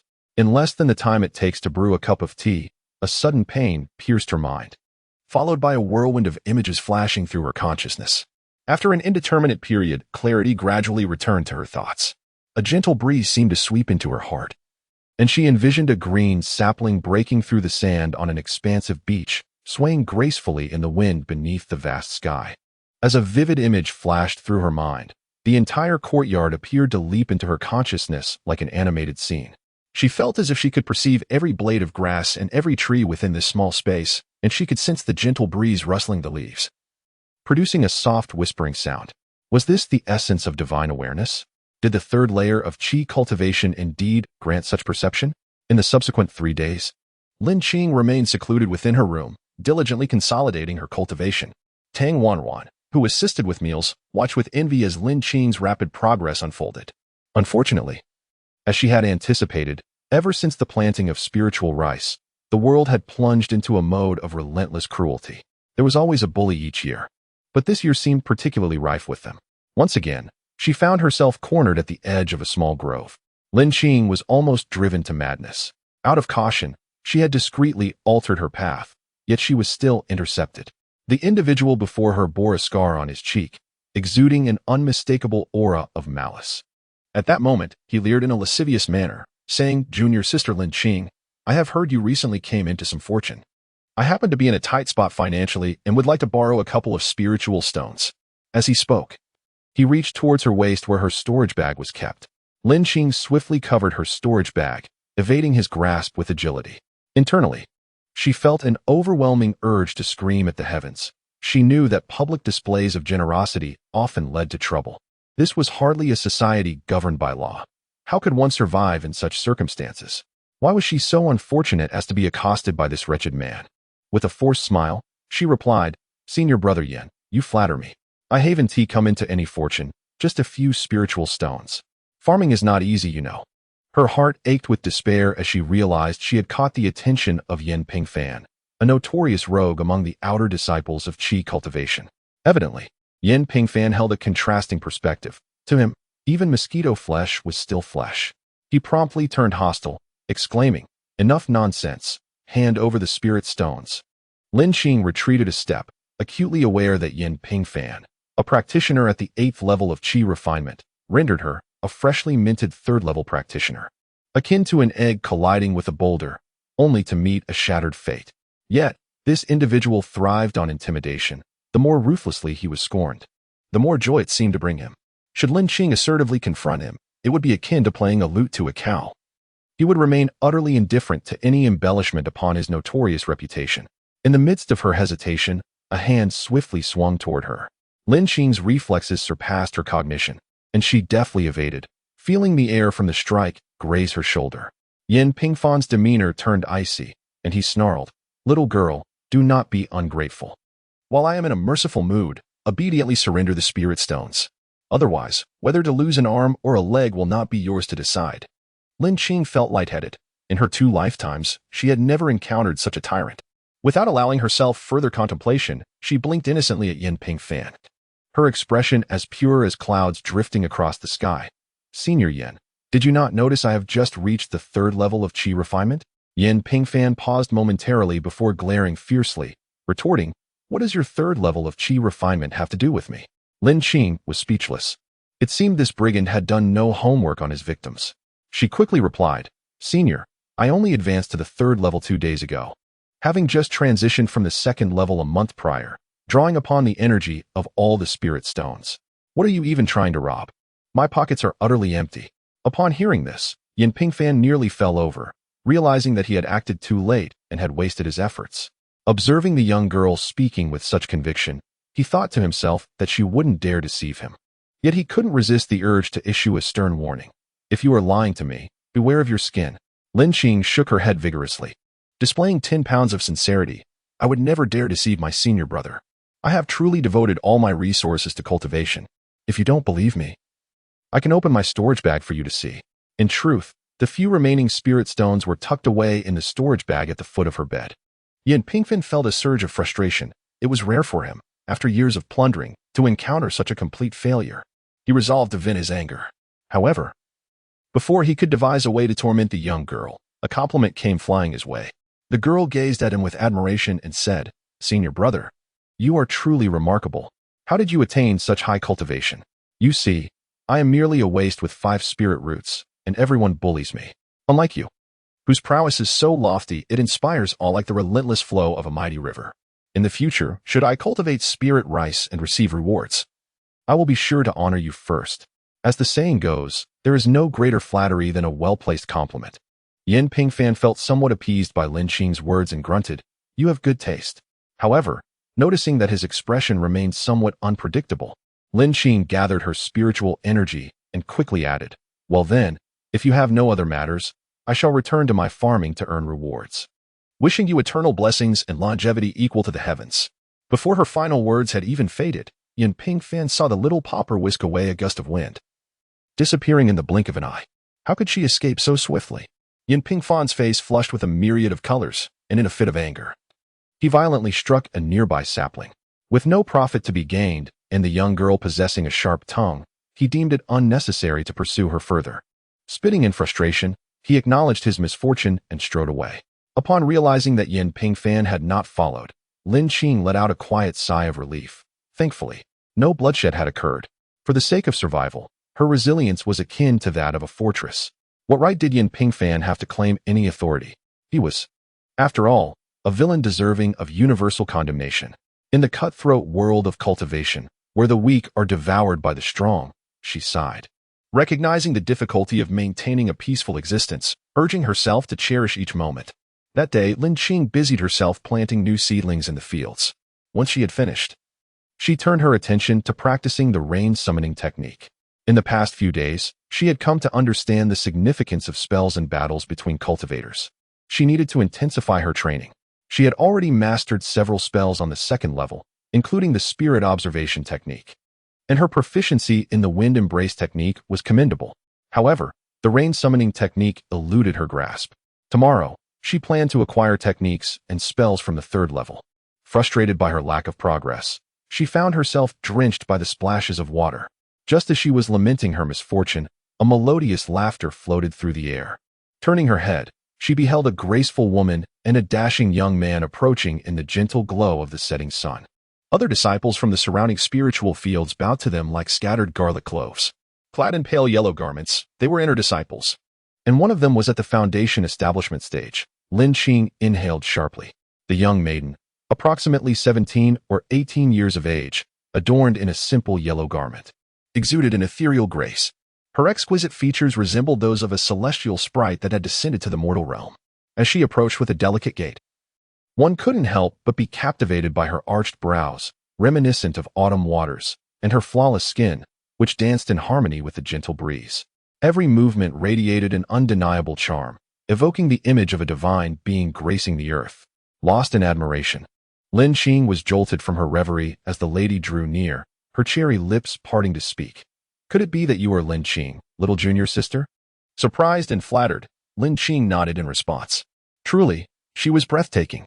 With eyes that sparkled like blossoms and an enchanting demeanor, her complexion was akin to fine jade, and her delicate hands were soft as petals. Lin Qing felt her vocabulary insufficient to encapsulate such beauty. Upon closer inspection, Lin Qing realized that the lady was not clad in the pale yellow robes of the inner disciples, but rather in a similarly hued attire that radiated an uncommon elegance. In all honesty, the realm of cultivation seldom bore any unattractive women. Even her childhood friend Xin Yin was not lacking in looks. Yet, this was the first time she had encountered someone so exquisitely graceful. Reflecting on her own unremarkable figure, with her rolled-up pant legs from rice planting and her drenched appearance, she felt as if she were a mere patch of moss beneath a decayed tree root in comparison. I am Song Shuqin of the Taihua sect. The enchanting beauty spoke. Her voice is fragrant as orchids. Though I am a few years your senior, you may call me Sister Song. I never imagined that the one who cultivated such exceptional spirit rice would be so young. It is truly impressive. With that, she playfully blinked her watery eyes at Lin Qing. Lin Qing felt a delightful shock, as if struck by a bolt of electricity. Chapter 49. Embracing a strong leg. Lin Qing brushed the mud off her hands, seizing the moment to admire the beauty. Sister Song, you flatter me. She tilted her head in slight bewilderment. Taihua sect? That's a prominent faction of the Xishan lineage. How could they come to Xianglimin and claim to be my senior sister? The beauty, evidently perceptive, smiled gently, her radiance akin to the autumn moon. Xianglimin has a long-standing relationship with my Taihua. My visit with my uncle this time is of great importance, and I shall be staying for a few days. Sister, you must promise to keep this a secret. Lin Qing nodded, her mind recognizing that matters of higher echelons were beyond the purview of a mere outer sect disciple. As for the request for secrecy, it was merely a means to foster intimacy. Taking it too seriously would be a folly. Song Shuqing, observing Lin Qing's obedient demeanor, felt a fondness grow within her. Yet, recalling her own affairs, she furrowed her brow slightly and, with a gentle parting of her lips, confessed, to be honest, little sister, I have come today with a request. Oh, Lin Qing raised an eyebrow. The beauty's sorrow was captivating, evoking deep sympathy. Before she could finish her contemplation, the man she had previously dismissed as mere background could no longer restrain his feelings of chivalry. He stepped forward and said, Song's sister, why must you do this? With sword-like brows and starry eyes, he exuded an air of nobility. Most importantly, he was a foundation-stage disciple of the inner sect. Lin Qing squinted, recognizing him as the cousin of the red-clad maiden from the temporary courtyard upon her arrival. Noticing Lin Qing's gaze on the man beside her, Song Shuqing smiled and introduced, forgive my oversight, Lin's sister, do not be alarmed. This is Brother Xiaoxiang of the inner sect. He merely accompanied me. Though the two were a generation apart in cultivation, they addressed each other with ease. Lin Qing, a mere outer sect qi refining disciple, dared not overstep her bounds. Thus, she performed a simple greeting to Xiaoxiang and respectfully stated, Greetings, Uncle Xiao. After completing her bow, she immediately changed direction. Although her foundational cultivation was impressive and her appearance could easily grace any ranking list, the presence of the cloud pattern beneath her made her less striking in Lin Qing's eyes. Moreover, she was well aware of this person's lofty demeanor from their earlier encounters. Her interest lay more with beauties. I wonder what brings senior sister Song to seek me. Song Shuqi replied with a radiant smile. I have heard that junior sister has cultivated exquisite spirit rice. I believe you must possess profound insights in this art. Hearing this, Lin Qing felt a flush of embarrassment. Even she was perplexed by the notion. She waved her hand dismissively, saying, No, I stumbled upon the spirit rice purely by chance. Xiaoxiang, observing the young girl who was barely over 10 years old, surmised that her achievement was merely a stroke of luck and urged, Senior Sister Song. Given Lin Xizi's tender age, it may be unwise to place high hopes here. Perhaps we should seek alternative methods. However, Song Shuqi seemed inexplicably confident in Lin Qing. Her beautiful gaze directed at Xiaoxiang as she asserted, Nonsense. Since Lin Shimi has managed to cultivate exquisite spirit rice, she must possess a certain affinity for it. I must give it a try. Watching the two engage in their conversation, Lin Qing felt utterly bewildered. Amid her confusion, Song Shuqi's melodious voice began to recount. A few years ago, I accompanied my master uncle to visit your esteemed sect and inadvertently damaged a rare spiritual herb belonging to Sister Li of the inner sect. I was deeply remorseful. Although Taihua does not possess this particular herb, I was fortunate to acquire a few seeds, and I promised to replace it for her. However, this herb is notoriously difficult to cultivate. I have attempted to grow it several times to no avail, consulted other disciples, and even sought assistance from my master uncle at the Taihua Spirit Planting Garden, all to no avail. I have come this time, feeling utterly ashamed to face Sister Li again. A few days ago, I heard about junior sister Lin's remarkable success in cultivating the exceptionally rare spiritual rice. I pondered that such an endeavor requires not only talent, but also a stroke of fortune. I wish to enlist her assistance in this endeavor, promising substantial rewards should it succeed. However, what my senior sister is unaware of is that I have never cultivated spiritual herbs before.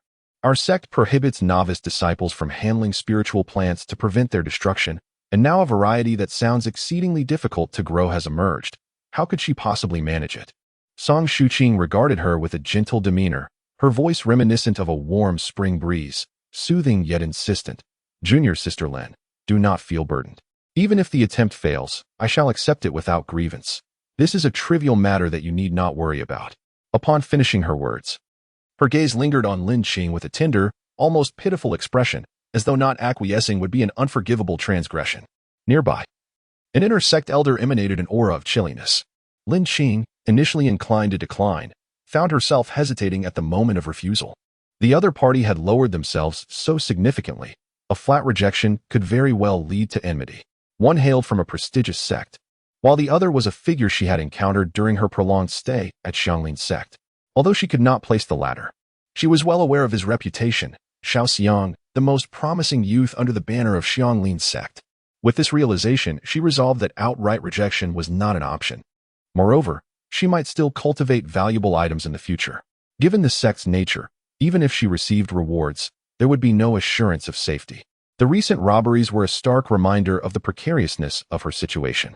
If she were to establish a connection with these two, especially with Xiaoxiang as a prominent ally, it would provide her with leverage until she could strengthen herself. The notion of borrowing power from a tiger is indeed a viable strategy. With a determined demeanor, she stated, I shall give it a try for the time being. If it fails, I hope for your understanding, senior sister. Then I entrust this task to you, junior sister. Song Shuqing cast a lingering gaze at Lin Qing, causing Lin Qing to feel lightheaded. Beside them, Xiaoxiang fixed his eyes on Song Shuqing, saying, Junior sister Song, your persistence is commendable. Yet since that spirit plan is lost, we can find a way to compensate for it. Why cling so stubbornly to this matter? His tone contrasted sharply with the impatience he had shown towards his cousin previously, leaving Lin Qing with a sense of unease. Song Shuqing's voice was soft and melodious. As the daughter of the sect leader and an elite of the inner circle, sisterly lacks nothing. As the saying goes, a gentleman does not deprive others of their pleasures. I have inadvertently caused the demise of her cherished spirit herb. How could I shirk responsibility? Since there are seeds available, I shall exert every effort to replace it. Otherwise, my heart shall remain restless. Junior sister Song, your kindness is truly admirable, Xiaoxiang remarked. Gazing at her with boundless affection, a gentle smile gracing his lips, like a warm spring breeze. Upon witnessing his tender gaze and the unspoken emotions he seemed eager to share, a blush crept across Song Shuqing's cheeks, rendering her strikingly beautiful. Meanwhile, Lin Qing, feeling somewhat out of place, hunched her shoulders to minimize her presence. These two were quite enough. Had they not heard the adage, those who flaunt their affection shall meet a swift demise? Fortunately, Song Shuqing was not as dazed by infatuation as Xiaoxiang appeared to be. She cleared her throat awkwardly, drawing his attention. Xiaoxiang, as if awakening from a dream, cast a cold glance at Lin Qing. Captured by that gaze, Lin Qing feigned ignorance, silently cursing herself. I am merely an innocent bystander. Who would have known that your declaration of desire would be taken so literally? The beauty's courteous demeanor left Lin Qing feeling somewhat uneasy, compelling her to put on a brave front. Rest assured, senior sister Song, I shall do my utmost. Little did she realize, since she had cultivated exceptional spirit rice, she had gained a modicum of fame among the outer disciples. Upon her agreement to exert effort without demanding compensation, Xiaoxiang's expression softened, and he coolly remarked, in the future, should you encounter any difficulties in your cultivation, do not hesitate to seek me out. Song Shuqing cast him a playful glare, seemingly reproaching him for his aloofness. Recalling the earlier scene, she felt a twinge of embarrassment and shifted the topic. On your way here, I noticed junior sister diligently practicing the rainfall technique. I too practiced this technique for a time. It emphasizes finesse rather than brute force or reliance on external power, making mastery quite challenging. You should try again after some time. Subsequently, Song Shuqing shared a few insights from her own experiences with the technique, enlightening Lin Qing profoundly. Thank you, senior sister. For your guidance, Lin Qing said sincerely, clasping her hands in gratitude. After leaving Lin Qing with 2 seeds, the enchanting duo departed gracefully. Lin Qing couldn't help but marvel at their beauty, kindness, and humility, epitomizing what it means to be the quintessential heroine. Chapter 50. Obedient Queen. Once their figures faded into the distance, Tang Ruan emerged from the nearby bushes, approaching Lin Qing and tugging at her sleeve. What could the inner sect's uncle want with you? That senior sister was stunning, while that inner sect uncle seemed fearsome. I was too intimidated to approach. Yet you spoke with them so confidently. Not just me, many others were observing you just now. Lin Xing opened her hand, revealing 2 seeds of spiritual herbs resting delicately in her palm. Here, help me plant these spiritual herbs. Tang Wanwan took them, examining them with curiosity. What kind of herb is this? It's called Ningzhu orchid, though I am not entirely certain. In a few days, I shall visit the library to research it before we commence planting. Today, I will first select some quality soil to nurture it, and eventually, this herb will be cultivated in our courtyard. As Lin Xing spoke, she sifted through the soil and retrieved a black pot from her storage pouch, gradually filling it. What if it doesn't grow? Will we be blamed? Tang Ruan returned the seeds to her and began to dig in the soil as well. I'll help you. Although this spiritual herb would undoubtedly be challenging to cultivate, outright refusal without any attempt could easily offend others. Sister Song appeared to be a good person. She assured me that failure would not matter. I believe she is simply trying her luck, akin to treating a dead horse as if it were alive. It was clear that Song Shuqi sought her out only as a last resort. And seeing that I am still so young and did not back down, she likely just wishes to give it a try. Subsequently, she elaborated on her reasons for not declining to Tang Ruan. However, Tang Ruan's focus was entirely elsewhere. Did you say her name is Song Shuqi? Her eyes sparkled, her voice filled with excitement. She is so beautiful and seems so gentle. She must be the recent sensation, Song Shuqi from Taiwa sect. Indeed, she mentioned she hails from Taiwa. Upon hearing this, Tang Ruan's curiosity was ignited, and she exclaimed with excitement, "You have no idea. This senior sister Song is quite the celebrity. To be precise, we shouldn't even refer to her as senior sister, as she is a distinguished disciple from a major sect. Although she began her cultivation journey later and has not yet established her foundation, she is currently at the 11th level of Qi training. Moreover, she possesses a dual spiritual root. It's perplexing as to why she has come to our humble sect.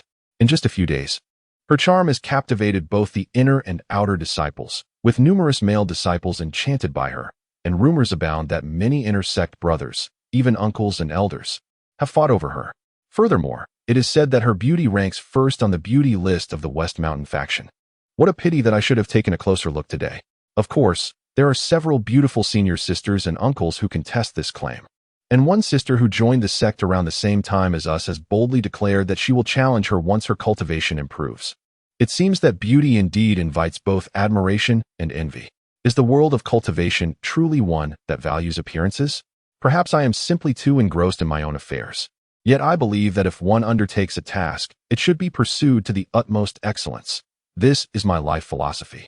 She shook her head and continued to listen as Tang Ruan conspiratorially added, In fact, I have many friends in the outer sect, and I even have a cousin serving in the Hall of Elders on the main peak, so my sources of information are plentiful. Alas, his cultivation is not high. Thus he cannot lend us much support. Lin Xing teased. So, you have a gossipy brother as well? Little girl, how cheeky you are. If third brother hears you speak of him like this, he will surely be furious, she exclaimed, playfully striking Lin Xing's shoulder with her chubby fist. Ouch, that hurts. Spare me, my lord. Lin Xing protested after enduring a few playful punches, quickly scampering ahead. Tang Ruan, with a fierce demeanor, declared, What lord? If anyone should be a queen, it should be me. You dare to run away? Humph, she said, brandishing her hands menacingly as she chased after Lin Xing. I shall punish you by making you prepare roasted meat for me tonight. After these past few days of porridge, the mere thought of it leaves me weak. You've worked hard, my queen, but from where will you procure the fine meat? Tang Ruan placed her hands on her hips and laughed. You must be daft. Brother Nyo from the neighboring spirit field hunted a wild boar, and I managed to acquire a piece. Remember to use the spices from last time. At your command. My queen, Lin Xing replied. Tang Ruan continued, her demeanor still regal, and it must be cooked to 7/10 doneness. Not a problem, my queen. You do have many requests. Is there anything else you wish for? With a single finger raised, Tang Ruan instructed, listen closely, I desire roasted chicken for tomorrow. My queen, such a demand may anger the feathered ones. The little yellow chicken will surely retaliate. I don't care. She retorted. Oh, what a delight awaits us tonight. Ching, you are the best. She enveloped Lin Xing in a bear hug. Lin Xing, feeling flustered, gasped, enough. Spare me the sentimentality. The bonds of childhood friendship are often precious beyond measure. That evening, after sharing the feast of roasted meat, Lin Qing sequestered herself in the courtyard, contemplating the art of rain cloth. Combining the clever techniques suggested by Song Shuqin, she attempted twice, but alas, she faced defeat at Nanshan once more. It is often said that failure is the mother of success. She mused that her failure must have been a difficult birth. After all, it had been a month. And the child of success still remained elusive. Perhaps her innate connection to the water element was the weakest, rendering her practice of water spells particularly arduous. Initially, after numerous unsuccessful attempts, she began to observe the common techniques employed by others, vigorously attempting to manipulate her spiritual energy to summon water, yet to little effect. Later, inspired by Tang Ruan, she tried to mimic an external sense of urgency to draw forth the water, but this merely stirred up a few ripples. Today, with a prompt from Song Shuqing, she endeavored to employ finesse, attempting to spiral the water upward, yet still faced failure midway. From the outset of her struggles, she had been convinced that she lacked the talent for combat spells, thus stubbornly adhering to the learning of others, believing that the wisdom of others could illuminate her path. However, this relentless pursuit led her to a metaphorical wall, yielding no anticipated results. She had tried various methods, all to no avail, while others succeeded with the very technique she struggled with. With her eyes closed, she reflected, for the same spell. The varied success of others indicated that there are indeed multiple paths to mastery. Each individual harbors a unique interpretation of their own Hamlet. Chapter 51. The Journey of Spellcrafting. After pondering for a moment and integrating some insights shared by Song Shuqin, Lin Qing relaxed her body and mind. She revisited each instance of her previous failures in her thoughts. Gradually, her heart steadied as she summoned a portion of her spiritual energy to engage with the water, gently pulling and guiding it. Yet, this too proved ineffective. Her attempts to spiral the water only lifted a mere trickle before faltering. Suddenly, as if a light had illuminated her mind, an idea sparked. Lift. The thought surged through her, as instinctive as raising an arm, and to her astonishment, the water within the bucket was drawn into the air. She had succeeded. A secret joy welled up within her. Sustaining this sensation, she altered her gestures.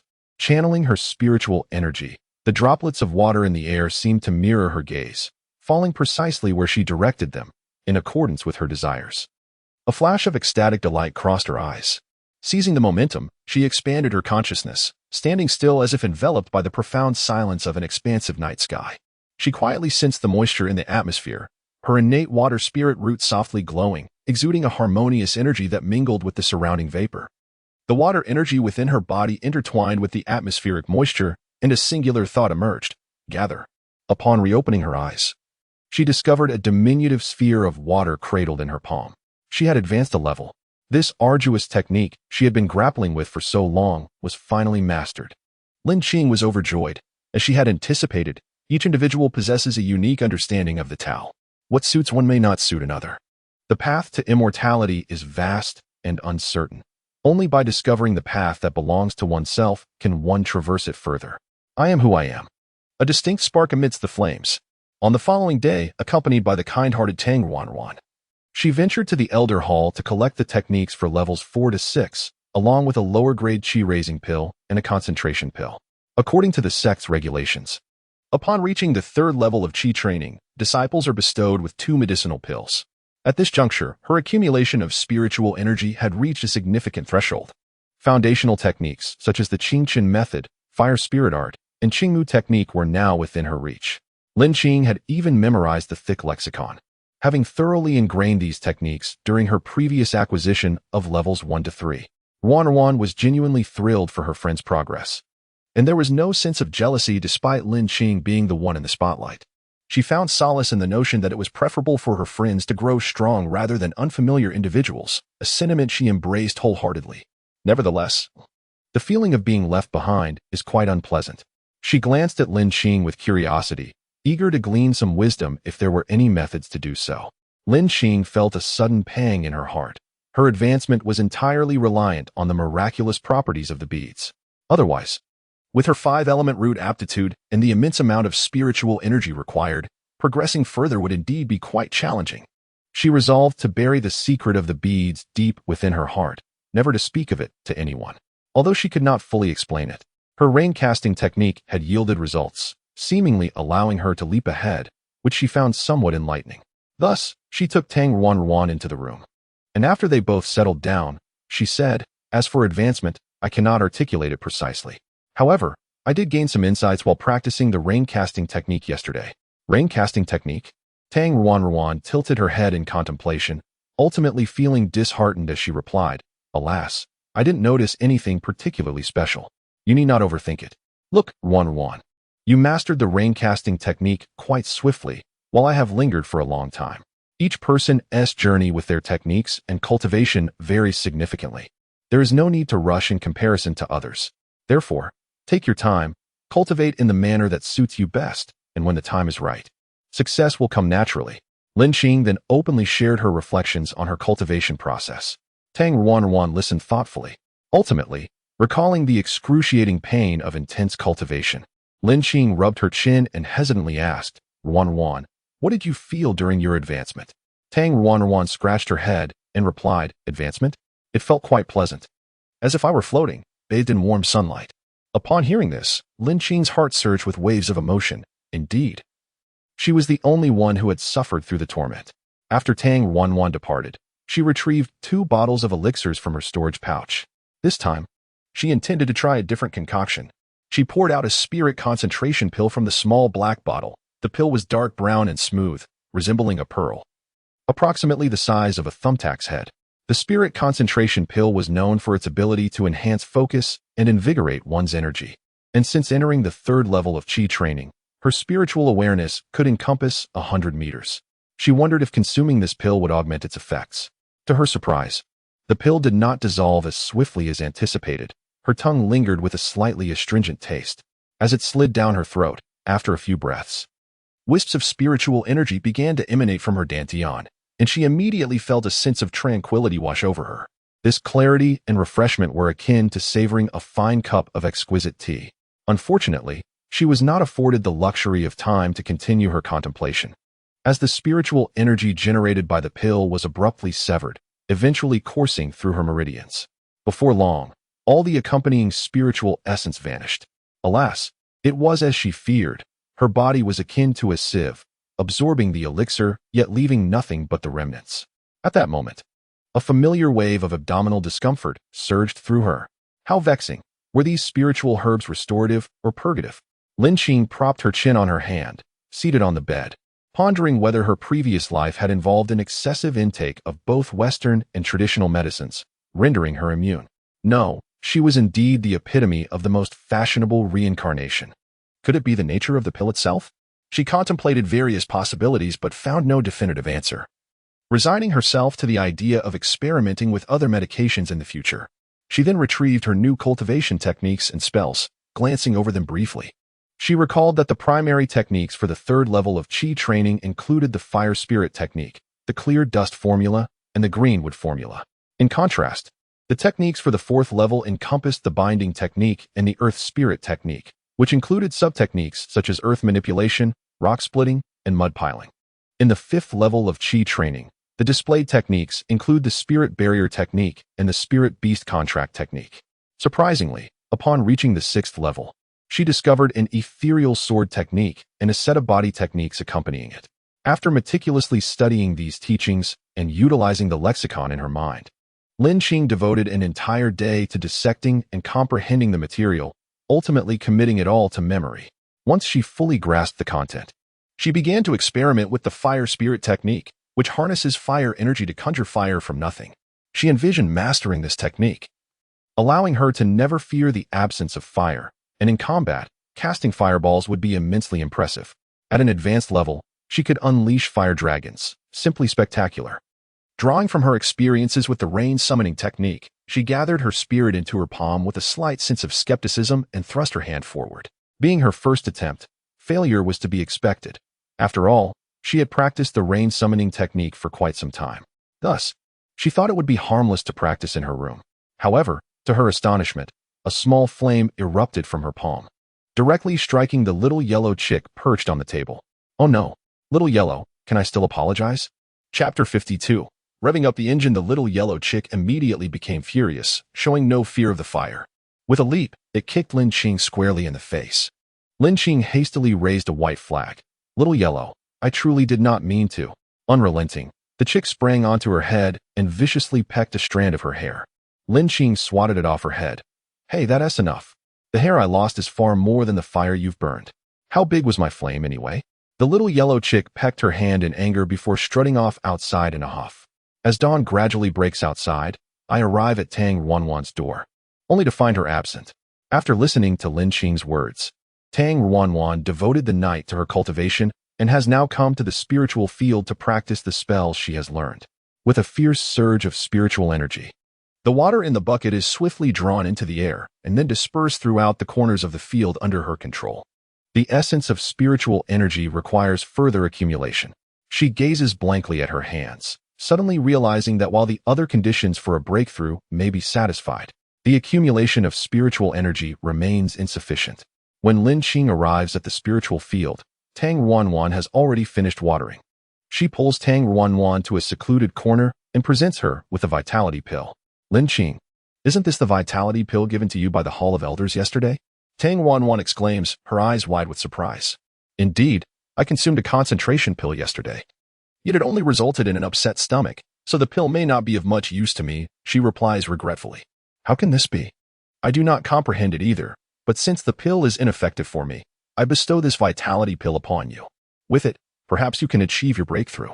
I still have some spiritual stones obtained from the last harvest of spirit rice that remain unused. Nothing is more important than your advancement. Now, enough of this chatter. Take it, for I am eager for both of us to establish our foundations. Tang Ruanwan steps forward and embraces Lin Qing, nearly choked with emotion. Thank you, Qing Qing. Her family had indeed prepared a vitality pill for her, intended for her use, but upon her cousin's breakthrough to the 3rd level, it was never given to her. The efficacy of the pill for her remains uncertain, yet Lin Qing has freely offered it. Well then, why must we be so formal with one another? Upon witnessing Tang Ruanwan's tearful visage, it became evident that this decision was indeed sagacious. With the aid of the qi-nourishing pill, Tang Ruanwan made a remarkable breakthrough, ascending to the 3rd layer of qi cultivation. In the subsequent days, Lin Qing operated like a finely tuned magical engine, mastering various spells at an astonishing pace. Not only did she acquire the fire spirit technique and the pure dust technique of the 3rd layer, but she also learned the binding technique and earth spirit technique of the 4th layer, even managing to practice a few moves of the ethereal sword technique with commendable finesse. Among these spells, she deemed the pure dust technique to be the most beneficial for her daily life. This technique is a sophisticated amalgamation and enhancement of the rain summoning technique and the wind walking technique. Mastering this spell made cleansing oneself and tidying up immensely convenient, far surpassing the utility of a vacuum cleaner. However, even with this technique, Lin Qing still needed to bathe regularly and change her garments.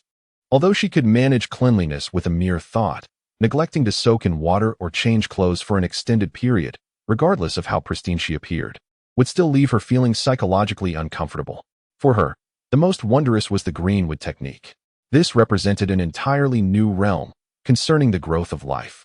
Although named the greenwood technique, it primarily facilitated the sprouting of low-tier spiritual plants such as thorns and served as the foundation for the binding technique. Among this collection of spells, she succeeded almost effortlessly with all others, yet the greenwood technique consumed the most of her time. Channeling spiritual energy into the seeds of thorns, the sustained infusion of wood's spiritual power caused the seeds to sprout almost instantaneously. However, after a while, both the seeds and the sprouts would explode. After several attempts, she gently infused her spiritual energy once more, subtly intertwining a thread of her faint consciousness within. As the tender shoots emerged, a sense of joy flickered within her. However, when she continued to exert the original intensity, it felt overwhelmingly congested, and at that moment, she had failed multiple times. After several explorations, she withdrew a portion of the spiritual energy, transforming it into delicate strands that gradually seeped in from the side. The spiritual force flowed into the tender sprouts like a babbling brook, and she felt as though she was witnessing the very essence of life unfolding. Spring's birth, summer's flourishing, autumn's splendor, and winter's decline. Just as the moment of decay approached, a faint yet distinct crack resonated, akin to wild grass pushing against heavy stones, or a caterpillar breaking free from its cocoon to become a butterfly. Vitality surged forth, the veins of the seedlings broadened, and the spiritual energy continued to flood in. In less than the time it takes to brew a cup of tea, The diminutive seed had blossomed into a thriving thorn bush. Amidst her deepening understanding of the techniques, the days swiftly passed by. It was a sun-drenched afternoon when Lin Qing and Tang Ruan encountered Li Jianghao. Recently released from his sentence and having recuperated for 2 days, along with Chun Yanran and an unfamiliar disciple at the 4th level of Qi cultivation, who blocked their path in the small grove. It is often said that happy families resemble one another, while each unhappy family is unhappy in its own way. For Lin Qing, in that moment, her misfortune lay in being targeted by these 2 persistent adversaries. Li Jianghao stood by the tree, his thick brows knitted low. Addressing her, little junior sister Lin Qing, it seems you have been faring quite well lately. Indeed, having consumed high-grade elixirs, you have ascended to the 3rd level and even reaped a windfall. Yet, little girl, your lips are full of deceit. Claiming you had taken the elixir earlier when it was obviously after. You have brought us such misfortune. Chen Yanran was seething with rage beside them. Her anger stemmed not only from the situation at hand, but also from the rapid changes that had transpired over the past few days. In such a brief span, not only had Lin Qing advanced, but even Tang Ruan had made strides in her cultivation. She found herself troubled by the thought of competing against these 2 formidable opponents. However, recalling that Li Jianghao and Shi Jianyu were both at the peak of the 4th level of Qi training, her courage was somewhat restored. Lin Qing positioned herself protectively behind Tang Ruan, raising an eyebrow and stating, "When I choose to consume my elixirs is my own prerogative. There is no need for your concern." She felt weary discussing the matter of the elixirs, having grown tired of the incessant questioning. It baffled her why these 2 were so adamant. Li Jianghao let out a cold, humorless laugh, his gaze laced with malice. "If you know what is good for you, hand over all your spirit stones. Otherwise, I shall take your life."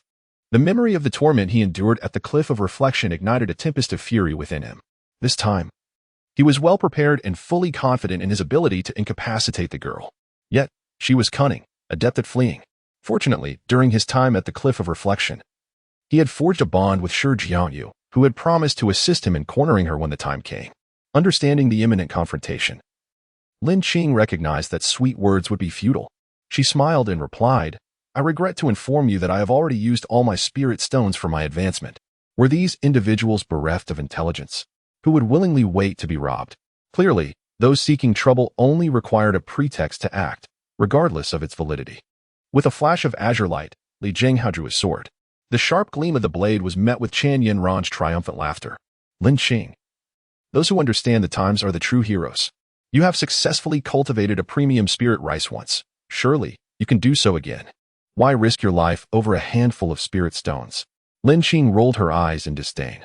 If the extraordinary spirit rice were so easy to cultivate, she would not have received special commendation. Moreover, spirit rice takes over a year to mature in a single season. It is not like growing leeks. Shi Jianyu had come this time solely to seek profit. Ideally, he would prefer to avoid any conflict. He chimed in, "Little sister, do not refuse a toast only to be forced to drink a forfeit. If you do not behave, do not blame us for being merciless." Li Jianghao had reached the end of his patience and brandished his green wooden sword, charging at Lin Qing. Chapter 53. Parting for 3 days, Lin Qing swiftly dodged to the side, facing 2 peak 4th level opponents. She felt uncertain. Thus, she exclaimed, "Everyone, it is no great matter that you have taught me a lesson today, but if Intersect Master Xiaoxiang does not see the spirit plants I cultivated, he may hold me accountable." Li Jianghao understood that this clever girl had many tricks up her sleeve and chose to ignore her. However, Shi Jianyu restrained Li Jianghao's hand, as they had just been released from the reflection cliff and were still unaware of the circumstances. He inquired, "What do you mean?" Lin Qing lowered her eyes slightly, remaining vigilant of their intentions. "A few days ago, Senior Sister Song from Taiwa Sect and Master Xiao came to find me, asking for assistance in cultivating an exceedingly rare spirit plant. They mentioned they would return to see me in a few days." Of course, the latter part was her own addition. Shi Jiangyu's expression darkened, and he glared with his triangular eyes. "Is this truly the case?" Lin Qing smirked.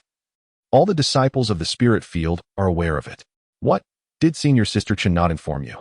She did not hesitate to drag Chen Yanran into the fray. "That cunning little wretch has managed to cling to Xiao Xiang's leg.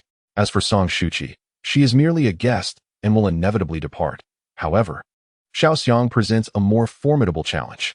His cultivation far exceeds theirs, and he boasts a multitude of supporters both within and outside the sect. practically commanding a legion at his beck and call. They dare not offend him in the slightest. Chun Yanran, though outwardly fierce, is reluctant to concede defeat. Humph. So what if I know them? Will they care about my well-being? I cannot ascertain whether Senior Sister Song would concern herself with my fate, but she has exhausted every means to seek me out, and I believe she genuinely cares about Lingji's well-being. I am confident that Senior Brother Xiao shares this sentiment. Casting a sidelong glance at the others, she extended a lifeline. Esteemed guests, those who recognize the tides of time are truly wise. A mere few spirit stones may not hold the significance you imagine. Why persist in this relentless pursuit? Upon hearing this, Shi Jiangyu hesitated momentarily, his mind racing with calculations. This girl has Xiao Xiang as her backing. This transaction would be more trouble than it's worth. He turned to Li Jinghao and said, brotherly, I have matters to attend to. I must take my leave. What a coward. Li Jinghao's face turned ashen, his fury igniting once more as he unsheathed his sword without hesitation. Lin Qing swiftly pulled Tang Wanran aside, evading the strike. After a few steps, she found herself at the fourth layer of qi refinement, and things became more manageable. Wanran, I entrust Jin Yanran to you. With a sharp clang, Li Jinghao's Qing Feng sword pierced through the shadows of the trees, menacingly aimed at Lin Qing's brow. In a graceful backward lean, the blade grazed the tip of her nose. Maintaining her backward posture, she executed a deft roll, evading the sword's path, and with the swiftness of wind, she darted behind Li Jinghao. The combination of her sixth-layer qi refinement body technique and wind-walking technique proved to be exceptionally effective. With precision, she delivered a swift kick towards the unguarded back of Li Jinghao. The strike missed its target, and Lin Qing executed a split stance on the ground, launching herself upward in a graceful spin. To her astonishment, in just a few short days, the young girl had made remarkable progress. Li Jinghao thrust his palms forward, unleashing two streams of flames that surged towards Lin Qing. She retreated hastily, swiftly tapping her waist. In the blink of an eye, she caught Li Jinghao off guard as she swiftly retrieved a bucket of water from her storage pouch and doused him with it. Ever since her clothes had been singed in their last encounter, Lin Qing realized that rolling on the ground to extinguish flames was woefully inefficient when confronted with fire-based attacks. Her rain technique had only allowed her to conjure a small water orb. Thus, she had kept several buckets of water at the ready in her storage pouch. Li Jinghao, incensed, was taken aback by this unexpected tactic, feeling as if his fire manipulation had been thwarted. He gestured sharply, aiming a palm strike at Lin Qing, only to find his attack met by a fragile mud wall. With a slight smirk, Lin Qing felt a surge of satisfaction, although her stone-splitting technique was lackluster. In the heart of this small grove, she adeptly utilized the earth to create a sturdy barrier. Fuming, Li Jinghao demolished the mud wall and launched a flat-handed strike at her. However, Lin Qing stood her ground, channeling her spiritual energy into her palm. The impact resonated with a loud thud as their hands collided. Tired of being on the receiving end, she had finally resolved to fight back. The clash of their energies created two deep impressions in the earth beneath them. Moments later, they separated, both panting heavily. Li Jinghao was taken aback. This audacious girl possessed such formidable spiritual power. Was she truly only at the third level of energy cultivation? Without time to ponder further, he transformed his palm strike into a fist and aimed it at Lin Qing. Upon encountering Li Jinghao, Lin Qing felt a sense of reassurance. Recognizing that his martial prowess was not particularly advanced, he relied solely on brute strength and spiritual energy. With newfound confidence, she launched a punch. Chun Yanran, who was grappling with Tang Wanran, glanced up and was momentarily stunned. She could hardly believe her eyes, thinking she must be hallucinating, as she witnessed Lin Qing's punch send Li Jinghao flying. In her moment of distraction, she found herself pinned beneath Tang Wanran once more. Li Jinghao felt a dull pain in his chest, a metallic taste of blood rising in his throat. He was astounded by the strength of this young girl. It was utterly unfathomable. Though he struggled to accept it, the pain in his chest confirmed the reality. It had been merely 3 days since their last encounter. Yet he found himself regarding her with newfound respect. Alas, it was the enemy who had grown formidable. He would not be swayed by the thorny seeds she hurled at him. He was well aware of the Qingmu technique, recognizing its time-consuming and energy-draining nature. Retrieving a box from his storage pouch, he smirked, thinking, this little brat will soon see. Qin Yanran felt a surge of delight upon seeing Li Jinghao produce the box of venomous insects, sensing that the battle was nearing its conclusion. Within the box were over a dozen venomous bees. A couple of stings would result in complete paralysis, and without an antidote within a day, death would follow. As Lin Qing observed the buzzing insects approaching, her hair stood on end, and a chill crept down her spine. Instinctively, she constructed a mud wall for protection while simultaneously conjuring water from her storage pouch to create a barrier against the poisonous creatures. Li Jinghao sneered. Let's see how long your spiritual energy can hold out. Lin Qing understood that this was not a sustainable strategy, yet her fear of insects compelled her to act defensively. She knew she must conquer this fear. With determination, she concentrated her spiritual energy in her palm while swiftly dismantling the mud and water barriers with her other hand. The buzzing insects swooped in, and Lin Qing swiftly retreated, her toes barely touching the ground. Taking a deep breath, she summoned all her strength and unleashed a powerful strike. A searing flame erupted forth, achieving remarkable results as it incinerated the insects that approached her. She secretly exhaled in relief. Fortunately, there were not many of them. However, Li Jinghao stumbled back in astonishment. This girl had managed to learn so many spells in just over 10 days. Wasn't she rumored to be a talentless mage? How had she become so extraordinary? Before Li Jinghao could react, Lin Qing shouted, "Bind." The thorns, unwittingly nurtured by the wood elemental technique, crept towards Li Jinghao's feet.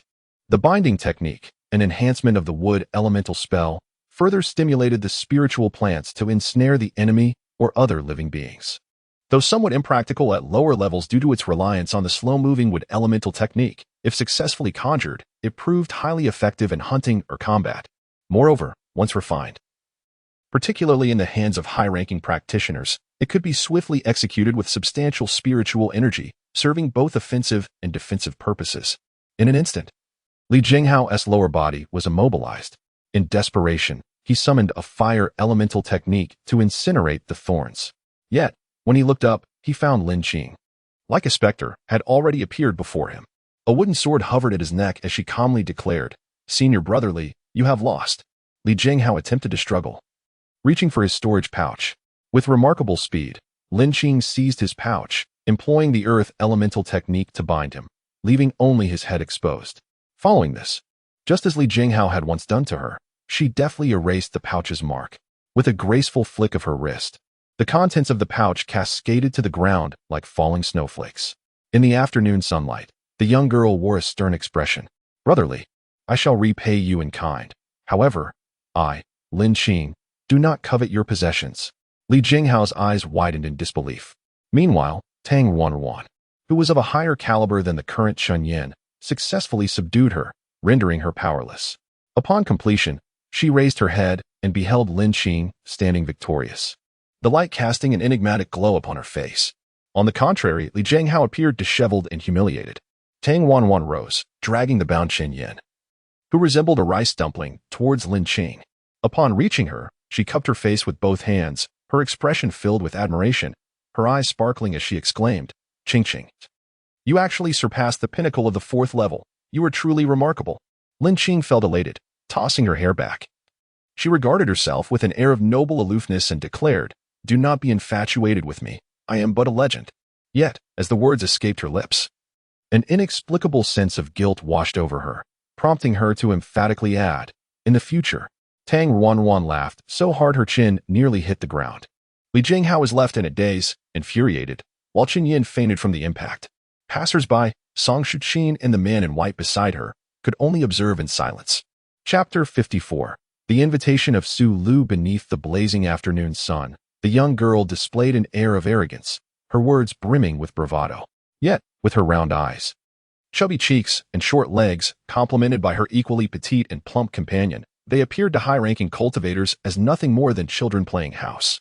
Amid the dappled shadows of the trees, a solitary and aloof young man stood, his countenance serene, choosing not to speak. After dealing with both Chun Yin and Li Jinghao, the days that followed were unexpectedly tranquil. Li Jinghao immersed himself in arduous training, vowing that he would not rest until he avenged this grievance. Every time Chun Yin encounters someone in the courtyard, she emits a series of snorts that, upon first hearing, might lead one to believe she has tumbled into a pigsty. Nevertheless, the bloodshed caused by a single elixir has largely come to an end. Perhaps feeling deeply shaken by the ordeal, Chen Yanran, after much introspection, soon achieved a breakthrough to the 3rd tier. Tang Wanwan felt a deep sense of frustration, while Lin Qing smiled and remarked, "At least she possesses 3 spiritual roots. It would be unusual if she did not advance. Tang Ruan responded, I worry that once she breaks through, she will create even more disturbances. Chen Yinran was aware that Lin Qing would not resort to violence against her. Just as Ruan had anticipated, her sharp tongue soon followed. Lin Qing, you merely rely on good fortune, having consumed an elixir. Faced with such a difficult roommate, Lin Qing felt exasperated. There were only 3 of them. And while she did not expect a heartwarming conclusion, a peaceful coexistence should not be too much to desire. Preferring to refrain from further conflict, she replied calmly, Indeed. I am relying on the elixir. Chen Yinran was momentarily taken aback, then retorted, Do not be too pleased with yourself. Let us see if you remain this fortunate in the future. This individual was truly like outdated malt sugar, unpalatable yet inescapably sticky. Lin Qing responded, Chen Yinran, I believe I have never offended you at the outset. Why then have you persistently sought to provoke us? Chen Yinran was momentarily stunned, only to hear Lin Qing continue. My decision not to engage in conflict with you is not born from fear, Chen Yinran. To speak frankly, the path of immortality is already fraught with challenges. I cherish the beauty of the journey and fear that time may not suffice. So how could I possibly entertain these needless schemes and deceptions? Tang Wanwan, observing Chen Yinran's ungratefulness, grasped Lin Qing's arm and advised, Do not heed her, Lin Qing. Lin Qing shook her head and retreated into the room. Reflecting on Song Shuqin and Xiao Xiang, she resolved to visit the book pavilion. The soil she had nurtured for over a month was nearing readiness. It was time to delve into the cultivation of that spiritual herb. After exchanging a half-spirit stone, Lin Qing returned to the pavilion. This time, she refrained from perusing the records of unusual artifacts and travelogues, as her own extraordinary pearl was likely undocumented here. Instead, she focused solely on the botanical compendium. Within a jade slip dedicated to plant knowledge, she discovered information on the Ningxu orchid. The Ningxu orchid, a herbaceous plant, features slender stems and leaves, with blossoms of a delicate pink hue and golden stamens, yielding green fruits. Each plant blooms only 3 flowers throughout its lifetime. The fruits contain 3 seeds. At the time of flowering and fruiting, one must collect the golden stamen from one flower and the fruit from another, combining them with other spiritual plants such as the Wanyin grass to produce the Dingyan pill. It became evident that this was a primary ingredient in the formulation of the Dingyan pill, which explained why both senior sisters were so concerned about it. Lin Qing pondered silently. The Ningxu orchid was indeed quite precious, only 3 blossoms, with one used for its stamen, another for the fruit in the concoction, leaving only one for propagation.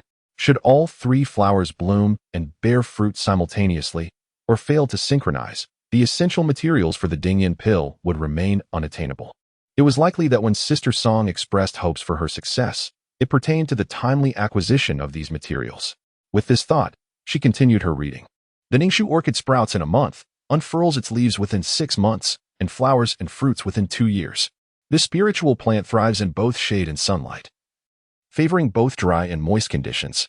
With this knowledge in hand, she felt more prepared. What nonsense! Is this not mere triviality? Who, pray tell, is the compiler of this book? And should they be cultivated in a wet or dry manner? Furthermore, it takes over 2 years to grow a single plant, leaving her acutely aware of the arduous journey ahead. Song Shuqing lamented her multiple failed attempts, whether due to seeds that failed to sprout or those that withered after germination. After being tormented by for an extended period, her head felt quite heavy. Yet, having made a promise, she could only endeavor to give it her best. In addition to familiarizing herself with the information she utilized the day granted by the surrendered spirit stones to peruse nearby materials on spiritual plants. Foreknowledge indeed alters one's fate. The more she learns, the greater her chances of survival. After loosening the soil in the black pot, she planted one of the seeds. The golden waves of rice swayed in the gentle breeze. Lin Qing felt a surge of joy, as everything around her signified bountiful harvests. That, resembling a mischievous little sprite, had, under her daily care, managed to bloom into a bud. Song Shuqing had promised to return in 2 years to collect it. Over the course of the past 8 to 9 months, although she had not advanced further, she had mastered all spells below the 7th tier. Aside from the spirit beast contract technique, and her physical techniques were entirely proficient. She had also practiced the ethereal sword technique to a commendable degree, and she sensed that her next advancement was imminent. One evening, as she busied herself in the spiritual fields, a long-lost acquaintance sought her out. The soft twilight caressed the young girl's face, and a gentle breeze danced around her, accentuating her graceful figure as she moved with elegance. In merely 2 years of cultivating her skills, Sulu has transformed from a delicate young girl into a breathtaking beauty at the tender age of 14 or 15. Her brows and eyes flutter with grace, while her lips are more vibrant than the finest lotus petals, though she still pales in comparison to Song Shuqi's ethereal elegance. Standing gracefully upon the earthen ridge, she appears at odds with the surrounding rich, dark soil. Lin Xing, absorbed in her cultivation or laboring diligently in the fields, has not seen Sulu for quite some time. Upon their reunion, Lin Xing, now at the 3rd tier of her cultivation, notices Sulu's slightly awkward expression as she remarks, "I have heard that junior sister Lin has cultivated exceptional spirit rice and received commendations from the sect leader. I have yet to congratulate you." Encountering this social adept, who seems at a loss for words, Lin Xing can only respond with a smile. It was merely a stroke of luck.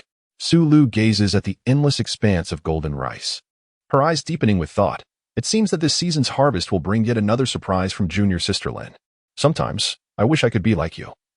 As long as one produces something extraordinary, one can earn elixirs and ascend in rank. Unlike us, we remain uncertain of how to gain the sect leader's favor through our efforts.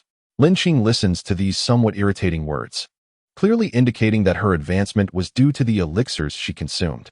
Yet, she remains unperturbed and replies, "Indeed, cultivating spirit plants is commendable. Perhaps senior sister Su should request a change of position from the steward." These words cause a moment of discomfort for Sulu. She has no desire to toil in the fields any longer. With a dry tone, she responds, "Well, farming is out of the question." She extends her fair hands to showcase them to Lin Xing, only to realize that Lin Xing's hands, accustomed to labor, are even more delicate than hers, leaving her feeling quite vexed. In the realm of the mundane, where trifles seldom warrant attention, Lin Xing was disinclined to engage in any form of verbal fencing with Sulu. While she deftly wielded her rain-calling technique, she inquired, "Pray tell, what brings you to seek my presence, Sister Su?" Chapter 55. The most agonizing predicament of Cousin's curiosity piqued. Lin Xing pressed on, "What task is this?" To be candid, she felt a flicker of intrigue. Since her entry into the world of cultivation, her first year was marked by insufficient prowess and a complete lack of techniques, rendering her painfully aware that she would merely be cannon fodder. Hence, she had refrained from participating in any tasks. The subsequent year found her preoccupied with honing her skills, mastering techniques, tending to her fields, and caring for the delicate Ning Shulan, who, akin to Lin Daiyu, had reincarnated. Time was simply not on her side. Now, as she approached a critical juncture in her cultivation, she recognized the folly of haste, and with Ning Shulan's bloom finally emerging, she could afford a moment's respite. She understood well that secluding oneself in solitary cultivation would inevitably lead to becoming a frog at the bottom of a well. It was high time to venture forth and undertake external endeavors to earn some spirit stones, for her purse was emptier than her visage, a dire state indeed. Sulu's sweet, melodic voice chimed in. "Brother Wang is tasked with hunting saber-toothed snakes. The back mountain is fraught with peril, and several of our brothers were reluctant to take low-level disciples along. I consider that neither you nor Sister Tang have ever participated in such activities, and this hunt presents an excellent opportunity for us cultivators to enhance our tactical skills, so I endeavored to request a favor on your behalf. It was only through my earnest pleas that our senior brothers acquiesced. How exceedingly kind of you." Lin Xing thought to herself, bemused. Over the past year, she and Sulu had hardly crossed paths. It was likely that she had faded from Sulu's memory. Yet, here she was, feigning sisterly affection, evoking a sense of insincerity akin to a weasel greeting a chicken during the new year. Setting aside whether Sulu truly possesses such benevolence, Lin Xing was beset by a multitude of questions regarding the Back Mountain Valley and the saber-toothed snakes. She inquired, "Isn't the Back Mountain Valley the sacred place of our ancestor's cultivation, completely sealed off from all? How can we be permitted to enter? The saber-toothed snakes are at least of the 2nd rank. What utility would we serve in such an endeavor?" Sulu cast her a reproachful glance and replied, "Lin Junior sister, you truly seem to have become somewhat naive in your farming pursuits. Just a few days ago, it was announced within the sect that the outer perimeter of the Back Mountain Valley has been opened. It is precisely because this valley has remained closed for so long, harboring numerous treasures, that several senior brothers have organized this expedition. If we delay, there may be nothing left to claim. As for the saber-toothed snakes, our senior brothers will handle the hunting. We merely accompany them to broaden our horizons and lend a hand." "Is that so? That indeed makes sense," Lin Xing mused. The second-ranked demon beasts certainly surpassed the capabilities of both her and Su Lu. Naturally, the classification of cultivation levels serves merely as a rough gauge. The strength of beasts varies significantly across species, and specific circumstances require tailored approaches. Observing Lin Xing's hesitation, Su Lu continued, "The senior brothers are exceptionally generous, promising that if successful in the hunt, each of us would receive 20 spirit stones. Such an opportunity is rare and easily attainable.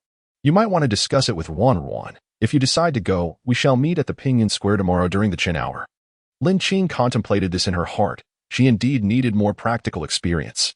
The first-ranked demon beast in the vicinity had long been hunted by the senior brothers, leaving no opportunities for practice. As the back mountain valley had only recently opened, it was likely teeming with various demon beasts. With someone to guide them, it would be worthwhile to explore before the harvest of spiritual rice commenced, during this period of agricultural leisure. However, the sudden emergence of Su Lu, inexplicably eager to emulate Lei Feng, instilled a sense of unease within me. Seizing the opportunity amidst uncertainty, I pondered for a moment before deciding to tackle any issues as they arose. Turning to Su Lu, I replied, "Very well, I shall agree to go, but first, I must consult Wan. After Su Lu departed, I inquired with Wan, who declined my request due to a family visit. The following day, at dawn, a few groups of individuals had already gathered at Pinyin Field. Unable to spot Su Lu, I was uncertain which group belonged to us. Thus I discreetly positioned myself in a corner. It was my inaugural experience battling monsters, and I felt a mix of exhilaration and apprehension. Aside from having once slaughtered chickens and ducks in Fuo Village, I had never taken the life of any other creature, which inevitably caused me concern. Nevertheless, I knew I had to take that crucial step. I quietly observed the various groups at Pinyin Field, and one stood out distinctly. Comprised of two inner disciples clad in yellow, one stout and the other tall, they both possessed a cultivation level of the 7th layer of Qi. The stout one was none other than the chubby-faced individual I recognized as a fan of Su Lu, who had remarkably retained his original features, evolving from a small chubby boy into a larger one. The morning sunlight glistened upon his triple-chin visage, rendering him even more unappealing. The taller disciple was robust, with a square face, engaging in a conversation with another disciple of the 4th layer of Qi from a different team, occasionally flicking the 2 strands of hair that fell across his forehead. He perpetually held his chin high, exuding an air of self-satisfaction. This narcissistic demeanor, coupled with his imposing physique, made him resemble a peculiar hybrid of a peacock and an ostrich, exuding a rather discordant presence. My heart raced with trepidation. Surely, this could not be our team. It has been demonstrated that Murphy's Law holds true in this world as well. Su Lu had indeed arrived. Meeting up with the portly gentleman, accompanied by a remarkably handsome inner sect male disciple at the 9th level of Qi refinement, Lin Qing also approached. Upon seeing that everyone had gathered, Su Lu grasped Lin Qing's hand and introduced her to the others, stating, "Since you all know me, I shall not elaborate further. But this is my junior sister Lin Qing, whom I recruited from the spirit field." The other 3 male cultivators appeared to regard the notion of farming as beneath them, merely offering cold nods. Once Su Lu finished her words, she ceased to regard the others and smiled gracefully at the 9th level disciple. Lin Qing could distinctly sense the expressions of the portly duo darkening, leading her to question whether she had mistakenly joined the wrong group. Seemingly oblivious, Su Lu turned back to Lin Qing and introduced the 2 individuals by name, Gao Tianhou and Zhu Lixiang. It was only when she introduced the 9th level man that she emphasized, "This is our esteemed inner sect brother Wang Chuanquan, a direct disciple of the sect leader and a pillar of the inner sect." Wang Chuanquan, being ceremoniously introduced, seemed to relish Su Lu's words, offering her a fond smile, while the other 2 simultaneously darkened in countenance. Just as Lin Qing felt that this group was on the verge of disbanding, a furious, delicate voice interjected, "Su Lu, why is it you again? Do not get so close to my cousin." Following the sound, Lin Qing observed a girl in a pink dress hastily approaching. The girl's appearance was unremarkable, with chubby cheeks adorned with faint freckles, at the 4th level of Qi refinement. She was now glaring at Su Lu with wide eyes, disdainfully exclaiming, "Humph, an outer sect disciple, coveting the inner sect. How shameless." Su Lu innocently cast a glance at Wang Chuanquan, stammering, "Sister Zheng." Immediately, her gaze fell, and her eyelashes fluttered like those of a tender newborn kitten. Wang Chuanquan's expression darkened significantly. "Xiao Wu, what brings you here?" The once pouting girl transformed in an instant into a docile little lamb, pouting, "Cousin, I naturally came to find you to undertake a task together. Woo-woo. You didn't even invite me." Wang Chuanchuan suppressed his irritation, stating, "The task is perilous. That is precisely why I did not invite you." Zheng Qiaowu tilted her chin, pointing at Lin Qing.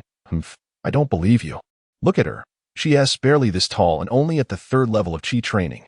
You all don't mind her." The sudden pang of discomfort washed over Lin Qing, causing her lips to twitch. She pondered whether this peculiar combination for battling monsters should continue. As her cousin remained silent, Zheng Qiwu redirected her focus to Su Lu. "Sister Su, can't you spare my cousin? Look at the senior brothers, Gao and Zhu, who both admire you. Can't you choose one?" She then turned back to Wang Chuanchuan, tugging at his arm. "Cousin, I don't care. I must go too." Upon hearing this, Lin Qing finally understood the source of her earlier unease. She couldn't help but admire Su Lu's formidable presence. With another admirer, they could easily form a full table for mahjong. Indeed, she seemed unperturbed by the potential chaos at home. Lin Qing mused whether the pairing of cousins was becoming excessive. Before her stood a cousin who eagerly awaited her brother. Clearly, she was doomed. In Lin Qing's opinion, it was fortunate that this cousin-cousin bond had not matured. If they truly found mutual affection, that would pose a significant issue. Such close kinship in marriage was decidedly inadvisable. Before them, it was evident that the fallen blossoms harbored affection, while the flowing waters remained indifferent. The waters had long since flowed into another's fields, yet this young lady remained oblivious to the truth. Chapter 56. The Malice of Human Hearts as a Mere Bystander. Lin Qing possessed neither the urgency of the emperor nor the anxiousness of the eunuchs. She silently stood aside, savoring the unfolding melodrama. Zheng Xiaowu had transitioned from her childhood, where this childhood companion tended to her like a delicate plum blossom, to playing house together, and now to the delighted anticipation of their families for a union. A series of events that seemed to cascade endlessly. Wang Chuanchuan felt a headache brewing, while the two individuals beside him reveled in the spectacle of his romantic rival's predicament. Su Lu's approach was astute. Regardless of Zheng Qiwu's interruptions and her relentless criticisms, she maintained a gentle smile, appearing all the more reasonable and understanding. Once Zheng Qiwu had made her ruckus, Su Lu finally interjected, "Brother Wang, perhaps you might allow Sister Zheng to join us." With this single sentence, the melodrama came to a halt. However, it was merely a pause, for as they embarked on their journey, Lin Qing noticed that this evening drama was escalating in intensity.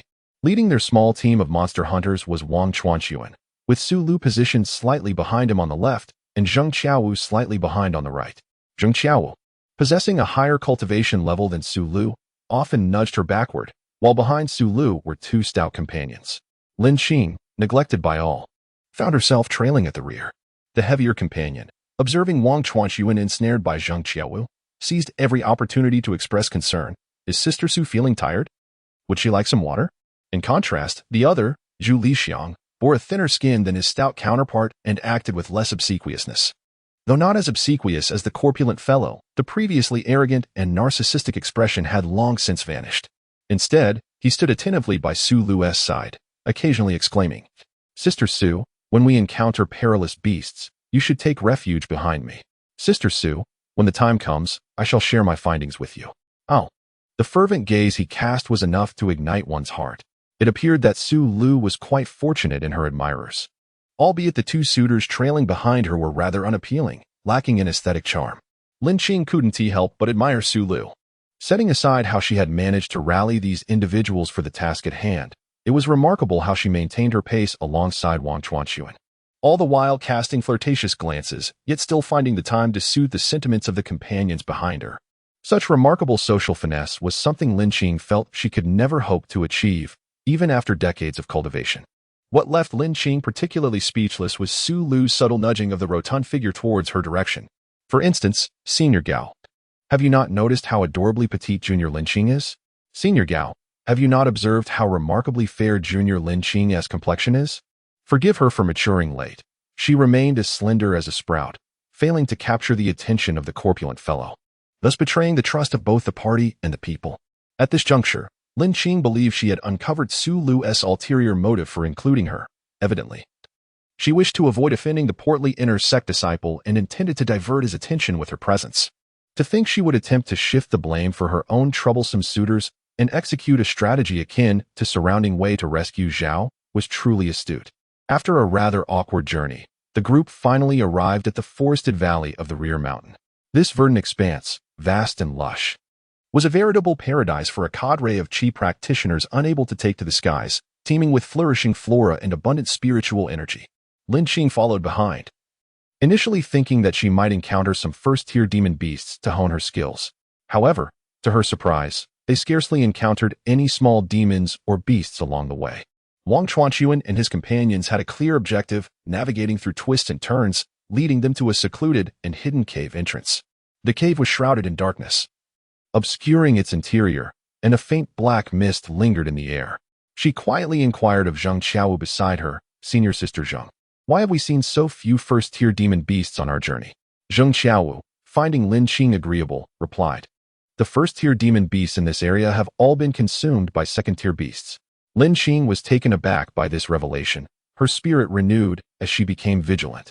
Wang Chuanchuan, at the forefront, wore a serious expression and stated, "I stumbled upon this cave 2 days ago. The saber-toothed snake resides within." After speaking, he added with a mysterious smile, "Moreover, there are several blue luo herbs inside." "What? Blue luo herbs?" The stout fellow's eyes widened with excitement. "Is that true? Brother, why didn't you tell us sooner?" The blue luo herb is the primary ingredient for the blue fusion pill, which is designed for cultivators at the 7th layer of qi training to achieve perfection. It is extraordinarily expensive and exceedingly rare in the vicinity of Xianxia. A faint smile crept across Wang Chuanchuan's lips. "Isn't this a delightful surprise for you all?" Zhu Lixiang's eyes sparkled with anticipation. Zheng Qiaowu, however, merely shrugged, indifferent. The stout fellow, now brimming with enthusiasm, exclaimed, "What are we waiting for? Let us head in immediately, slay the snake, and acquire the blue luo herbs. Ha! We are bound to strike it rich this time. Both the saber-toothed snake and the blue luo herbs are worth a considerable amount of spirit stones." Wang Chuanchuan cast a fleeting glance towards Lin Xing and Su Lu, cautioning, "Junior brother, we must not act impulsively. This cave is exceedingly narrow and convoluted. Given our stature, we must stoop to enter. Even with our considerable prowess, it would be arduous to vanquish a second-tier demon serpent within these confines."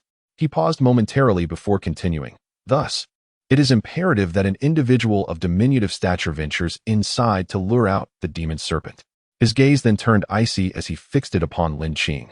"Would you not agree, Junior Sister Lin?" Lin Xing nearly bit her tongue in disbelief. She had been a mere spectator until now, but it seemed she was about to become the star of a grim performance. It dawned on her that Wang Chuanchuan and Su Lu had concocted this insidious scheme, and it was no wonder they had so arbitrarily involved her. She had sensed the potential for a trap hidden behind the seemingly fortuitous opportunity, yet she had not anticipated its magnitude. These two truly regarded human life with scant regard, with her current cultivation level. Entering the cave to draw out the serpent would surely leave her grievously injured, if not dead. Lin Xing silently lamented her underestimation of the treachery of human nature. She had assumed they were all in this together to slay monsters, and while disparities in loot distribution were to be expected, she thought she could tolerate a minor loss. However, to be coerced into offering herself as bait to a demon beast before the endeavor had even commenced was utterly beyond her expectations. Turning her gaze coolly towards Su Lu, she remarked in a flat tone, "Is this what you meant by lending a helping hand, Senior Sister Su?" The intensity of her stare unsettled Su Lu momentarily, but she quickly composed herself, adopting a pained expression as she replied, "Junior Sister Lin, all you need to do is lure out the demon serpent. It is not as if you are to fight for your life. Surely, it will be safe." How audaciously she deflected responsibility. Lin Xing scoffed, "Safe, you say?" As I reached the 3rd layer of qi practice, I thought it absurd to confront a second-tier beast without concern. Although this cave may seem diminutive, it is spacious enough for Sister Su's stature to enter. Given its apparent safety, why do you not venture inside yourself? I have never expected to reap rewards without effort. When it comes to exerting myself, I shall give my utmost. Yet, I could not have anticipated that the gentle and kind-hearted Sister Su would send me forth to face peril. Before Su El could utter a word, unexpectedly, someone leaped forth in her defense. Indeed, Su El is just as described. She appears virtuous, yet wields a venomous tongue, harboring the most malevolent of intentions.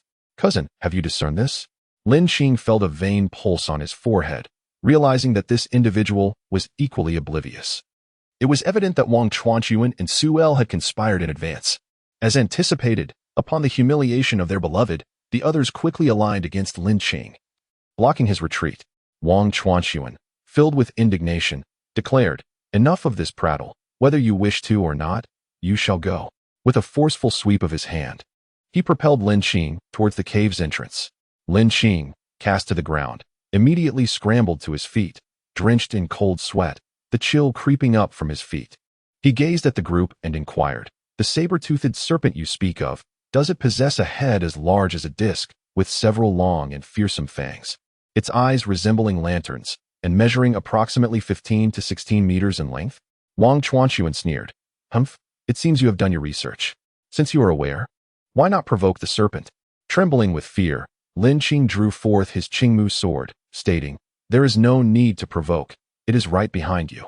Chapter 57. The battle with the saber-toothed serpent among them. Wang Chuanxuan, possessing the highest cultivation and the swiftest reaction, instantly drew his sword and engaged in combat with the beast. The stout man and Zhu Lixiang quickly joined the fray. The saber-toothed serpent is cloaked in a layer of scales, its long tail swaying, adorned with an extraordinary pattern of gray and brown that dazzles the eyes. It flicks its bright red forked tongue, exuding a foul odor, while its two venomous fangs boast serrated upper edges and needle-like lower parts that glisten with a chilling sheen. Beneath its gaping maw hang several layers of gray-green folds. This is not the serpent spirit with a conical face from the tale of the Calabash brothers. Nor is it the mesmerizing giant python from a fantastical forest. Even the most vivid 3D films pale in comparison to a fraction of its terror. The creature stands before Lin Qing in all its grotesque reality, and she realizes that this living monstrosity cannot be adequately conveyed through words, images, or even film. Confronted with this entity, she feels genuine fear, the scene so beautiful that she dares not gaze upon it for long. She yearns to charge forth with a weapon like the brave protagonists in movies, yet in reality, she finds herself trembling uncontrollably, her legs weakening with dread. Cold sweat pours down her back in waves, her teeth chattering, her entire body quivering. The village cats and dogs seem trivial compared to this terrifying behemoth. Unfortunately, she is not Ultraman.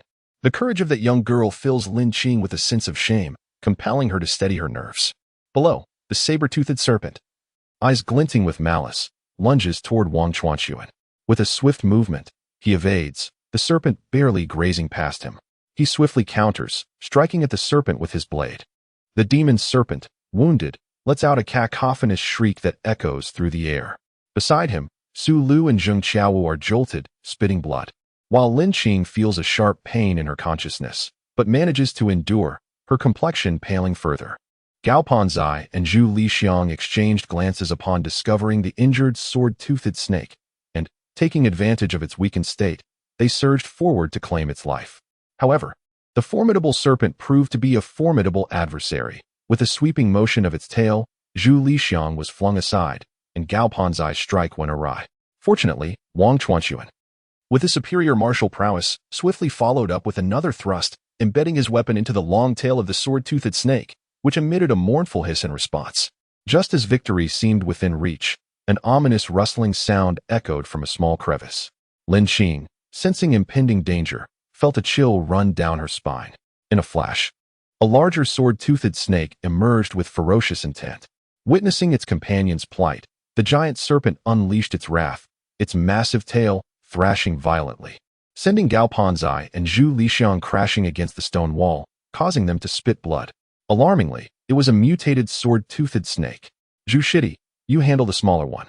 In a moment that felt both slow and swift, Wang Chuanxuan engaged the larger serpent, with Gao Panzai rising to join the fray. The two warriors gradually maneuvered towards the adjacent thicket, leaving Zhu Lixiang to confront the smaller, albeit still formidable, sword-toothed snake alone. Despite its prior injuries, the creature remained a daunting adversary, and Zhu Lixiang found himself struggling against it. Wang Chuanxuan's anxiety escalated as he observed the distance growing between him and Gao Panzai, realizing the perilous situation unfolding with Su Shimi. Meanwhile, Su Lu, clutching a branch, was at a loss, her earlier composure shattered. She had initially felt at ease facing a serpent of comparable strength to the 8th level of Qi cultivation, trusting in the capabilities of Wang Shixiang and his companions. Yet, with the emergence of this more formidable foe, a sense of fear crept in, igniting thoughts of retreat. Lin Qing watched in despair as Zhu Lixiang was knocked away once more, her anxiety reaching its peak. Lin Xiaodao, a cultivator at the 4th level of qi, clung tightly to her leg, trembling uncontrollably. She yearned to latch onto a sturdy ally as well. Yet, grasping a mere tree trunk was of little consequence. After all, snakes are adept climbers. The three of them huddled in the tree, feeling far from secure. Taking several deep breaths, she steadied herself, though her legs felt weak. She shut her eyes, gritted her teeth, and leaped from the tree to join the fray. The saber-toothed snake, noticing the addition of another seemingly feeble opponent, lunged towards Lin Qing, nearly sending her spirit soaring in terror. However, the instinct for survival surpassed her fear. In the face of adversity, she found herself capable of extraordinary feats. To her surprise, the more perilous the situation became, the more audacious she felt. Acting on impulse, her body moved faster than her mind. She bent low and pivoted at an awkward angle, narrowly evading the snake's sharp fangs as they grazed her arm. Leaving barely a trace, Zhu Lixiang seized the opportunity and thrust his sword forward. The saber-toothed snake reacted with lightning speed, letting out an enraged hiss as it swept its long tail, sending Zhu Lixiang flying once more. Its whip-like tongue lashed towards Lin Qing, who swiftly drew her Qingmu sword, discarding the scabbard, only to have it snatched away by the snake's crimson tongue. Realizing that striking the serpent with her sword was futile, Lin Qing felt a tremor of fear rise within her. Her mind raced as she desperately recalled every spell she had at her disposal. The fire spirit technique, directed at the colossal serpent, proved as ineffective as a mere heating pad. The earth spirit technique, with its freshly formed earthen ball, was devoured in a single gulp, while the protective earthen wall crumbled under the snake's might. As for the water spirit technique, it was scarcely worth mentioning. A mere droplet would not quench the creature's thirst. Just as she struggled to devise an effective strategy, the saber-toothed snake opened its jaws, revealing a gaping maw dripping with blood, advancing menacingly towards her. With sharp fangs piercing the heart, Lin Qing, agile and quick-witted, seized the green wooden sword, propelling herself upwards with one hand on the ground, narrowly evading the razor-like teeth. Yet unable to elude the serpent's maw, the saber-toothed serpent, sensing its prey within reach, endeavored to swallow her whole. In that critical moment, Lin Qing thrust her sword towards the creature's jaw, anchoring herself firmly. Simultaneously, she unleashed a plethora of thorn seeds, infusing them with a torrent of spiritual energy. Chanting incantations with fervor, bind. The saber-toothed serpent, struck by the blade, writhed in agony. The thorn seeds, nourished by her spiritual power, penetrated the serpent's flesh, rapidly taking root. The creature, unable to swallow the detested human nor expel the embedded thorns, began to thrash wildly.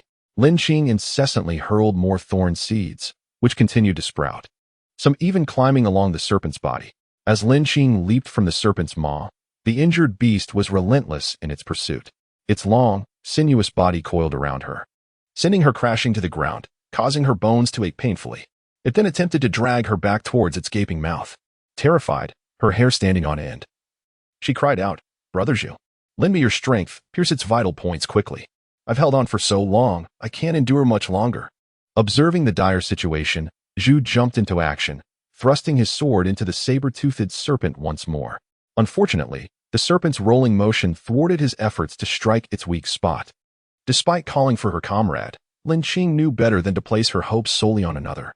She was once again ensnared in the serpent's mouth, the flesh within far more formidable than its skin. In a desperate bid, she conjured a fire spell, scalding the serpent's tongue and compelling it to release her. The saber-toothed serpent was infuriated by the young girl, disregarding the pain in its tongue and throat as it relentlessly dragged Lin Qing towards its maw.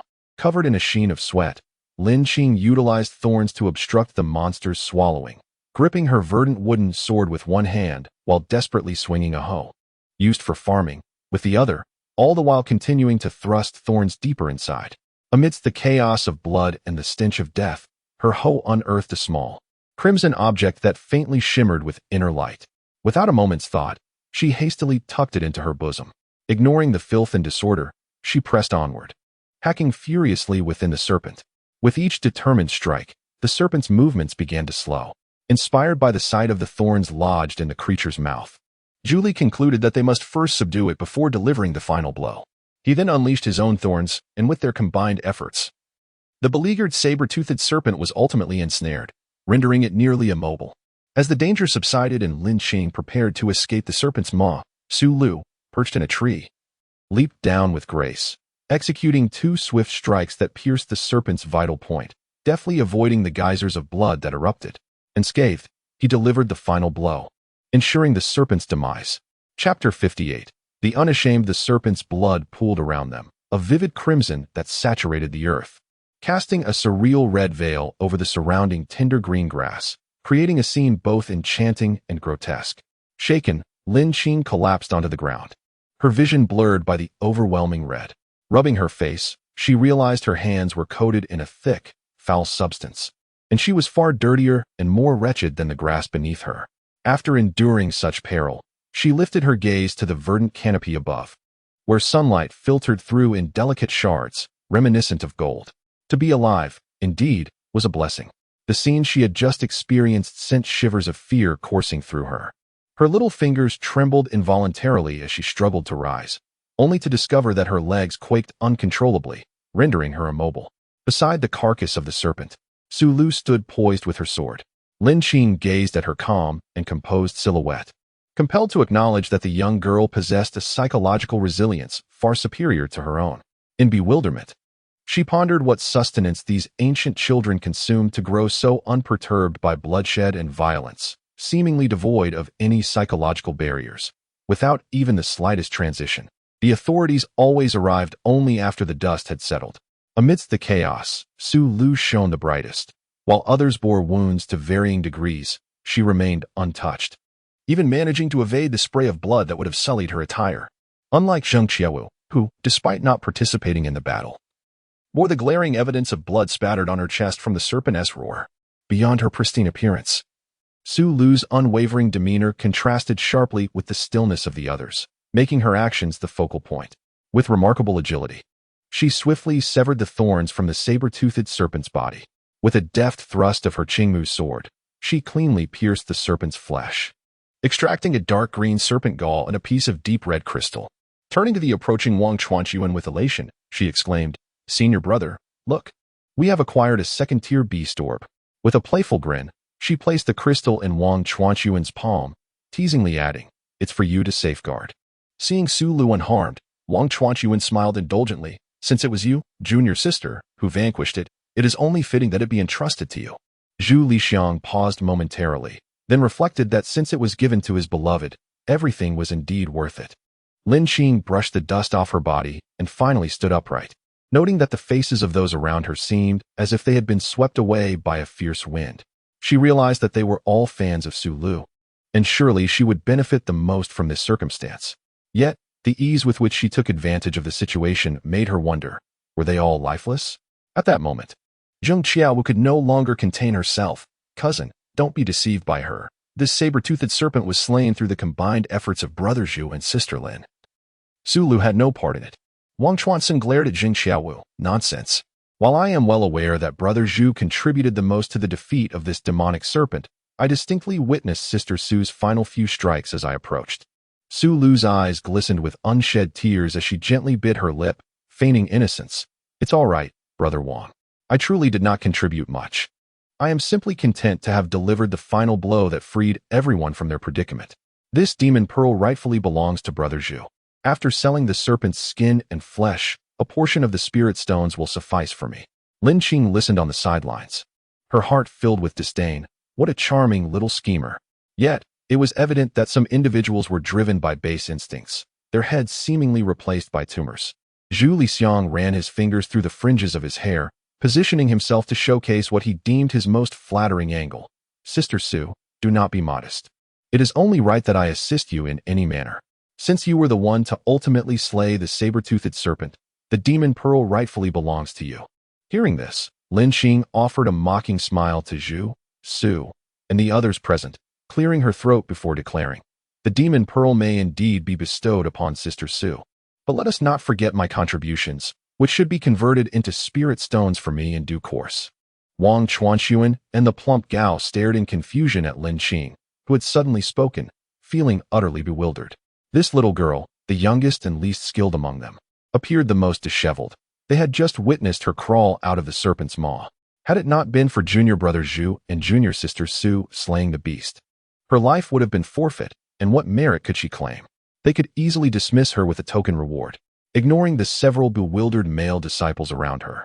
Lin Xing merely raised an eyebrow and smiled at Su Lu. Sister Su, the view from the treetops must surely be far more splendid than that from below. Wouldn't you agree? Su Lu was taken aback, her heart seething with resentment. Yet, reflecting on recent events, she understood the truth well enough. As did Zhu Lixiang and Zheng Qiaowu. If Lin Qing, this impetuous girl, were to recklessly stir up trouble and speak indiscriminately, it would tarnish her flawless image in Wang Chuanquan's eyes, a loss not worth incurring. Thus, begrudgingly, she nodded. She moved closer to Lin Qing, feigning fatigue, leaning against her side, and whispered in a melodious voice, "Rest assured, we shall not forget your share, junior sister. I will certainly think of you in future good fortune."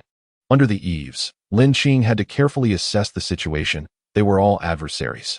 Should she provoke a confrontation now, she would be the one to suffer. If she angered this group, they might unite against her, leading to her ruin. As for the demon pearls, while having them would be splendid, their absence did not concern her. Her purpose for this expedition had already been fulfilled. Furthermore, she still possessed a mysterious, glowing object hidden within her storage bag. As Su Lu and Lin Qing engaged in whispered conversations, Zheng Qiaowu felt a profound sense of isolation. The more she pondered, the more her anger simmered. Yet, she was at a loss for how to vex Su Lu. With a glare filled with disdain, she spat, "Su Lu, you hypocritical wretch." Wang Chuanquan furrowed his brow at the unreasonable antics of his cousin and, with a firm grip, pulled Zheng Qiaowu aside, his tone stern. "Junior brother Zhu has already consented. What grievance do you still harbor? Moreover, even Lin Qing, who is merely at the 3rd level of qi training, has come to assist, while you cower behind a tree. If that is the case, you need not join us next time." Feeling utterly aggrieved, Zheng Qiaowu began to weep, pointing an accusatory finger at Su Lu. "She is hardly any better than I am. Cousin, you are truly heartless. You all bully me. I shall inform Annie at once." With that, she stamped her foot and attempted to leave in tears. Wang Chuanquan seized her arm, exclaiming in frustration, "How is it that you, at your age, still lack understanding? Where do you intend to go? What if you encounter other formidable beasts? Can you face them alone?" After all, she was his cousin. He could not bear the thought of her coming to harm. Tears clung to her cheeks, suspended in midair as Zheng Qiaowu recalled the harrowing encounter with the saber-toothed serpent. Overwhelmed by a mix of embarrassment and frustration, she burst into inconsolable sobs. The others voiced no dissent. Observing this distressing scene, Lin Qing resolved inwardly that henceforth, no matter how alluring the prospects, she would refrain from entangling herself with this unruly group. In a world where shamelessness reigns supreme, she found herself astounded by these so-called elites. This incident had nearly cost her life, leaving her with a sense of disgust akin to stepping in filth. The group ventured deeper into the cave, collecting 3 blue luo grasses, and prepared to explore further.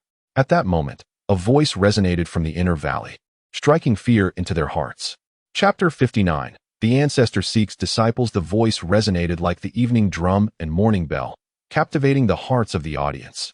Young ones, the beasts within the valley are beyond your capabilities. Depart quickly. Lin Qing, caught off balance, fell to the ground, her posture far from graceful, akin to that of a frog. Before she could comprehend the situation, she heard Su Lu beside her declare loudly and respectfully, "Disciple duly obeys the ancestor's command." Following suit, several others knelt down, echoing the same sentiment. It was only then that Lin Qing, belatedly aware, rose and blended back into the group. The group remained silent as they exited the woods, until Wang Chuanquan finally exhaled a sigh of relief. To have heard the ancestor's voice in the valley is indeed a stroke of fortune. The stout figure beside him appeared elated, a glint of excitement flashing in his beady eyes.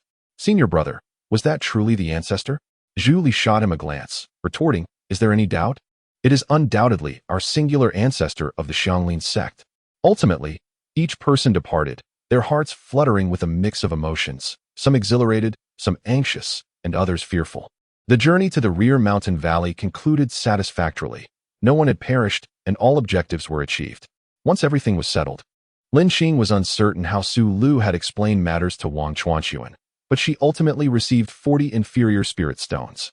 As for whether it was more or less, she decided against pondering it further, lest it troubled her. In the stillness of the night, as the little yellow chick fell asleep, she retrieved the crimson object obtained from the sword-toothed serpent. After washing it, she discovered it to be a delicate, thin, diamond-shaped crystal adorned with a minuscule feather motif. Lin Qing retained 5 spirit stones for her meals, having devoted all her other spirit stones to the pearl. Unfortunately, this time, the pearl absorbed the spirit stones without providing an immediate response. However, later during her cultivation, she noticed a slight increase in the speed of her absorption of spiritual energy. 2 days swiftly passed, and a momentous announcement reverberated through Xianglin Gate. The only golden core ancestor within the sect, Master Mingxiu, was unexpectedly accepting disciples. This news sent shockwaves throughout Xianglin Gate. Who is Master Mingxiu? He is the pinnacle golden core cultivator within the sect, the embodiment of Xianglin Gate's strength and prestige. Truly a figure of authority. For the female disciples, there was another crucial factor. The ancestor currently had only one disciple, the esteemed Uncle Yun, the most handsome and youthful mid-stage foundation establishment cultivator in Xianglin Gate. Uncle Yun, like the ancestor, was an elusive figure, and the female disciples found it impossible to express their affections. The prospect of becoming his junior sister, sharing daily encounters, was enough to make one blush, igniting excitement in their hearts. The disciples, especially those from the inner sect, eagerly prepared themselves, their exceptional talents and formidable strength giving them the greatest hope. If they could become a disciple of the Golden Core Master, reaching the pinnacle of life would be well within their grasp. After a thorough screening, the number of eligible candidates within the sect was fewer than 50. Lin Qing was among those who met the criteria. She contemplated the selection day designated by the ancestor, which was merely 3 days away. It was said that a series of rigorous tests would be conducted, but she was unaware of the specific nature of these trials or their duration. Thus, she meticulously organized her belongings, merging 2 storage bags into one, ensuring all her assets were with her. On the morning of the selection day, the weather was overcast. To be precise, the sky was shrouded in dense clouds. A group of young maidens, under the guidance of the deacon, arrived at the foot of the Xianglin mountain range. On this day, the area was particularly lively, as numerous Qi practitioners had gathered, eager to catch a glimpse of the venerable ancestor, although they were kept at a distance. The mountains here were rugged and steep, with only a narrow path winding its way upward, seemingly piercing the clouds, as if leading to an endless sky. The path was mainly paved with blue stones, while some of the steeper sections were composed of muddy steps. Many blue stones had been worn down significantly, and certain steps were shrouded in mist, rendering them perilous. One misstep could lead to dire consequences. Lin Qing pondered that she might have traversed this side of the mountain once before, yet she had never noticed such a narrow path. She surveyed her surroundings and noted, aside from her companion Tang Wanwan, several familiar faces: Qin Yanran, Su Lu, Zheng Qiaowu, along with several inner disciples clad in yellow robes. Among them, one individual particularly caught Lin Qing's attention, the young woman in red whom she had encountered in the temporary courtyard. 2 years later, this striking figure had blossomed into even more alluring beauty. In the gentle breeze, she stood with an indifferent expression, her eyes like shimmering water, her brows delicately sculpted, exuding an aura as vibrant as a crimson flame, impossible to overlook. However, if Lin Qing recalled correctly, the young woman appeared to be slightly over 16 years of age. Lin Qing scratched her head, ultimately deciding to dismiss this trivial matter. Her ability to infiltrate the gathering was a testament to her prowess. With a smile, she thought that both this young lady and Su Lu were equally remarkable, ranking among the most beautiful disciples she had encountered at Xianglin Min. Yet when compared to Song Shuqing, both still had much room for improvement. As Lin Qing found herself lost in thought, a burst of vibrant light suddenly erupted in the dim sky. She raised her gaze, squinting at the dazzling spectacle before her. It appeared almost blinding. Was this a golden abacus? It seemed that upon the beads of the abacus stood over a dozen cultivators. Stealthily, Lin Qing scrutinized one individual in the center, a youth adorned with a golden crown, draped in resplendent garments, and adorned with 7 or 8 rings of various materials upon his hands. At that moment, she finally comprehended the source of the opulent aura emanating from the Feline Hall. Indeed, the steward of the disciplinary hall leaped onto the platform and respectfully declared, "We welcome Master Mingxiu." The disciples below followed suit, bowing in reverence. Master Mingxiu cast a sweeping glance over the assembly, and Lin Qing felt a chill run through her, as if she had been seen through from head to toe. She noticed the female disciples beside her lowering their heads in unison, which offered her a slight sense of relief. Master Mingxiu then spoke in a calm tone. "Are all present?"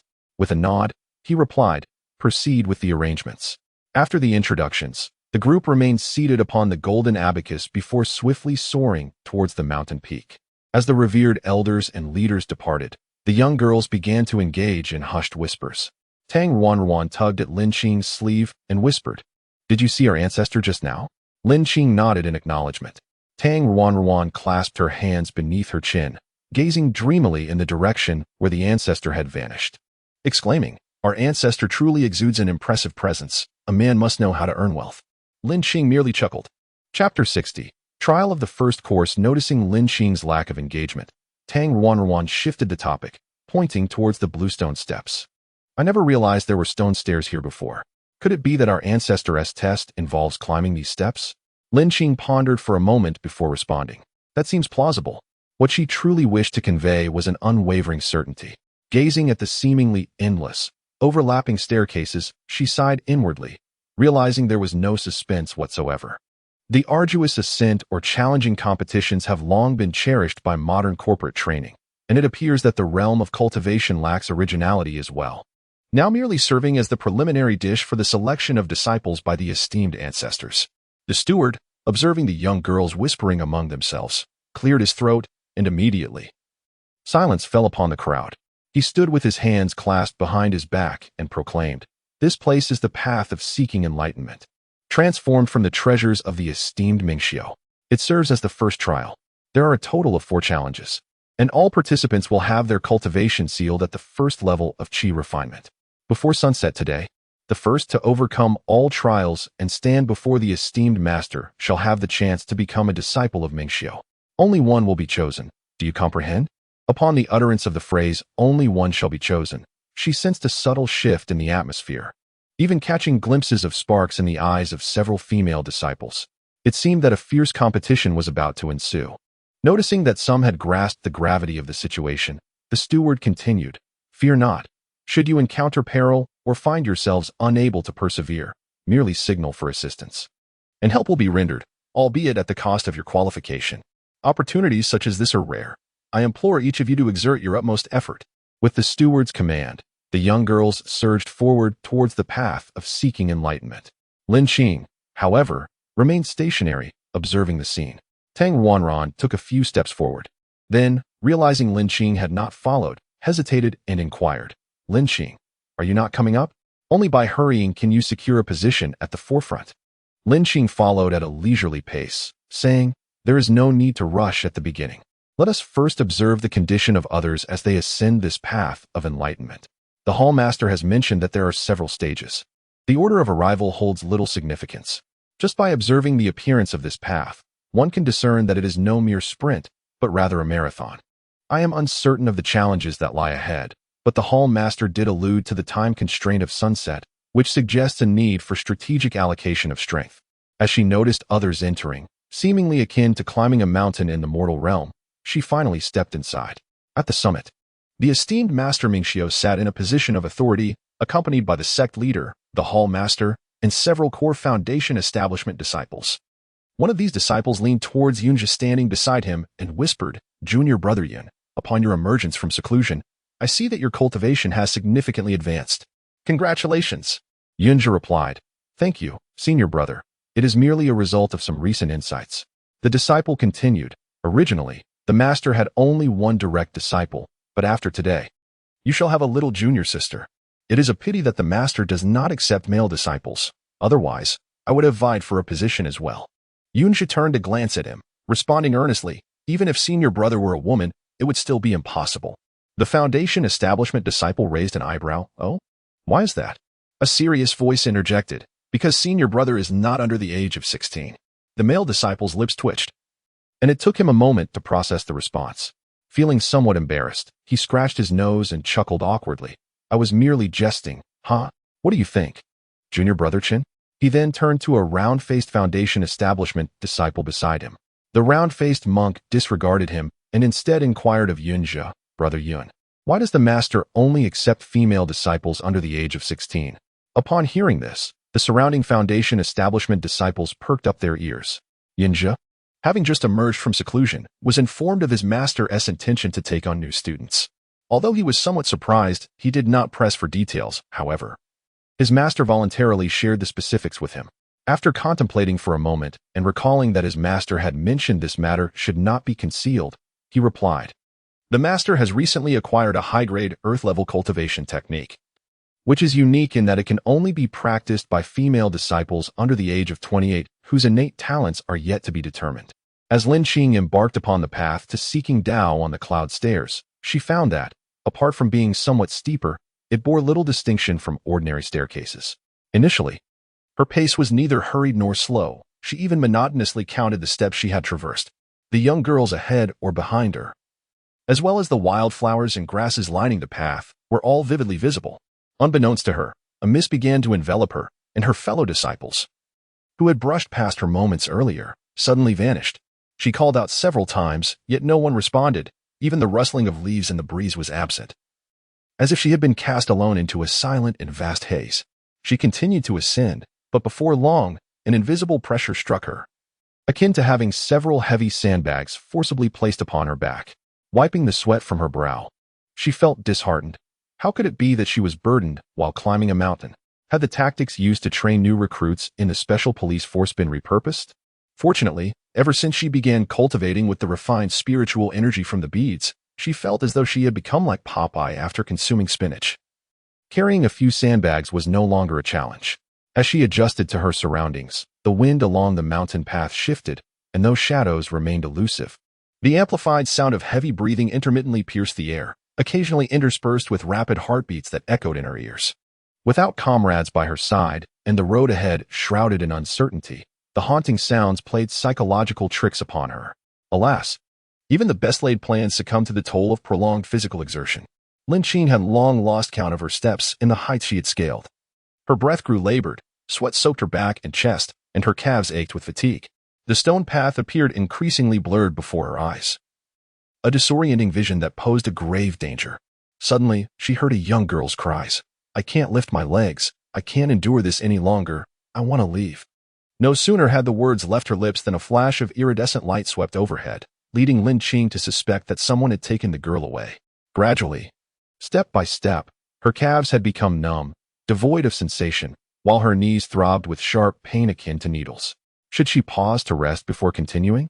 Lin Qing questioned herself, only to dismiss the notion immediately. Stopping was not an option. Once momentum waned, it would be difficult to regain that fervor.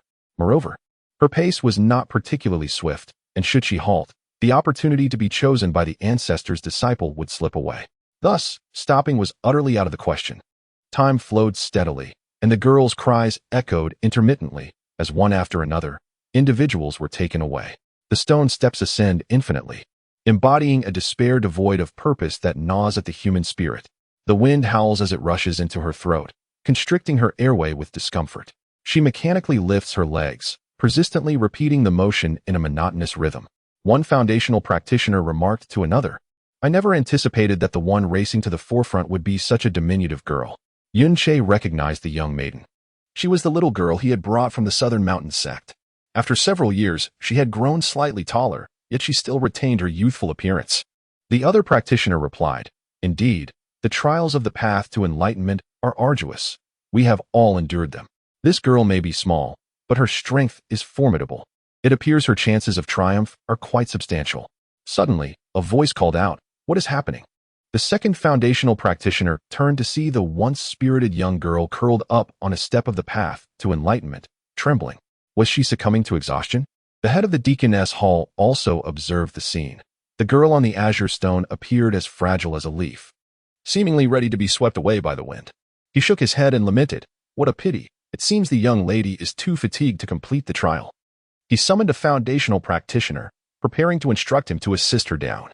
However, Yin Che raised his hand to halt him, saying, "Deacon, let us observe a moment longer." No sooner had he spoken than the girl, who appeared to be on the verge of unconsciousness, suddenly stirred. Then, with great effort, she wobbled to her feet. Her expression resolute as she tore a piece of her clothing to place in her mouth, slowly resuming her ascent of the steps. The deacon recognized that the young girl before him was the one who had once cultivated the exquisite spirit rice, thus signaling to the cultivator to refrain from any actions. He then addressed the sect leader beside him, saying, "Master brother, it appears that among this group of female disciples, a few still possess remarkable perseverance. The leader of the Xianglin sect stroked his beard and remarked, "This first trial of the cloud steps tests both physical strength and willpower. The path of cultivation is fraught with obstacles and merciless battles. Only with a robust physique can one endure the trials of cultivation and journey further along the path. However, unwavering tenacity holds even greater significance. The road ahead is uncertain and solitude abounds. Those who travel 100 miles are only halfway there at 90.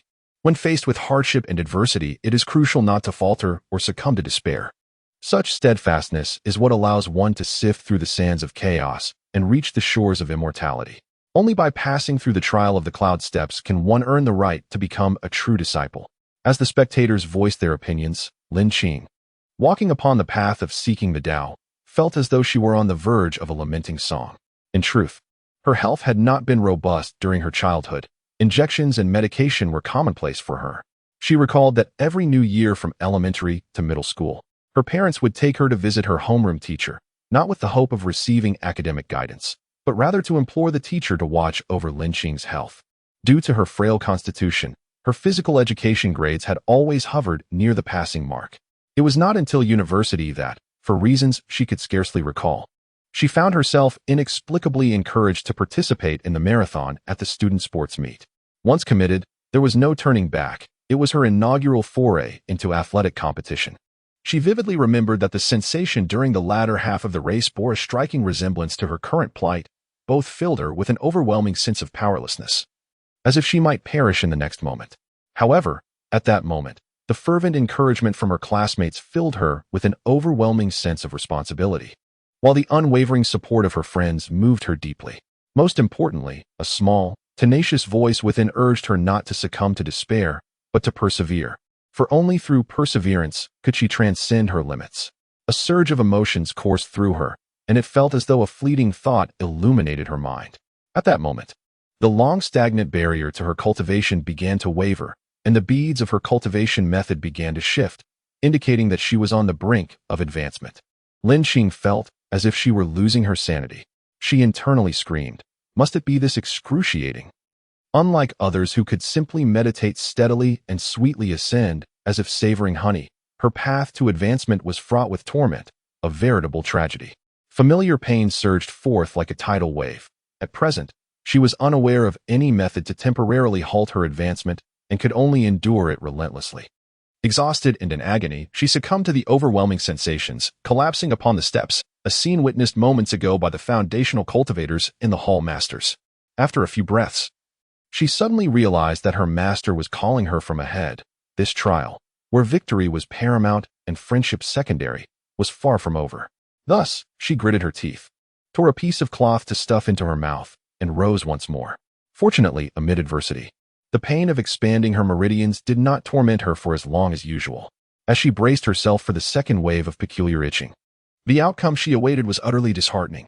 What she received was a relentless onslaught of toothaches. Does anyone experience toothaches during their advancement? A toothache may not be classified as an illness, yet when it strikes, it can be excruciatingly debilitating. She began to doubt whether the intent behind her advancement on the stone steps was to facilitate her own demise. However, her life was not easily taken. Having endured all she could, she was left with no choice but to persist. Time ticked away relentlessly. Lin Qing, with her hand resting on her cheek, had become numb, her mind devoid of any thoughts. The plans and strategies she had meticulously formed at the foot of the mountain were ruthlessly torn apart. All she remembered was to advance, to keep moving forward. She forgot that this was a trial, forgot that she was on the brink of exhaustion. All that remained was her unwavering conviction to fight on. Unimpeded by anyone, unbeknownst to her, the pain eventually subsided, and a faint spiritual energy coursed through her body. With a sudden jolt, she realized she had broken through to the fourth layer of qi cultivation. At the summit, Master Mingxiu's eyes flickered with surprise. She had actually advanced? Upon hearing this, several foundation-building disciples began to murmur among themselves. One remarked, "To advance despite being suppressed in cultivation, this disciple is truly extraordinary. Were it not for the elder's words, we would have remained oblivious." Another sighed, "Those who achieve enlightenment and advance on this path of seeking truth are indeed of great willpower." Yet another shook his head in regret, saying, "It is a pity that, for reasons unknown, this breakthrough has significantly slowed her progress." With many disciples surpassing her and moving ahead, If she were to miss the opportunity to take a master, this advancement would be of little worth. Lin Xing, of course, was unaware of these discussions. Almost simultaneously with her successful breakthrough, she reached the end of the path of seeking truth, and all her senses returned to her. As she looked back, the mist that shrouded her path dissipated, revealing a winding trail that seemed to bear the imprint of every step she had taken. She gently caressed the highest stone step beneath her feet, her mind swirling with countless thoughts, her heart suddenly enlightened. Resolutely, she lifted her gaze. The next challenge. A sheer cliff stood proudly against the wind. The journey lay before her, and the path was just beginning. The second challenge, the cliff of impermanence, was as smooth as glass. The stone tablet beside the cliff bore the inscription, "The cliff of impermanence leaves no trace."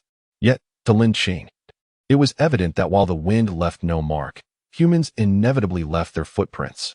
At that moment, the cliff was filled with the sounds of anguish and bloodshed.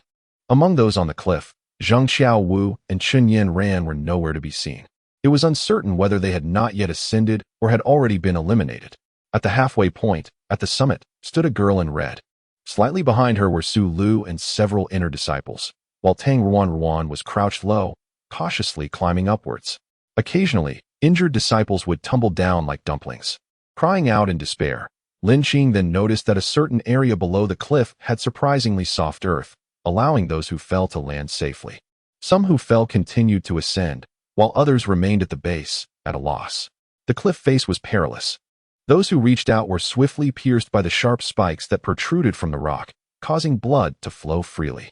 Lin Xing gazed at the glinting spikes, exclaiming in disbelief. They were indeed more venomous than the silver needles of the infamous Rong Mama.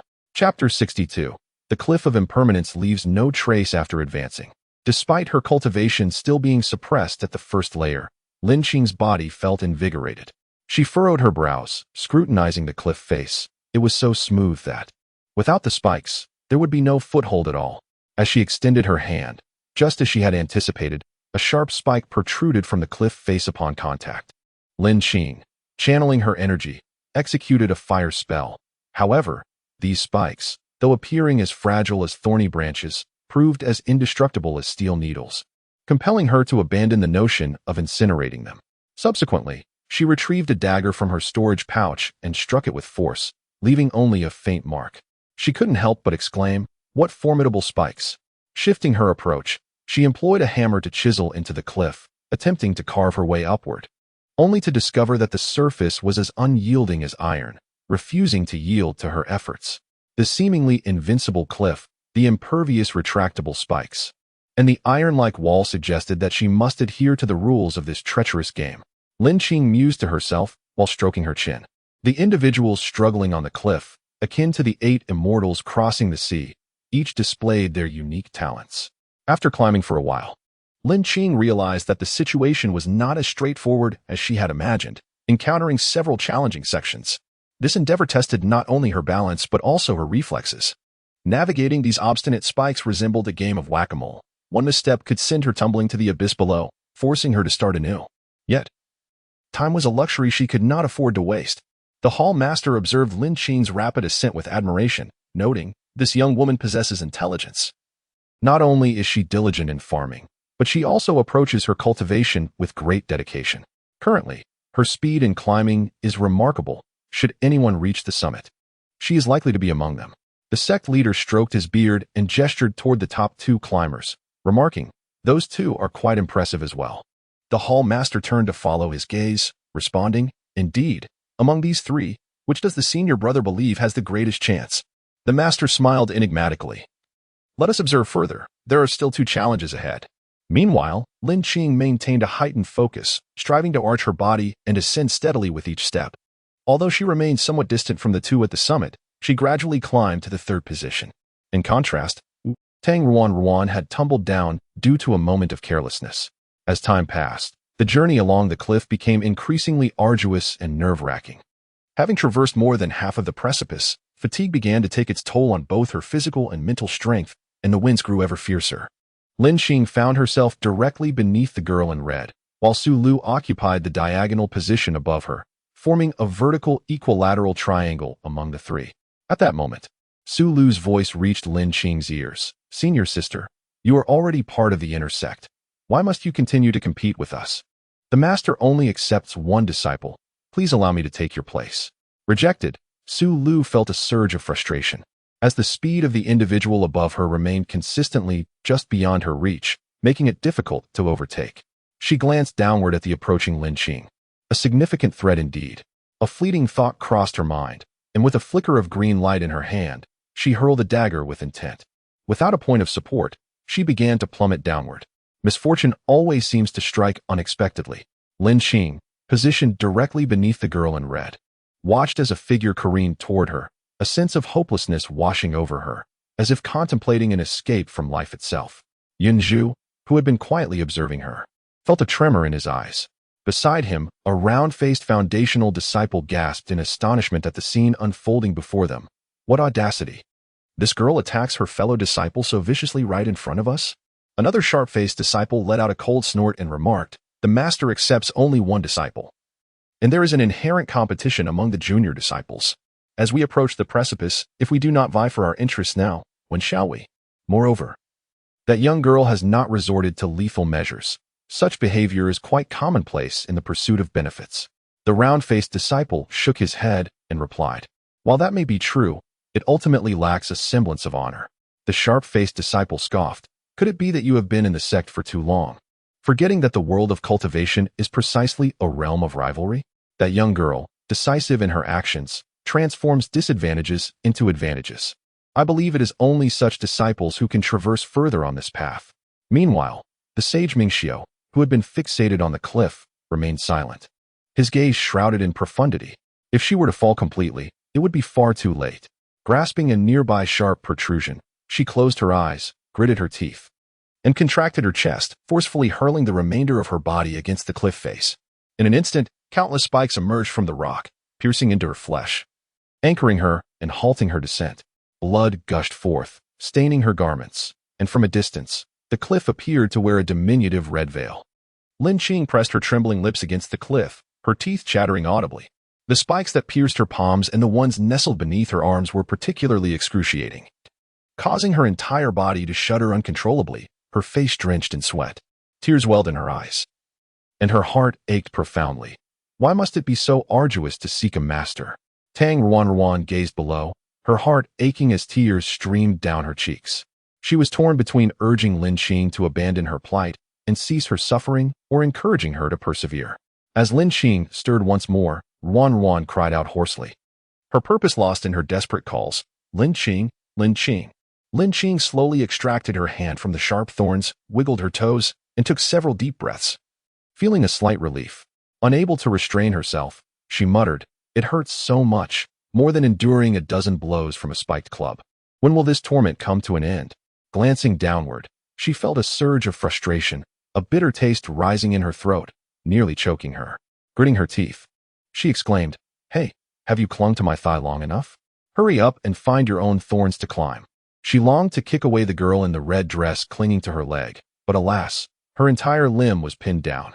The girl in red, hanging precariously beneath Lin Qing, was equally distressed. A significant portion of her body dangled outside, parts pierced by the thorns. In her frantic descent, she had inadvertently grasped Lin Qing, never anticipating that this outer sect disciple would cling to her position in such a brutal manner. The girl's complexion paled slightly. She had never endured such intense pain, nearly screaming from the agony, but she stifled her cries for the sake of propriety. It was only when Lin Qing reminded her that she realized she owed her precarious safety to another.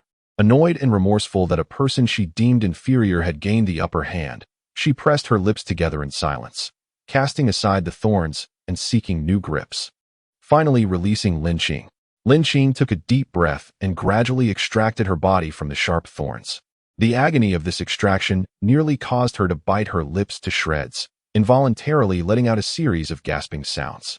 Ultimately, she employed the same tactic again, casting a vine to ensnare the thorns, her hands trembling slightly as she climbed upwards once more. After a considerable duration, a somewhat awkward voice emerged from below.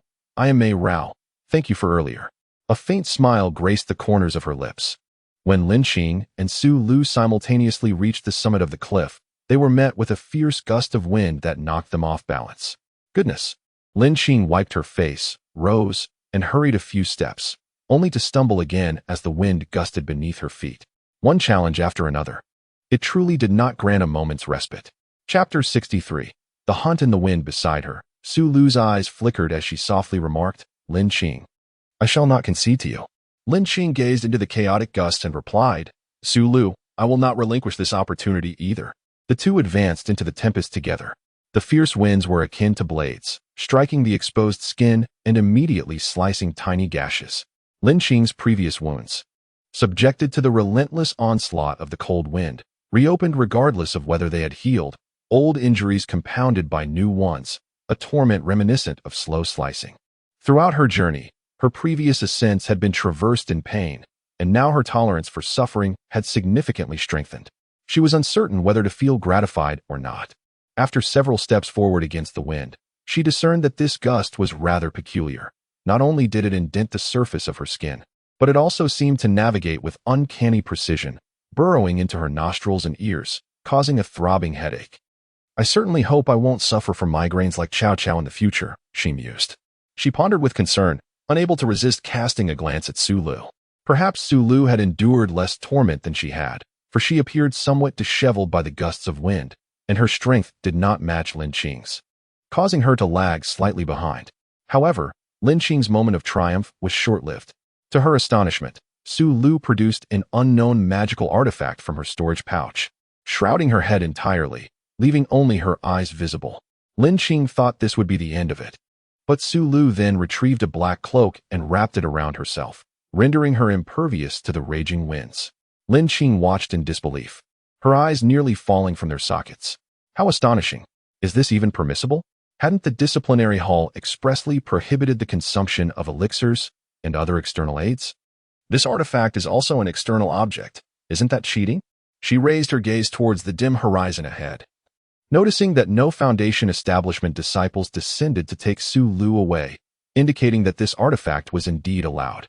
Had she known, well, had she known, she too would have procured a magical artifact with her spirit stones. This thought only deepened her frustration. It was not just Lin Qing whose eyes were about to pop out. Several others atop the mountain, including the round-faced cultivator, shared her astonishment. Surely, wearing a defensive artifact should not be allowed. The round-faced cultivator questioned.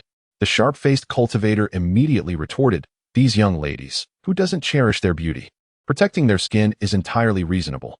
Moreover, the artifact itself is an extension of a cultivator's strength." The round-faced cultivator replied, "Your words hold some truth. Yet this is a selection trial. When the fierce winds lash out, the damage to the skin is one thing. But the more formidable threat lies in the potential harm to the head. That young lady has shielded herself entirely. How can this be deemed valid?" The slender-faced individual shot him a sidelong glance and remarked, "Junior disciple, the master has yet to speak. Why are you fretting unnecessarily?" At that moment, the steward and the sect leader were engaged in discussion. Since recognizing Lin Qing, the steward had shown a certain bias in her favor and stated, "Utilizing magical artifacts during the trial is quite unjust." However, the sect leader held a contrary viewpoint, replying in a leisurely manner, "Your words are misguided, Junior. Although she has employed a magical artifact, this young lady is remarkably astute. The purpose of her artifact is limited to shielding her from physical harm and does not serve to counteract the wind. Thus, it cannot be deemed a violation. Observe.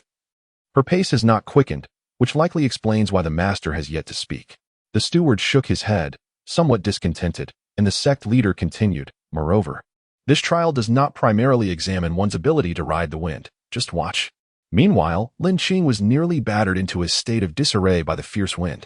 Though she had grown accustomed to the headache, the experience of moving against the wind was quite unpleasant. She trudged onward, when suddenly she heard a stir behind her. Turning around, she noticed Mei Rao had also entered the windstorm, and she appeared considerably wealthier, fully swathed like a mysterious figure. Lin Qing gritted her teeth in frustration, lamenting the pervasive discrimination against the impoverished. She resolved to earn copious amounts of spirit stones in the future. With wealth, she could don a magical artifact for every occasion. However, upon reflection, she deemed that somewhat wasteful and decided instead to enjoy a bowl of soy milk, pouring out another for herself. The three of them braved the wind for a while. Despite lacking protective artifacts, Lin Qing's speed and strength placed her firmly in the lead, while Mei Rao, exhibiting formidable prowess, had surpassed Su Lu. Unfortunately, the wind was overwhelmingly powerful, resisting all human effort, making every step forward feel like 3 steps back, thus keeping the distance among the three relatively close. In the midst of a gray haze, some green glimmers hovered closer. What could they be? From a distance, she spotted several green glass beads, a sense of foreboding rising within her. As they drew nearer, a sudden chill ran down her spine. These were no mere glass beads, but the eyes of wolves. Lin Qing swiftly unsheathed her Qingmu sword, halting in her tracks, and shouted, "This is bad. There is a pack of wolves." The 2 companions behind her paused in unison. Mei Rao stepped closer to Lin Qing, sword held firm against her chest, and upon discerning the approaching beasts, remarked, "They are gale wolves. Fortunately, all are of the 1st tier, equivalent to the strength of those at the 2nd to 4th levels of qi refinement." Su Lu hastened to catch up with them, expressing her disagreement. "Senior sister, let us not forget that we are currently at the 1st level of qi refinement. Dealing with so many wolves will be challenging." Mei Rao cast a glance at her, scoffing, "Strength does not solely equate to cultivation level." Lin Qing glanced around hastily, counting 7 wolves. The gale wolf pack quickly encircled the trio. Amidst the raging wind, the wolves bared their sharp fangs, their mouths salivating, as if the 3 had become their next meal. The fierce wind whipped around the robust wolves. The lead wolf leaped onto a nearby boulder, howling towards the sky, and the rest followed suit, their roars echoing as their claws scraped the ground, leaving deep marks. Confronted with this predicament, and drawing from her experience with the saber-toothed snake, Lin Qing had made considerable progress. Though her heart raced with fear, her legs no longer trembled as violently. The 3 stood back to back in a defensive stance. The wind intensified, moaning softly, reminiscent of a sick cat's lament in the dead of night. The wolf pack crouched low, growling as they launched themselves at the trio with ferocity. The fierce wind rustled Lin Qing's robe as she faced the snarling, menacing wolves. In the face of danger, she remained remarkably composed. Drawing her azure sword, she deftly parried the iron claws that lunged at her. In a swift maneuver, she leapt out of the encirclement of the pack. Another wolf charged at her, but in an instant, she rolled to the side, evading its attack. The other 2 companions also had their own means of survival, successfully dodging the initial wave of onslaught. The lead wolf observed from a distance, while the remaining pack, having failed their first strike, gathered their strength anew, their emerald eyes fixated on their prey. With the azure sword in hand, Lin Qing surged forward, aiming at one of the wolves. The gale wolf, claws scraping the ground, leapt into action, revealing its razor-sharp fangs as it lunged at the young girl. Anticipating the wolf's high leap, Lin Qing retracted her sword mid-motion, lowering her body to dive beneath the gale wolf, her sword poised against her chest, gliding beneath the beast like a skateboarder. No one expected her to dispatch a wolf so swiftly. Its companion let out a mournful howl. Mei Rao, witnessing this, felt a spark of admiration in her eyes, marveling at such incredible speed. As another wolf charged toward them, she cast a fireball spell, momentarily startling the gale wolf. But alas, the small flame from a novice practitioner posed little threat. Lin Qing, sensing the moment, summoned her spiritual energy, sending forth a vine that swiftly coiled around the wolf's neck. The gale wolf struggled incessantly. With a fierce shout, the gale wolf, whose neck was being choked, was abruptly lifted by the vines and slammed onto the ground with tremendous force, leaving no time for recovery. She slightly misstepped and, propelled by the wind, swiftly maneuvered in front of the gale wolf, effortlessly slicing through its throat with a single stroke of her sword, leading to yet another wolf's demise. Mei Rao was taken aback, exclaiming, "Such incredible speed." Su Lu couldn't help but gasp, "What immense strength." She lowered her gaze to confront the wolf at hand, her eyes shimmering with uncertainty. Subsequently, both Mei Rao and Su Lu each dispatched a wolf. Seeing its subordinates being swiftly eliminated, the lead wolf viciously lunged at Lin Qing. The speed of the gale wolf was indeed unmatched by its followers, moving as swiftly as lightning. In the blink of an eye, it was upon her, its sharp fangs poised to strike. However, the lead wolf was sent flying by a gust, losing one of its fangs in the process. Lin Qing stared in astonishment at her own fist, realizing that despite her cultivation being suppressed, she possessed enough strength to send flying a wolf equivalent to a practitioner at the 4th tier of qi refinement. This was truly unexpected. Yet, this was not the moment for private revelry. The gale wolf reacted with remarkable swiftness, quickly regaining its footing and charging at her once more. With newfound confidence, Lin Qing fought valiantly, each strike of her sword swift, and each punch infused with power. Ultimately, the lead wolf was slain, just as she breathed a sigh of relief. A piercing scream echoed from behind. "Be careful." Suddenly, darkness engulfed her, and Lin Qing spat out a mouthful of blood.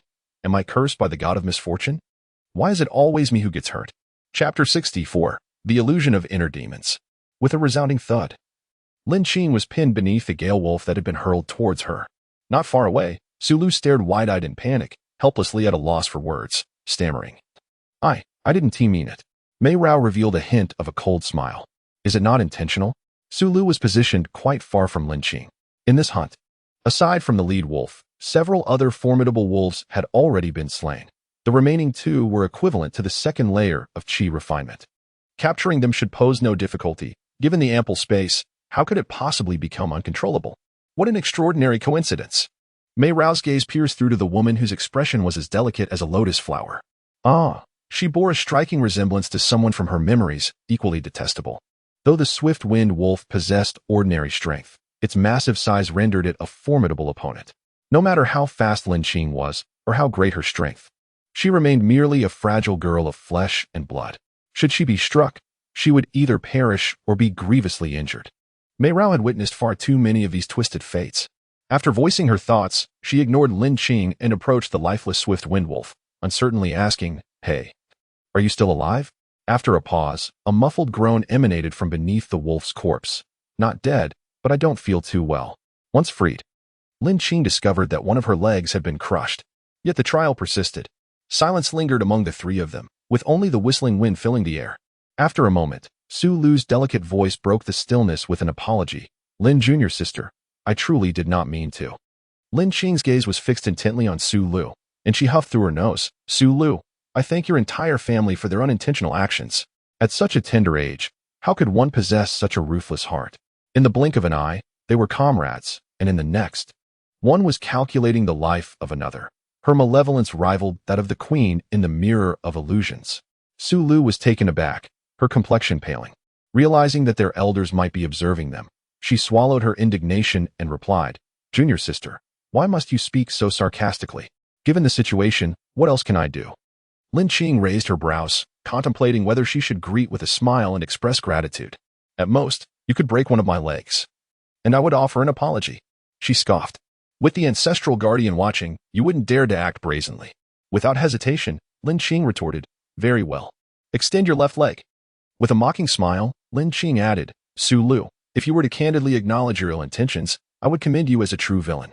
Alas, some individuals can only feign sincerity." Mei Rao interjected.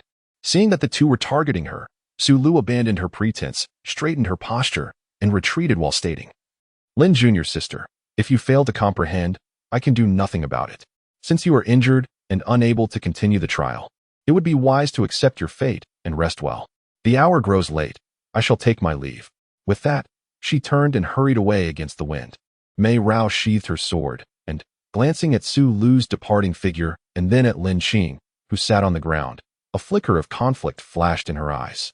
Ultimately, she lowered her gaze and said to Lin Qing, "You may signal for someone to take you out of this formation. As for the final challenge, it will be a fight to the death. That despicable person shall be taught a lesson. I will go ahead. We cannot allow such a person to prevail." With a firm resolve, she hurried after Su Lu. Lin Qing sighed in despair. Since entering the wind formation, none of the three dared to act rashly, fearing that the conflict between the clam and the snipe would benefit the fishermen. They all awaited the final confrontation, unaware that she had been ensnared and the balance shattered. The fierce winds continued to rage, howling like a chorus of wailing spirits. She staggered to her feet, dragging one leg as she gazed ahead into the hazy distance. A flicker of determination igniting in her eyes. "Who says I cannot continue this trial? Even if I must crawl, I shall reach the finish line. Through diligent mentorship, the pursuit of immortality can yield extraordinary results." This opportunity she vowed to seize. Atop the highest peak, observing the girl laboriously dragging her injured leg, each step a struggle against the wind, a twinge of sympathy flickered in Yunjua's heart. The presiding elder shook his head in lament. With half the wind obstacle still to traverse, how can she possibly catch up to the front two? She was once the swiftest, such a pity. An hour later, the other two competitors reached the final challenge, while Lin Qing remained slowly progressing in the gusty winds. The sect leader glanced at the sky, then at the three individuals ensnared in the latter two trials. Reflecting, it appears that the true disciples of the Master are confined to the first two. This third young girl is commendable as well.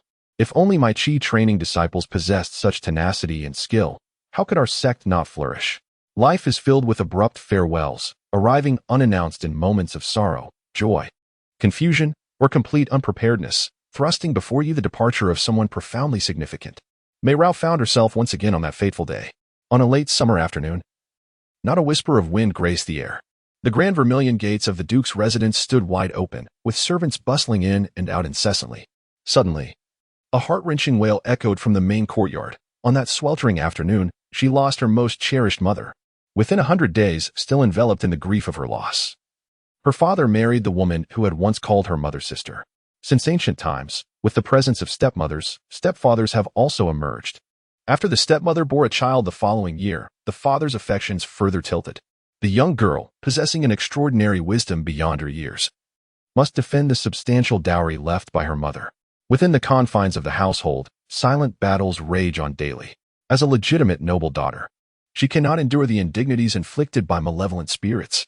These sordid matters vex her greatly, until one day, a woman claiming to be her aunt arrives, revealing the existence of immortals and disclosing that her mother was a mortal woman who relinquished her cultivation and severed ties with her family for the sake of her father. That year, she was merely 10. Fate, it seems, has always favored her. In the realm of her ancestral clan of immortals, she possesses extraordinary talents, remaining a delicate young lady. Yet her convictions have transformed. Undaunted by the storms of cultivation, she perseveres through the seasons, her progress in cultivation surging ahead. She has the foundation for pride, yet she can never forget that fateful afternoon, nor comprehend her mother's actions, her tears, and the secrets she concealed. Meanwhile, in a dilapidated abode, with spider webs in the corners, cracked walls, and worn-out furniture, it is a stark reminder of a wretched household. The frail Su Lu huddles in the corner of the room, coldly observing her siblings as they brawl over a single bun, their heads bloodied. Her parents toiled in the dirt for most of their lives, yet they still struggle to feed their children. Unlike her diligent parents and siblings, Su Lu is distinct. It is precisely this difference that has propelled her beyond that small home. A prolonged existence of hardship often accelerates personal growth and forges a resilient will. Many, when faced with adversity, instinctively retreat, subsequently lamenting their fate, ultimately settling for mere survival. There exists a certain type of individual who continuously capitalizes on their advantages, mastering the art of survival. Su Lu undoubtedly belongs to this latter category. Just as water flows downward, people naturally aspire to ascend. She harbors an unspoken ambition to rise to great heights, trampling upon all those who have wronged her. Su Lu beheld the delicate silk gown, its hem dancing gracefully, a vision she had longed for in her dreams. At the tender age of 8, her skin was as fair as snow. Her youthful visage radiated innocence and purity. Yet, that was not her. That was her mistress. At the same age, she had willingly sold herself to the Su residents. By the time she turned 12, a serendipitous encounter revealed that her mistress was destined for greatness. In secret, she tested her own fortune. No one knew that she had once been known as xianxia. Born into a life of servitude, lowly as dust, she reinvented herself, adopting a new identity. This was the unspeakable secret nestled deep within the heart of Su Lu. The final trial was the realm of inner demons. The two struggled fervently. Meanwhile, Lin Qing was unaware of when she had crossed the wind barrier. Through the haze of perspiration, a beam of light illuminated her face, revealing a breathtaking new vista. Chapter 65, The Elder's Dilemma Atop the Mountain. The sect leader gazed at the gathering storm clouds and remarked, "The first two have been trapped in the illusion for an hour now, and their emotions seem to be stabilizing. They are likely on the verge of a breakthrough. As for the youngest girl, she has only just entered, and her prospects appear dim." A disciple nearby inquired, "Master, is it particularly challenging to break free from this realm of inner demons?" The sect leader smiled faintly. "It is neither exceedingly difficult nor entirely simple. These children are still under 16, their minds not yet fully matured, and thus they may inadvertently construct inner demons. A true practitioner would not impose overly arduous trials upon them, but even the most rudimentary challenges can prove daunting for them." Su Lu found herself entangled within the illusion. The brutal world of cultivation unveils another realm, a distinct martial world rife with deception and treachery. The sorrowful expressions of family, the bleeding visage of the young lady, and the specters of those she has manipulated flit before her like phantoms, evoking both fear and hatred within Su Lu. No, all of this is not what she desires. She reassures herself that it is the heartless nature of this world, that it is those individuals who have forced her hand. Everything she wishes to avoid must vanish. All paths possess their own doctrines. With a single strike of her sword, illusions shatter like fragments of a broken mirror.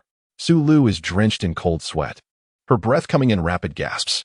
Not far from her, another young girl emerges from the illusion simultaneously, causing Su Lu's pupils to constrict sharply. She lifts her gaze to behold the Golden Core ancestor, the sect leader, and the steward, all standing before her. Among them, the girl in red is particularly striking. Su Lu lowers her eyes, momentarily clenching her fists, only to gradually relax them. Observing the three young girls who have nearly simultaneously emerged from the illusion, Ming Xiao, the true practitioner, is somewhat taken aback. He had anticipated that the 4 trials he set would be exceedingly difficult for girls under the age of 16 to complete before sunset. It would be remarkable for even one to succeed, yet unexpectedly, 3 have managed to do so, and almost at the same time. Disciple Su Lu pays respects to the true practitioner. With a thud, Su Lu kneels down. Disciple Mei Rao pays respects to the true practitioner. The girl in red also kneels. Disciple Lin Xing pays respects to the true practitioner. Lin Xing finds herself somewhat reluctant to follow the custom of kneeling.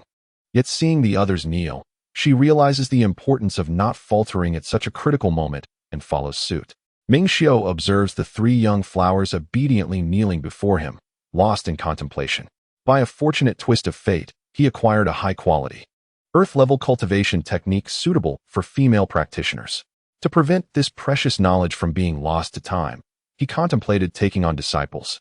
Yet he himself was still striving to break through to the nascent soul stage, leaving him little time to instruct multiple students. One would suffice.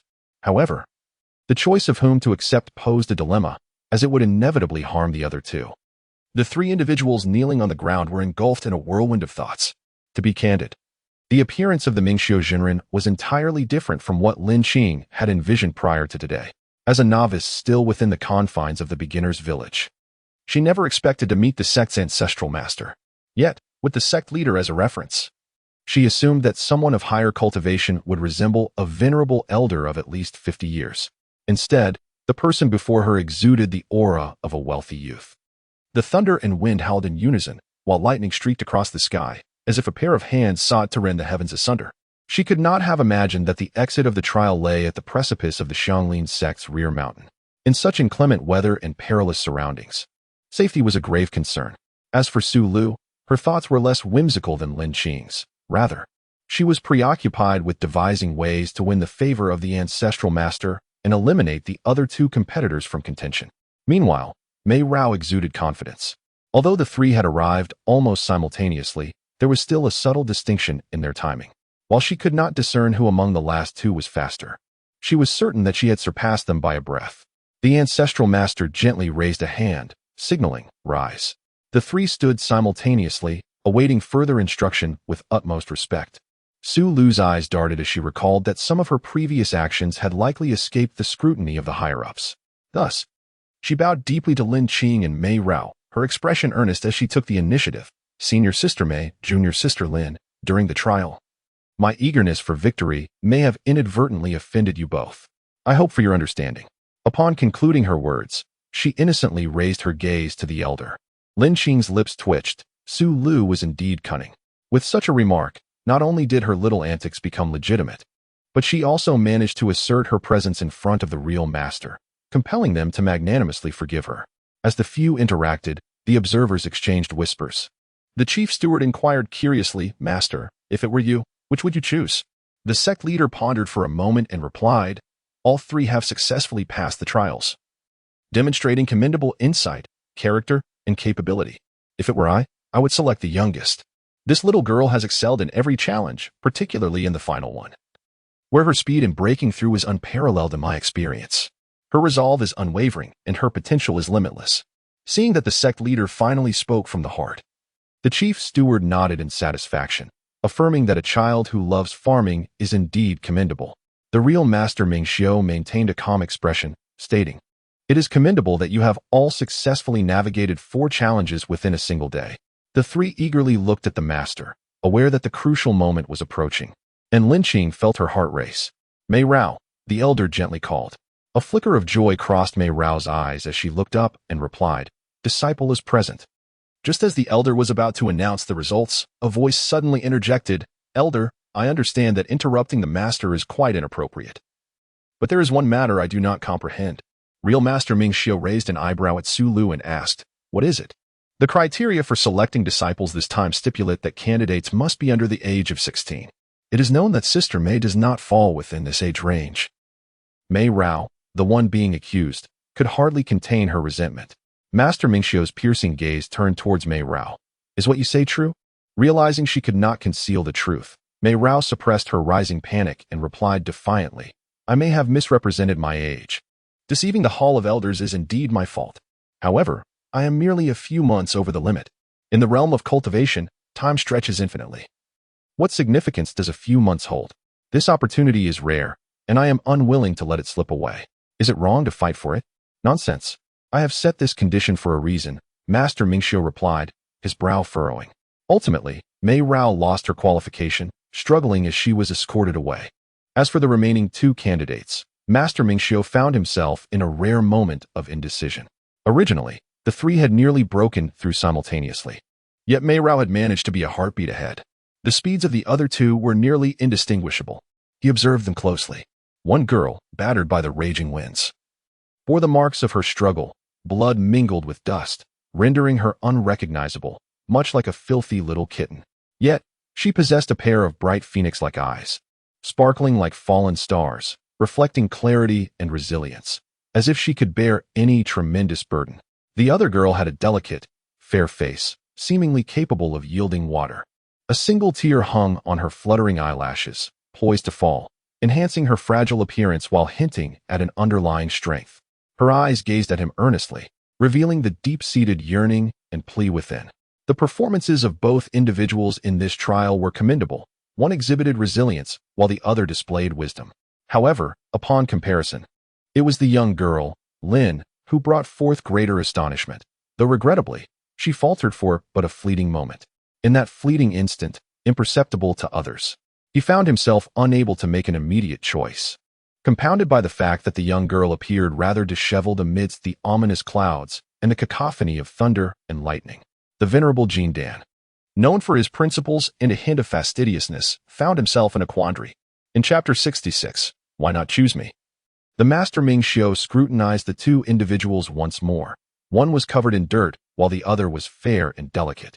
Suddenly, he recalled a scene from a few days prior on the back mountain, where he had sensed a presence and witnessed one leaping gracefully from a tree, executing a series of exquisite sword strikes, while the other appeared equally disheveled, even collapsing to the ground in a state of disarray.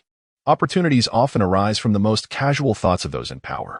After a prolonged silence, Master Ming Xiao's voice resonated. "Su Lu, come to my side." At these words, Lin Qing's body trembled. Had she truly been eliminated? A wave of disappointment surged within her, a bittersweet sensation gradually enveloping her heart. Despite her relentless efforts, had it not sufficed? They had arrived together. Why, then, was she not chosen? A sudden wave of acidity filled her nose, intensifying as she discreetly pinched herself. Defeat was defeat. She could not afford to lose face any further. In the distance, Yunju observed the dazed young girl, feeling a pang of concern, his gaze lowering. Lin Su Lu's face erupted with surprise. Her tears were instantly reined in as she stepped forward respectfully, performing a bow and sweetly addressing him as master before taking her place behind Master Ming Xiao. However, since he has made a decision, he shall not regret his choice. Master Ming Xiao observed his despondent disciple and comforted her, saying, "My dear child, you have performed admirably in this trial. At such a tender age, your fortitude is truly remarkable. Even if you are not selected this time, I implore you to maintain your resolve and diligently pursue your cultivation. You may yet grow to become a pillar of our sect. Sometimes, when we encounter failure, endure suffering, and face humiliation, it is bearable to find solace in solitude. Yet, should someone offer comfort, it may evoke even deeper anguish." Although Master Ming Xiao's words seemed somewhat formulaic, they stirred an overwhelming bitterness within Lin Qing. amidst the oppressive sky. Lightning sliced through the air like a sword, and the rain began to fall in earnest, drenching her head, face, and body. Lin Qing cast her gaze downward to a distant patch of ground as the rain relentlessly pelted her. Observing Master Mingxiu's attention on Lin Qing, Su Lu affectionately called out, "Master." Her sweet, melodious address seemed to activate a switch within Lin Qing's heart, flooding her with an inexplicable sense of grievance. Reflecting on her past, she recalled being a fine young woman in the modern world, always law-abiding. In school, she was a model student. In the workplace, she was an exemplary employee, often willing to lend a helping hand and return lost items. She had always been diligent and hardworking. After years of relentless toil, she had finally achieved independence, managing to secure a home and a vehicle through loans. If only she could find a sincere partner, her life would be complete. Yet, inexplicably, she found herself cast into this bewildering realm. Very well, she clenched her teeth and accepted her fate. She is squeamish at the sight of blood. Yet she deliberately practices every day in front of a basin of red water, undeterred even when she feels nauseous and vomits. She harbors a profound fear of beasts. But despite trembling with terror, she compels herself to confront her fears with courage. Though she dreads pain, she has traversed the path of excruciating trials, stepping through blood and tears. Despite her aversion to filth, she forces herself to roll in the mud and walk through fire. In her quest for survival, she strives to change what she can and endure what she must. Having never tilled the fields, she embraces the learning process without complaint. Her comprehension may lag behind others, yet she diligently practices with unwavering dedication. Though her innate talent may not shine as brightly as that of her peers, she toils tirelessly in her efforts. She has endured these hardships, engaging in a battle of wits and courage with her fellow disciples, yet the future remains shrouded in uncertainty. Deep down, her heart is tender. She does not consider herself a strong woman. She weeps bitterly in pain, feeling utterly wretched, and trembles in fear, seeking refuge. Nevertheless, she is steadily transforming herself, aspiring to face life with a positive and optimistic outlook. She wishes to radiate sunshine and positive energy to others, never wanting to be a burden to anyone. And she continues to strive relentlessly. However, the path of cultivation is fraught with challenges. Having joined a sect as a mere outer disciple, lacking a mentor, her journey resembles a voyage across a dark sea without a lighthouse in sight. The road to greatness is arduous, indeed. She yearns for a mentor, even one who might offer guidance during her moments of stagnation, hoping it would expedite her progress. Yet, why is it so difficult? Why is it so challenging? She suddenly bows her head, forcefully suppressing her discomfort, yet her body trembles uncontrollably. Sadness is a sentiment all too easily capable of ensnaring one's spirit, bursting forth like a flood upon the breaking of a dam. Yet, sadness is also the most futile of emotions. She fervently wiped away her tears, only lifting her gaze to the departing Master Mingxiu when she deemed herself unseen by others. "Master, please pause," she implored. "I have matters of uncertainty that I wish to discuss with you." Master Mingxiu momentarily faltered, as if struck by an imperceptible chill. The world is as unforgiving as frost. She did not overlook the astonishment, derision, and sympathy reflected in the eyes of the onlookers, nor did she miss the fleeting smirk of Su Lu. Lin Qing straightened her posture, embodying the resilience of a solitary white poplar amidst the wilderness. With unwavering clarity in her eyes and a demeanor of forthrightness, she boldly questioned, "Master, I wish to understand why I was not chosen. I believe I have not fallen behind others. Had it not been for the time-consuming advancement in the first trial, the ambush in the second, and the schemes in the third, I would have reached the finish line long ago. Nevertheless, at the final moment, I too arrived alongside others. What are the criteria for your judgment, Master? Why was I overlooked?" Amidst the torrential downpour, the girl's crisp, direct inquiries penetrated the rain-soaked air, reaching the ears of all present. The crowd fell into an astonished silence. Even the sect leader refrained from questioning the master's decision. No one expected a mere Qi training disciple to dare challenge the highest authority of the sect. Su Lu's gaze, sharp as a serpent's, fixated on Lin Qing, her tenacity inciting a deep-seated resentment. Simultaneously, the audacity of Lin Qing's questions, especially regarding the second and third trials, instilled a sense of uncertainty within her. Her hands, hanging at her sides, clenched into fists, nails digging into flesh, as doubt crept into her heart. Would the master reconsider? Lin Qing's persistent inquiries momentarily stirred a flicker of emotion in Master Mingxiu's expression. The young girl exhibits remarkable audacity. Lin Qing remains steadfast and statuesque, grappling with the elusive concept of fate. Ultimately, I have not lost, ancestor. This rationale is unacceptable to me. The numerous disciples exchanged glances. The esteemed Ming Xiu gently caressed his ring. And in that fleeting moment, even Yuan Jian could not discern the truth, let alone the young girl. He fixed his gaze upon Lin Qing and sighed softly, eventually lowering his eyes to utter, "It is due to talent." These 4 gentle words floated into the air, causing the young girl to bow her head as if struck heavily from head to toe. The brilliance in her eyes dimmed, and her lashes quivered lightly. Her voice barely above a whisper, tinged with an imperceptible sob. "Talent, is it? Ah, so it is talent. It seems that no amount of effort can rival innate ability." Indeed, Sulu possesses 3 spiritual roots, while she is merely endowed with 5. A bittersweet smile graced the corners of her lips, appearing particularly fragile amidst the relentless curtain of rain.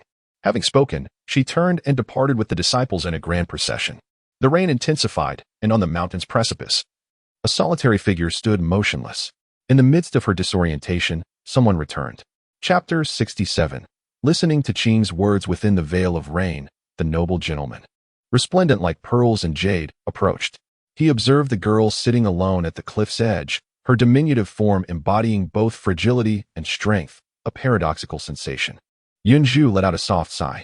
She is still just a child, and after such a tumultuous change, a single misstep could easily give rise to inner demons. Upon noticing his approach, the girl merely lifted her gaze slightly to acknowledge him, softly calling out, "Uncle Yun," before returning her eyes to the ground. As Yunzhu drew nearer, he parted his lips. "Today, you have done exceedingly well." The young girl forced a bittersweet smile, tilting her head upwards. Her expression as innocent as that of a child. Is Master Yun truly a disciple of the real person? The throat of Yunzhu felt somewhat parched. The pride he usually took in his lineage now seemed difficult to voice. He merely nodded lightly. The girl smiled faintly and murmured, "How wonderful. I almost became Master S' junior sister." Yunzhu, not adept at offering comfort, found himself at a loss. After a pause, he felt compelled to speak some words of reassurance.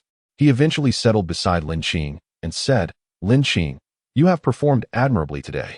2 years ago, when I brought you to the mountain gate, I never anticipated that you would grow so much in such a short span of time." Lin Qing's gaze drifted vacantly towards the vastness before the cliff, her voice tinged with self-mockery as she whispered, "But, Master, I still was not chosen." Yunzhu replied, "You have exerted yourself to the utmost, earning our respect. Unfortunately, Master is a person of swift decisions. Once made, they are not easily altered." Lin Qing. In the path of cultivation, while guidance from a mentor may facilitate smoother progress, the extent of one's journey ultimately depends on the individual. This time, you have missed an opportunity, yet who can say that a better chance does not await you in the future? At his words, Lin Qing's eyelashes fluttered. Yunzhu's remarks resonated in her ears like hands parting the clouds before a bright moon.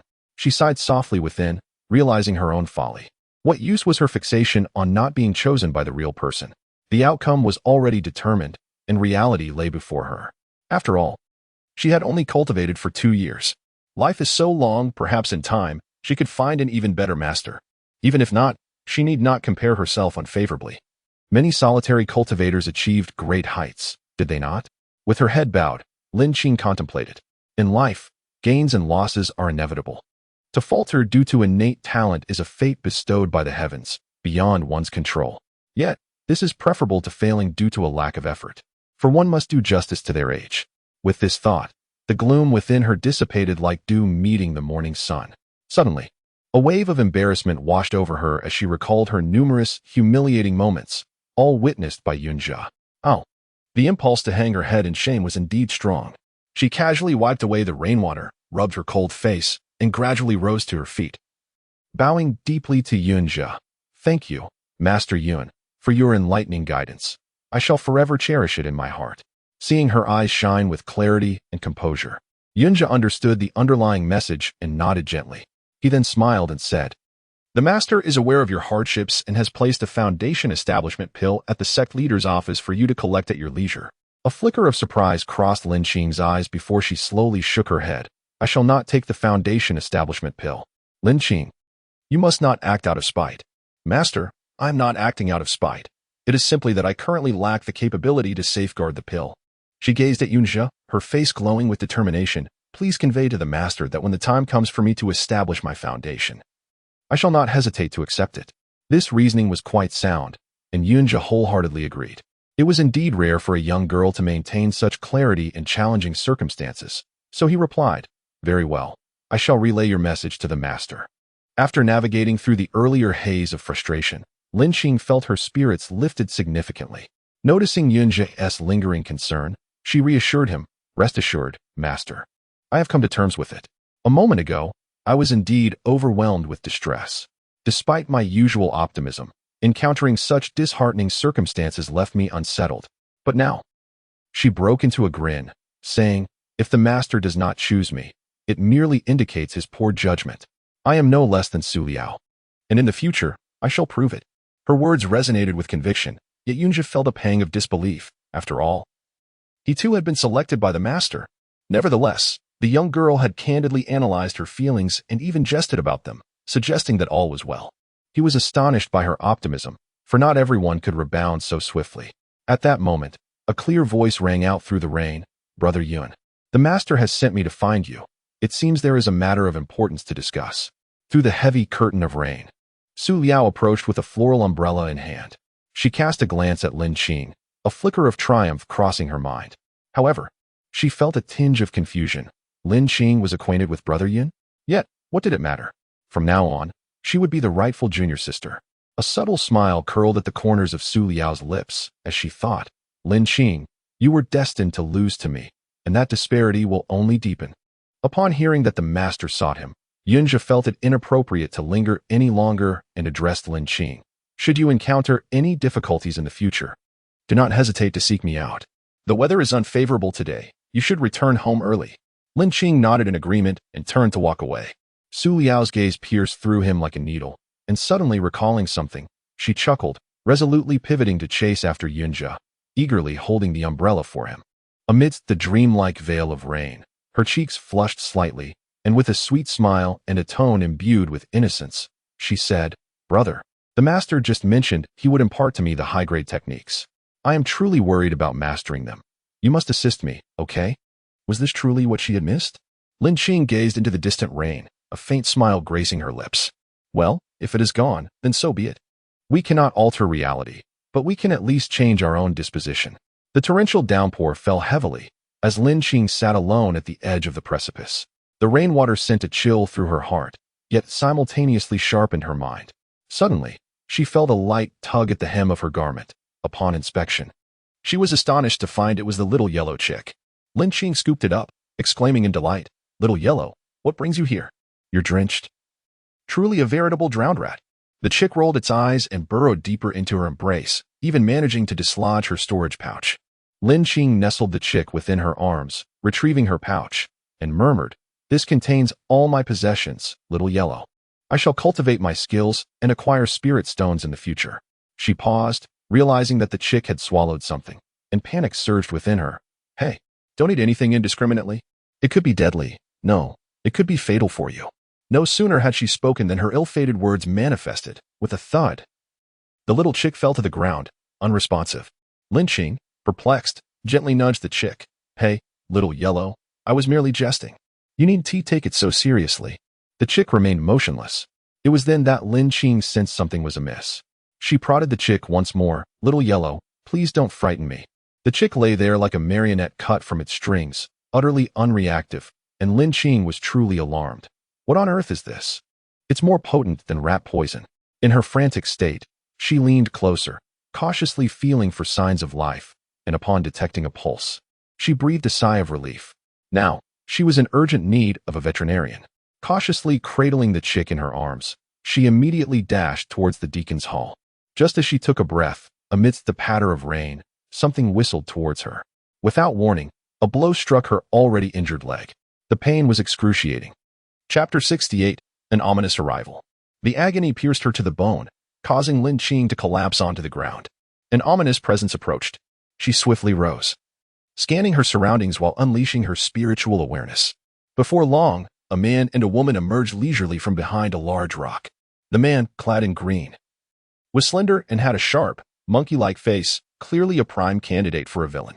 A pang of fear gripped Lin Qing. She recognized him as Chen Haibing, the cousin of Chun Yinran. The woman, dressed in yellow, possessed a chilling gaze. She was unfamiliar. How fortuitous that we found her. The girl had been hiding in this remote place. Seeing that the area was deserted, Chen Haibing thought to himself that this was indeed an ideal spot for nefarious deeds. The woman tilted her chin, looking down at the small girl before her, as if she were an insignificant insect. Is this girl the one that the wretched Song Shuqing has been protecting? Indeed, senior sister Zhang, it is she. Chen Haibing exclaimed indignantly. According to our clan's younger sister, Song Shuqing has been in close contact with her. This girl has brazenly relied on Song Shuqing as protection to bully others in the outer sect, while my poor cousin, Yinran, has been victimized time and again.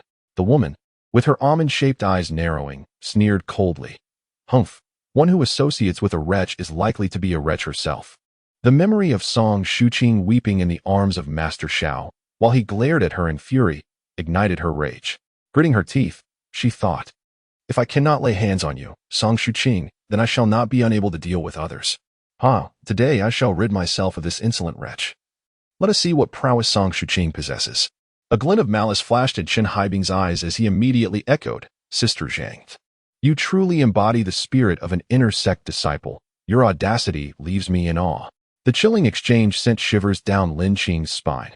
Initially apprehensive at their menacing approach, her unease deepened upon hearing their discourse, allowing her to piece together the troubling circumstances. It seemed that death itself had come knocking. Anxiety coursed through her as she assessed her own position. One opponent was at the 5th layer of qi refinement, while the other had reached the 9th. In contrast, she found herself in a precarious predicament. Though she might have dared to confront them at the 4th layer, her 1st layer restrictions would only be lifted the following day. Coupled with her grievous injuries and nearly depleted spiritual energy from the trials, she realized she was utterly outmatched, marking this as the gravest peril she had encountered in her cultivation journey. In an instant, she summoned her spiritual energy and, without a moment's hesitation, activated the wind-running technique to make a desperate escape. Upon witnessing this, Zhang Lifang let out a derisive snort. You dare to flee? You overestimate yourself. With a flick of her wrist, she summoned a talisman and hurled it towards Lin Qing. A wave of malevolent energy surged towards her back, striking her with the force of an axe. Pain engulfed her as darkness clouded her vision, and a metallic taste filled her mouth as she coughed up blood. Chen Haibing approached with a sinister grin, gazing down at her. To dare bully my clan's sister is to court death. With that, he delivered a kick, sending Lin Qing and her little yellow chick hurtling towards the precipice. A sharp pain gripped her chest, and she thought she heard the sound of her ribs cracking as blood gushed forth once more. The little chick tumbled out of her grasp, landing beside her. Lin Qing felt dizzy from the force of the kick. What madness was this? While others indulge in wine and meat, she finds herself subjected to brutal punishment. Coughing blood and enduring excruciating pain, she gasps for breath, striving for a glimmer of hope. Senior sister, I bear you no animosity. Why do you wish to harm me? The rampant cruelty towards fellow disciples within the sect cannot escape the notice of the sect leader, who will undoubtedly impose severe penalties. You dare to threaten us? The contemptuous words of the little wretch reveal her ignorance. She has unwittingly become a mere jest. Should we slay you and reduce you to ashes? Who would ever suspect us? Chen Haiying directed his words at Lin Qing, yet his gaze was fixed on Zhang Lifang, clearly signaling his intentions to her. Zhang Lifang cast a sidelong glance at Chen Haiying, her disdain evident in a nonchalant smile. Do not delude yourself into thinking you are clever.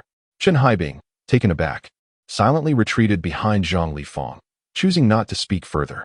Zhang Lifang, having put away her whip, looked down upon Lin Qing. However, the little girl overestimates herself. The sect leader has no time to concern himself with the lives of mere outer sect disciples. Lin Qing could only manage a bitter smile. Acknowledging the truth, she was merely a lowly outer disciple, overlooked by the esteemed cultivator. As Zhang Lifang advanced, sword poised to strike, Lin Qing knew she had to fight back desperately. Channeling all her spiritual energy, she activated the binding technique, ensnaring Zhang Lifang and Chen Haibing's feet in thorns in an instant. Zhang Lifang, momentarily restrained, sneered coldly, a mere parlor trick. With a flick of her wrist, a fire spirit technique erupted, effortlessly incinerating the thorns. Seizing the opportunity, Lin Qing swiftly grabbed the little yellow chick and tucked it into her bosom, rolling on the ground to gather momentum before standing upright. Zhang Lifeng wasted no time, her azure light flashing as she thrust her sword directly at Lin Qing's heart. With her escape route sealed, the formidable enemy's lethal strike was swift and precise. Lin Qing retreated frantically, yet found herself with nowhere to flee. The corners of her mouth lifted into a cold, delicate smile. Even in death, she would not allow them to obliterate her remains.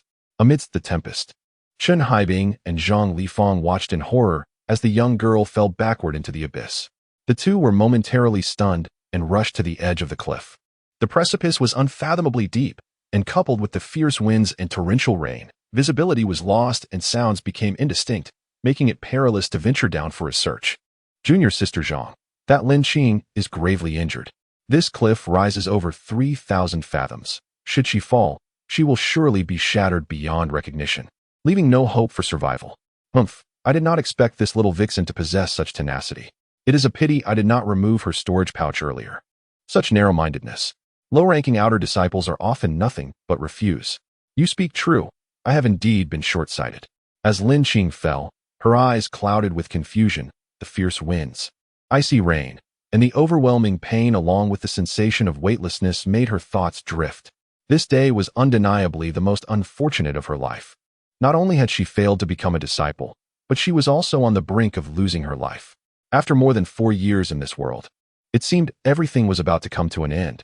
Perhaps this was merely a dream, yet why did it ache so deeply? She quietly pondered that closing her eyes might mitigate the pain, but alas, dying from such a fall seemed rather unjust. Just as she shut her eyes, amid the flashes of lightning and rumbling thunder, the air twisted, and a small rift appeared in the sky, pulling her into its embrace. Above the cliff, the two searched meticulously again, and upon finding nothing amiss, they departed. Meanwhile, far away, deep within the swirling white clouds, in the hidden valley of the Taohua sect's main peak, a small door to a cave opened, revealing a young boy respectfully holding a silk scroll. Hurrying toward the Hall of Affairs. Upon perusing the few words inscribed on the scroll, the esteemed leader of the Taohua sect, the Honorable Xianyun, gazed contemplatively at the towering peaks shrouded in clouds and murmured, with the emergence of the azure mist, "This land of mountains and seas shall once again witness a tempestuous upheaval." When Lin Qing regained consciousness, her first instinct was to ponder whether, upon opening her eyes, she might behold a ghastly apparition, for she harbored a profound fear of spirits. Yet, upon further reflection, she realized she too had joined their ranks. They were akin to her, and thus, discrimination was unwarranted. However, upon blinking and blinking again, she discerned the cerulean sky and ethereal clouds. Surely, hell did not resemble this. To her astonishment, she had not perished after all. Indeed, it appeared that certain laws of fate had prevailed. One does not die from a leap off a precipice. Her second realization struck her with incredulity. How could she survive such a fall? It defied logic. Could it be that she had traversed realms once more? Chapter 69. A frantic escape. Taking a deep breath, Lin Qing felt as though she had undergone a complete reboot. Waves of pain surged through her, relentless and overwhelming. She attempted to sit up, but found herself only capable of moving her eyes and fingers. The agony was fierce, threatening to rend her apart, and her bones felt as if they had been shattered. Alas, could it be that she had suffered a high-level spinal injury? But where was she? Struggling to move her eyes, she beheld a sky of brilliant blue and a verdant expanse all around her. To her left lay grass, to her right also grass. Above her was grass, an endless sea of green, the blades towering higher than her waist-length hair. Had she landed in a mound of grass? Surely. She had been transported to a place reminiscent of the rainy season on the African savanna, summoning her spiritual energy. She was elated to discover that her cultivation had been restored to the 4th level. Perhaps her accumulated good fortune had finally manifested, allowing her to endure the 7 grueling days that had passed without a trace. It was a bright morning. Having gazed long enough at the drifting clouds, she finally rose to her feet. The tall grass could no longer obscure her view of the distant landscape. To her right lay a dense forest, while the mountains loomed behind her, layered and majestic. The remaining 2 directions revealed a vast expanse of lush meadow, its vibrant green swaying gently in the breeze. Rippling like waves, the wind danced through the grass, producing a symphony reminiscent of waves crashing upon a shore. The little yellow chick had fallen from the cliff, likely still within the domain of the Xianglin sect. However, this place undeniably belonged to a different realm altogether. Glancing down at herself, She noted that she was still clad in the azure robes of the outer sect, indicating that her physical form had traversed with her. Beneath her feet, the small yellow chick lay quietly, accompanied by a patch of dried blood. She bent down to cradle the chick in her arms and, grasping the wild grass with both hands, made her way to the edge of the forest, selecting a sturdy tree. Leaning against its trunk, she sat down, ready to channel her spiritual energy. Days prior, she had discerned that this unknown territory was suffused with abundant spiritual energy, surpassing that of the Xianglin sect, which explained her swift recovery. The disheartening news was that this richness of spiritual energy signified her continued presence in the realm of cultivation. A slight regret flickered within her heart. Previously, with Song Shuqin as her ally, she had deterred others, yet it was also Song Shuqin who had drawn out Zhang Lifang. Truly, fortune and misfortune are often entwined. Everything in the world has its cause and effect. In the realm of cultivation, there are no true pillars of support. Only one's own strength serves as the greatest safeguard. As evening descended, her energy had nearly fully returned. Observing the twilight, she resolved to seek a safe haven. Though fortune had favored her in recent days, she could not afford to be complacent. The wilderness at night was fraught with peril. As she had anticipated, when fate deems it appropriate to grant you a moment of respite, it is invariably time for calamity to strike. The instant her spiritual energy began to rejuvenate, Lin Qing sensed a faint tremor emanating from the ground beneath her. She promptly rose to her feet and gazed into the distance, only to be nearly paralyzed with terror. Before her, a throng of second-tier horned sheep-like beasts charged in her direction. Trailing closely behind them was a robust, pitch-black creature resembling a wild boar. This beast towered over her, standing a full human height, with a length spanning several yards. Its powerful limbs and sleek, dark tail formed a perfect aerodynamic silhouette, while its razor-sharp tusks resembled blades. Were it not for its fan-like ears and that distinctly swine-like snout, one might easily mistake it for a leopard. Lin Qing's feet turned to ice as panic surged through her. Without a moment's hesitation, she fled into the forest. Cursed be her fate. Had she unwittingly entered a fantastical realm? A wild boar with an elongated tail was pursuing horned sheep. What manner of world was this? Most alarming was the realization that this creature, which bore little resemblance to a traditional pig, was in fact a fourth-tier beast. A fourth-tier entity, equivalent to the early stages of Foundation establishment, was far beyond her capabilities.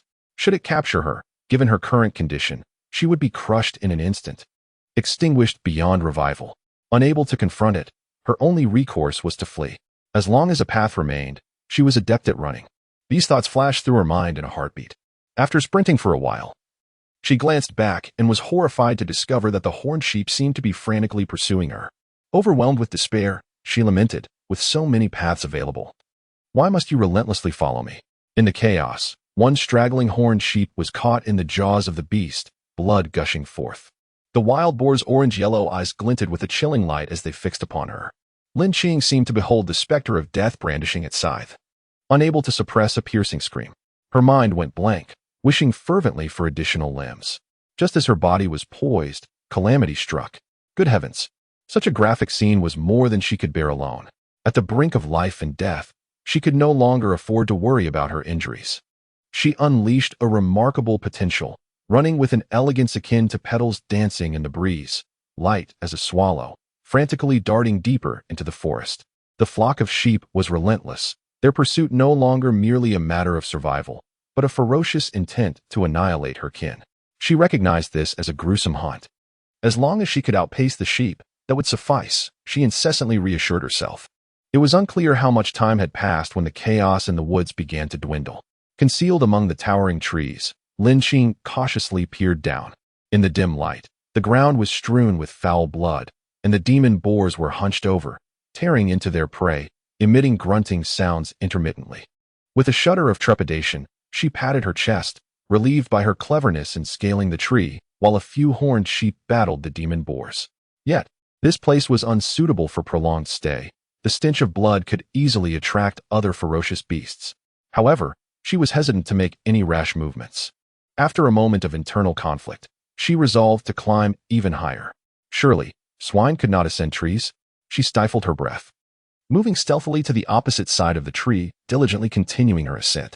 Only upon reaching a higher branch did she dare to gasp for air. Before long, a fierce roar resonated from ahead. More? Lin Qing was nearly jolted off the tree in shock. Her eyes widened in alarm, her body slick with sweat. Before her loomed an unknown beast, while behind, a monstrous boar feasted ravenously. She clutched the tree with both hands, anxiously scanning her surroundings, yet failing to discover a more suitable refuge. Thus, she resorted to climbing higher up the tree. Ascending further, she finally approached the treetop, where she spotted a hollow. The hollow was just large enough to accommodate her, and she stumbled inside. To her dismay, she discovered a nest within, containing several fledglings. The young birds, perceiving their domain invaded, chirped incessantly, pecking at her in a desperate attempt to expel the intruder. Lin Qing felt a surge of despair, realizing the presence of the chicks surely indicated the existence of their parent. This was most unfortunate.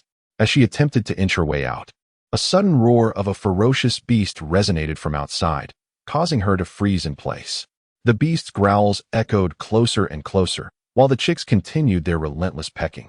Gritting her teeth, Lin Qing hastily seized the nest, placing a small yellow chick among them, and held her breath in silence. The fledglings, perhaps naive to the world, blinked their round eyes, glancing between Lin Qing and the yellow chick, ultimately captivated by the new plaything, and indeed, they fell silent. Within the woods, scarcely a few breaths after her entrance, a fifth-tier spotted, two-tailed cheetah dashed forth, lingering for a few moments where Lin Qing had taken refuge, before being drawn away by the scent of blood from a nearby horned sheep. Another clash in the forest commenced. Chapter 70, A New Discovery Outside. The air was filled with the cacophony of animal roars and cries of anguish, resembling a surround sound enveloping her ears. Lin Qing lay flat within the hollow, akin to a withered leaf, awash with trepidation. She feared that the beasts outside might finish their meal and seek her as their midnight snack, while simultaneously dreading the return of the parent bird, which could easily end her uninvited intrusion with a single swipe of its claw. Her previous injuries had not yet healed, and now, with the urgency of her flight, her spirit was nearly depleted. Though her body was weary and sleep threatened to overtake her, she pinched her thigh, compelling herself to remain awake. In this unfamiliar place, danger lurked at every turn. Succumbing to slumber could very well mean missing the dawn of a new day. After remaining still for half an hour, as the sounds outside diminished slightly, she managed to sit up with great effort, clutching the muddy cavity of the tree. Casting a glance at the resilient little yellow creature beside her, Lin Qing felt an overwhelming sense of guilt and whispered, "Little Yellow, you have suffered." Noticing the unappealing birds nearby, she resolved to catch a beautiful one in a few days, selecting the finest feathers to adorn Little Yellow's neck. Looking at the bare patch around the neck of the little chick, she seized one of the yellow-feathered birds, feeling a surge of resentment. "You foolish creature, devoid of intelligence. Choosing such a spot to pluck feathers, how utterly lacking in finesse. How shall I explain this to Little Yellow?" A sudden pang gripped her heart as she reached out to sift through layers of straw, dried leaves, and droppings, ultimately grasping a hard, triangular object. By the light of the moon, she cleaned it off, revealing an astonishing brilliance akin to that of a diamond. Uneasily glancing around, she bit her lip, surreptitiously dripping her blood onto it. Regardless, it seemed to be a treasure. She would claim it for herself first. Fearing that its radiance might attract malevolent beasts, she tucked it into her bosom. It was only then that she noticed the unsettling silence. The birds had become eerily compliant. Cautiously, she peered around, her surroundings cloaked in darkness. The nocturnal forest remained as terrifying as ever. Once more, she lifted her gaze to the crescent moon in the sky, still exuding an aura of emptiness and solitude. Has she encountered something supernatural? Why is one half of the moon gradually transforming into a shade of blue? Such anomalies are the harbingers of the extraordinary.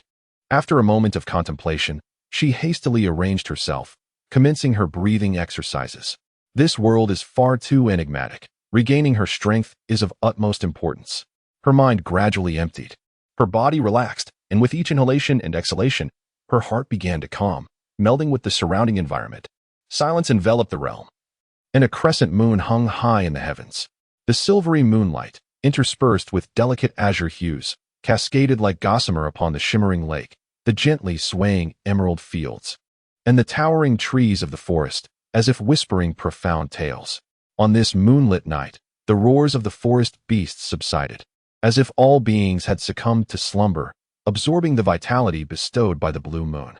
As the moon began its descent in the west, and the sun rose in the east, During this fleeting moment of yin and yang's transition, a strand of moonlight entwined with a hint of blue merged with the sun's warm rays, gradually permeating the depths of the vast mountainous jungles. Within a hollowed tree, Lin Qing's chest emitted a faint glow as a triangular crystal absorbed the essence of the sun and moon along with the blue energy, slowly transferring it into her being.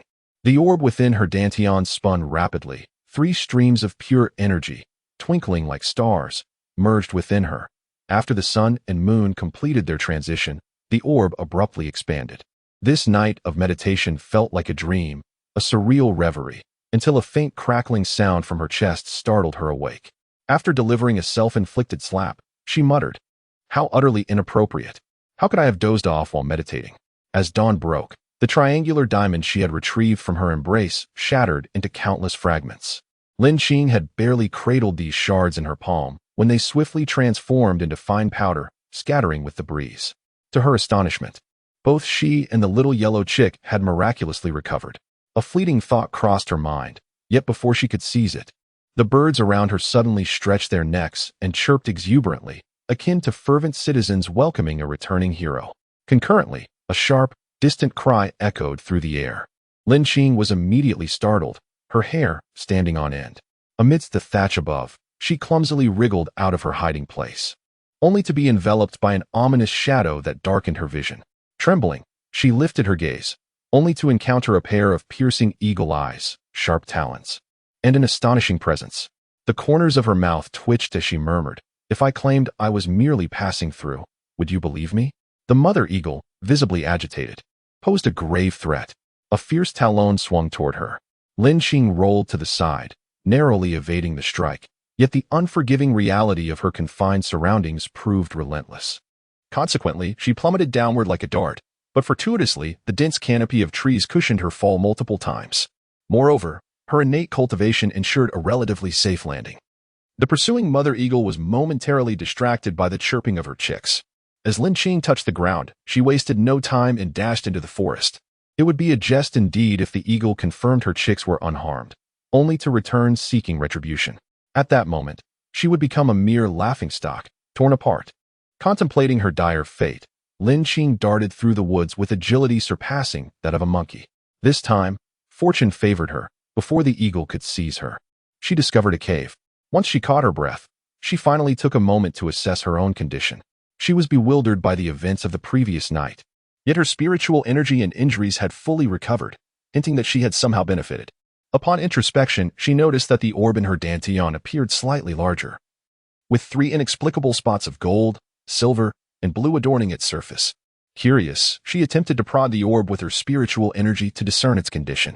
At that moment, the orb began to spin wildly, drawing all of her internal spiritual energy towards it. Lin Qing, drenched in sweat, exclaimed, "Hey, this place is perilous. Don't absorb it all, at least leave me some sustenance."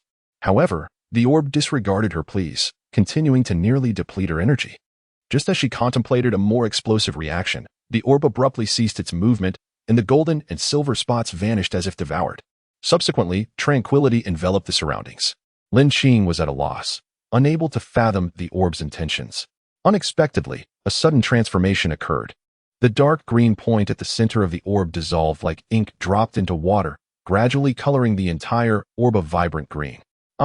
Lin Qing felt an excruciating pain pierce her consciousness, as if her mind were cleaved in two. Overwhelmed, she clutched her head and collapsed within the cave, stifling her cries and fiercely digging her feet into the earth. After an indeterminate passage of time, she hazily perceived a vast expanse within her consciousness.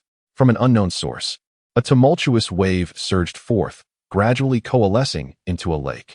On the shore, a slender green sapling swayed in the breeze, while at the lake's center, a dark green scroll slowly ascended as if reborn. The scroll unfurled on its own, transitioning from darkness to light, revealing the 3 interwoven characters of Taiju in shimmering gold and silver.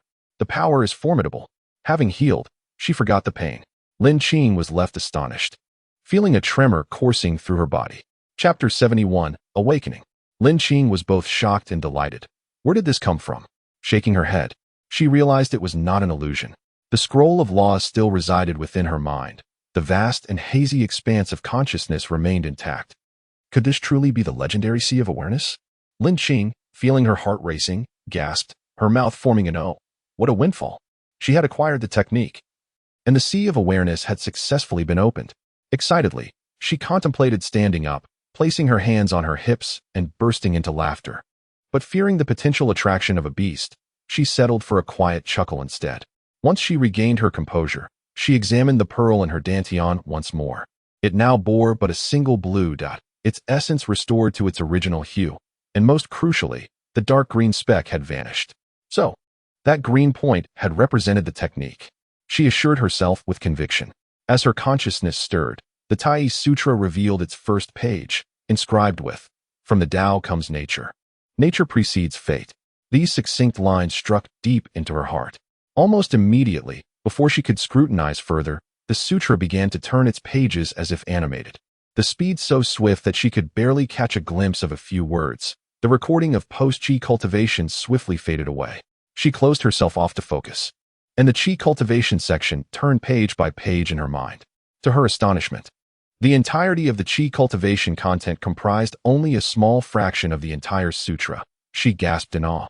This sutra is extraordinary.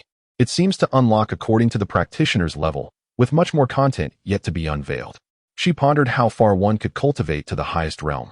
This pearl was her greatest fortune, now an integral part of her existence. She resolved then and there to dedicate herself to practicing the Tai Sutra henceforth. After calming herself, she could not help but feel a sense of nostalgia. Though she had failed to become a disciple and had narrowly missed the opportunity to grasp a superior grade technique, she realized that loss in one aspect could lead to gain in another. Fortune was now unfolding before her. What was this opportunity for? Resolving her issues with the technique and ensuring her temporary safety allowed her to relax. And she suddenly became aware that it had been nearly 10 days since she had last eaten, leaving her stomach painfully hollow. While cultivators could endure hunger better than ordinary mortals, even they were approaching their limits. She felt immensely grateful that her storage bag contained all her possessions. She had ample spirit rice, and because she often cooked privately with Ruan, she was well equipped with cooking utensils and dining ware. Remembering that there was a small stream a few miles from the cave, she cautiously extended her spiritual senses and ventured outside. Beyond the cave, the sun had begun its descent, casting golden rays through the layers of leaves onto the dark soil and rocks, illuminating the beauty of nature. The forest was unexpectedly tranquil. Lin Qing held her green wooden sword, alertly moving along the edge of the woods. Soon, she found herself near the small stream, waiting quietly for a moment to confirm that there was no immediate danger. Then she rushed to the gently rippling stream, filled the largest gourd she had with water as swiftly as she could, and hurried back to the cave. On her way back, she narrowly escaped detection by a fourth-tier wolf demon, but fortunately, her quick thinking allowed her to evade it. Upon returning to the cave, she took advantage of the remaining daylight to stack several large stones at the entrance and covered them with a thick layer of grass, leaving only a small opening for smoke to escape, which finally put her at ease. After securing her initial arrangements, she wiped the sweat from her brow and used her fire manipulation technique to ignite a flame, preparing a bowl of porridge. It was only when she shakily held the bowl and sipped it slowly that she truly felt as if she had come back to life. Food is the essence of life, indeed. The sky quickly darkened. Outside, the wind howled intermittently, occasionally accompanied by the ominous roars of unknown beasts. Within the depths of the cave, only a faint glimmer of light remained. Lin Qing dared to ignite a piece of wood, fearing that a brighter flame might attract danger. And moreover, she had confined herself to this narrow space. A larger fire would suffocate her first, though the flickering torch provided but a meager warmth. It enveloped her in a profound sense of security. Through a small opening, the moon appeared unremarkable tonight, devoid of any strange hues. Lin Qing glanced around and noticed peculiar little insects crawling slowly nearby, their grotesque appearance sending shivers down her spine. Fortunately, the insects did not approach her, and she chose to avert her gaze. How was Ruan faring? She hoped she would not be a burden to her friend. In her current predicament, concern for her companion arose, yet she comforted herself. Ruan had merely clashed with Chun Yanran and had not offended Zhang Lifang. Thus, it was unlikely that those individuals would seek her life. Furthermore, Ruan had familial support and protection from her older brother within the clan, which should alleviate any threats to her safety. With this thought, she felt a sense of relief. The past was akin to a dead yesterday, while the present bore the freshness of the day. Now, she found herself uncertain of her whereabouts and resolved to focus on her own survival, taking one step at a time. In the midst of her wandering thoughts, she felt a stir in her chest. Looking down, she noticed that the little yellow chick had finally shown signs of life. However, something seemed amiss. It had its eyes shut, shaking its head as if in great pain. Before Lin Qing could investigate further, the little yellow chick suddenly propelled itself like a cannonball, its head rubbing insistently against the cave wall. Lin Qing was taken aback, for she was not a veterinarian and had no comprehension of the unfolding situation. What to do? What to do? She felt as restless as an ant on a hot pan. The little yellow chick's head repeatedly struck against the stone, each impact resonating painfully in Lin Qing's heart. Although this chicken was often annoying, proud, and fastidious, showing her indifference and suffering from dwarfism, she had developed a deep affection for it over the course of their time together. Moreover, the fact that it had accompanied her through 2 reincarnations indicated the profound bond they shared. While she could not perceive the emotions of a chicken, the sight of it injuring itself was alarming. It had not cultivated any abilities, nor did it have medicine to treat its wounds. If this continued, the outcome would be dire. In her moment of desperation, a sudden inspiration struck her. Wasn't there a spirit-beast contract technique at the 5th level of the ethereal technique? It was said that once bonded, a spirit pet could share a telepathic connection with its master. Moreover, it was rumored that after the contract, the spirit pet could even cultivate alongside its owner. Lin Qing's eyes brightened at this thought. If she could bind the little yellow chick as her spirit beast, she would be able to discern its needs and perhaps even find a way to heal it. With this idea in mind, she resolved to take action. She retrieved a jade slip and quickly read through the spirit beast contract technique with great focus, ensuring she missed nothing. Once confident in her understanding, she firmly embraced the struggling little yellow chick. To her surprise, the chick exhibited a remarkably strong sense of self. After calming it down with a surge of spiritual energy, she hastily endured the pain to extract a drop of her own blood, while also drawing a drop from the chick's heart. This crimson droplet floated within Lin Qing's consciousness, and she sensed a subtle warmth emanating from it. Attempting to attune herself, she could distinctly perceive the chick's position, noting a profound weakness intermixed with a hint of suffocation. This must be the little yellow chick's emotional state, consuming everything recklessly and suffering severe injuries, understandably feeling quite vexed. Lin Qing, drenched in sweat, thought uncharitably. In truth, she had always hesitated to attempt the spirit-beast contract technique due to its involvement with other lives. Originally, she intended to thoroughly research it after reaching the 5th level of Qi training, but now, faced with urgency, she had no choice but to proceed. The incantation within was exceedingly convoluted and obscure. Although she could memorize it at a glance, reciting it fluently required a solid foundation. Lin Qing's approach was indeed perilous. The Spirit Beast contract spell was relegated to the 5th level because only at this stage does one enter the mid-phase of Qi training, where disciples typically begin to develop spiritual consciousness. This technique demands rigorous control over one's spiritual awareness. Only through the dual suppression of both consciousness and cultivation can a novice spirit beast be compelled to submit. Should the attempt fail, the backlash against the caster would be severe, necessitating an extended period of recovery. Disciples from prestigious sects often treat such binding techniques with great caution, while those from lesser sects frequently engage in reckless experimentation. Fortunately, the little yellow chick had not yet matured and was gravely injured, presenting this rare opportunity. After casting the spell, the chick did not awaken immediately, but it did calm down, alleviating Lin Qing's anxiety considerably. Alas, to summon a spirit beast of the highest rank that is merely a chick, so lacking in majesty, would surely invite ridicule, she mused while seated nearby, shaking her head in wry amusement. Glancing at the motionless chick beside her, she murmured, "No backlash, it must have succeeded." With a sigh, she began her cultivation. As time passed and dawn approached, a thunderous sound erupted above, and upon opening her eyes, Lin Qing was left in disbelief. Wait, it can move? It can speak? Chapter 72. My name is Dance for Lin Qing swallowed hard, her eyes widening as she stammered. Who are you? You shameless mortal. I shall kill you. The little yellow chick before her was nearly fuming with rage, its soft yellow feathers standing on end like steel needles, a testament to its fury. Ah, it spoke again? Lin Qing gasped, her mind a tempest of emotions. It was utterly miraculous that an animal could articulate human language. The irate chick hopped up and down, akin to a stone hurled towards Lin Qing's head. Ouch! Lin Qing, having never harbored any wariness towards it, fell prey to its assault. Before long, a bump had formed on her forehead. Calm down, she exclaimed, grasping the little chick, disregarding the pain on her head. Her heart racing with astonishment and delight as she asked, "Are you Xiao Huang?" My goodness, a chicken can actually talk. Upon hearing Lin Qing repeatedly refer to him as a chicken, Xiao Huang became incensed, pecking her hand free and landing on the ground, exclaiming in exasperation, "You are the chicken! You are the chicken!" Lin Qing's expression turned peculiar, and she murmured softly, "Though it can speak, its intelligence seems rather low. It doesn't even know what species it belongs to." Xiao Huang, with keen hearing, was nearly driven to the brink of fury by her words. "You foolish human! How dare you belittle me? I will take your life." In the next moment, Lin Qing watched as the previously indifferent little yellow chick leaped onto her lap, using it as a springboard to launch itself towards her nose. This time, however, she was prepared and narrowly evaded its advance, swiftly grasping the little chick once more. Lin Qing felt a peculiar mix of familiarity and strangeness towards the little yellow chicken before her, whose temperament had grown increasingly irritable.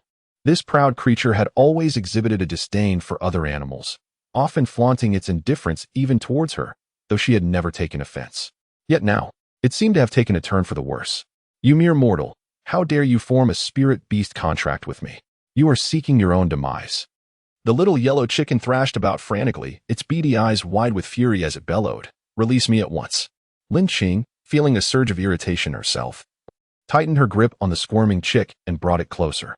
"Hey, don't be ungrateful. I am doing this to save you. You're barely clinging to life. How do you expect me to help if I don't form a contract with you? Humph, do I need your help?" The little yellow chicken's mind buzzed with rage, smoke seemingly billowing from its nostrils. Upon awakening, it was supposed to inherit a portion of its memories, granting it the freedom to cultivate in this vast world. However, to its utter humiliation, it found itself bound as a mere mortal spirit pet. Unable to contain its indignation any longer, the chicken thrashed again, raising its tiny claws and shouting, "How dare you? Remove your filthy hands from me." With a sigh of resignation, Lin Qing released it. The little yellow chicken paused momentarily, conducted a self-examination, and then, as if stripped of its feathers, screeched with a piercing voice, "What? It's a one-sided contract. You must release me immediately." In a one-sided spirit pet contract, the spirit pet's combat prowess is restrained by its master, and its very life is intricately linked to that of its master, should the master perish. The spirit pet would also meet its end. No wonder its attacks posed no substantial threat to Lin Qing. The little yellow chicken trembled with rage, its tiny body quivering as its claws incessantly swiped at Lin Qing. Lin Qing, somewhat perplexed, turned to glance at the tattered remnants of her clothing, which had been clawed to shreds, and remarked, "Look at you, so agitated that you've ruined my attire." She paused, feeling a twinge of guilt, and added, "This fifth layer only contains the binding techniques for spirit pets. There is no method for unraveling them, and I am not adept at it." "What? You can't do it." The voice of the little yellow chick rose in pitch, its eyes seething with anger, as if it wished to rend this mortal limb from limb. It transformed into a small cannonball and hurled itself at Lin Qing. In the confines of the cave, Lin Qing ducked and dodged, but the space was too limited, and she was repeatedly struck. As she evaded, she shouted, "Hey, little yellow, enough already. We've been together all this time. What difference does it make whether we form a bond or not?" Upon realizing that the little yellow chick was contemplating leaving her, she felt a surge of indignation. "I told you it was unintentional. I thought you were on the brink of death, and I merely acted out of concern. You insignificant ants. What right do mere mortals have to treat me this way?" The little yellow chick rampaged before Lin Qing, filled with fury and indignation. "What is wrong with mortals coming and going? You are still just a chicken." Having endured such insults for so long, Lin Qing's temper flared. "I am not a chicken." With a defiant toss of its head, the little yellow chick leaped atop the highest stone in the cave, raising its chin in a pose of solitary triumph, and declared with an air of superiority, "I am a proud descendant of the Phoenix clan. How could I be compared to a mere mortal chicken? You lack vision." Its noble lineage was of the utmost importance to it, and glancing at the current predicament, the little yellow chick felt a fierce urge to bang its head against the wall, knowing that this matter must never reach the ears of its kin. Upon hearing this, Lin Qing felt a jolt in her heart, realizing that she might indeed be bound to an extraordinary creature.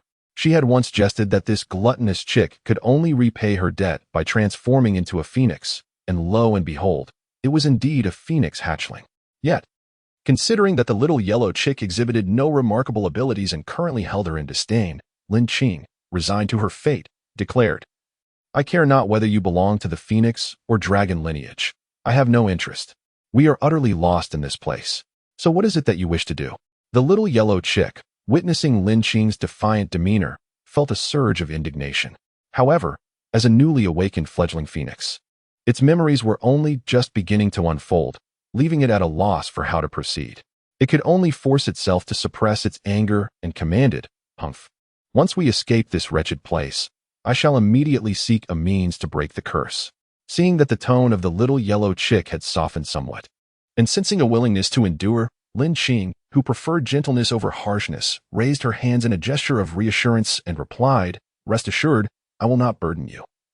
As soon as I learn how, I will promptly lift the curse." "Humph, at least you possess some self-awareness." The little yellow chick retorted with a haughty toss of its head, turning its back on Lin Qing, unwilling to face the very cause of its predicament. Perhaps due to its still recovering body, after receiving Lin Qing's assurance and venting its frustration, the little yellow chick collapsed onto the ground, turning away from her in discontent. Observing the little yellow chick regain consciousness, Lin Qing felt a considerable sense of relief. The anxiety that had plagued her for days dissipated. The little chick had seemed quite spirited, indicating that its health was likely intact. Yet, its intense resentment left Lin Qing both amused and perplexed, uncertain of how their relationship would unfold from this point onward. The atmosphere had descended into a standoff. Gazing at the feeble chick sprawled on the ground, Lin Qing pressed her lips together and poked it gently with her finger.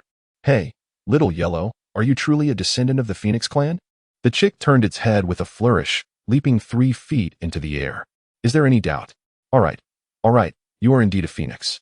And your entire family is comprised of phoenixes," Lin Qing said, raising her hands in resignation. The chick shot her a sidelong glance. "Furthermore, do not refer to me as Little Yellow.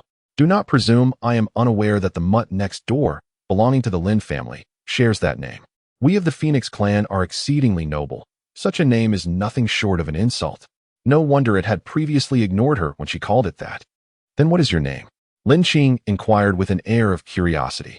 The condescension in her tone caused Lin Qing's lips to twitch, so she feigned ignorance. "Very well. If you choose not to tell me, you shall remain Little Yellow." "You humph." The chick was momentarily taken aback, now furiously pacing within its confines. Lin Qing sat calmly, unperturbed, utterly unhurried. After a while, a rough voice emerged, declaring, "I am called Wu Si. Humph, I am a descendant of the vermilion bird, and my lineage is of the purest blood. My mother bestowed this name upon me, inspired by the phrase 'the phoenix dances across the 9 heavens,' symbolizing my unrestrained spirit in this world." So it was these 2 characters. Lin Qing raised her eyebrows.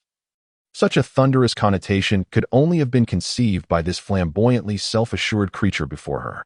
"My lineage holds the highest nobility among the descendants of the divine phoenix. We were once granted the surname Zhu by the bird god." To emphasize its grandeur, the chick added with great pride, "Zhu Wu Si, Zhu Wu Si, Zhu Chongba, Zhu Yuanzhang's father's name." Lin Qing wore a sullen expression, raising her thumb in praise. Truly impressive. Chapter 73. The azure turbulence approaches while Lin Qing feigned solemnity. She was inwardly stifling laughter.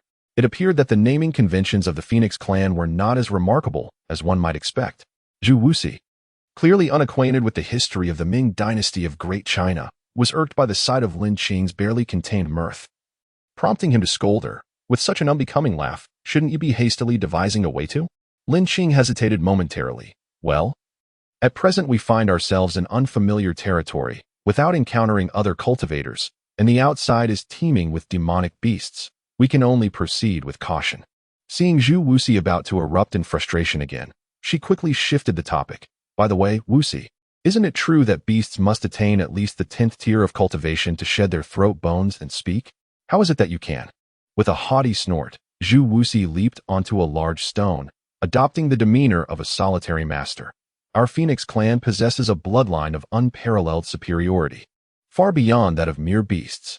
We can articulate human speech as soon as we awaken."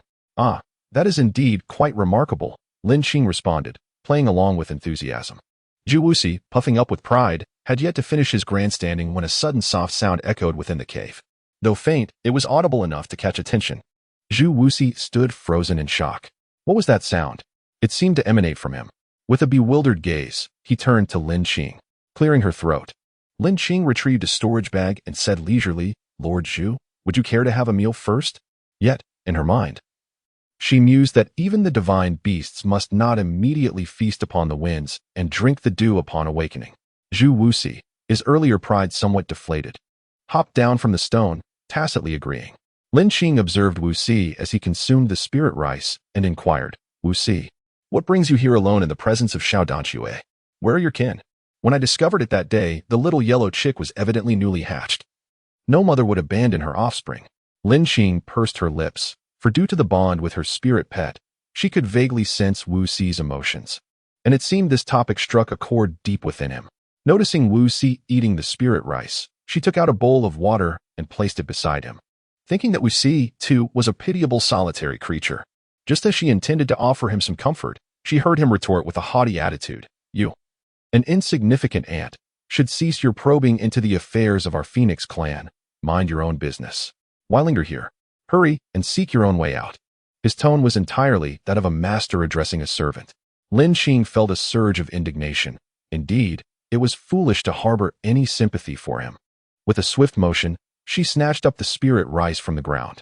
Wuxi, mid-bite, looked up in confusion. "What are you doing?" "I'm still hungry," Lin Qing replied with a forced smile. "Since the esteemed Lord Zhu is so capable, why not find your own sustenance?"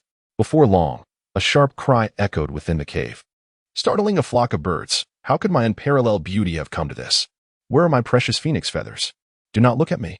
What phoenix feathers? I have no idea. The voice sounded somewhat breathless. Lin Qing, stop right there. Wuxi fumed. "Wuxi, I must say, you look quite magnificent without feathers around your neck. What happened to my phoenix feathers?" he demanded. "Lin Qing, I swear I shall kill you. Keep it down. Keep it down. You'll attract the beasts. How dare you hide? Be gentle, will you?" Meanwhile, atop the ethereal summit of Taiwan, the ancient and distant chime of bells resonated. Several beams of rainbow light streaked through the misty clouds toward the main peak of Taiwan. Within the grand hall, Xianyun, the leader of the Taiwan sect, stood with his hands clasped behind his back, gazing outside the hall. Before long, the radiant beams descended, revealing the esteemed leaders of the various main peaks of Taiwan. The Taiwan sect, a dominant force within the Xishan lineage, boasts an impressive array of mountains, totaling 99, alongside 77 bodies of water, sprawling across a vast territory. The principal peak, Taiwan, rises majestically to 9,000 fathoms, complemented by 5 significant auxiliary peaks, Shaohua, Danying, Chitsue, Fuling, and Zhini. Beyond these renowned heights of Xishan, numerous floating peaks and secondary summits encircle the area, abundant with rare and exotic herbs, as well as a myriad of rare birds and beasts, enveloped in rich spiritual energy, truly a haven for cultivation. The leader of Taiwan, Xianyun, cultivates at the late stage of the nascent soul realm, bearing the title of Xianyun. The head of Shaohua Peak is known as Xianyin. Danying Peak is presided over by Xinlian. Chitsue Peak is led by Chongyin, Fuling Peak by Kunsha, and Zhini Peak by Yuchen. The largest floating island serves as the law enforcement hall, presided over by the Master Chongming, while the most prominent secondary peak is known as the Sect Affairs Peak, led by the Peak Master Culinary. As all gathered, Xianyun proclaimed, "Esteemed colleagues, the Qingzhou secret realm shall open ahead of schedule." Upon hearing this, the assembly was taken aback. Xianyun continued, "The details within remain unknown to all. A few days ago, senior brother Jin Xing observed and calculated, discovering instability in the Qingzhou Nebula. Today, he has sent word confirming that it shall open in no less than 3 years and no more than 5. Jin Xing's prowess in divination is unparalleled, having never erred, thus the assembly raised no further questions upon hearing it was he who had conveyed the message." Observing the varied expressions among the crowd, Xianyun remarked, "The early opening of Qingzhou is indeed a fortuitous opportunity for this generation of foundation-building disciples. The elder brother speaks with great wisdom. Initially, I feared that these promising candidates reaching the pinnacle of foundation establishment would miss this grand opportunity.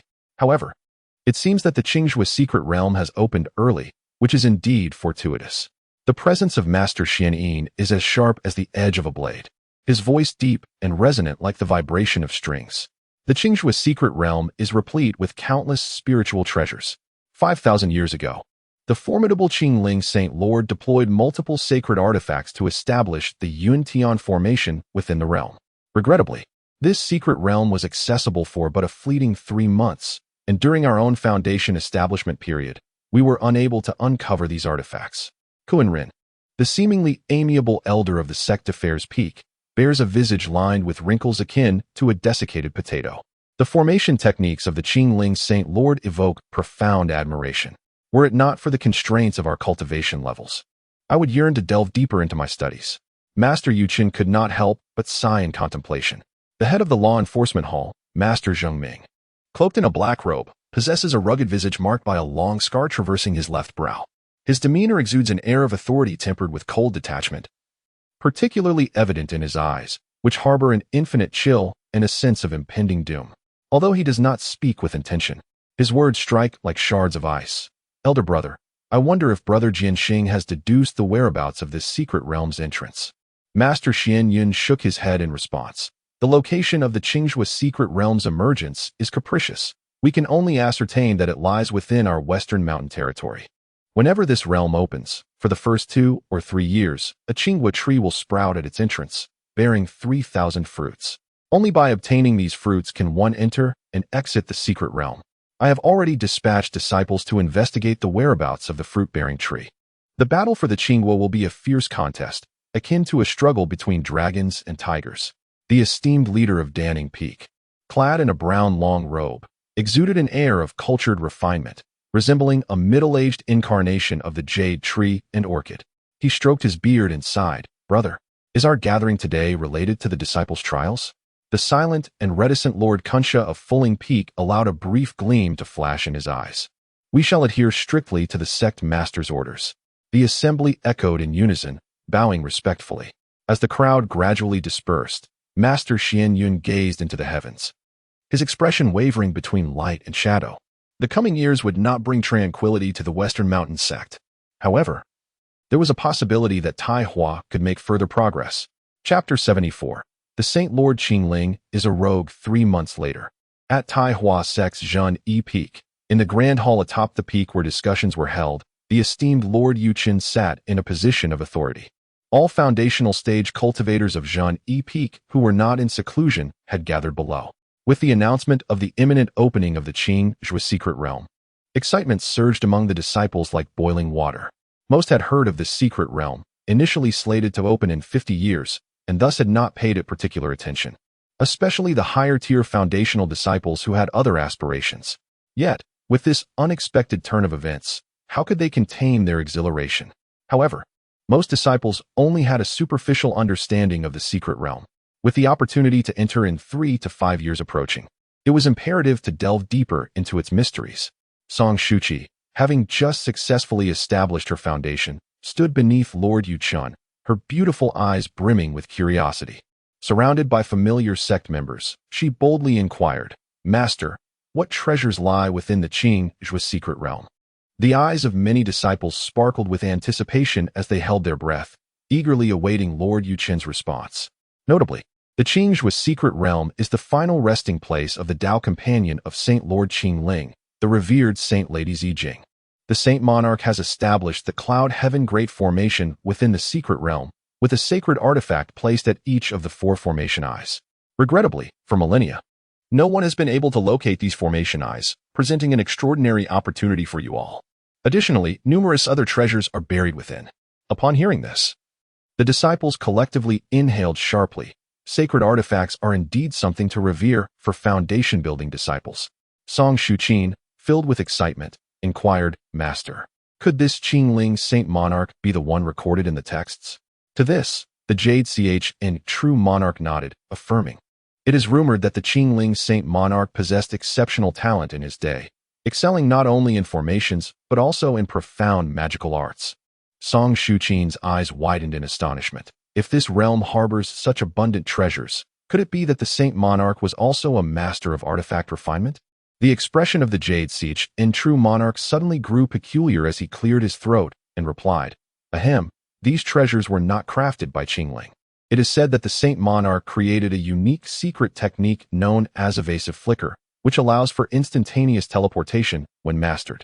Some sacred artifacts and other treasures were obtained from ancient secret locations, while the vast majority were pilfered by his faction. At this revelation, a wave of uproar ensued. The assembly found it hard to fathom that a transcendent being of the divine transformation stage could be labeled a thief. With Song Shuqin leading the charge, the courage of the other disciples surged, prompting further inquiries. How did the Qingling Saint Monarch manage to enter the secret realm? And why did he go to such lengths to set up formations within it?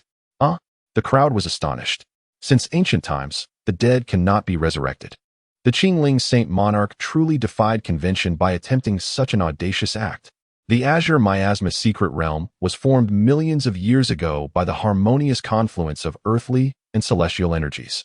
Its most exceptional feature lies in the occurrence of a blue moon every millennium.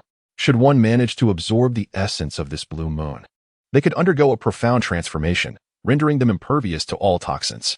It is precisely this anticipation of the blue moon that prompted the Holy Sovereign to establish a grand formation to gather its ethereal essence in an attempt to resurrect the departed.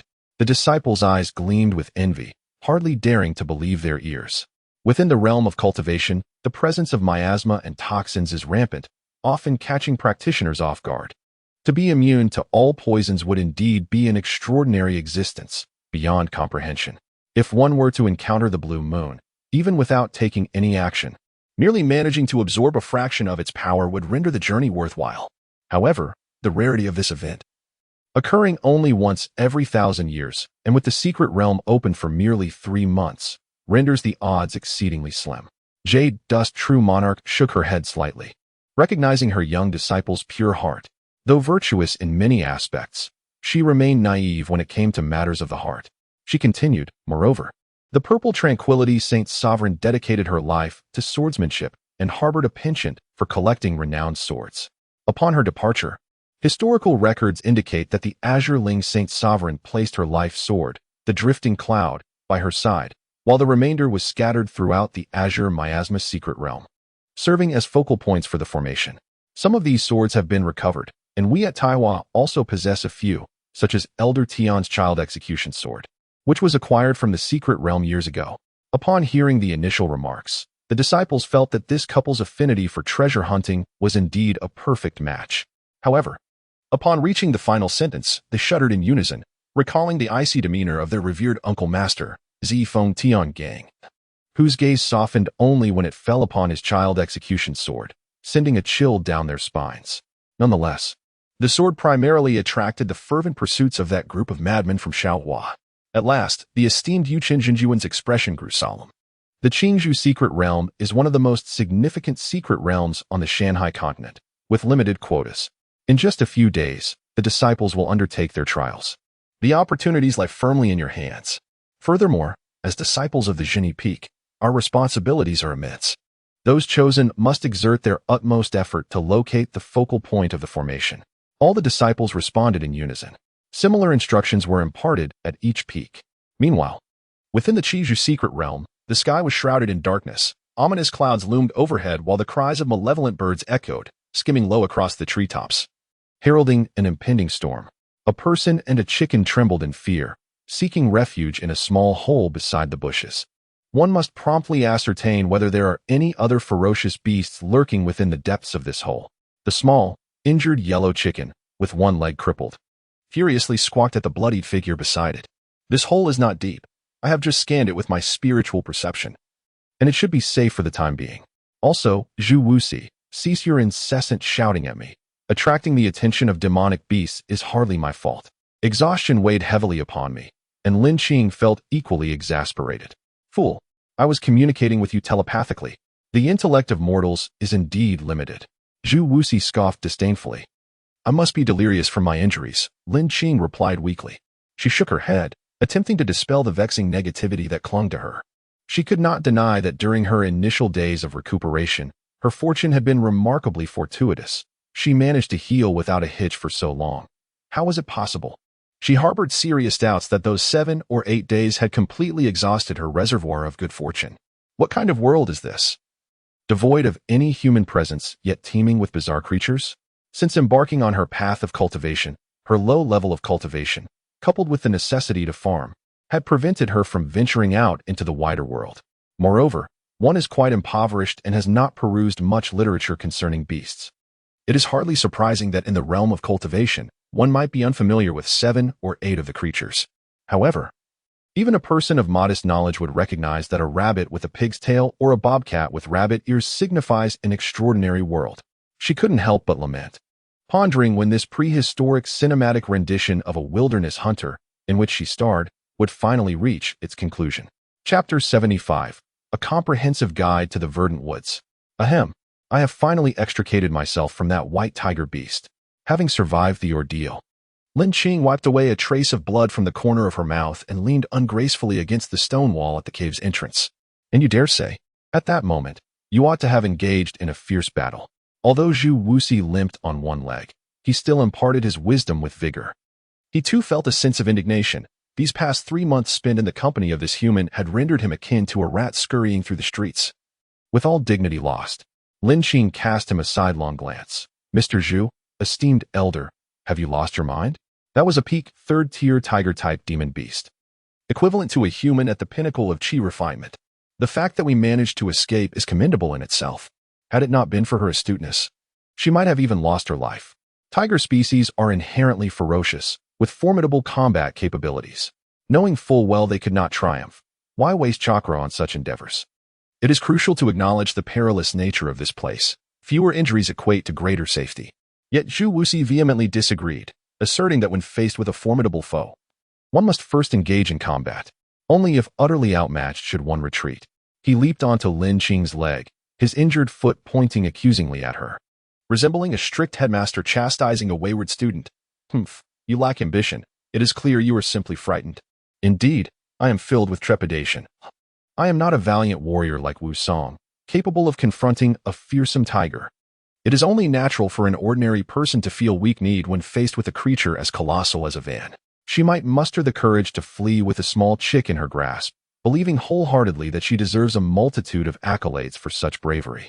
Perhaps her previous encounters with an array of bizarre and formidable beasts have fortified her nerves and resilience. Who is Wu Song? Zhu Wuxi inquired, tilting his head in confusion. I shall not engage in such discussions with you. I simply act within my capabilities. You are exhibiting a remarkable lack of fortitude. This tiger beast is the weakest we have encountered in recent days. Why should we flee at once? As members of the esteemed Phoenix clan, it is a blow to our dignity to be perpetually in retreat. It would be quite advantageous to seize the opportunity to engage in battle with a relatively weaker opponent. Yet, regardless of its perceived weakness, this beast's level far exceeds ours. She was already grievously injured. And to insist on a direct confrontation would surely lead to a fate worse than death, leaving her severely incapacitated. Moreover, she sensed impending danger should they linger any longer in that vicinity. What of high levels? It is still blind to my strike. Zhu Wuxi retorted with a haughty toss of his head. Lin Qing nearly choked on her indignation, had he not blinded one of the tiger beast's eyes. They would not be in such a disheveled state. Yet, Wuxi had indeed paid the price with a broken leg. Observing his stance, reminiscent of a golden rooster standing alone, Lin Qing could not help but chuckle. As they journeyed eastward, the levels of the beasts they encountered only grew more formidable. In her first month, she embarked on her maiden solo hunt, targeting a 2nd-tier venomous beast. She vividly recalled the encounter with a scorpion adorned with a clawed tail. After enduring a relentless barrage of spells, when the Qingmu sword pierced through, her heart trembled and her hands shook. The vivid green blood and venom that splattered around her would remain etched in her memory for a lifetime. Such experiences became almost a daily occurrence over the subsequent 2 months. Unbeknownst to her, she soon found herself confronting 3rd-tier monsters, which proved overwhelming. As time progressed, even 3rd-tier beasts became a rarity, giving way to 4th, 5th, and 6th-tier creatures. It felt as though a quaint local zoo had been transformed into a national-level wildlife sanctuary, leaving her feeling stifled and inclined to collapse. Fortunately, her cautious nature allowed her to narrowly escape peril on multiple occasions. Under the immense pressure, she did not emerge empty-handed. At the very least, her mastery of spells had reached a remarkable level. For instance, employing the rain cloth technique to drench the beasts. She would seize the moment of their disorientation to launch a surprise attack with her sword, yielding even greater results. Additionally, She skillfully utilized earth spirit techniques to dig pits and ensnare her foes with binding spells. Furthermore, she adeptly combined wind walking and fire spirit techniques to manipulate flames to her advantage. These tactics proved exceedingly effective amidst the throng of beasts. She retrieved a strip of cloth from her storage bag and waved it at Zhu Wuxi, declaring, "Knowing your arduous efforts, I offer to bandage you free of charge." Zhu Wuxi limped over, muttering, "How could my Feng clan ever endure such humiliation? Once my bloodline awakens, I shall trample all these beasts underfoot." Here we go again. Lin Xing had rolled her eyes more times in the past few months than in her entire life prior, weary of hearing about the legendary prowess of the Feng clan. The current little yellow chick possesses strength comparable to hers. At this moment, both the individual and the chick exhibit rather feeble combat abilities, rendering them inadequate in this world. After 3 months of companionship, Lin Xing has largely discerned his temperament.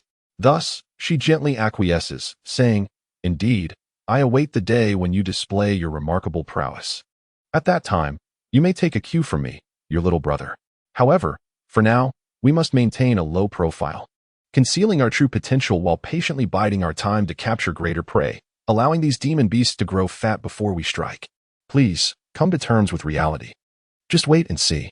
Zhu Wuxi, brimming with self-satisfaction, shook off the fine yellow hairs on his body, as if he had already donned majestic plumage. Lin Xing, uninterested, glanced back at the cave entrance and declared, "I shall explore this cave further. You may proceed." Zhu Wuxi lazily lifted an eyelid and leaped onto the large stone at the cave's mouth. Just as he rolled about on the rough surface, Lin Xing emerged, brimming with excitement, clutching a bag and exclaiming, "Wuxi, Wuxi, splendid news." Inside is a storage bag. Zhu Wuxi, nonchalantly flipping over, replied, "What of a storage bag? Such items do not impress me. Once I obtain the memory inheritance." Lin Xing, her eyes sparkling with enthusiasm, interrupted him. "The storage bag indicates that cultivators have visited this place. This means I am not the sole human here. If we can locate them, we shall discover the nature of this realm and find our way out." Zhu Wuxi, now comprehending, stood on one leg, his small eyes fixated intently on Lin Xing. "The first thing we must do upon exiting is to learn the method to dissolve the contract." Lin Xing nodded eagerly in agreement. The storage bag bore no marks. Easily opened to reveal a collection of over 100 spirit stones, a sword, and several jade slips. After securing the spirit stones and the sword, Lin Xing pressed a jade slip to her forehead. The initial slips yielded nothing, but her eyes sparkled upon reaching the last one. Within this slip was a compendium of flora entitled Comprehensive Examination of 10,000 Trees. After a cursory examination, she felt an exhilarating thrill. This compendium contained detailed descriptions of tens of thousands of spirit plants, vastly surpassing the mere 100 varieties introduced in the first floor of the library. Hastily, she approached the entrance and plucked an unfamiliar spirit herb. Upon careful inspection, she discovered a corresponding entry. It appeared to be a spirit plant akin to Sichuan pepper, named Ma Tian Chao. She then pulled another from the right, which also yielded information, describing a plant with properties similar to chili peppers, known as zhuahogua. Venturing a short distance from the cave, she found another variety that resembled green onions, identified as xiang lujing. Continuing her search, she stumbled upon yet another plant with an entry named duo ban jen, which turned out to be akin to garlic. After cross-referencing several more, she was left in disbelief. Placing a hand on her forehead, "Is this place hosting a national spice convention? How could all the seasonings be gathered here?" She resolved to thoroughly study this comprehensive examination of 10,000 trees and absorb its contents. Before long, in the western mountain range, a miraculous fruit tree quietly began to sprout in a secluded valley. Chapter 76. The fleeting passage of 2 years' time passed swiftly, like a white steed galloping past. 2 years had gone by in the blink of an eye. In the azure murk's secret realm, faint rays of light filtered through the broad leaves, illuminating the dense, shadowy forest. A serpent, as thick as a water bucket and bearing the name of the 5-stage azure scale with its crimson eyes, slithered forth with its gaping maw agape, pausing momentarily in its erratic journey. Silence enveloped the surroundings. Moments later, the colossal snake, in a frenzy, lashed its long tail through the muddy earth, startling a flock of small birds into flight, before emitting a series of reluctant hisses and departing in anger. After the passage of a fragrant incense stick's worth of time, beside a grand tree, the layers of leaves and muck stirred slightly, revealing a pair of bright, clear eyes beneath. 5-4. The demon serpent has gone. For now, it is safe. As she pushed aside the thick layers of foliage and mud, she discovered a small burrow from which Lin Qing cautiously emerged. Inside the burrow, a tiny yellow chick stirred as if resurrecting from the dead, wobbling unsteadily to its feet. After searching for 2 years, not a single ghostly shadow of a cultivator has appeared, yet the number of demonic beasts only increases. Truly exhausting. Lin Qing's lips quivered. Ever since Zhu Wuxi had heard her inadvertently refer to herself as lousy, he found it both amusing and befitting of his stature, and thus began to frequently adopt this self-designation, leaving her utterly speechless. She climbed out of the burrow, leaned against the grand tree, panting and wiping the sweat from her brow, chuckling. Haha, once again, I have narrowly escaped calamity, day in and day out, evading these pests as they chase me from earth to sky, and you still have the audacity to speak. It is truly wearisome. Humanity is indeed cowardly and ineffectual, and you are even more so. 2 years have passed, and you remain at the 6th level of qi refining, with 5 spiritual roots. Your cultivation progresses at a snail's pace.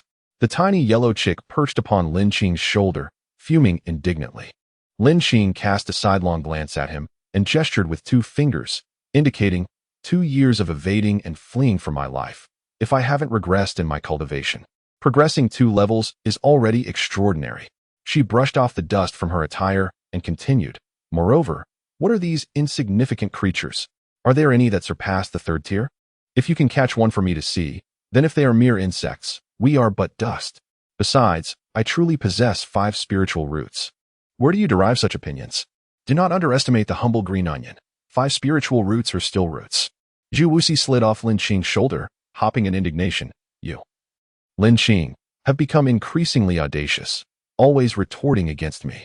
Lin Qing, now adept at selectively hearing only what she wished from Zhu Wuxi's words, shot a sideways glance at her. Do not speak solely of me. Your cultivation has not seen any growth either. Have any of your bloodlines awakened further? At this remark, Wuxi wilted momentarily, but soon lifted her head stubbornly, declaring, Our Feng clan's cultivation is distinct from that of humans. Advancement is not so simplistic. Once our clan progresses, our power will be overwhelming. Uncertain if it was due to Lin Qing employing the spirit pet contract technique, she was unaware of Zhu Wuxi's cultivation level. Yet their combat abilities were consistently on par.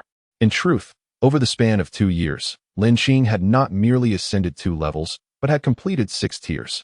She discovered that the Tai technique was indeed a boon for those with 5 spiritual roots, allowing the 5 roots to complement one another, reducing internal conflict, and facilitating uninterrupted cultivation, achieving remarkable progress with minimal spiritual energy expenditure.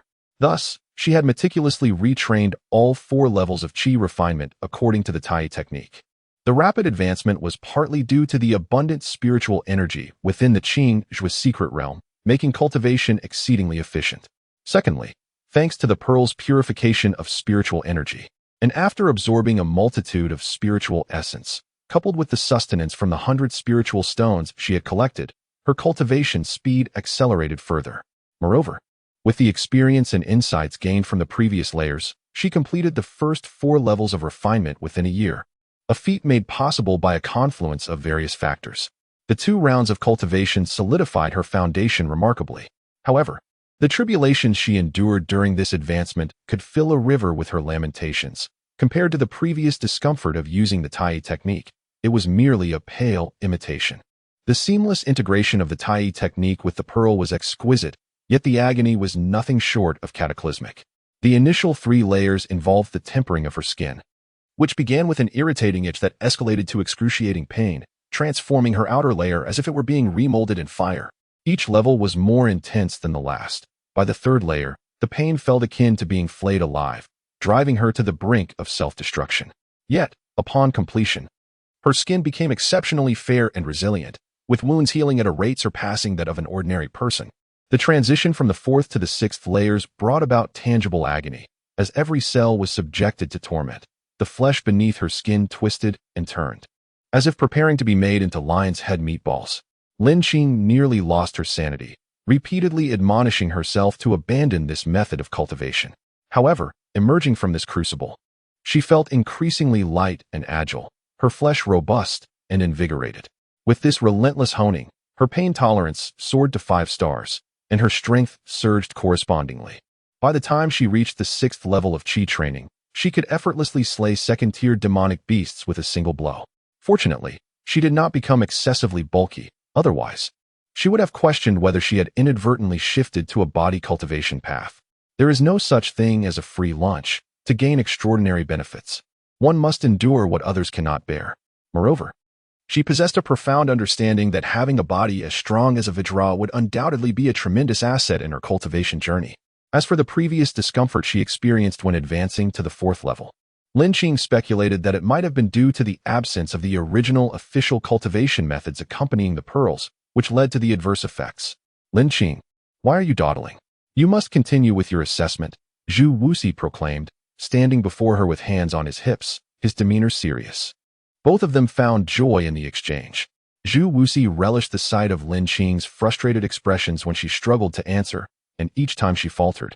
He reveled in the freedom to impose any punishment he desired. Conversely, Lin Qing was more than willing to have someone evaluate her progress and urge her to improve. With a bright smile, she responded, "All right, let us proceed." Ever since acquiring the wuxia-style jianjin, she devoted time each day to peruse, note, and contemplate its contents. Among her spiritual roots, the wood element was the purest, and mysteriously, it had yielded exceptional spiritual rice. She sensed that plants and trees held great significance for her. Thus, she invested considerable effort into her studies. A cultivator's ability to retain information at a glance was indeed advantageous, allowing her to swiftly memorize the intricate descriptions of each plant detailed in the wuxia-style jianjin. However, her diligence did not cease there. She meticulously observed every discovery she made in the secret realm, examining flowers, fruits, buds, branches, leaves, stems, sap, and roots with unwavering attention. To understand their internal structures, she often resorted to the shocking practice of dissecting spiritual herbs, inadvertently causing harm to numerous spiritual plants. In addition, she analyzed their scents, growth environments, medicinal properties, compatibility with various herbs, and potential conflicts with other spiritual medicines, delving into these subjects with remarkable thoroughness. For non-toxic spiritual herbs, she personally tasted them, while for toxic varieties, she employed small field mice for her experiments. She envisioned how to cultivate various plants and the precautions that should be taken in the process. Furthermore, for similar species, she created multiple illustrated comparison tables. For flora absent from the secret realm, but described in the comprehensive guide to flora, she would imagine their appearance based on the descriptions. Conversely, for plants present in the secret realm but not found in the guide, she meticulously observed and researched, supplementing her notes with relevant information and numerous insights. Not only did she document the spiritual plants, but she also kept records of the monstrous beasts she had encountered, although their formidable strength and unfamiliarity rendered deeper study impossible, leading her to compile only rudimentary notes.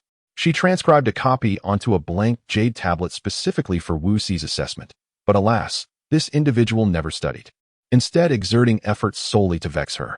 Over the course of 2 years, the predominant themes were cultivation, learning, and survival. In the past month, few spiritual plants had managed to perplex her. Wu Xi, in light of this, racked his brains. Today, he came rushing to announce the discovery of a spiritual herb that Lin Qing would undoubtedly be unaware of. Excitedly, she followed him to take a look. To her astonishment, the herb was guarded by a green-scaled serpent. Before they could approach, they were exposed and mistakenly identified as herb thieves, narrowly escaping through 2 forests. "Well, that particular plant doesn't count. Let us proceed," she said. Wu Xi, spotting a lush green area in the distance, noticed several types of spiritual herbs with only slight variations. Narrowing his eyes, he examined the contents of the jade tablet and casually pointed to an unfamiliar plant, asking, "What is that herb?" "Oh, that is the earth's residual grass, useful for stopping bleeding and alleviating pain." "And what about this one?" Wu Xi inquired, plucking a leaf from the tip of another plant. "That is the green reed, which nourishes the spirit and calms the mind." "What is this?" Zhu Wuxi inquired as he broke off another half of a stem. "That is the green cypress, which can be used as a medicinal herb to invigorate the spirit." "Oh, and what about this one?" Wuxi picked up a small sprout. "Keep your distance from this one. It is called the hemp plant and is highly toxic." "And that patch of spiritual grass over there?" Zhu Wuxi pointed to another lush green area nearby. "That is truly just grass." Chapter 77.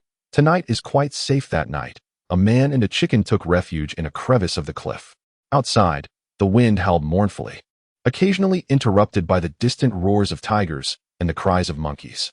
The crevice was deep and narrow, barely accommodating their presence. After dinner, Lin Qing cradled the little yellow chick and remarked, "This crevice we found tonight is indeed quite remarkable." Wuxi poked his head out from her embrace. "What is so remarkable about it?" "The wind is still blowing cold." Lin Qing raised her hand to shield him from the wind. Fortunately, she had Wuxi's companionship over the past 2 years. Although the path of cultivation was destined to be arduous and lonely, having such a companion brought her immense joy. She explained, "Do you remember how we almost fell victim to a wolf pack in the cave last time?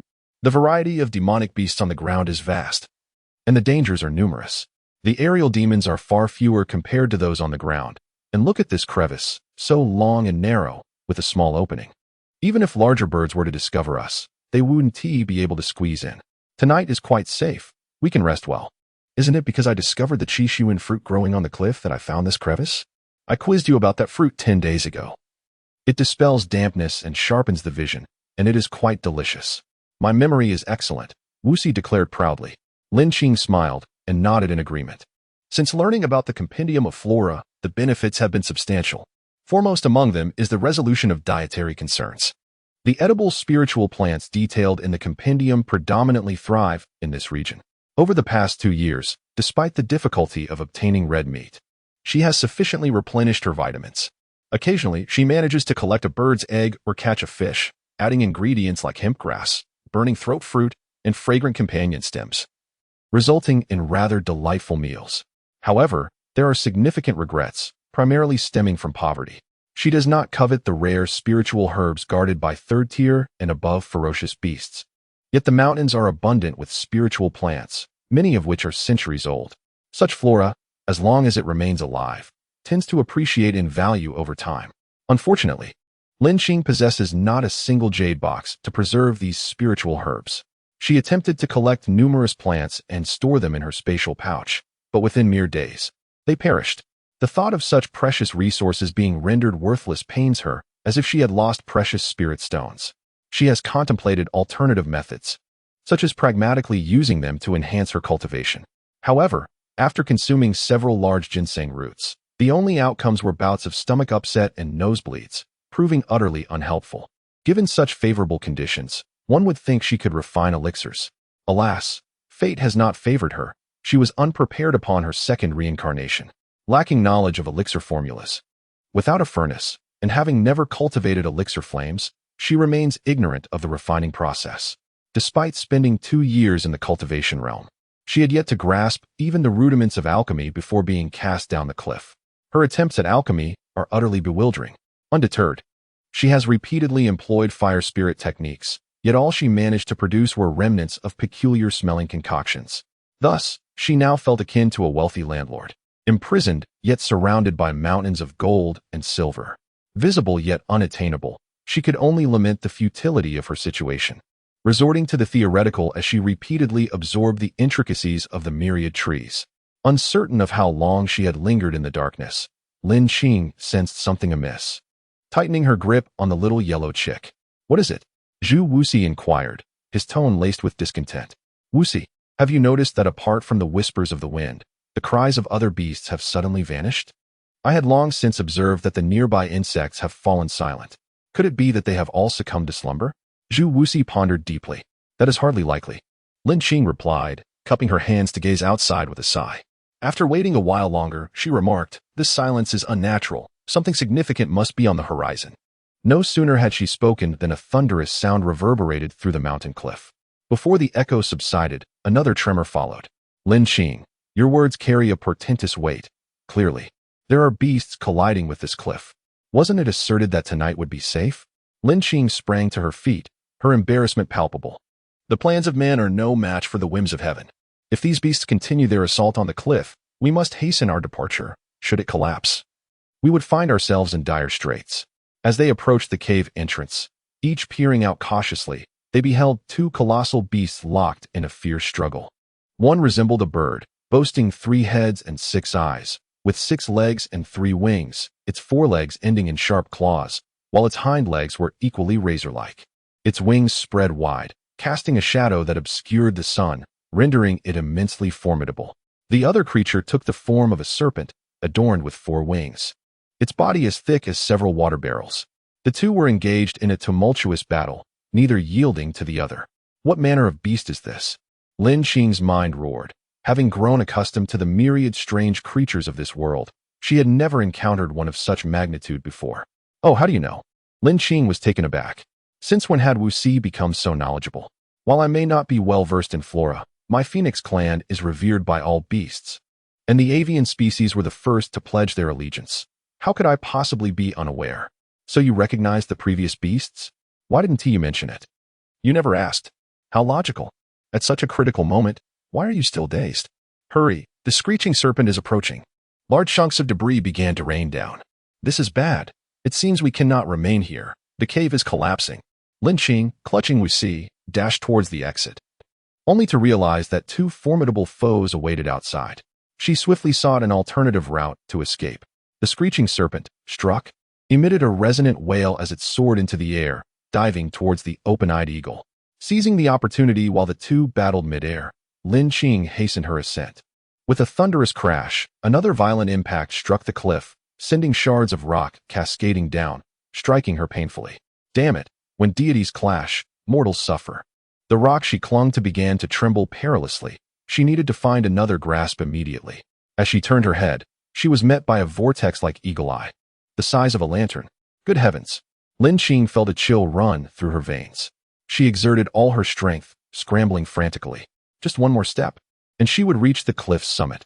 Once there, she could plunge into the dense forest below and hastily descend the mountain, thus evading this calamity. A sudden gust of fierce wind struck her face, rendering her unable to open her eyes. Lin Xing sensed herself ascending rapidly. With great effort, she managed to squint downward, where the cliff had shrunk to a mere point, and the river had transformed into a delicate line. The violent gales assailed her like a razor-sharp blade piercing through flesh, while the claws digging into her shoulder caused her excruciating pain. The soaring eagle led the way, relentlessly pursued by the serpentine creature behind.